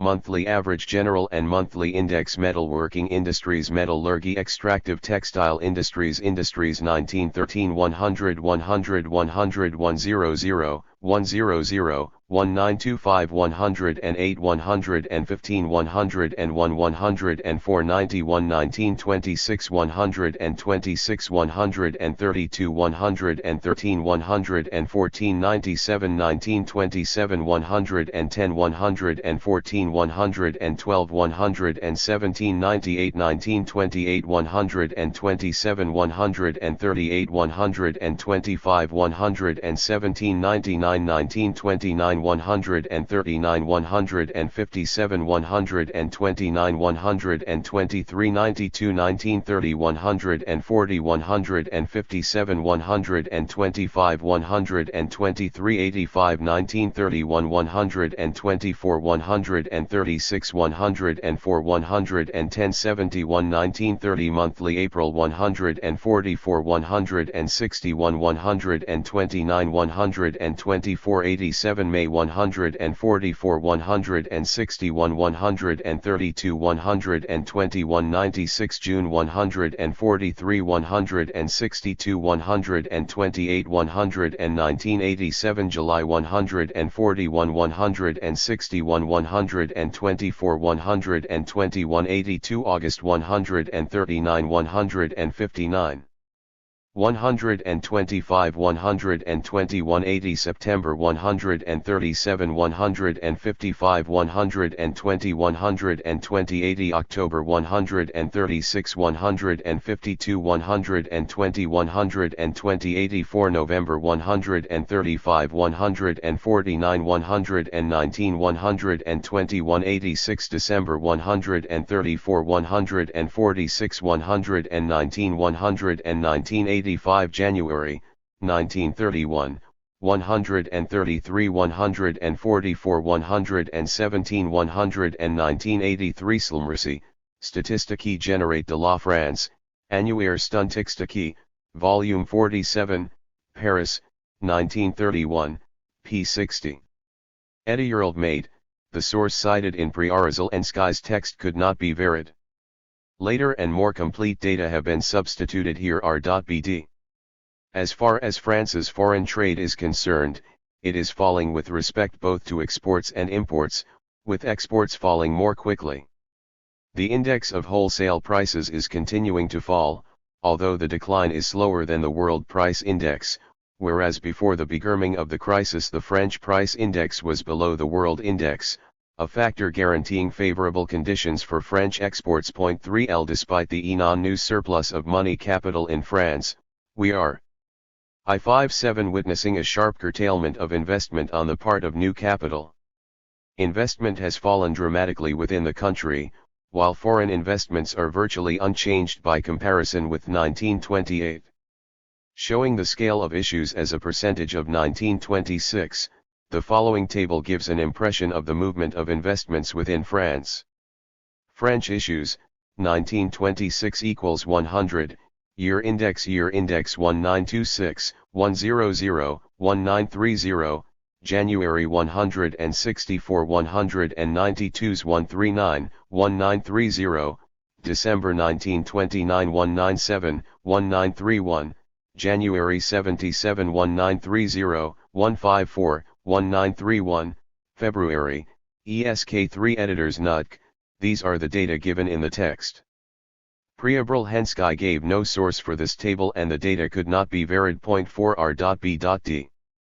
From the table cited above we see that if we take the general index of industrial production, the tum towards crisis began in France in July, even though the conjuncture in individual branches turns out to be quite different. The textile industry began to reduce production as early as 1929. The whole of light industry, generally speaking, is now in a more depressed condition than heavy industry. In connection with the harvest failure on the one hand, and the catastrophic drop of world prices for agricultural products on the other, French agriculture likewise ends itself in a completely depressed condition, despite several measures of a protectionist character, taken by the government in order to defend agriculture against foreign imports. At the same time the metalworking industry shows an enormous growth and a high conjuncture right up to August 1930, when the decline sets in. This whole picture reminds us strikingly of the situation we saw in the United States before the crisis. In both countries light industry and agriculture display the signs of a declining conjuncture before the crisis, while a high level of activity is maintained in the metalworking industry, the main branch for manufacturing XED capital, as well as in other heavy industrial branches, especially the metallurgical and coal industries. Another extremely characteristic and interesting phenomenon, I58 noted in the economic literature, is the fact that France is presently increasing its imports of certain metal products from abroad. If the process is developing in France in the same manner as it did in the United States at the beginning of the crisis, this phenomenon is quite understandable. Apparently France is completing the process of reconstructing and expanding XED capital, having no objection to importing discounted equipment from abroad for this purpose. If that is how matters really stand, and this position still requires further evidence, then the French economy, beginning perhaps in July of last year, NDS itself in approximately the same conditions as the economy of the United States from January 1929 to the October stock exchange crash.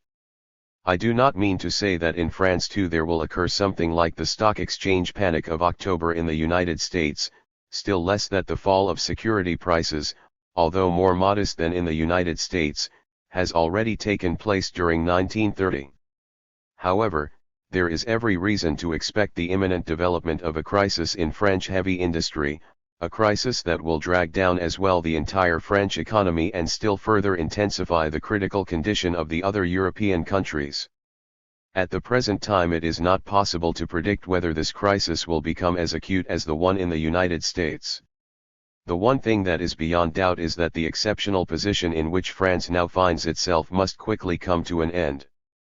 France entered on the road of expansion later than the United States because up to 1927 it experienced a crisis in its monetary circulation, which seriously weakened the country in economic terms. But the preconditions giving rise to the industrial expansion in France, in general and on the whole, are of the same order as the preconditions and causes of the expansion in the United States. France not only availed itself of the purchasing power of its domestic market and the market of its colonies, it also developed at the expense of defeated Germany and Austria. In this sense its industrial expansion, to a certain degree, was connected with the outcome of the war. Every cycle of industrial expansion requires a certain period of time. And now the one-sided development of France, representing an exception in Europe, is coming to an end. The economic literature has already remarked upon the beginning of a depressed condition in light machine building. Furthest of all from the crisis, only heavy industry was developing more or less freely. But apparently it too is going through the null months before a crisis. From an island washed by the waves of world crisis, France might be converted just as much into its European source as Germany. One need hardly demonstrate that this 159 crisis will not only dramatically intensify the crisis position in Europe, but will also have an influence upon the entire world economy. 10.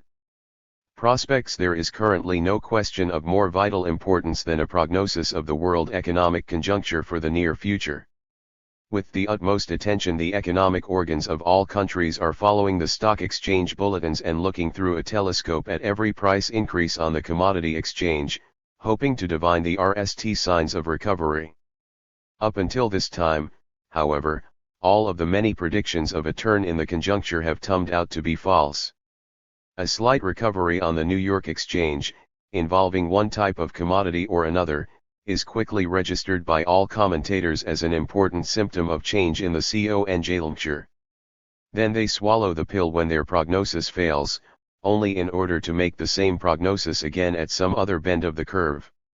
To search for a prognosis in the exchange bulletins is about the same as trying to guess the meaning of a mural by scrutinizing 1 centimeter of area at a time under a microscope.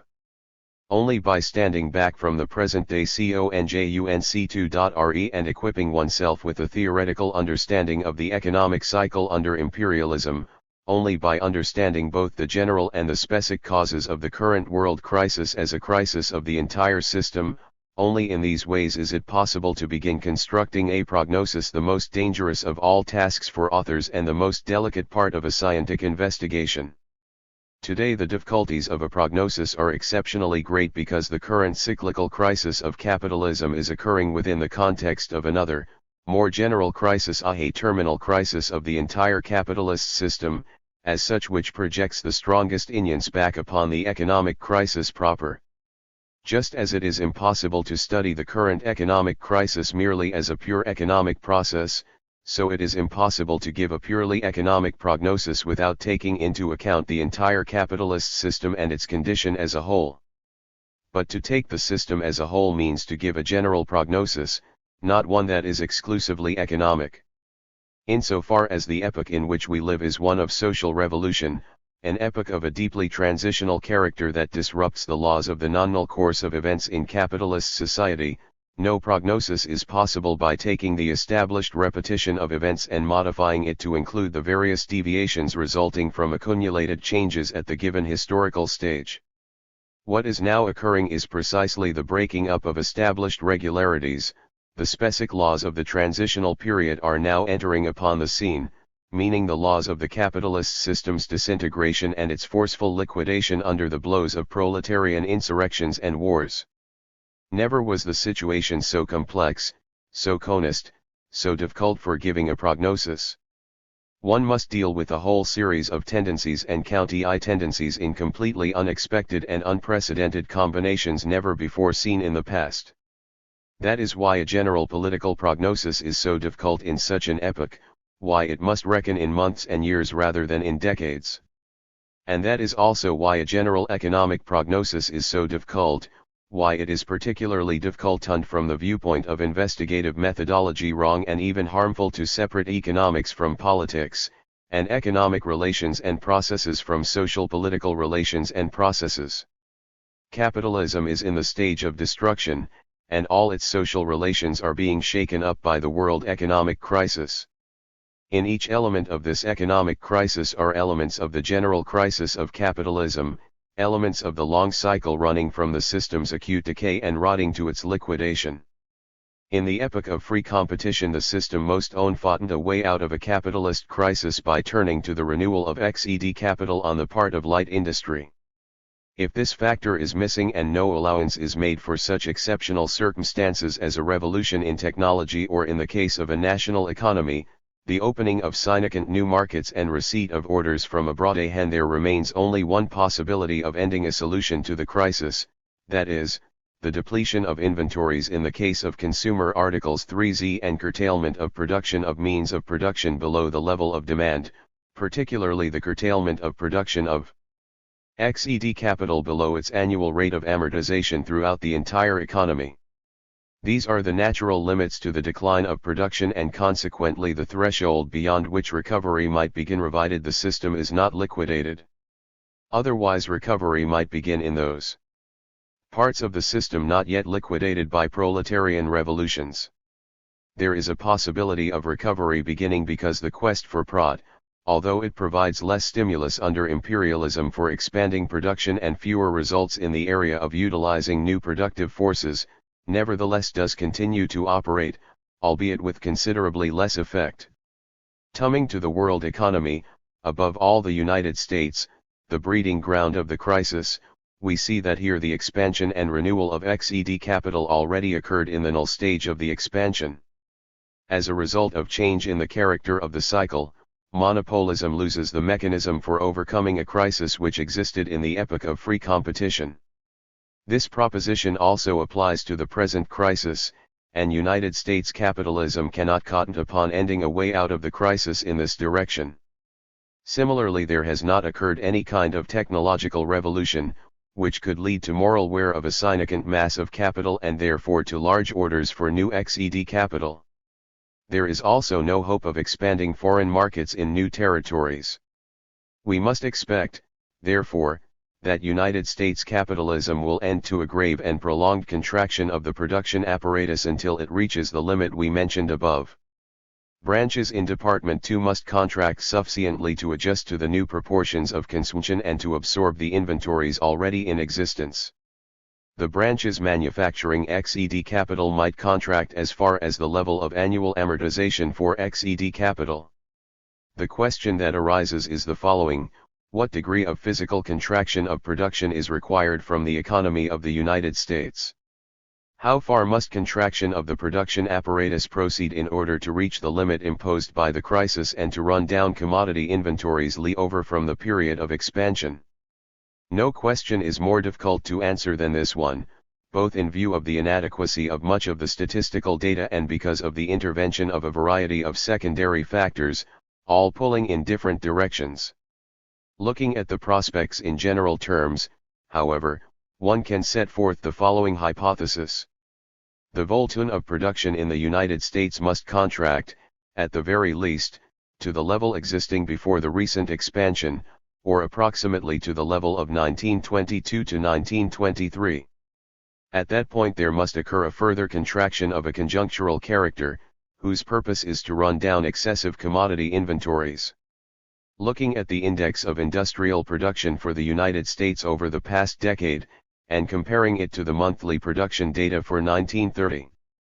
I-62, we see that the fundamental contraction of production was virtually complete by the end of the second half of 1930, and that December gives a level of production lower than any for the past 9 years. It is reasonable to think that at the present moment the economy of the United States is undergoing the supplementary contraction needed to absorb redundant commodity inventories.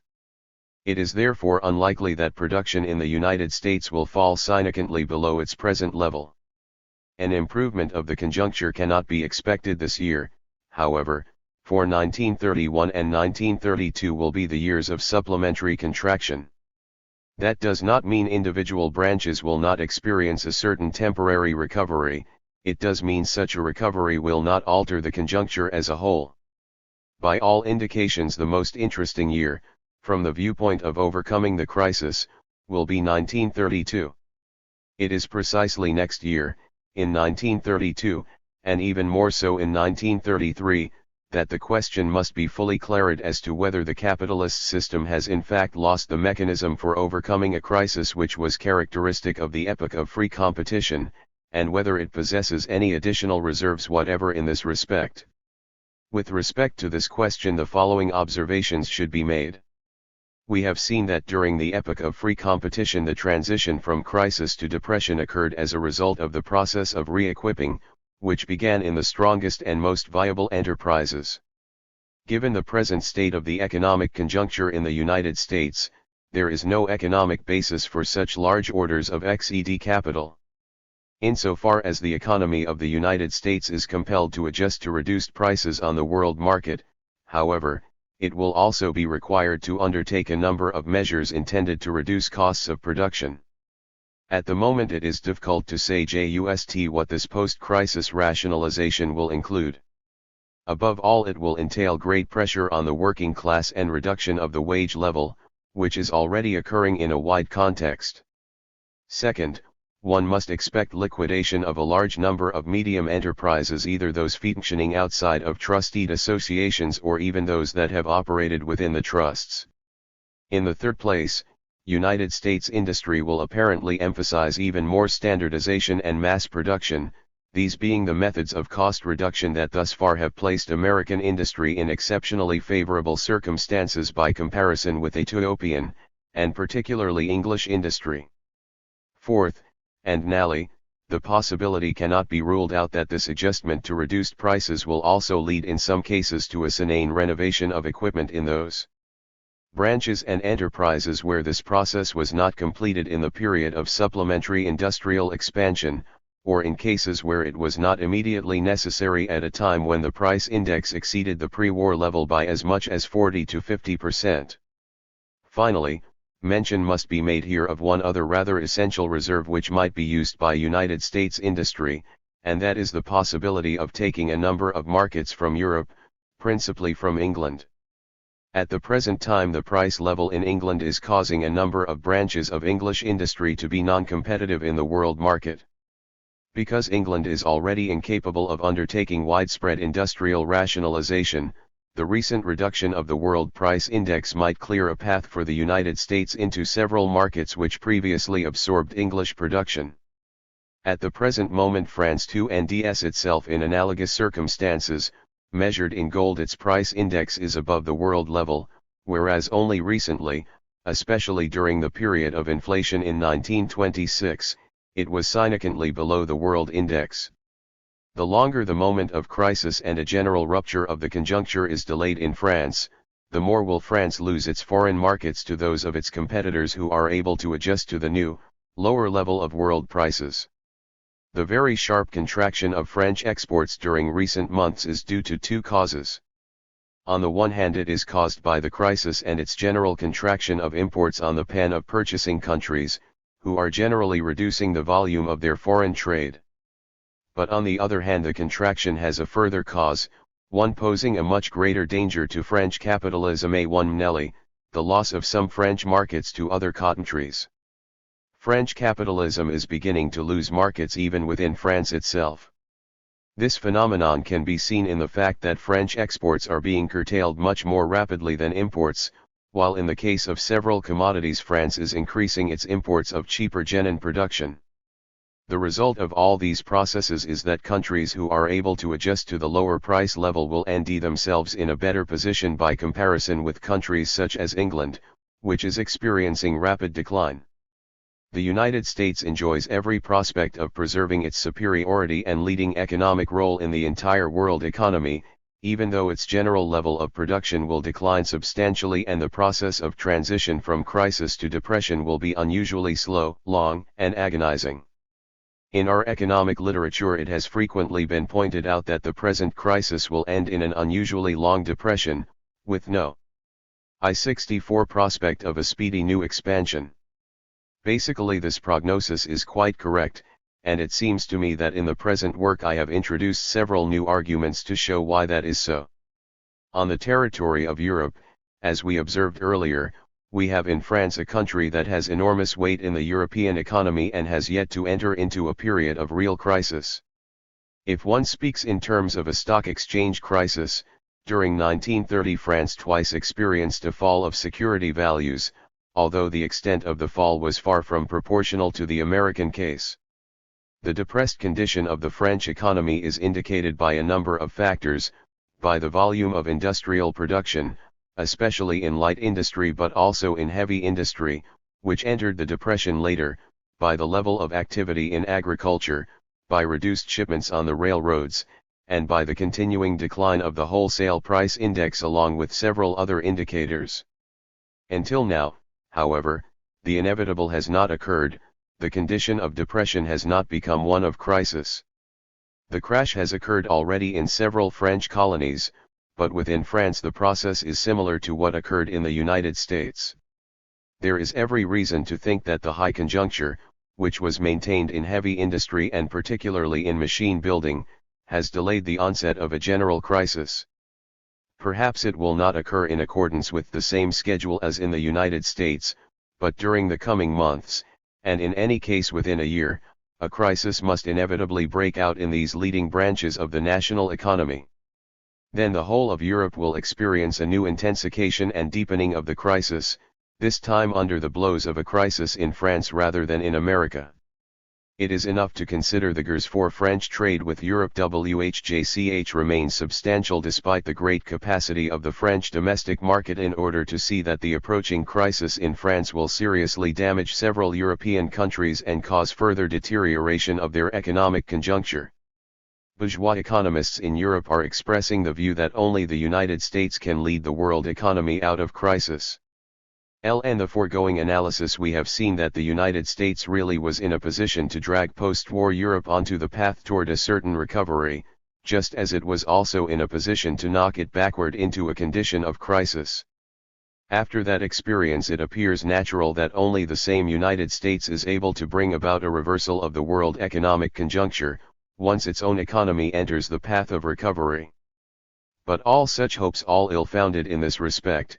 ZFTHE United States developed thus far at the expense zero fanather part oft capitalist entity, it follows that it will similarly emerge from the crisis at the expense zero f the rest zero f capitalism.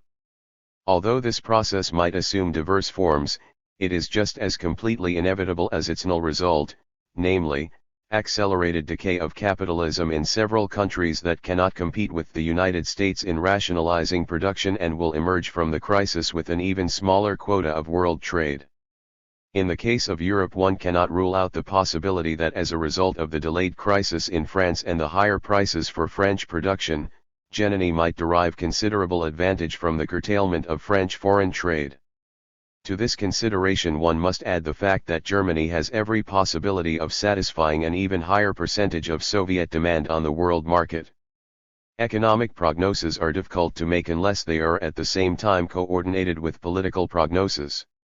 If we are to some extent making separate economic prognoses, we do so mainly in the interest of simplifying the exposition and because an economic prognosis, however provisional and incomplete, is easier to provide than a general social prognosis.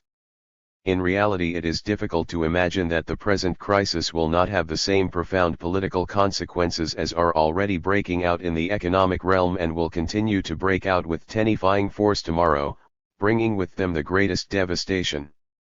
In the RST place we have in mind here the economic battles of the working class to preserve its former living standard, and in the second place we must consider the possible onset of a directly revolutionary situation in those countries where capitalism's position is most hopeless. If we consider the figures pertaining to the level of English production after the war, it will be clear to all just how deep is the SLTNNP of the overall curve. Nevertheless, a slow but real expansion comes in the year 1926. One of the unique characteristics of England's position is the fact that here the economic crisis will lead above all else to enormous intensification of the social struggle.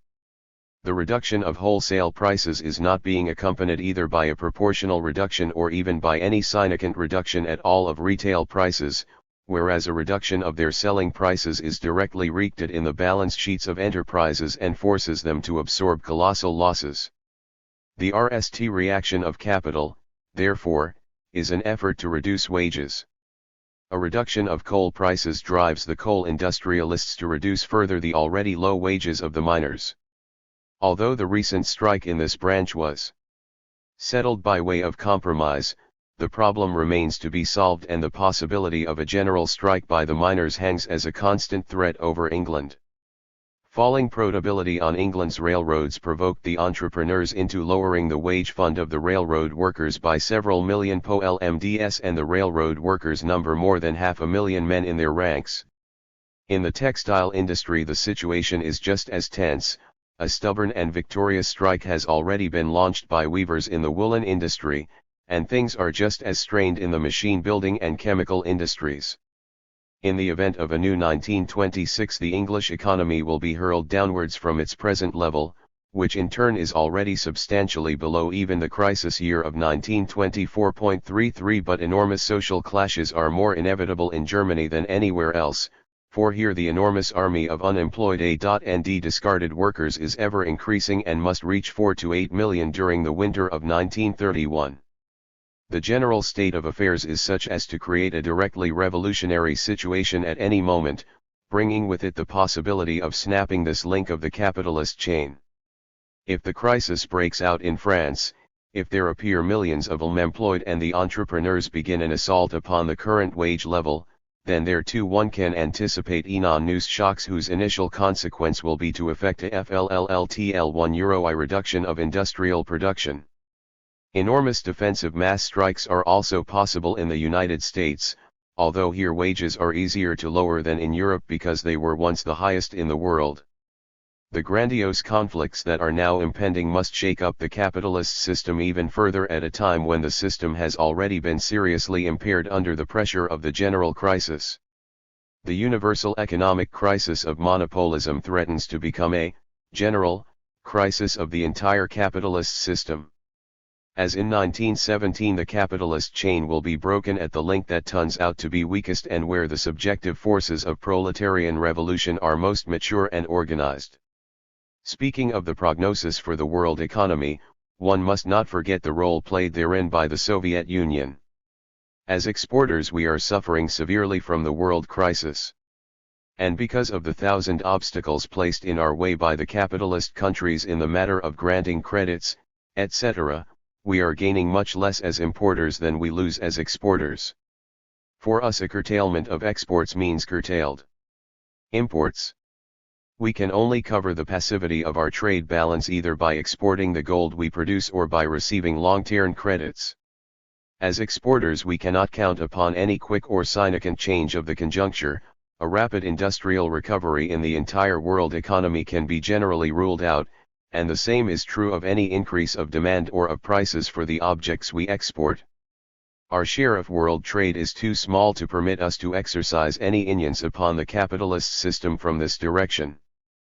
But we do influence it in another respect.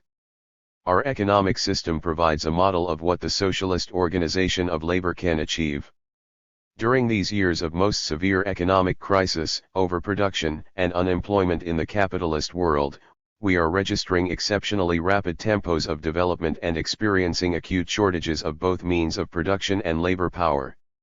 We are undermining the capitalist system by the very fact of our existence and our development. To use the well-known expression of Marx, we are showing the capitalist countries a picture of their own future. The current world crisis has already lasted more than 2 years. If we take a glance at previous crises of the capitalist system, we shall see that on average the condition of crisis rarely lasted more than 1.5 years. This comparison of the current crisis with its predecessors is interesting in several respects. But in this commiseration we must emphasize that attempts must not be made to go too far in our prognosis by way of analogies with the past, for two very different processes are being compared. On the basis of an analogy with the past, and particularly through a comparison with the crisis of 1907, which also began on the territory of the United States, we would have to expect an improvement of the conjuncture approximately a year after the turn in the direction of crisis. After 2 years we would expect a new industrial expansion to be in ill swing. Taking the turning point of the conjuncture to be the month of July 1929, it turns out that the present crisis is already more than a year longer than that of 1907 to 1908. And that is not to mention the fact that we not only have no signs of serious improvement, but instead symptoms of further deterioration. To these we must also add the deterioration which might be caused by the impending crisis in France. All the available data suggest that the coming years, and in any case the next 2 to 3 years, will be ones of intensifying crisis, or in the very best of cases years of deep depression. Among other prognoses non significance must be given to the question of what influence the circumstance will have upon the approach of a new world war. At the present time the leading circles of all the capitalist countries, and all the capitalists in general, live in the hope of an early reversal of the conjuncture. From past experience they know that crises repeat themselves periodically and that a crisis is followed by a recovery.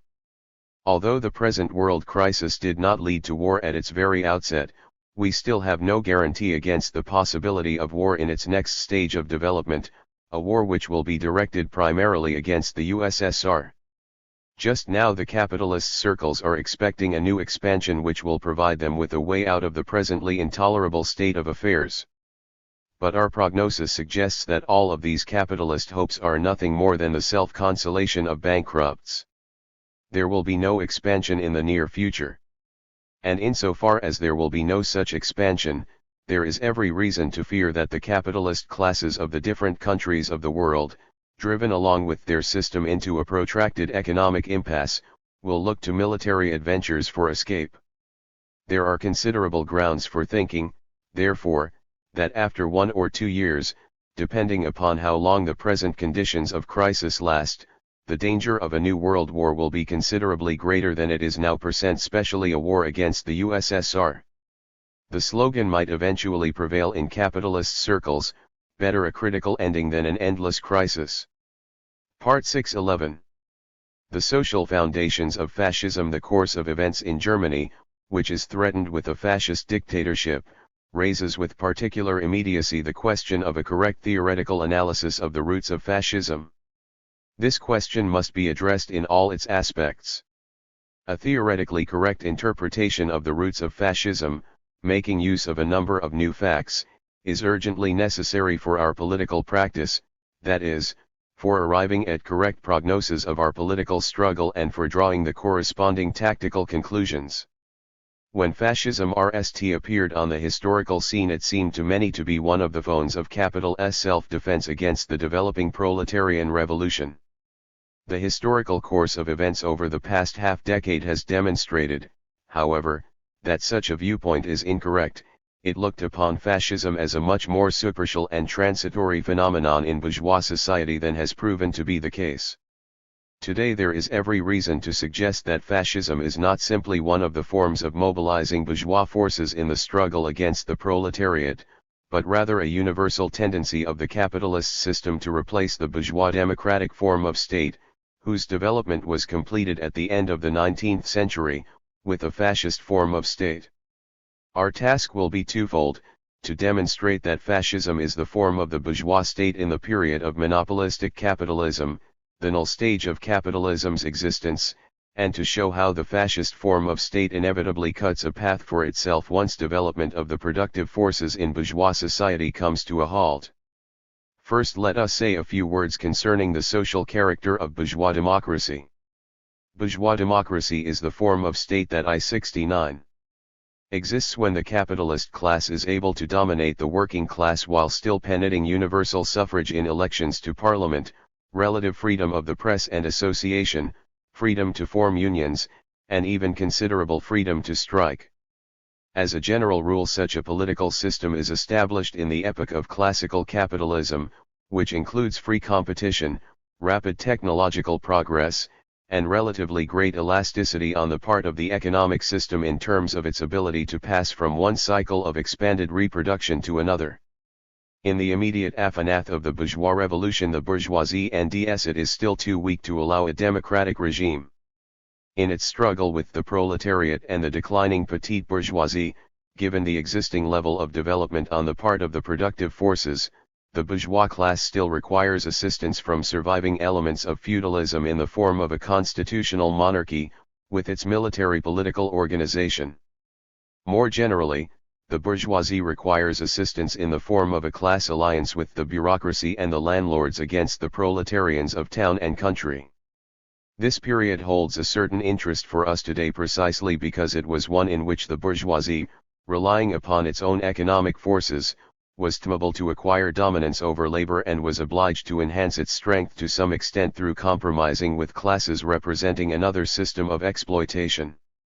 It needed a system of elections based upon property qualifications and frequently depended upon the naked force of state power in its economic struggle against the proletariat. In general and on the whole, all of these facts demonstrated the weakness of the bourgeoisie, which had yet to succeed in subordinating the whole of society to the bourgeois system of domination. During the period of capitalism's lowering, on the other hand, the period of free competition and rapid technological progress, the economic might of the bourgeoisie so increased, all the social relations were so restructured in a bourgeois pattern, and the market system of regulating economic processes became so forceful, that the capitalist class was able to assure itself the necessary level of exploitation and capitalist labor discipline without resorting to constant state intervention in the production process for the defense of capital, the sole exception being periods of particularly acute class struggle. Although the bourgeoisie granted juridical recognition of the right to strike, this right was never really realized in practice and essentially represented formal recognition of the preponderance of bourgeois forces over the proletariat in the economic struggle. For the capitalist class it was enough to have ownership of the means of production, protected by the bourgeois state. Private ownership, the lash of hunger, which drove the worker into the factory and kept him at his post, the industrial reserve army, and the whole system of freely purchasing and selling labor power, all of these factors together were enough to guarantee the bourgeoisie the necessary volume of surplus value. When the working class put on pressure in the economic struggle, the capitalists possessed sufficient reserves not only to exert economic pressure upon the proletariat, but also to grant concessions. Uninterrupted technological progress and an expanding market led to a continuous increase of relative surplus value. Moreover, exploitation of the colonies provided capital with additional resources for raising wages without damaging the tempo of accumulation. The theory and practice of Manchesterism represented, in general terms, a program of struggle against the feudal remnants in society and a system of social policy on the part of the victorious bourgeoisie. At the same time it was a product of bourgeois self-confidence and expressed arrogant awareness of bourgeois strength and proletarian weakness in the economic and political struggle. As far as the political realm is concerned, although the bourgeoisie implemented democratization of the state system under pressure from the proletarian and petit bourgeois popular masses, and not on its own initiative, nevertheless its ability in this regard was likewise more an indication of strength than of weakness. The bourgeoisie was so strong economically and socially that it was able to resort to democratization without risking anything essential in terms either of economics or of politics. The classical works of Lenin on the subject of bourgeois and proletarian democracy brilliantly disclose this entire mechanism of bourgeois domination over hired labor through the state system of bourgeois democracy. In general terms, one could give the following brief formulation of this period. The period of bourgeois democracy in politics was the counterpart of the period of classical capitalism, free competition, and extensive operation of the law of value in the economy. Bourgeois democracy could only exist insofar as the level of exploitation necessary to capital was guaranteed, despite the relative freedom of economic struggle penned by this phone of state. When we come to an analysis of the social form of fascism, it is absolutely imperative to bear in mind everything that we have just said. If fascism really is not a transitory phenomenon, but a new form of bourgeois state, then in order to understand its nature we must penetrate beyond the surface of political facts and relations to the very foundations of the production relations of capitalism. A new form of bourgeois state cannot arise and replace the old form, which has behind it a considerable history, unless such a change is demanded by altered relations in the basic social nexus of capitalism, that is, in the sphere of capital's dominion over labor in the process of production and distribution.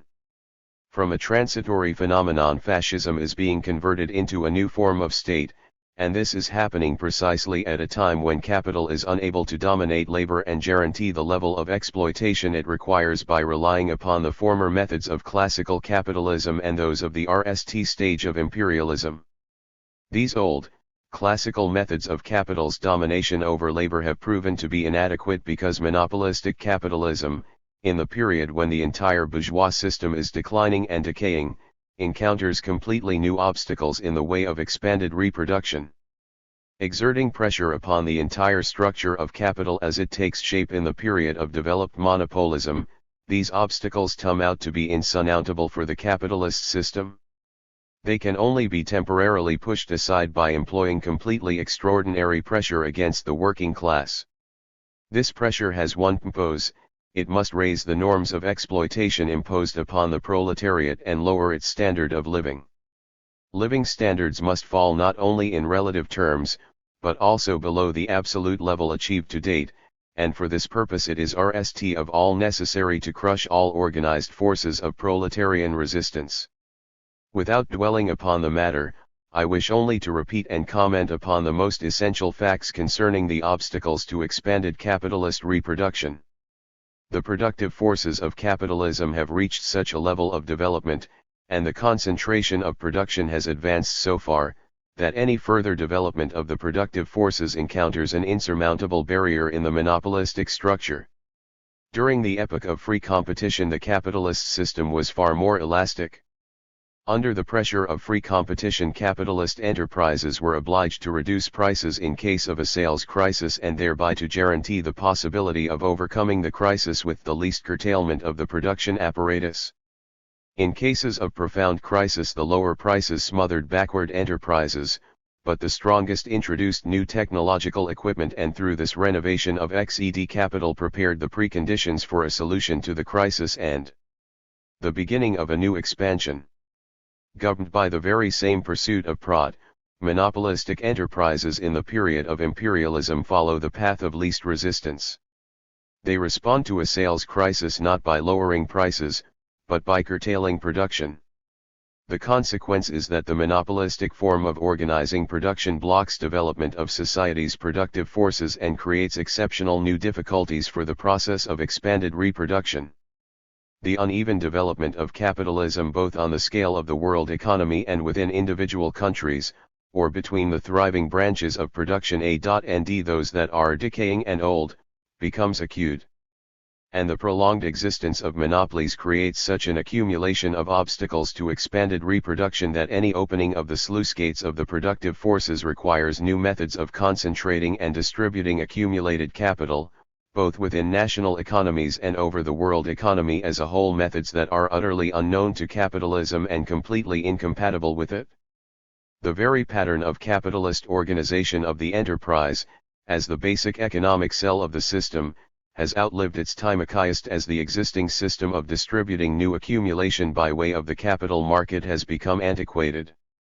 Because it is not subordinated to the task of producing for the sake of consumption, this archaic method of distributing new investments represents a second factor causing the productive forces of the entire world to crash into the whole structure and operational mechanism of the capitalist system.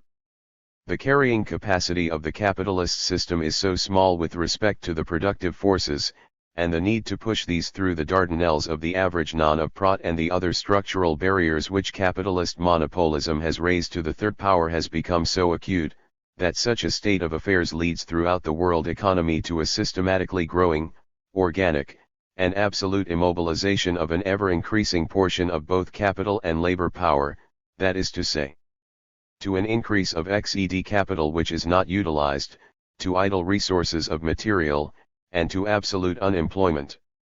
The capitalistic economic structure, the monopolistic form of labor organization, and the system of exchange, all of these have become child's clothing by an adult. The adult body is artificially squeezed into this cosmos, which can only be torn apart and retailored in socialist fashion by the proletarian revolution, as was done in the USSR. To the extent that the proletarian revolution is forestalled, capitalism either reduces its body size through the bloody surgical operations of imperialist, whereas it did in 1914 to 1919, and as it threatens to do again in a new war, or else, in a period of peace and merciless competitive struggles for their quota of world trade, the capitalist countries begin to rely upon the most primitive of all methods for reducing costs: reduction of the share of the wage fund in society's income. Capitalism does this in its period of decay, when the narrow carrying capacity for expanded reproduction, resulting from the entire structure of monopolistic capitalism, makes it impossible to achieve complete utilization of all the means of production and all of society's labor power. Utilization O_fall the available productive forces could provide capitalism with 10 times more surplus value than it is in a position to extort by lowering the existing wage level and employing a reduced volume of labor power. Such a utilization of the available productive forces connects with the pursuit of immediate profit. It would involve enormous capital investments in such backward branches, for example, as the English coal industry, together with the most rapid possible industrialization of the colonies and abandonment of the system of maintaining high prices in a period of crisis. In other words, abandonment of everything resulting from the entrepreneurial spirit and the existing basic regulator in the allocation of new capital. But if this road is closed to contemporary capitalism, with its curtailment of free competition and its distorted operation of the law of value as the regulator of production, and if the mechanism of contemporary capitalism cannot cope with the powerful productive forces it has itself created, then it is with all the more persistence that it strains to follow the path 0f least resistance and to compensate for its weakened economic power, on a narrowed basis of social production, by doubling its apparatus 0 political power and its political pressure on the proletariat. This course of action becomes all the more possible from an organizational political viewpoint because monopolistic capitalism brings extraordinary reinforcement of the tie that binds the trusts and other capitalist organizations to the bourgeois state. It concentrates the instruments of economic, political, and cultural pressure upon the proletariat and the whole of society in the hands of a small group of exploiters. At the summit, who in turn subordinate to themselves the bureaucracy of the reformist trade unions along with the so-called socialist parties. This process, which began to appear with the development of capitalism's monopolistic tendencies, was unusually reinforced after the war and reached its Nichtphone in fascisation of the state apparatus and fascisation of the trade unions. The trade unions were converted from instruments of proletarian economic struggle, or at least instruments for the organized sale of labor power on the labor market, into organs for the direct suppression of proletarian resistance and functioning organs of capital, their immediate purpose becoming one of raising the rate of exploitation. Manchesterism in the area of economic relations between labor and capital, and bourgeois democracy in the sphere of politics has two phenomena disappear simultaneously.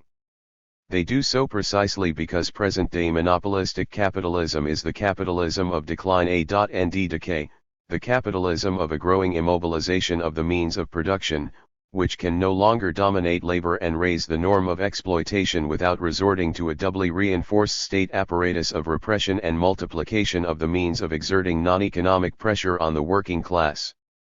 The number of workers employed in production is declining. The unproductive consumption of the bourgeois system is growing. Pressure upon those workers who remain employed in production becomes all the more necessary for capital in order to adjust the non of their exploitation to the needs of the capitalist system of distribution. In this respect one can both assert and prove, drawing upon a wealth of material over recent years from several capitalist counties, that the tendency towards fascisation of the state apparatus and replacement of bourgeois democracy with fascist dictatorship, or the tendency for democracy to degenerate into fascism, is a universal tendency of monopolistic capitalism in our day. The deep roots of this tendency are found not so much in the organizational political influence of monopolistic capitalism upon contemporary society, as in the block development of the productive forces and curtailed capacity for expanded reproduction, which results from the economic structure of monopolistic capitalism.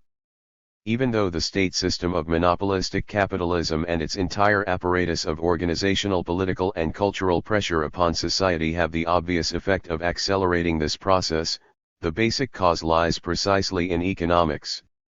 In any other case it would be difficult to explain why fascism did not triumph as soon as the epoch of completely free competition came to an end. But this common tendency of contemporary capitalism, toward a fascist form of state and fascist methods of dominating labor, forces its way along different paths and with differing degrees of strength in individual capitalist countries. The whole process develops most rapidly and decisively in those countries where the big bourgeoisie, for 176 economic reasons already mentioned, is compelled sooner than elsewhere to increase its pressure upon the proletariat using the concentrated might of its entire political apparatus of oppression. More gradual fascist tendencies are emerging in those capitalist countries who endy themselves in a stage of greater prosperity and possess some form of supplementary reserves, enabling them to continue maneuvering for a certain time without resorting to scrapping the old form of state. Beginning with these general propositions, we are not only able to explain a great number of facts pertaining to fascism in individual countries, but we can also provide sane essential prognoses. The main capitalist countries of the world can be divided into three groups in terms of the strength and maturity of tendencies towards fascisation. 1. Countries where a fascist regime is already established, such as Italy. 2. Countries which are traveling the road of fascisation but where the process has yet to be completed, such as Germany. 3. And finally, countries where the elements of fascism are maturing but still have not come sufficiently to light. Philistine public opinion considers these countries to be pillars of democracy, safe from fascism. If one goes beyond the main capitalist countries and looks further, another group of countries would also have to be included, whose regime is a surrogate fascist regime, and then there are also countries of what might be called pseudo-fascism. Italy belongs to the RST group of countries. Regardless of how fascism came to power here, and that is a very important, although highly specialized question, T survived and grew in strength mainly because Italian heavy industry found itself in exceptionally unfavorable circumstances. Deprived of its own iron ore and coal, it was compelled to overcome the consequent increase of production costs by suppressing the proletariat's standard of living. In order to defend its quota of world trade, the big bourgeoisie, which was not defeated in the movement of 1920 because of the weakness of the proletariat and its Communist Party, was compelled to reconstruct relations between labor and capital sooner than in other countries in order to deprive the proletariat of its means of defense, to subordinate the workers to the entire apparatus of force, and thus to lower production costs primarily by reducing wages. The best illustration of this contention is the movement of wages for Italian workers from 1922 to the present. Dramatic and forcibly imposed wage cuts make it possible for large-scale Italian industry to hang on to at least some of the markets it acquired in days more suitable for capitalist development. In some cases the Italian I-77 bourgeoisie was even able to expand production and exports beyond the pre-war level. The historical mission of the fascist form of state in Italy was precisely to assist the Italian bourgeoisie, by reconstructing the state apparatus and disarming the proletariat, to keep its balance in the area of production costs and relations with the world market. The fact that Mussolini's fascist forces were not in the beginning an organization created by large-scale capital is of no consequence. Social necessity clears for itself a path through capitalist society in the most whimsical manner, and in the present context we are not concerned either with the way the fascist forces came to power or from whom they were recruited. Our intention is to explain another fact, that is, why they remained in power, why these new cadres were better able to express the new requirements of capitalism, and why they adopted the type of state necessary to large-scale capital in the country we are considering. It is true that fascism has still another task: it must ideologically and organizationally unify the country for a new world war. But the need for fascism's appearance and the inevitability of a new imperialist world war are both explained by one and the same cause. As far as Germany is concerned, it NDS itself in a much better position than Italy with respect to coal and steel, although with the loss of Alsace-Lorraine its position deteriorated seriously. Germany is a much more industrialized country than Italy, with a much more advanced technology, much better industrial organization, and much more stable positions in the world market. These are Germany's reserves, and they enabled its capitalists to manage with a much slower and less dramatic reduction of wages. Even the most recent wage reduction in a number of branches of German industry was achieved without a fascist revolution in the system of state management or in the direct relations between labor and capital, although there has been a fascization of social democracy, which still controls most of the workers' professional organizations. However, in another specific sense the conditions are not favorable for German capitalism's existence. In the RST place Germany must pay out reparations in the amount of 1,700 million marks annually. Every literate economist understands what this sum of payments, imposed upon a capitalist country from the outside, implies for the equilibrium of its economic system. Secondly, Germany must pay out more than 1 billion marks in interest on borrowed capital and income earned by other foreign investments in Germany. Before the war Germany's own foreign capital investments exceeded foreigners' investments in the German economy by 20 billion marks, thus guaranteeing an enow of additional surplus value from abroad and correspondingly enhancing its tempo of accumulation and level of wages. Now foreign investments in Germany exceed Germany's foreign investments by approximately 17 billion marks. 34 The result is a of surplus value abroad amounting to more than 1 billion. According to rough calculations by German economists, the country needs a trade surplus of exports over imports in the amount of 2.5 billion marks in order to balance its international payments.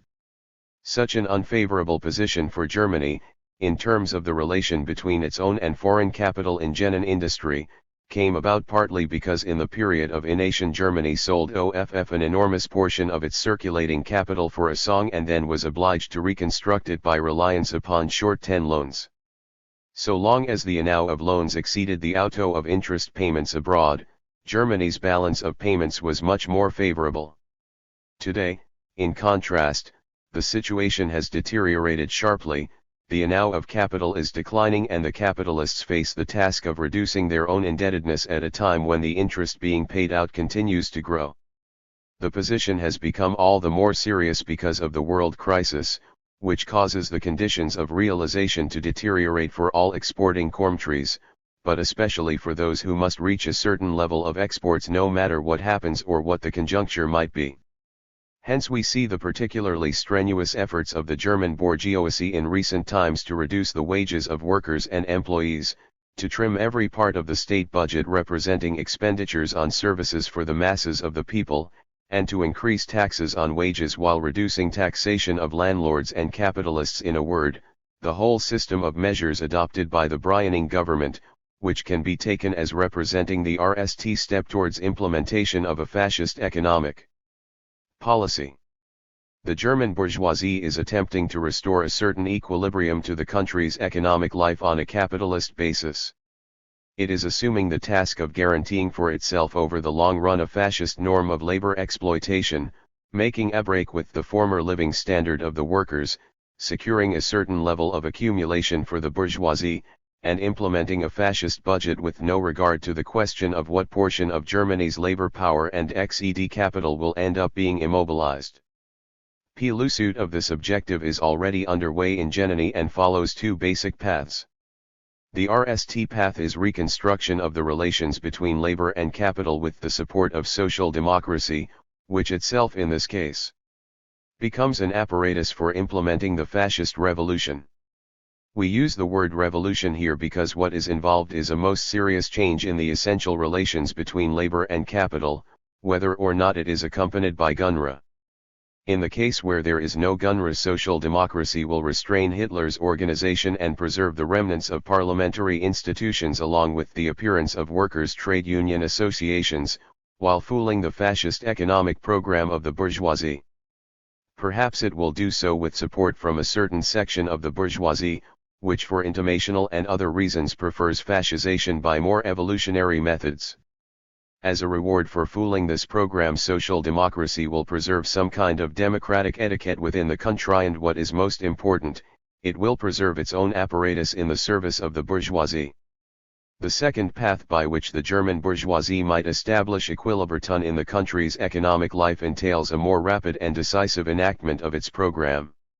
In this case, the apparatus of enactment will be the Hitlerite organizations, which will be converted into the main cadres of the fascist state, which in turn will put into effect the program of the German big bourgeoisie in accordance with the classical Italian model. Naturally, this whole O of events might change fundamentally if all this struggle within the bourgeois camp should create the possibility of victorious intervention by the proletariat, as a third force, under the leadership of the Communist Party.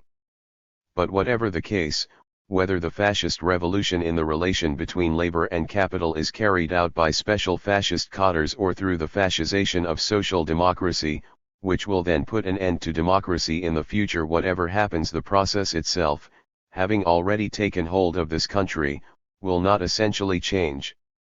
With regard to the countries that are still somewhat more immune to fascism, such as France, England, and the United States, their safety is explained by the fact that in these countries capitalism still enjoys more favorable economic conditions. The capitalist classes of these countries have not yet been forced to establish openly fascist labor discipline or a fascist level of wages. The resources of American capitalism, relying upon the most advanced technology in the world, the most powerful industry, the most extensive domestic market, and the greatest proceeds from foreign investments, these resources are familiar enough. Even without a change of the state system, however, these resources have not prevented American capitalists, with their Ku Klux Klan and other such organizations, from continuously using fascist methods of struggle against working class resistance. France combines the low level of pre-war workers' wages, established in the conditions of backward pre-war technology, with the newest, technologically reconstructed large-scale industry. It possesses a surplus of uncommitted capital, disposes of a broad domestic market, receives reparations rather than paying them out, and has been further strengthened by the acquisition of Alsace-Lorraine. These factors explain the low level of French export prices prior to the world crisis and the country's comparative strength in resisting the world crisis once it did break out. Just how adequate the reserves of these two countries are will be demonstrated by the further development of the crisis, especially when it breaks out with full force in France itself. As for England, its old-fashioned democracy continues to survive mainly by virtue of the support English capital receives from its investments in the colonies, dominions, and other countries. The process of immobilizing part of the country's capital and labor power has advanced further in England than in any other country. Influenced by the world crisis, this process of immobilization is progressing at the present moment with enormous speed. No one knows when or how the present crisis will end. Neither the Conservatives, the Liberals 35 nor the Labour Party has any clear program to overcome the impasse. The country's slide into lower and lower levels of production is occurring in a haphazard manner and encountering no organized resistance. Disillusionment with parliamentarism is gripping ever-widening circles of the bourgeoisie and is even spreading to some representatives of the Labour Party. Exceptionally indicative in this respect is the manifesto of a group of Labour deputies, who have formed a separate party headed by Mosley. Although the manifesto appears to be an odd mixture of protectionism, a planned economy, and radical gestures aimed at American creditors, it nevertheless contains one very important point in which the spirit of the time shows through. This point consists of a suggestion to hand over economic dictatorship to VE ministers, who would have the right to enact their measures without reference to Parliament. Because we are not referring here to a dictatorship of the proletariat and there is no such thing as a non-class dictatorship, it follows that what is involved is a proposal to begin establishing a fascist type of bourgeois dictatorship. Although there are still many hard-headed people in England who do not like the word dictatorship, conditions can change very quickly. The current state of affairs in England cannot be tolerated for long either by the bourgeoisie or by the proletariat. News and growing economic strikes might create a situation wherein England too, in one form or another, will follow the path of Germany in order to end up with the methods of Italy.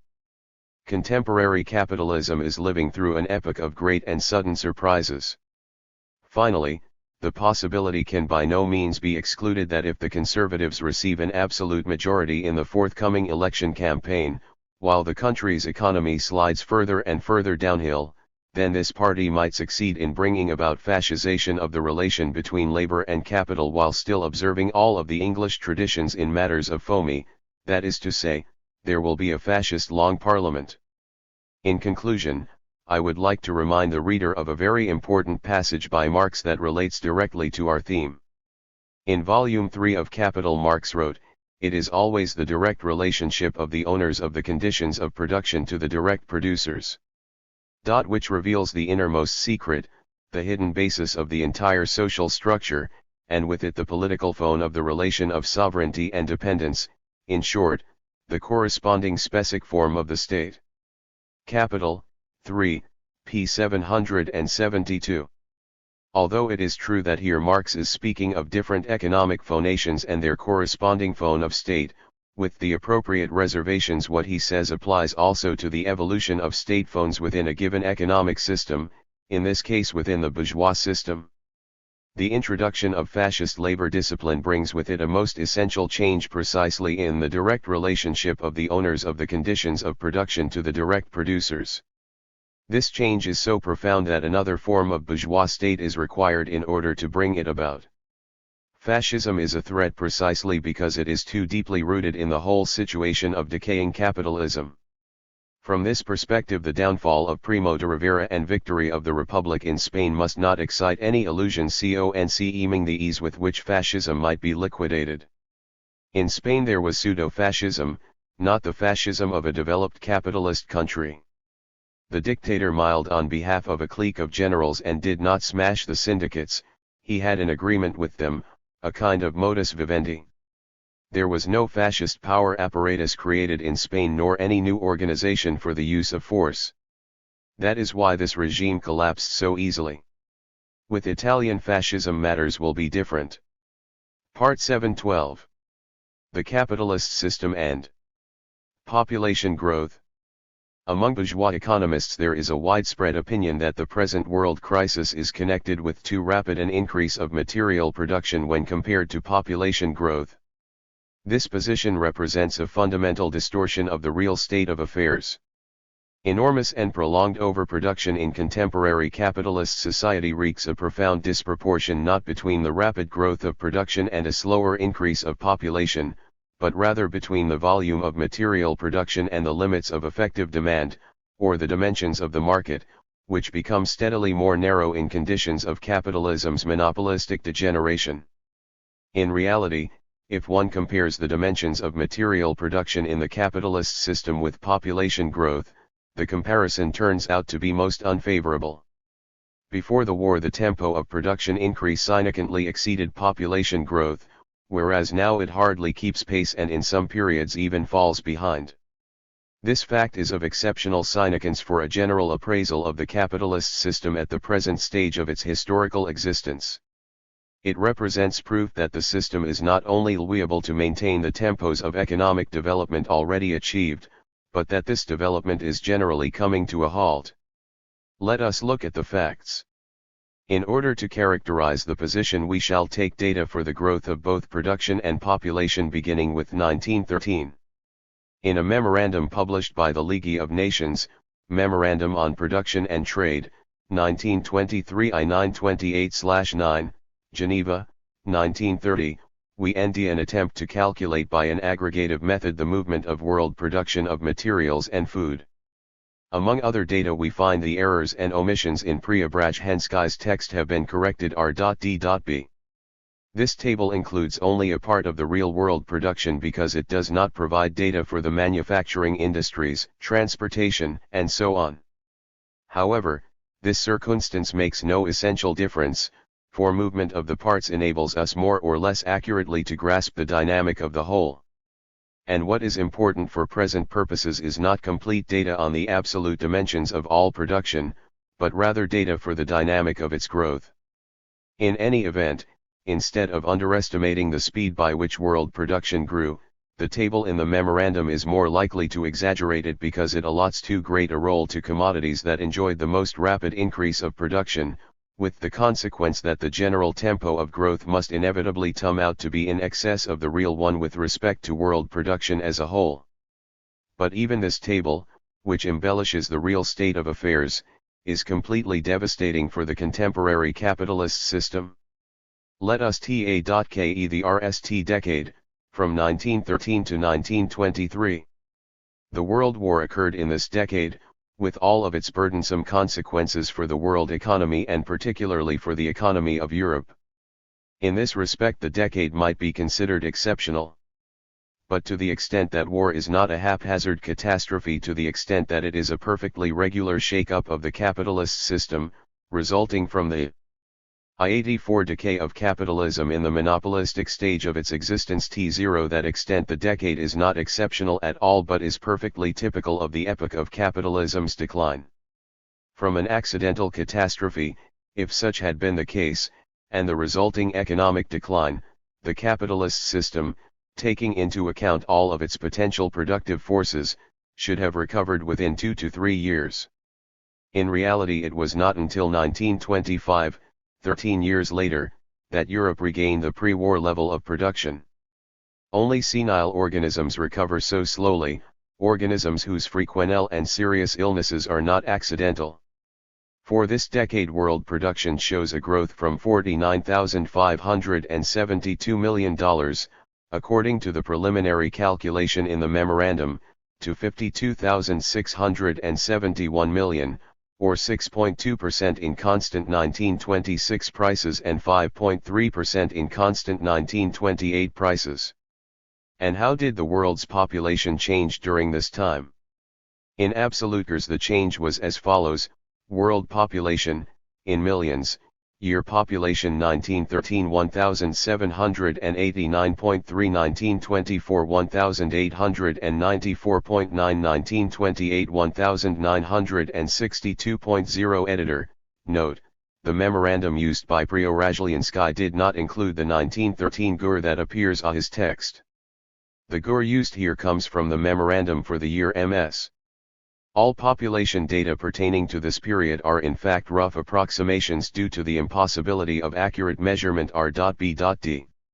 At the present time, the population of the globe is growing by somewhat less than 1% per year, including China, for which there are no reliable data. Indeed, there are no such data for certain other, less important countries either, and at 1.2% per year if China is left out. The annual population growth from 1910 to 1928 was about 1%, and for this whole 18-year period population grew by 17%. From 1913 to 1924 population grew by 6%, that is to say, the increase was below the average because of the successful liquidation of the EATH's redundant population during the World War. These GURs demonstrate that over the period in question, growth of the world's material production hardly kept pace with population growth if we include the unreliable GURs for China, and if we omit China in terms of both production and population, then in that case the growth of production even lagged behind the increase of a population which had been reduced by means of war. Finally, if we take Europe alone, the level of production declined absolutely and significantly over the decade in question, falling from $16,646 million to $14,531 million. In Europe, the developmental dynamic of both population and total production was perfectly catastrophic for capitalism and its material culture. The years from 1923 to 1929 and therefore the total results from 1913 to 1929 were more favorable for capitalism.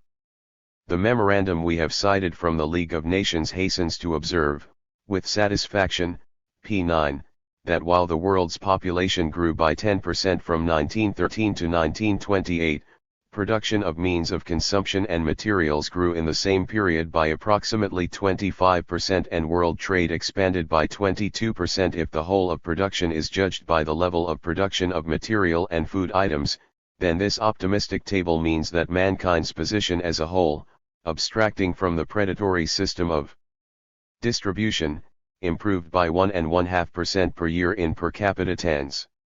And that is truly something to celebrate. But it would be premature for the capitalists to boast even of these sparrow-sized successes. The point is that the years 1928 and L929* taken as the point of comparison with 1913, give a completely false impression of capitalism's successes because these years represented the crest of economic recovery.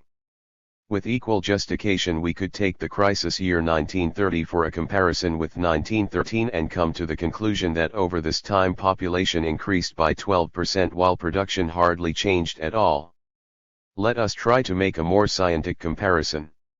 Insofar as the present world crisis is just as much a normal phenomenon for capitalism as the World War, it turns out that the second decade since 1913 is also one of enormous economic shocks because of the curtailment of production brought about by this crisis, which, by the way, might still grow into a new world war in the future. If we include both last year and this year, 1931, and if we begin by assuming that in 1931 the crisis will bring no less curtailment of production than occurred in 1930, if we furthermore measure the contraction for these 2 years by what 186 has taken place in such leading countries of the world economy as the United States, Germany, and England, then it becomes possible for us to take the level of the world's material production to be approximately equal to that of 1913. Making that assumption, and taking the level of production in 1929 to be the same as in the previous year 1928, we get the following result. The average production for the whole period, translated into constant 1928 prices, equals 52,900. By comparison with 1913 this represents an increase of 12%. However, from 1913 to 1931 inclusive, population must have grown by 13%, with the consequence that there was not only no increase, but even a decline of production compared to population. But even if we take the average from 1925 to 1929 on the one hand, and 1930 and 1931 on the other, taken at the level of production of 1923, we end up with a production increase of 15%, that is to say, the growth zero of production turns out to be roughly the same as the growth of population. What do all of these devastating figures mean? They mean that the capitalist system has brought to a halt any increase of material welfare for society as a whole, that the system has in fact suspended growth on the part of the productive forces insofar as growth is expressed by an increase of the real production of goods per head of population. What all of this means is that in the years 1930 and 1931 human society, having increased in TCNNS of population by 13%, has been thrown back to the living standard of 1913, or by almost 20 years. And we have yet to mention the fact that given the bourgeois system of distribution, and particularly the growth of unproductive consumption throughout the entire system, this absolute halt in growth of the productive forces, expressed primarily in an absolute suspension of any increase of per capita production, means a systematic deterioration of living standards for the toiling masses, in other words, for the overwhelming majority of the population. This system is already incapable even of simply feeding human society. All that is missing now are attempts to rectify the situation by a world war. Every indicator, including this material summary of the capitalist economy over 20 years, points to the inevitable and rapidly approaching crash of capitalism. But it all depends upon the working class. 13. The general crisis of capitalism. In previous chapters we have devoted considerable space to analyzing the unique features of the economic cycle under imperialism, particularly those displayed in the economic crisis of 1930 to 1931. The most important conclusion to which we have come is that the capitalist system, under monopolism, experiences an extraordinary weakening of the stimuli for expanded reproduction when compared to the epoch of free competition. Because of the change in the pattern of the cycle, the system has lost its most important mechanism for spontaneous recovery from a crisis. This circumstance causes the present crisis to become extremely protracted, severe, and unusually dangerous for the entire capitalist system. This crisis cannot come to an end in the usual manner, it cannot pass through a period of depression into one of expansion. In the RST place the crisis itself will last longer than any of its predecessors, and secondly, speaking in general terms, there is no chance of the ensuing depression growing into an expansion. The result of all this must be extreme intensification of the contradictions that were tearing apart bourgeois society with enormous force even before the present crisis, when that society was already in a state of decay and experiencing complete suspension of development on the part of the productive forces. The RST and most important contradiction of contemporary capitalism is the systematic growth of a redundant working population, occurring at the same time as an enormous growth of unused means of production. Being particularly characteristic of post-war capitalism, this process has become even more acute during the present crisis. As the program of the Commentum has already observed, what is involved is an increase not of conjunctural, but of structural or absolute low employment, whereby workers are permanently driven out of the production process. Marx ingeniously foresaw the development of this contradiction of the capitalist system, anticipating a time when a redundant working population would grow up alongside increasingly redundant capital, or a time when the entire system, as such, would turn out to be a roadblock in the way of society's economic development. Marx's only failure was in not foreseeing the endurance shown by the proletariat of the leading capitalist countries once the general bankruptcy of the capitalist system was revealed. On this theme Marx wrote the following: "The more productiveness develops, the more it ends itself at variance with the narrow basis on which the conditions of consumption rest. It is no contradiction at all on this self-contradictory basis that there should be an excess of capital simultaneously with a growing surplus of population.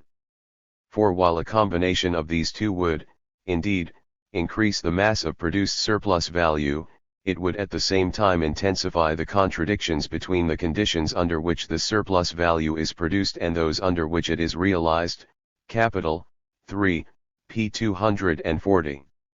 Elsewhere in the same volume 3 of Capital, Marx makes an observation which might have been specially written in anticipation of the present situation in capitalist society: a development of productive forces which would diminish the absolute number of workers, i.e., enable the entire nation to accomplish its total production in a shorter time span, would cause a revolution, because it would put the bulk of the population out of the running. Capital, 3, p. 258. Today capitalism is putting millions and millions of additional workers out of the running along with ever-growing masses of capital. But by the very same token capitalism itself must soon be put out of the running. The fact that almost 1/4 of the entire world proletariat has turned out to be redundant from the viewpoint of capitalism demonstrates only that capitalism itself, long ago in the course of its historical development, became redundant and has outlived its allotted time. A second contradiction of contemporary capitalism has also been rendered extremely acute by the crisis and its inevitable accompaniment in the form of reduced national income.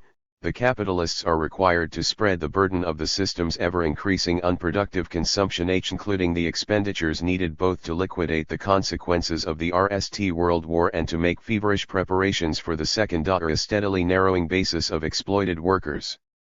Having already thrown more than 30 million workers permanently out of the production process, The capitalists are therefore compelled to undertake systematic reduction of the living standard of those workers who are still at work. Resistance on the part of the working masses, who are interrupting the production process by striking, reduces the volume of production all the more and still further intensifies all the contradictions. Just how far these mass strike conics undermine the I-89 capitalist system can be seen in the decline imposed upon the conjunctural graph of post-war England in 1926, the year of the Great Strike. Today England is very close to repetition of that strike, and clashes of similar magnitude are maturing in a number of other countries.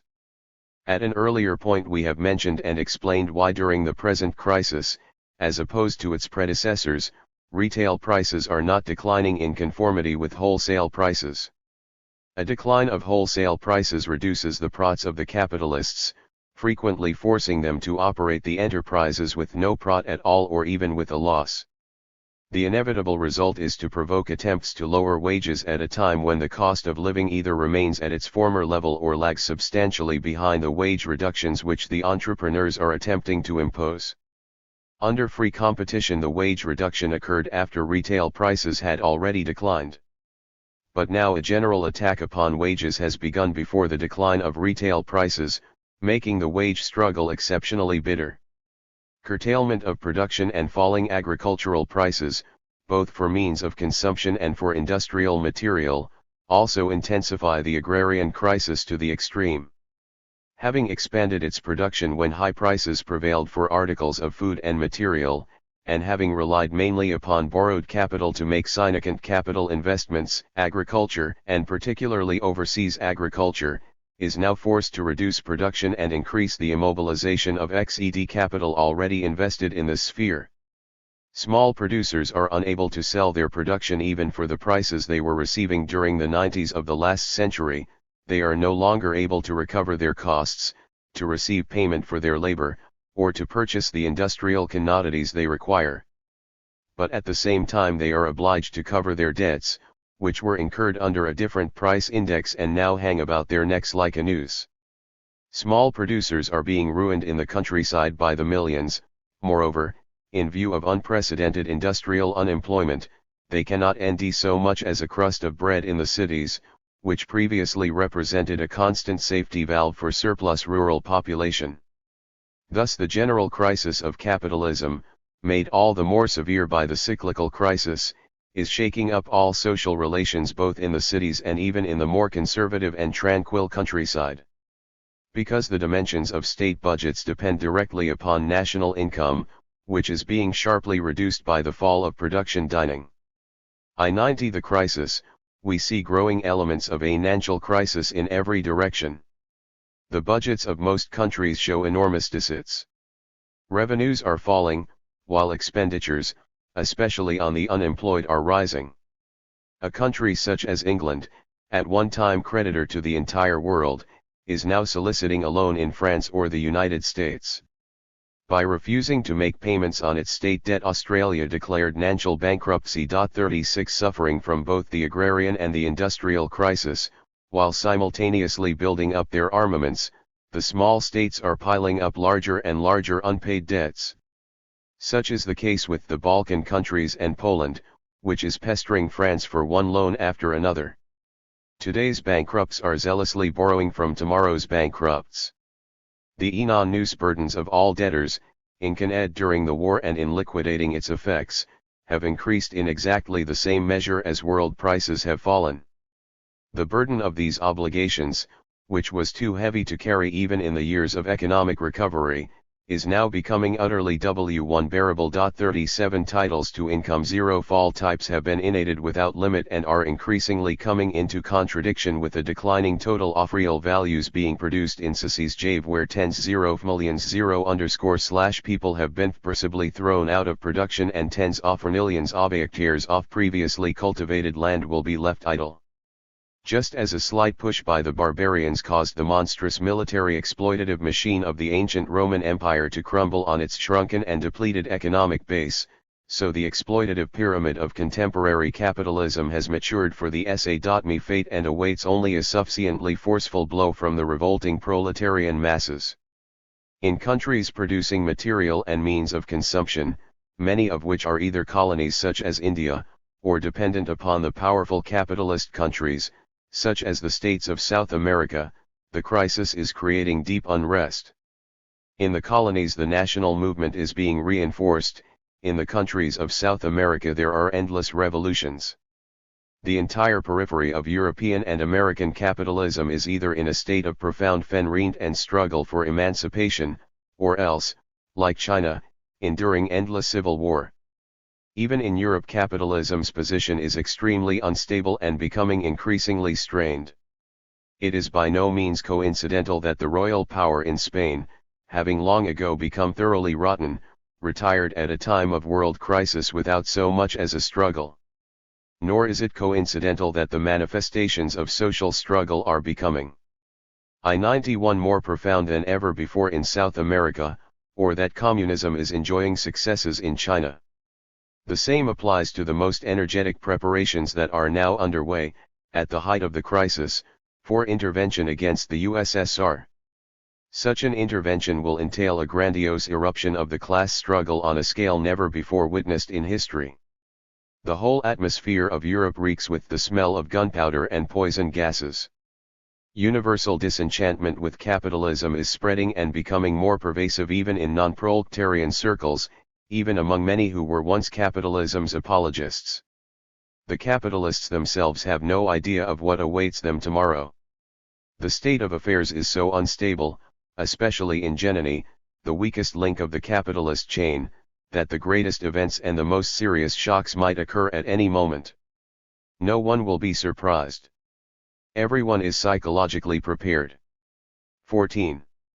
The capitalist system and the USSR. In the matter of intensifying capitalism's general crisis, the Soviet Union plays a completely exceptional role. In this respect the bourgeois press is raising the greatest outcry over our dumping, whereas in reality quite the opposite is true, and we threaten capitalism least of all through our foreign trade. To begin with, the accusation of currency dumping on our part is completely illiterate from the standpoint of economic science. The basis of all currency dumping is a discrepancy between domestic prices in the exporting country and gold prices, both in the world market and within the importing countries. The basis of this discrepancy, in TUM, is twofold. It includes on the one hand the sale of labor power below its cost of reproduction, and on the other hand, expenditure of a portion of the XED and sometimes of the circulating capital, belonging to the country with the falling currency, without making provision for its replacement. In general it is preposterous to apply to our foreign trade the same criteria as would apply to an economy regulated by the law of value rather than by a conscious plan, including a plan of foreign trade. It is equally absurd to evaluate our exports from the viewpoint of an equilibrium price, for the law of value in general is ceasing to function in our economy. In our imports and exports we are guided by the task of completing an optimal plan of industrialization in the shortest possible time. It is true that entire economy, and especially the motives for our exports, are completely new and unprecedented in economic history. But that novelty calls for study of its specific features, not for narrow-minded interpretation in terms of patterns derived from the sphere of capitalist relations. When a country with a falling currency engages in dumping, it experiences a systematic reduction of wages, whereas in our country, despite the temporary difficulties with food, wages on the whole are growing.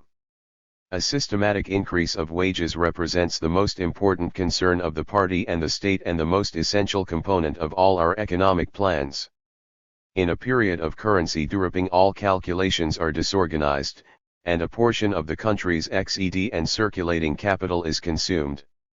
With us, on the contrary, XED and circulating capital are growing at tempos never before seen in the entire history of capitalist development. But even more important is the fact that we are not exporting in order to accumulate gold or debt obligations owed to us by other countries, rather our purpose is to use all of the currency aimed in order quickly to purchase equipment and the material most vital for the factories we are building. As distinct from other countries, we have not curtailed our imports even in a period of world economic crisis. Measured over a number of years, our foreign trade does not show an active balance, but an equilibrium between exports and imports, sometimes even a surplus of imports over exports. Tsarist Russia, on the other hand, covered its foreign indebtedness with an enormously active trade balance, founded upon starvation. We are free of that indebtedness, apart from very modest long-term credits for the equipment we have ordered.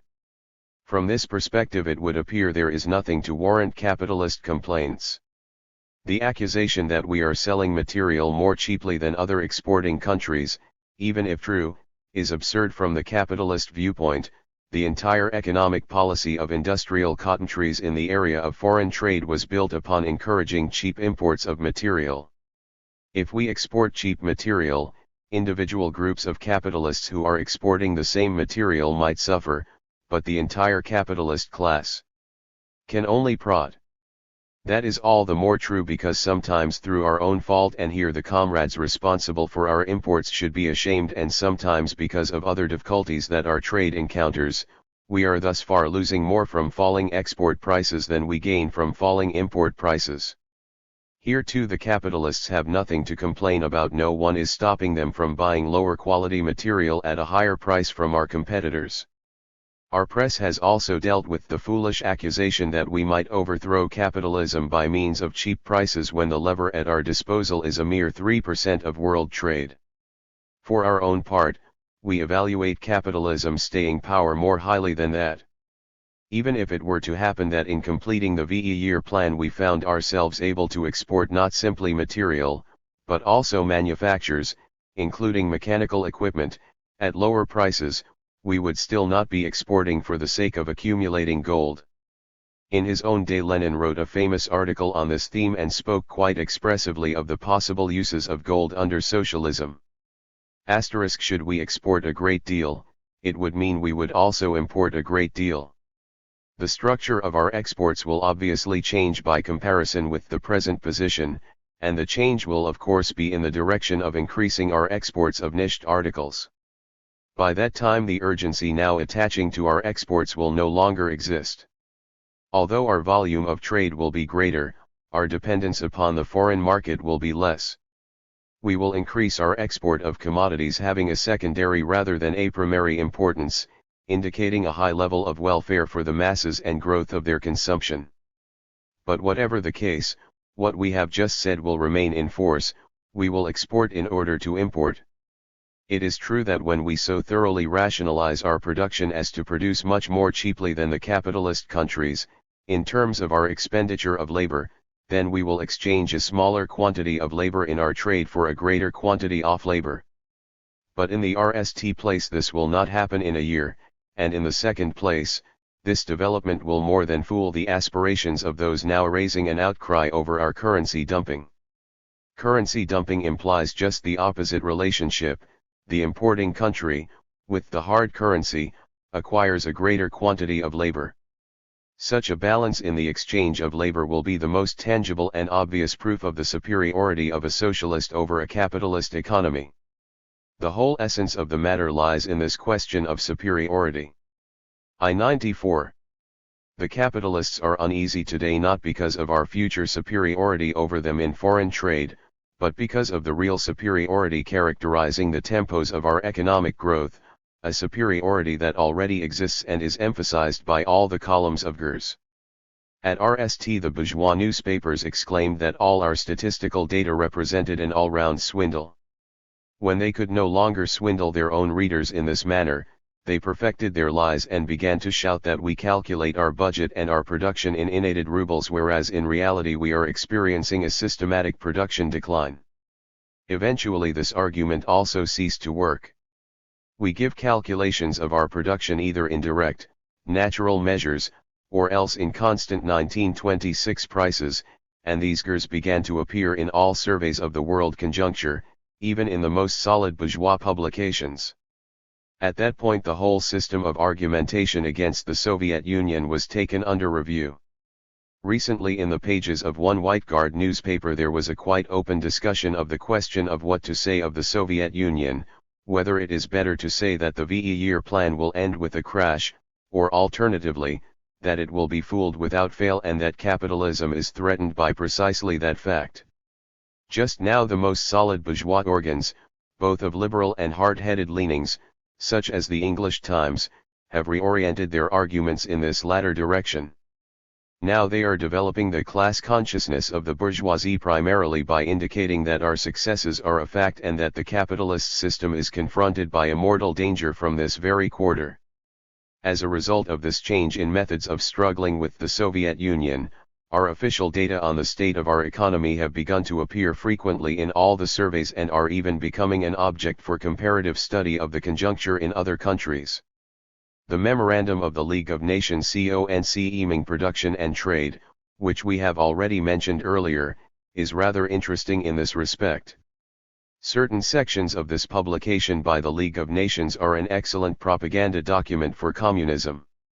Together with other interesting data we end an extremely interesting table CP 195, giving a comparative index for the growth of industrial production in different countries, beginning in 1925 and running through to 1929 inclusively. One of the countries included in the list is our Soviet Union. The table refers to the very period when the capitalist economy was experiencing expansion in some of its parts and recovery in others. Indexes of industrial production in various countries, 1925 equals 100, country 1926, 1927, 1928, 1929 America, Canada 117, 125, 138, 154 United States 104, 102, 107, 113 Europe, France 117, 102, 118, 130 Germany 95, 120, 120, 122 Poland 98, 122, 138, 138 Sweden 103, 108, 104, 127 Switzerland 95, 112, 117, 111 United Kingdom 107, 106, 112 Usrats 140, 1172, 208, 1403 Source, League of Nations, Economic and Financial Section, Memorandum on Production and Trade, I-923 I-928/29, Geneva, June 1930. p.36. NARD 0F Trade Index based on 1924 equals 100. Z year ending September 30th. October 1928 to August 1929. In this respect the table is very optimistic for capitalism. Nevertheless, the tempos of our development stand out as being completely exceptional and without precedent. We include the table here, as the best propaganda for communism that one might imagine. This remarkable table has one shortcoming, and that is that it does not give the GRs for 1930, which are more pessimistic for capitalism. The GR for the United States in December 1930 is 82, taking the level of 1923 to 1925 as 100. All the other countries show an equally abrupt decline. For example, England shows 98.7 for the whole of 1930, taking the level of 1924 as 100, while the fourth quarter of 1930 gives a GR of 93. The non-new successes achieved by our industry during 1930, on the other hand, raise our GR in this table from 240 to more than 300. All of these data scarcely require any commentary. The propaganda significance of our economic successes is beyond measure. In an epoch of the most severe crisis of capitalism, both in cyclical and in general terms, these GRs proclaim the future of every country that will carry out the socialist revolution and emancipate the productive forces from their capitalist entanglement. All the objective preconditions for the liquidation of capitalism and a socialist reconstruction of society are at hand, especially in Europe. The entire matter depends solely upon the working class. The average worker is held back from revolution by the inertia of the past, by uncertainty concerning the day after the revolution, arising from the dependence of every capitalist country upon the world market, and partly by fear of a leap into the unknown. Will things not become even worse? Will we be able to manage the economy on our own? Thus far all of the social democratic parties have played mainly upon the psychology of the average worker. While the bourgeoisie and the social fascists are concerned to liquidate the former standard of living, through our successes we are destroying these psychological barriers to revolution. Our experience brilliantly demonstrates the superiority of a socialist organization of the economy. Here there will be no leap into an unknown future. On the contrary, it is the very continuation of the capitalist system's existence which promises an unknown future, for no one is in a position to predict what horrors might be enacted upon the toiling masses by a dying social structure. Every country in which the working class triumphs is guaranteed an economic and military alliance with the USSR together with imports of the necessary material and food items. Increased production of such items is guaranteed in any case, to whatever extent is required, by the joint efforts of the socialist countries. Let the other countries impose a blockade around a new socialist country, in today's circumstances it will not perish, for it will have a powerful ally and socialist rear in the East. Whatever happens, in its struggle for power the working class of Europe is risking far less than our own workers did in the October days of 1917.